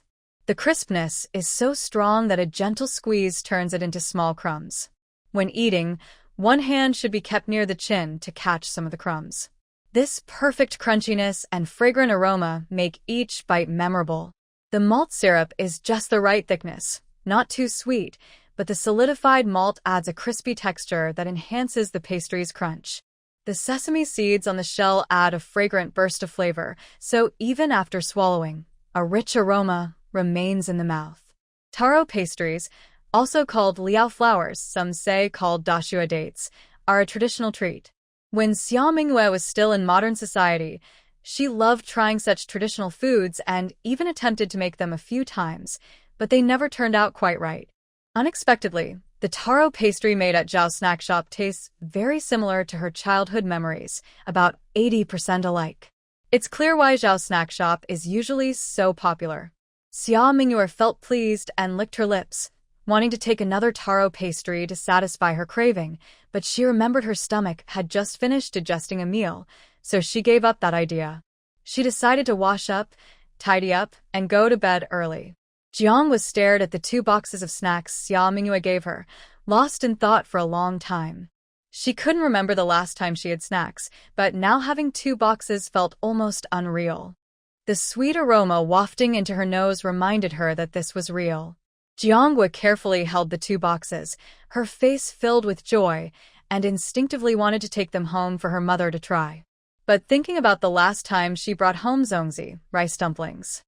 Unless she forcefully fed them to her mother, she feared the snacks would end up in her father's hands. She couldn't understand why her mother was always so worried, even though her father ate well outside and dressed nicely. The more she thought about it, the more annoyed she became. She decided to open both boxes and try some herself. Sweet and crispy, the taste spreads quickly in the mouth. The wonderful flavor makes Jiang's eyes misty. Feeling puzzled, he wondered why such delicious food couldn't be eaten by himself. After leaving Xia Mingyue's house, Wu Xiong went straight back to the 4 Directions gambling house. At night, the gambling house was even livelier than during the day. Loud shouts, the sound of dice rolling, and the clinking of silver coins filled the air, creating a deafening noise. Wu Xiong walked around the gambling house and found nothing unusual. He sat at a small table in the corner and poured himself a bowl of wine. The aged sorghum wine was strong and made Wu Xiong feel very comfortable. Suddenly, someone hurriedly ran from the backyard, checked around the gambling house, and found Wu Xiong. He quickly approached him and said, "Boss, there's a problem." "What happened?" Wu Xiong frowned. "Sun Go Sheng ran away," the man replied. This afternoon, We locked Sun Gosheng and Tian de Zhuang in the firewood room as you ordered. When we went to bring them food just now, we found Sun Gosheng was gone.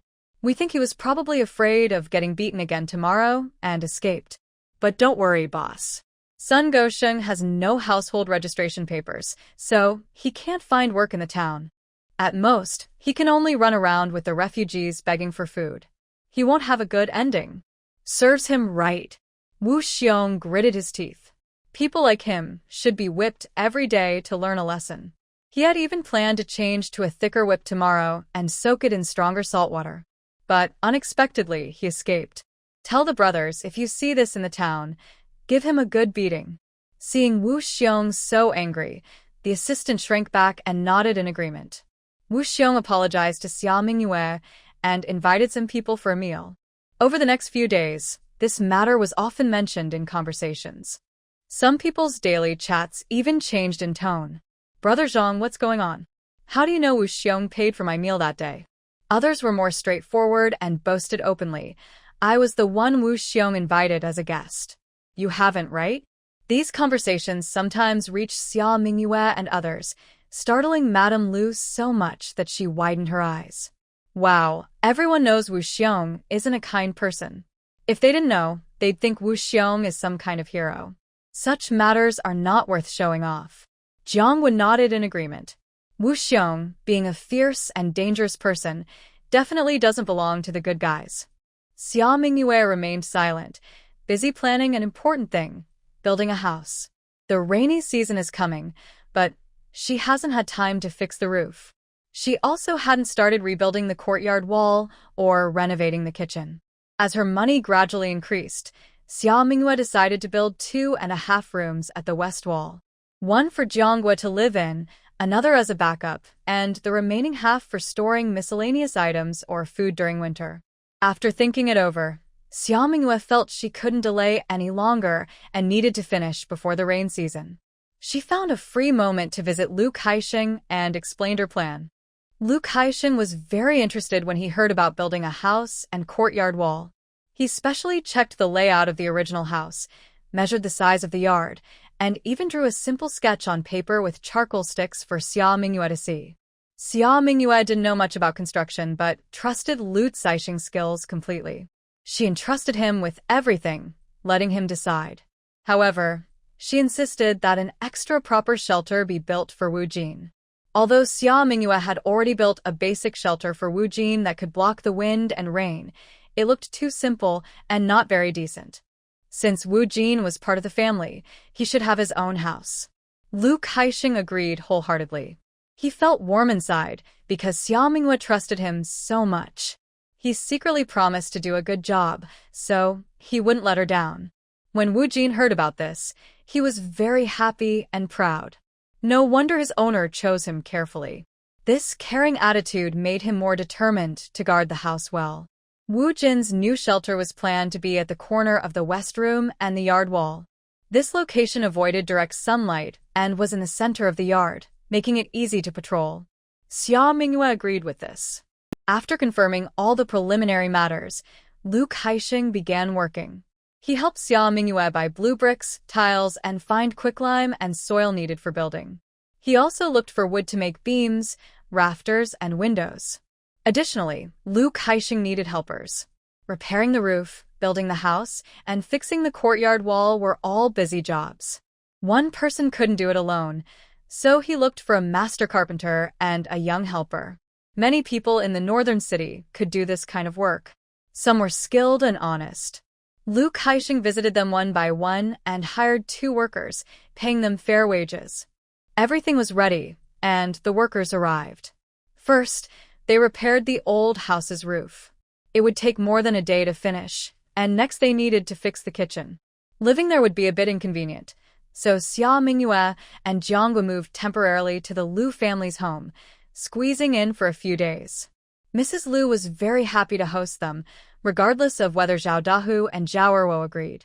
She packed their bedding into the west wing and cleaned out the original west room for Xia Mingyue and Jiang Wu. The west room was cleaned thoroughly, the bed was made, and new window paper was put up. Mrs. Lu thoughtfully laid out bedding and sheets for Xia Mingyue and Jiang Wu.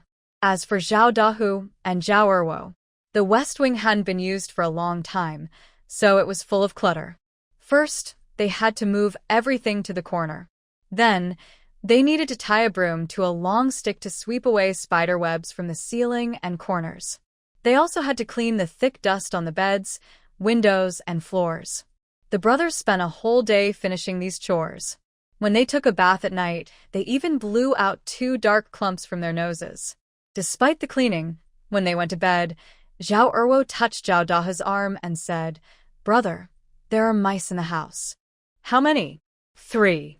"No problem. Mice don't eat people." Oh. Zhao Erwo lay down again, but soon got up and said, "Brother, there are centipedes crawling around. Step on them." "Brother, there are ants. Count how many there are." "Brother, I want my own bed."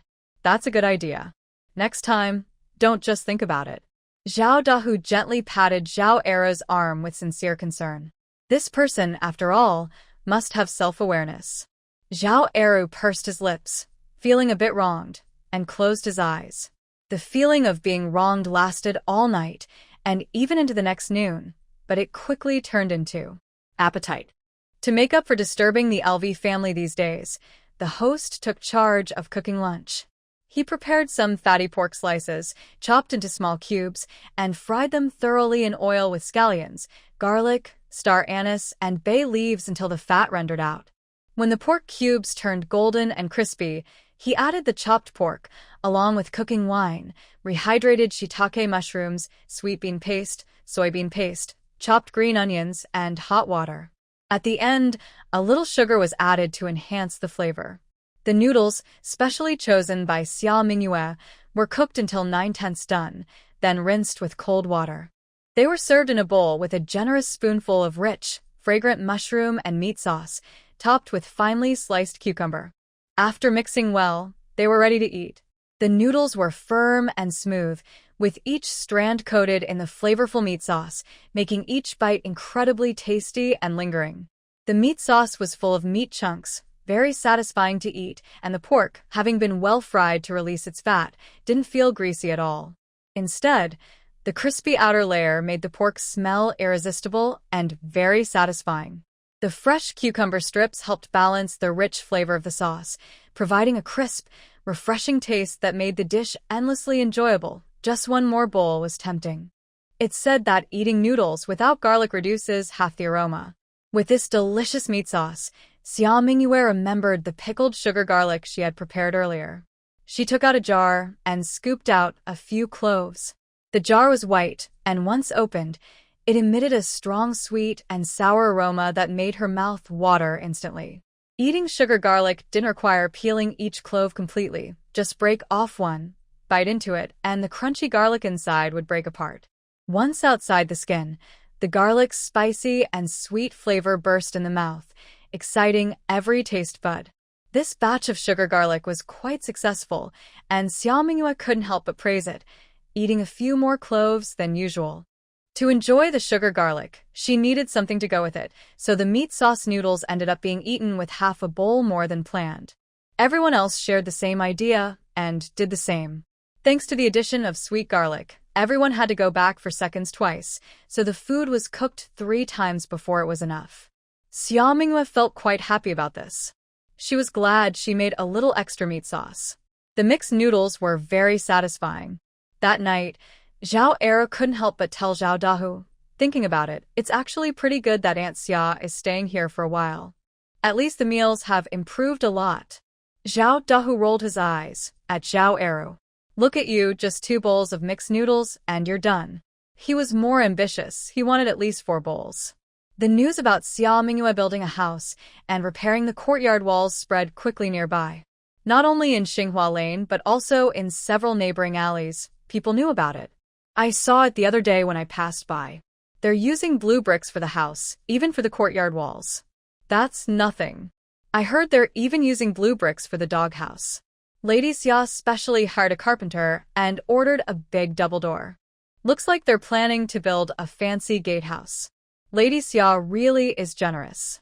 She spends money without blinking an eye. Don't say that. Lady Xia's food stall is doing very well, earning a lot of money. So, what if she's making money? Money earned through hard work isn't something that falls from the sky. Just because she's earning a lot doesn't mean she can spend it recklessly. Who knows what the future holds? If she doesn't save some money now, she'll be crying later when she has children and expenses increase. Passing by, Zhang Shi overheard these words and blinked. Were they talking badly about Xia Mingyue? They liked hearing that kind of talk. And if those words reached Lu Qian's ears, he definitely wouldn't be happy. He'd deal with those gossipers. Zhang Shi felt a bit gleeful, but also paused for a moment. Wait, those words reached Lu Qian's ears? Her eyes darted around for a while. Then she stopped walking. I think you all are just bored at home with too much salt. All you do is gossip about others. What's wrong with Lady Xia earning her own money and spending it? It's none of your business. She knows how to manage her life. Why are you all talking about her? It's not your place. I see. You all are just unable to earn money because of your own lack of ability, and you're jealous that Lady Xia is talented and capable. So you secretly plot against her. After being criticized, the woman who mentioned Xia Mingyue felt annoyed and retorted, "Oh, did Lady Zhang move to the seaside? Why are you so nosy? I ask, what did Lady Xia do to bother you that you're so angry? Could it be that you see Lady Xia making money now and think she's rich, so you want to flatter her? Too bad. No matter how much you wag your tail, others might not want to give you a piece of bread." Someone called her a dog, and Zhang's temper flared. She snapped back, "Is that foul mouth of yours eating manure? No wonder my toilet has been half-blocked. Turns out it's because of you. Well, that's good. Now no one needs to call someone to clean the toilet. Just call you." When it comes to arguing, she's never lost. Come on, show your skills. The woman being scolded wasn't as fierce as Zhang, and her face turned red with anger. You're the one spouting nonsense, you witch with your dirty mouth. That's just you showing off your strength. The insults and shouting grew louder, then suddenly stopped.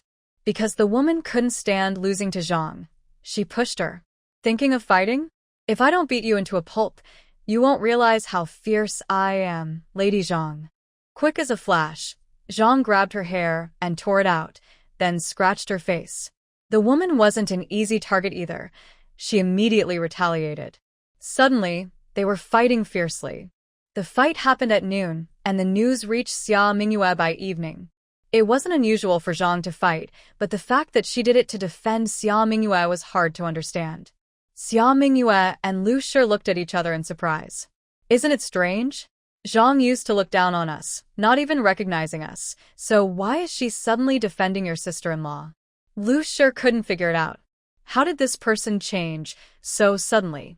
Xia Mingyue thought for a moment and said in a low voice, "Earlier, when Xia Ji opened, Zhang came to Xia Ji's place.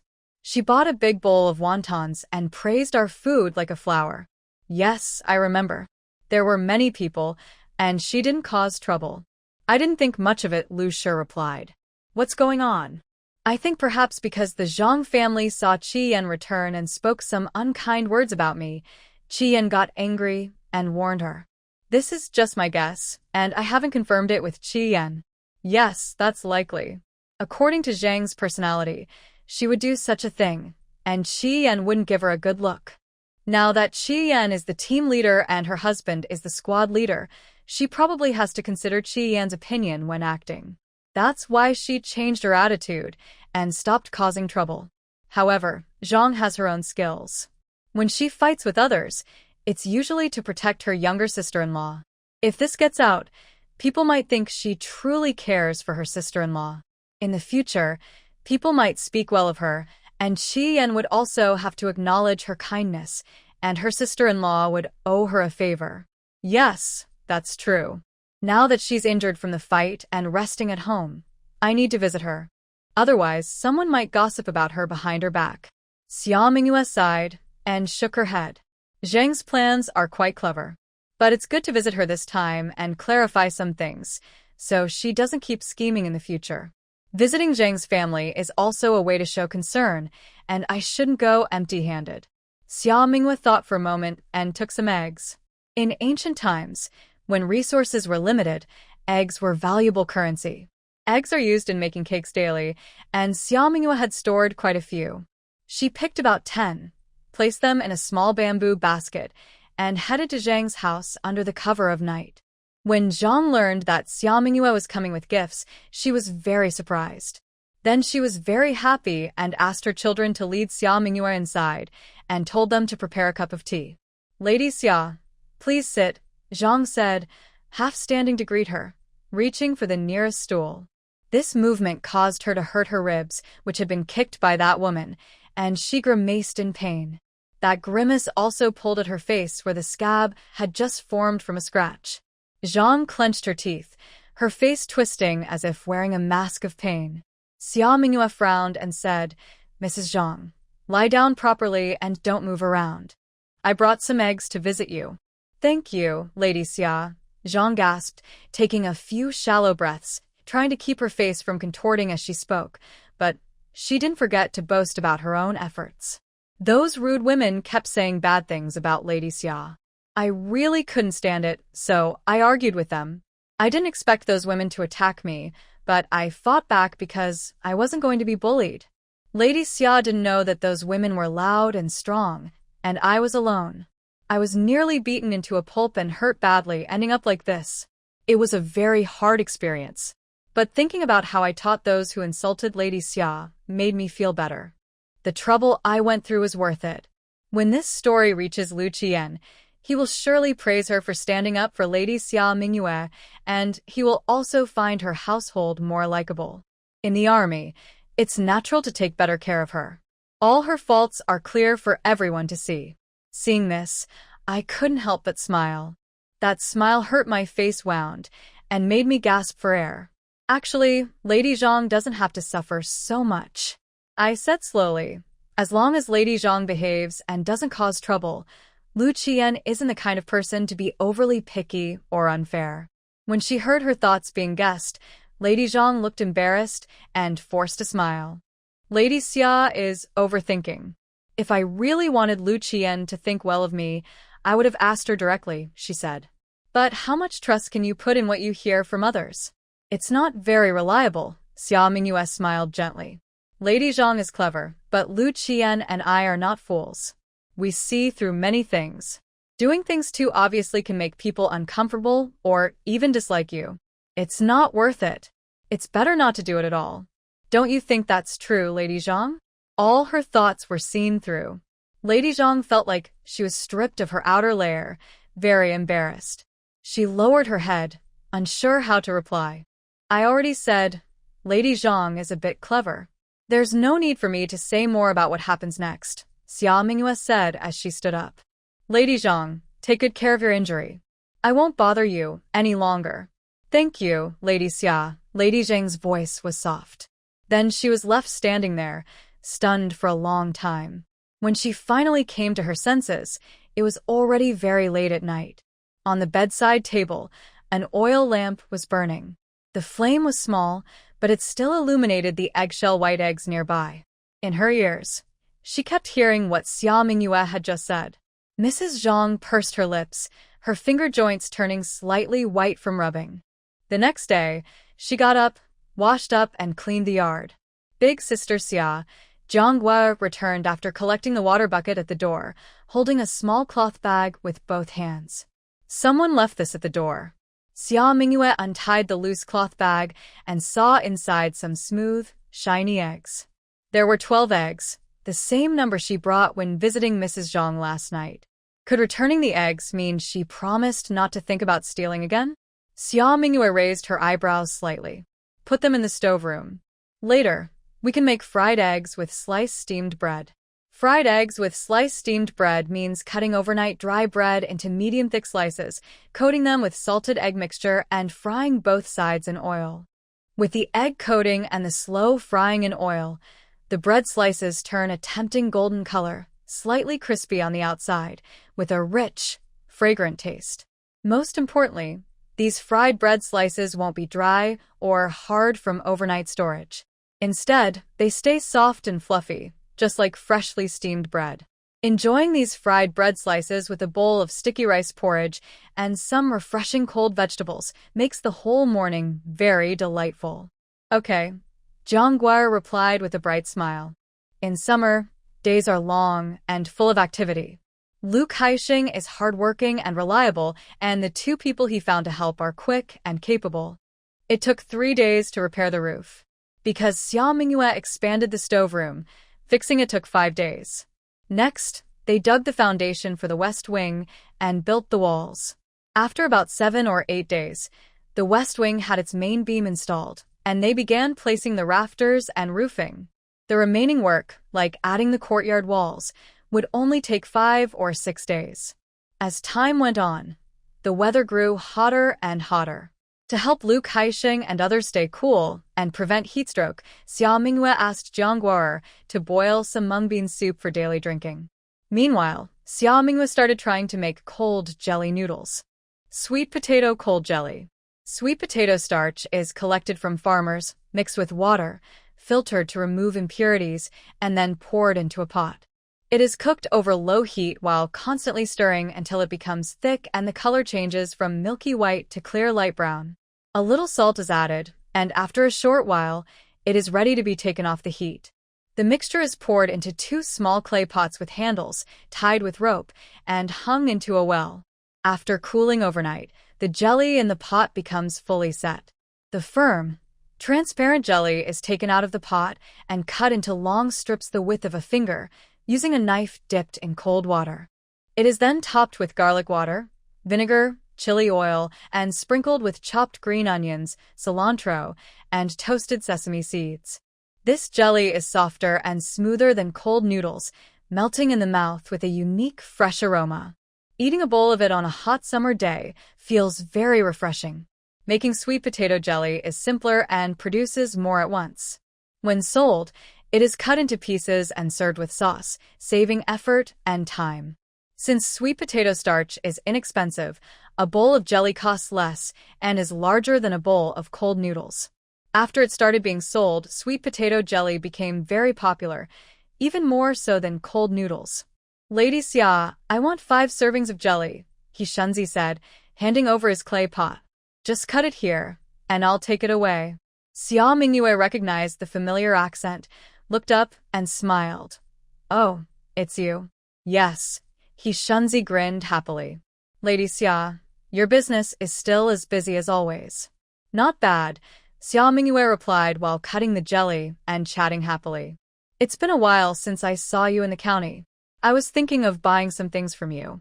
Recently, I took on a job that keeps me busy, so I haven't come to the county often.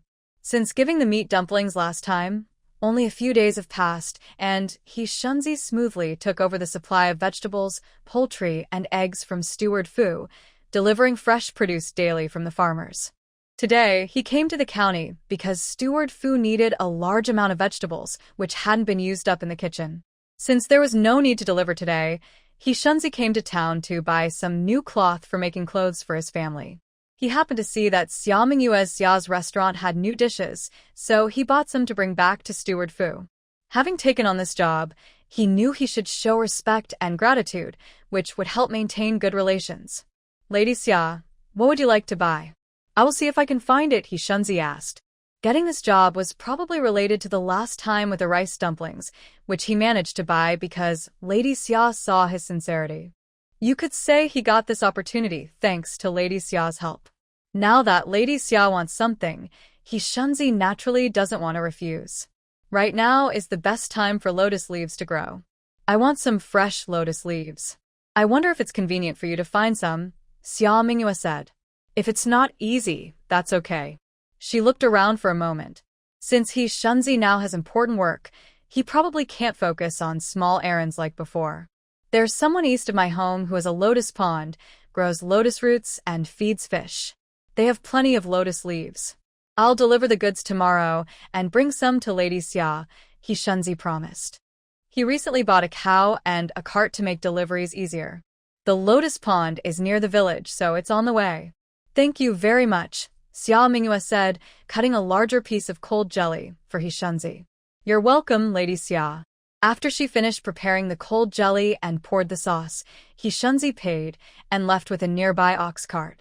He headed out of the town straight to the village, delivering the cold jelly to the small servant at the corner gate, then went to look at the lotus pond nearby to see about picking lotus leaves. The pond was quite large, with big, lush lotus leaves covering the water, a vibrant green that blocked the sun. The owner of the pond was a wealthy person who usually raised fish, ducks, and sold lotus roots. They didn't mind if he Shunzi picked some lotus leaves and told him he could do so freely. He Shunzi thanked them repeatedly. The next day, after delivering goods to the Xian garden, he picked some healthy, broad, green lotus leaves to give to Lady Xia. Lady Xia looked at the high-quality leaves, smiled, and took them. "How much do I owe you?" she asked. "It's just a few leaves, no charge," he Shunzi said, waving his hand. "The pond owner told me I could pick freely, and they didn't ask for money. So I naturally can't ask Lady Xia to pay. It wasn't valuable stuff, but it was a good way to build a friendly relationship. Maybe in the future, there would be other things to exchange." That was he Shunzi's usual way of doing things, and he was consistent now. Seeing he Shunzi speak like that, Xia Mingyue no longer insisted on giving money. She only gave he Shunzi a small piece of cold jelly to take home for dinner. Courtesy calls for reciprocation, so he Shunzi did not refuse. With lotus leaves, Xia Mingyue washed a piece that evening and cooked lotus leaf porridge. The lotus leaf has a fresh scent, the rice is soft and sticky, and the added rock sugar makes it sweet and tasty. On such a hot day, it makes people want to drink more. The next day, Xia Mingyue made lotus leaf rice with pork ribs. The ribs were cut into small pieces, boiled in cold water to remove blood and smell, then lightly fried in oil until the surface turned golden and crispy. When the oil just started to seep out, she soaked them in a sauce made with soy sauce, pepper, sesame oil, and salt for half an hour. The rice was washed clean and put into a large, rough ceramic basin lined with lotus leaves. Then, the ribs and their sauce were added, and everything was steamed together. After 15 minutes, a rich aroma filled the air. The smell of pork ribs, the fresh scent of lotus leaves, and the fragrant rice. It was so tempting that it made one's nose tingle. "Brother, I'll start the fire." Jang Ernieu approached the kitchen. "No need, I can do it myself," Zhao Dahe declined. The aroma of the lotus leaf pork ribs was so tempting that it was worth smelling. "Then let's cook together." Jang Ernieu sat on a small stool nearby. He said he wanted to cook with Zhao Dahe, but his nose kept twitching, and he stared at the steamer without blinking. Soon Wu Jin also came over. Usually, Xia Mingyue didn't allow it into the kitchen, so Wu Jin stayed outside, but it didn't forget to bring the clay pot for meals. With such a fragrant dish, it wanted to taste it early. The heat was just right. Xia Mingyue asked Zhao Dahe to turn off the stove and open the steamer. A strong, rich aroma burst out with the steam, making Lu Kaixing and the others nearby sniff hard. Lady Xia didn't know what delicious food she made for lunch today, asked the worker, leaning his head in curiosity. "Earlier, when I was moving blue bricks here, I saw Lady Xia washing ribs and rice. I guess there will be rice and ribs for lunch." A big worker wiped the sweat from his forehead. "Today's lunch will be a real treat." "Which lunch isn't a treat?" Brother Kaixing asked with a smile. "Lady Xia is very skilled. Working here, I won't talk about the wages first. The real treat is the delicious food that feeds the craving inside my stomach. When working at someone else's place, they can mostly eat good noodles, but meat dishes are rare. Plus, Lady Xia's cooking is even more fragrant than at the Yuran restaurant. Isn't that a great advantage?" Brother Kaixing is right. The young worker chuckled, still busy placing bricks one by one in front of the master builder. The master builder took a brick in one hand and a trowel in the other. He skillfully scooped mud from the bucket, spread it on top of the brick, carefully set it down, then tapped it firmly with the trowel twice, smoothing out excess mud to ensure the wall joints were even and smooth. Then he picked up another brick. After a while of building, he looked up at the yard of Xia Mingyue's house. Half of the wall was already built. The remaining work, including the gatehouse and final finishing touches, could be done in just 3 days with their combined effort. In 3 days, the work would be finished, and they would have to leave. They wouldn't get to enjoy Lady Xia's delicious cooking anymore. The master builder felt very disappointed, his mood drooping. But this gloom disappeared completely when the bowls were served. At first, they thought lunch would be plain rice topped with a spoonful of braised pork ribs, but now the bowl contained both rice and ribs, though not simply poured on top. Each grain of rice was rich with the aroma of pork ribs, light soy color, shiny with oil, making anyone's mouth water just by looking. Clearly, the rice was steamed together with the ribs. When eaten, the rice soaked with broth had the rich flavor of pork and ribs, along with a fresh aroma of lotus leaves, mixed with the natural fragrance of the rice itself.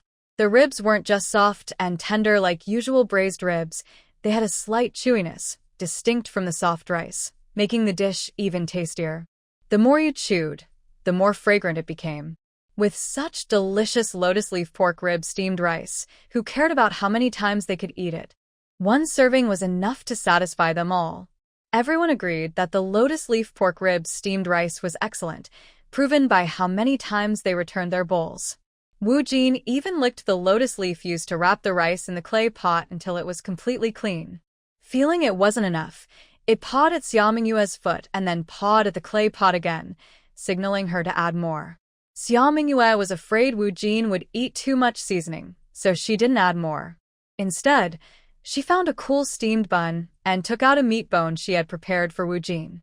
Wu Jin. Although the steamed bun was tasty and the meat bone was delicious, it wanted to eat steamed rice with ribs, steamed rib rice. Wu Jin was so anxious it kept pacing in place and barked and whined at Xia Mingyue, trying to wake her up to its desire. But Xia Mingyue didn't seem to understand.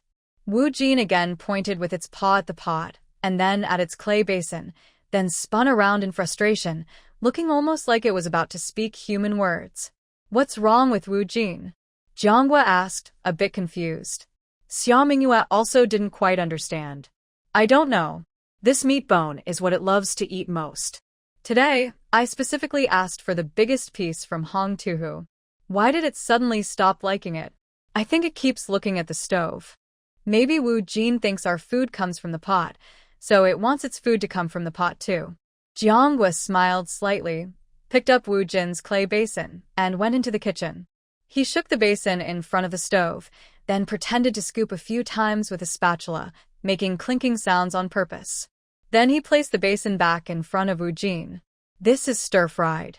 Eat quickly," Jianghua said with a smile. Wu Jin. The last time it was this speechless was before. It's not a silly dog.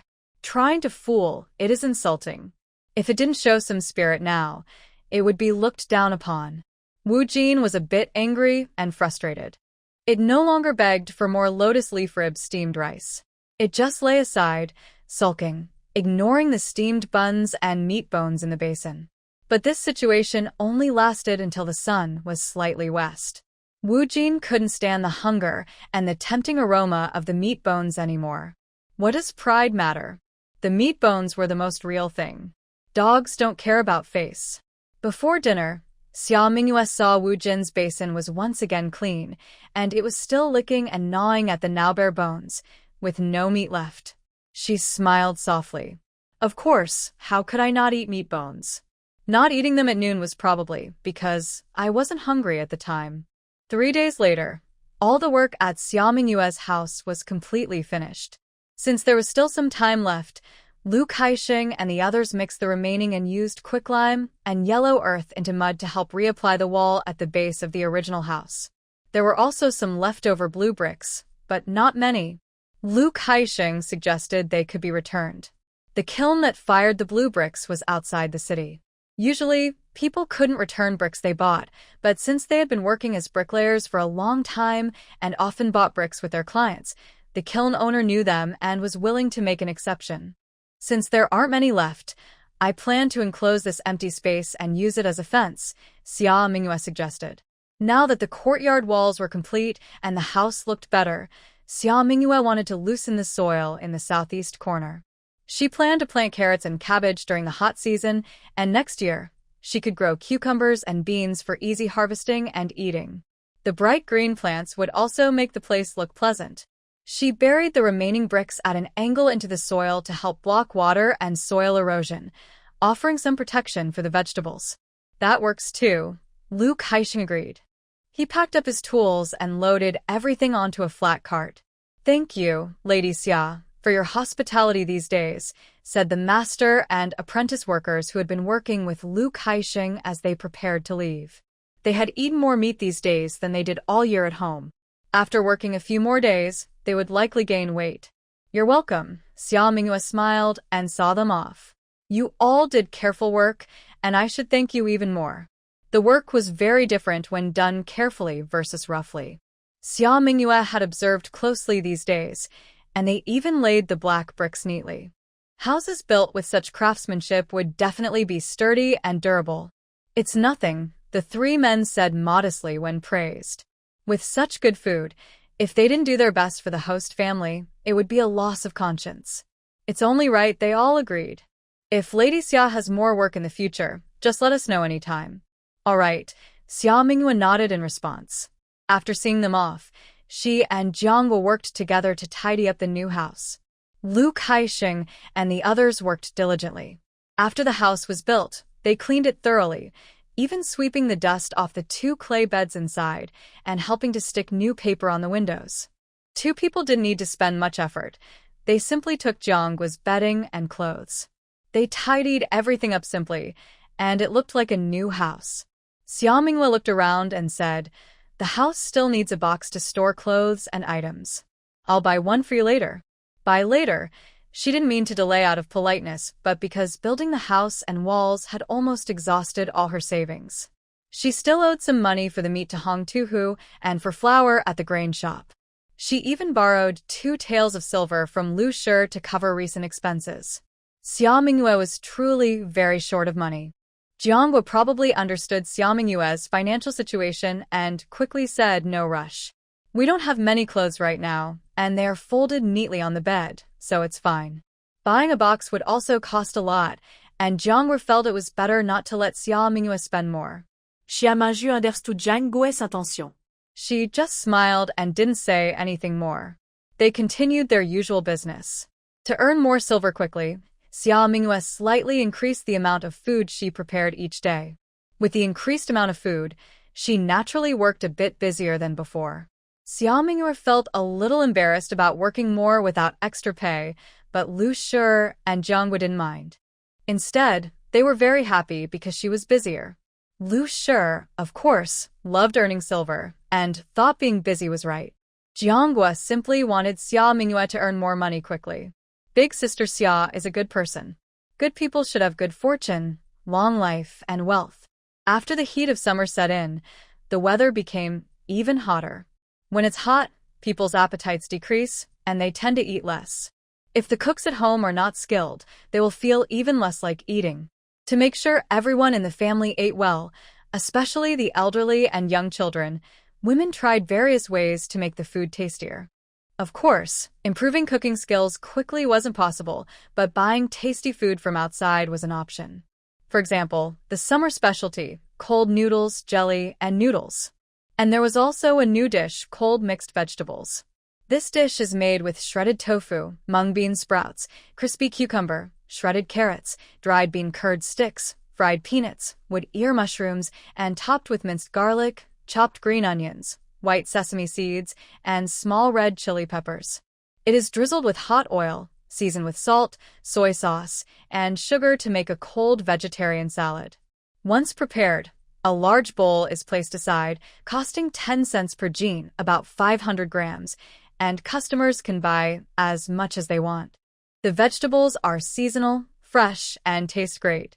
The seasonings are well balanced, making the dish refreshing, appetizing, and not greasy. After the first bite, people find it hard to stop eating. This cold dish is affordable. Families with a bit more money often buy a pound or 2, enjoying it comfortably, and it's cheaper than meat, but just as satisfying. Families with less money might buy half a jean, about 250 grams, combining it with other homemade dishes to whet their appetite and feed the whole family without spending much. Because it's hot outside, this dish doesn't last long. During summer, business is good. Since cold dishes are not the main items sold, Xiaoji only makes one bowl before noon. Once sold out, no more is made that day. Those who want more have to wait until tomorrow, so demand often exceeds supply. Many families keep an eye on Xiaoji's stall, waiting eagerly for the cold dish to be available. Those who arrive late due to other matters can only settle for cold noodles or jelly noodles. Buying a portion of these at home becomes a side dish, allowing people to taste the flavor.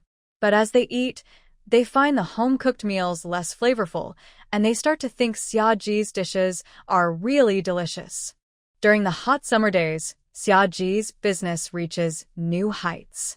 Meanwhile, Jang Ernieu's place is also doing very well, with business improving significantly since opening. A good business attracts attention.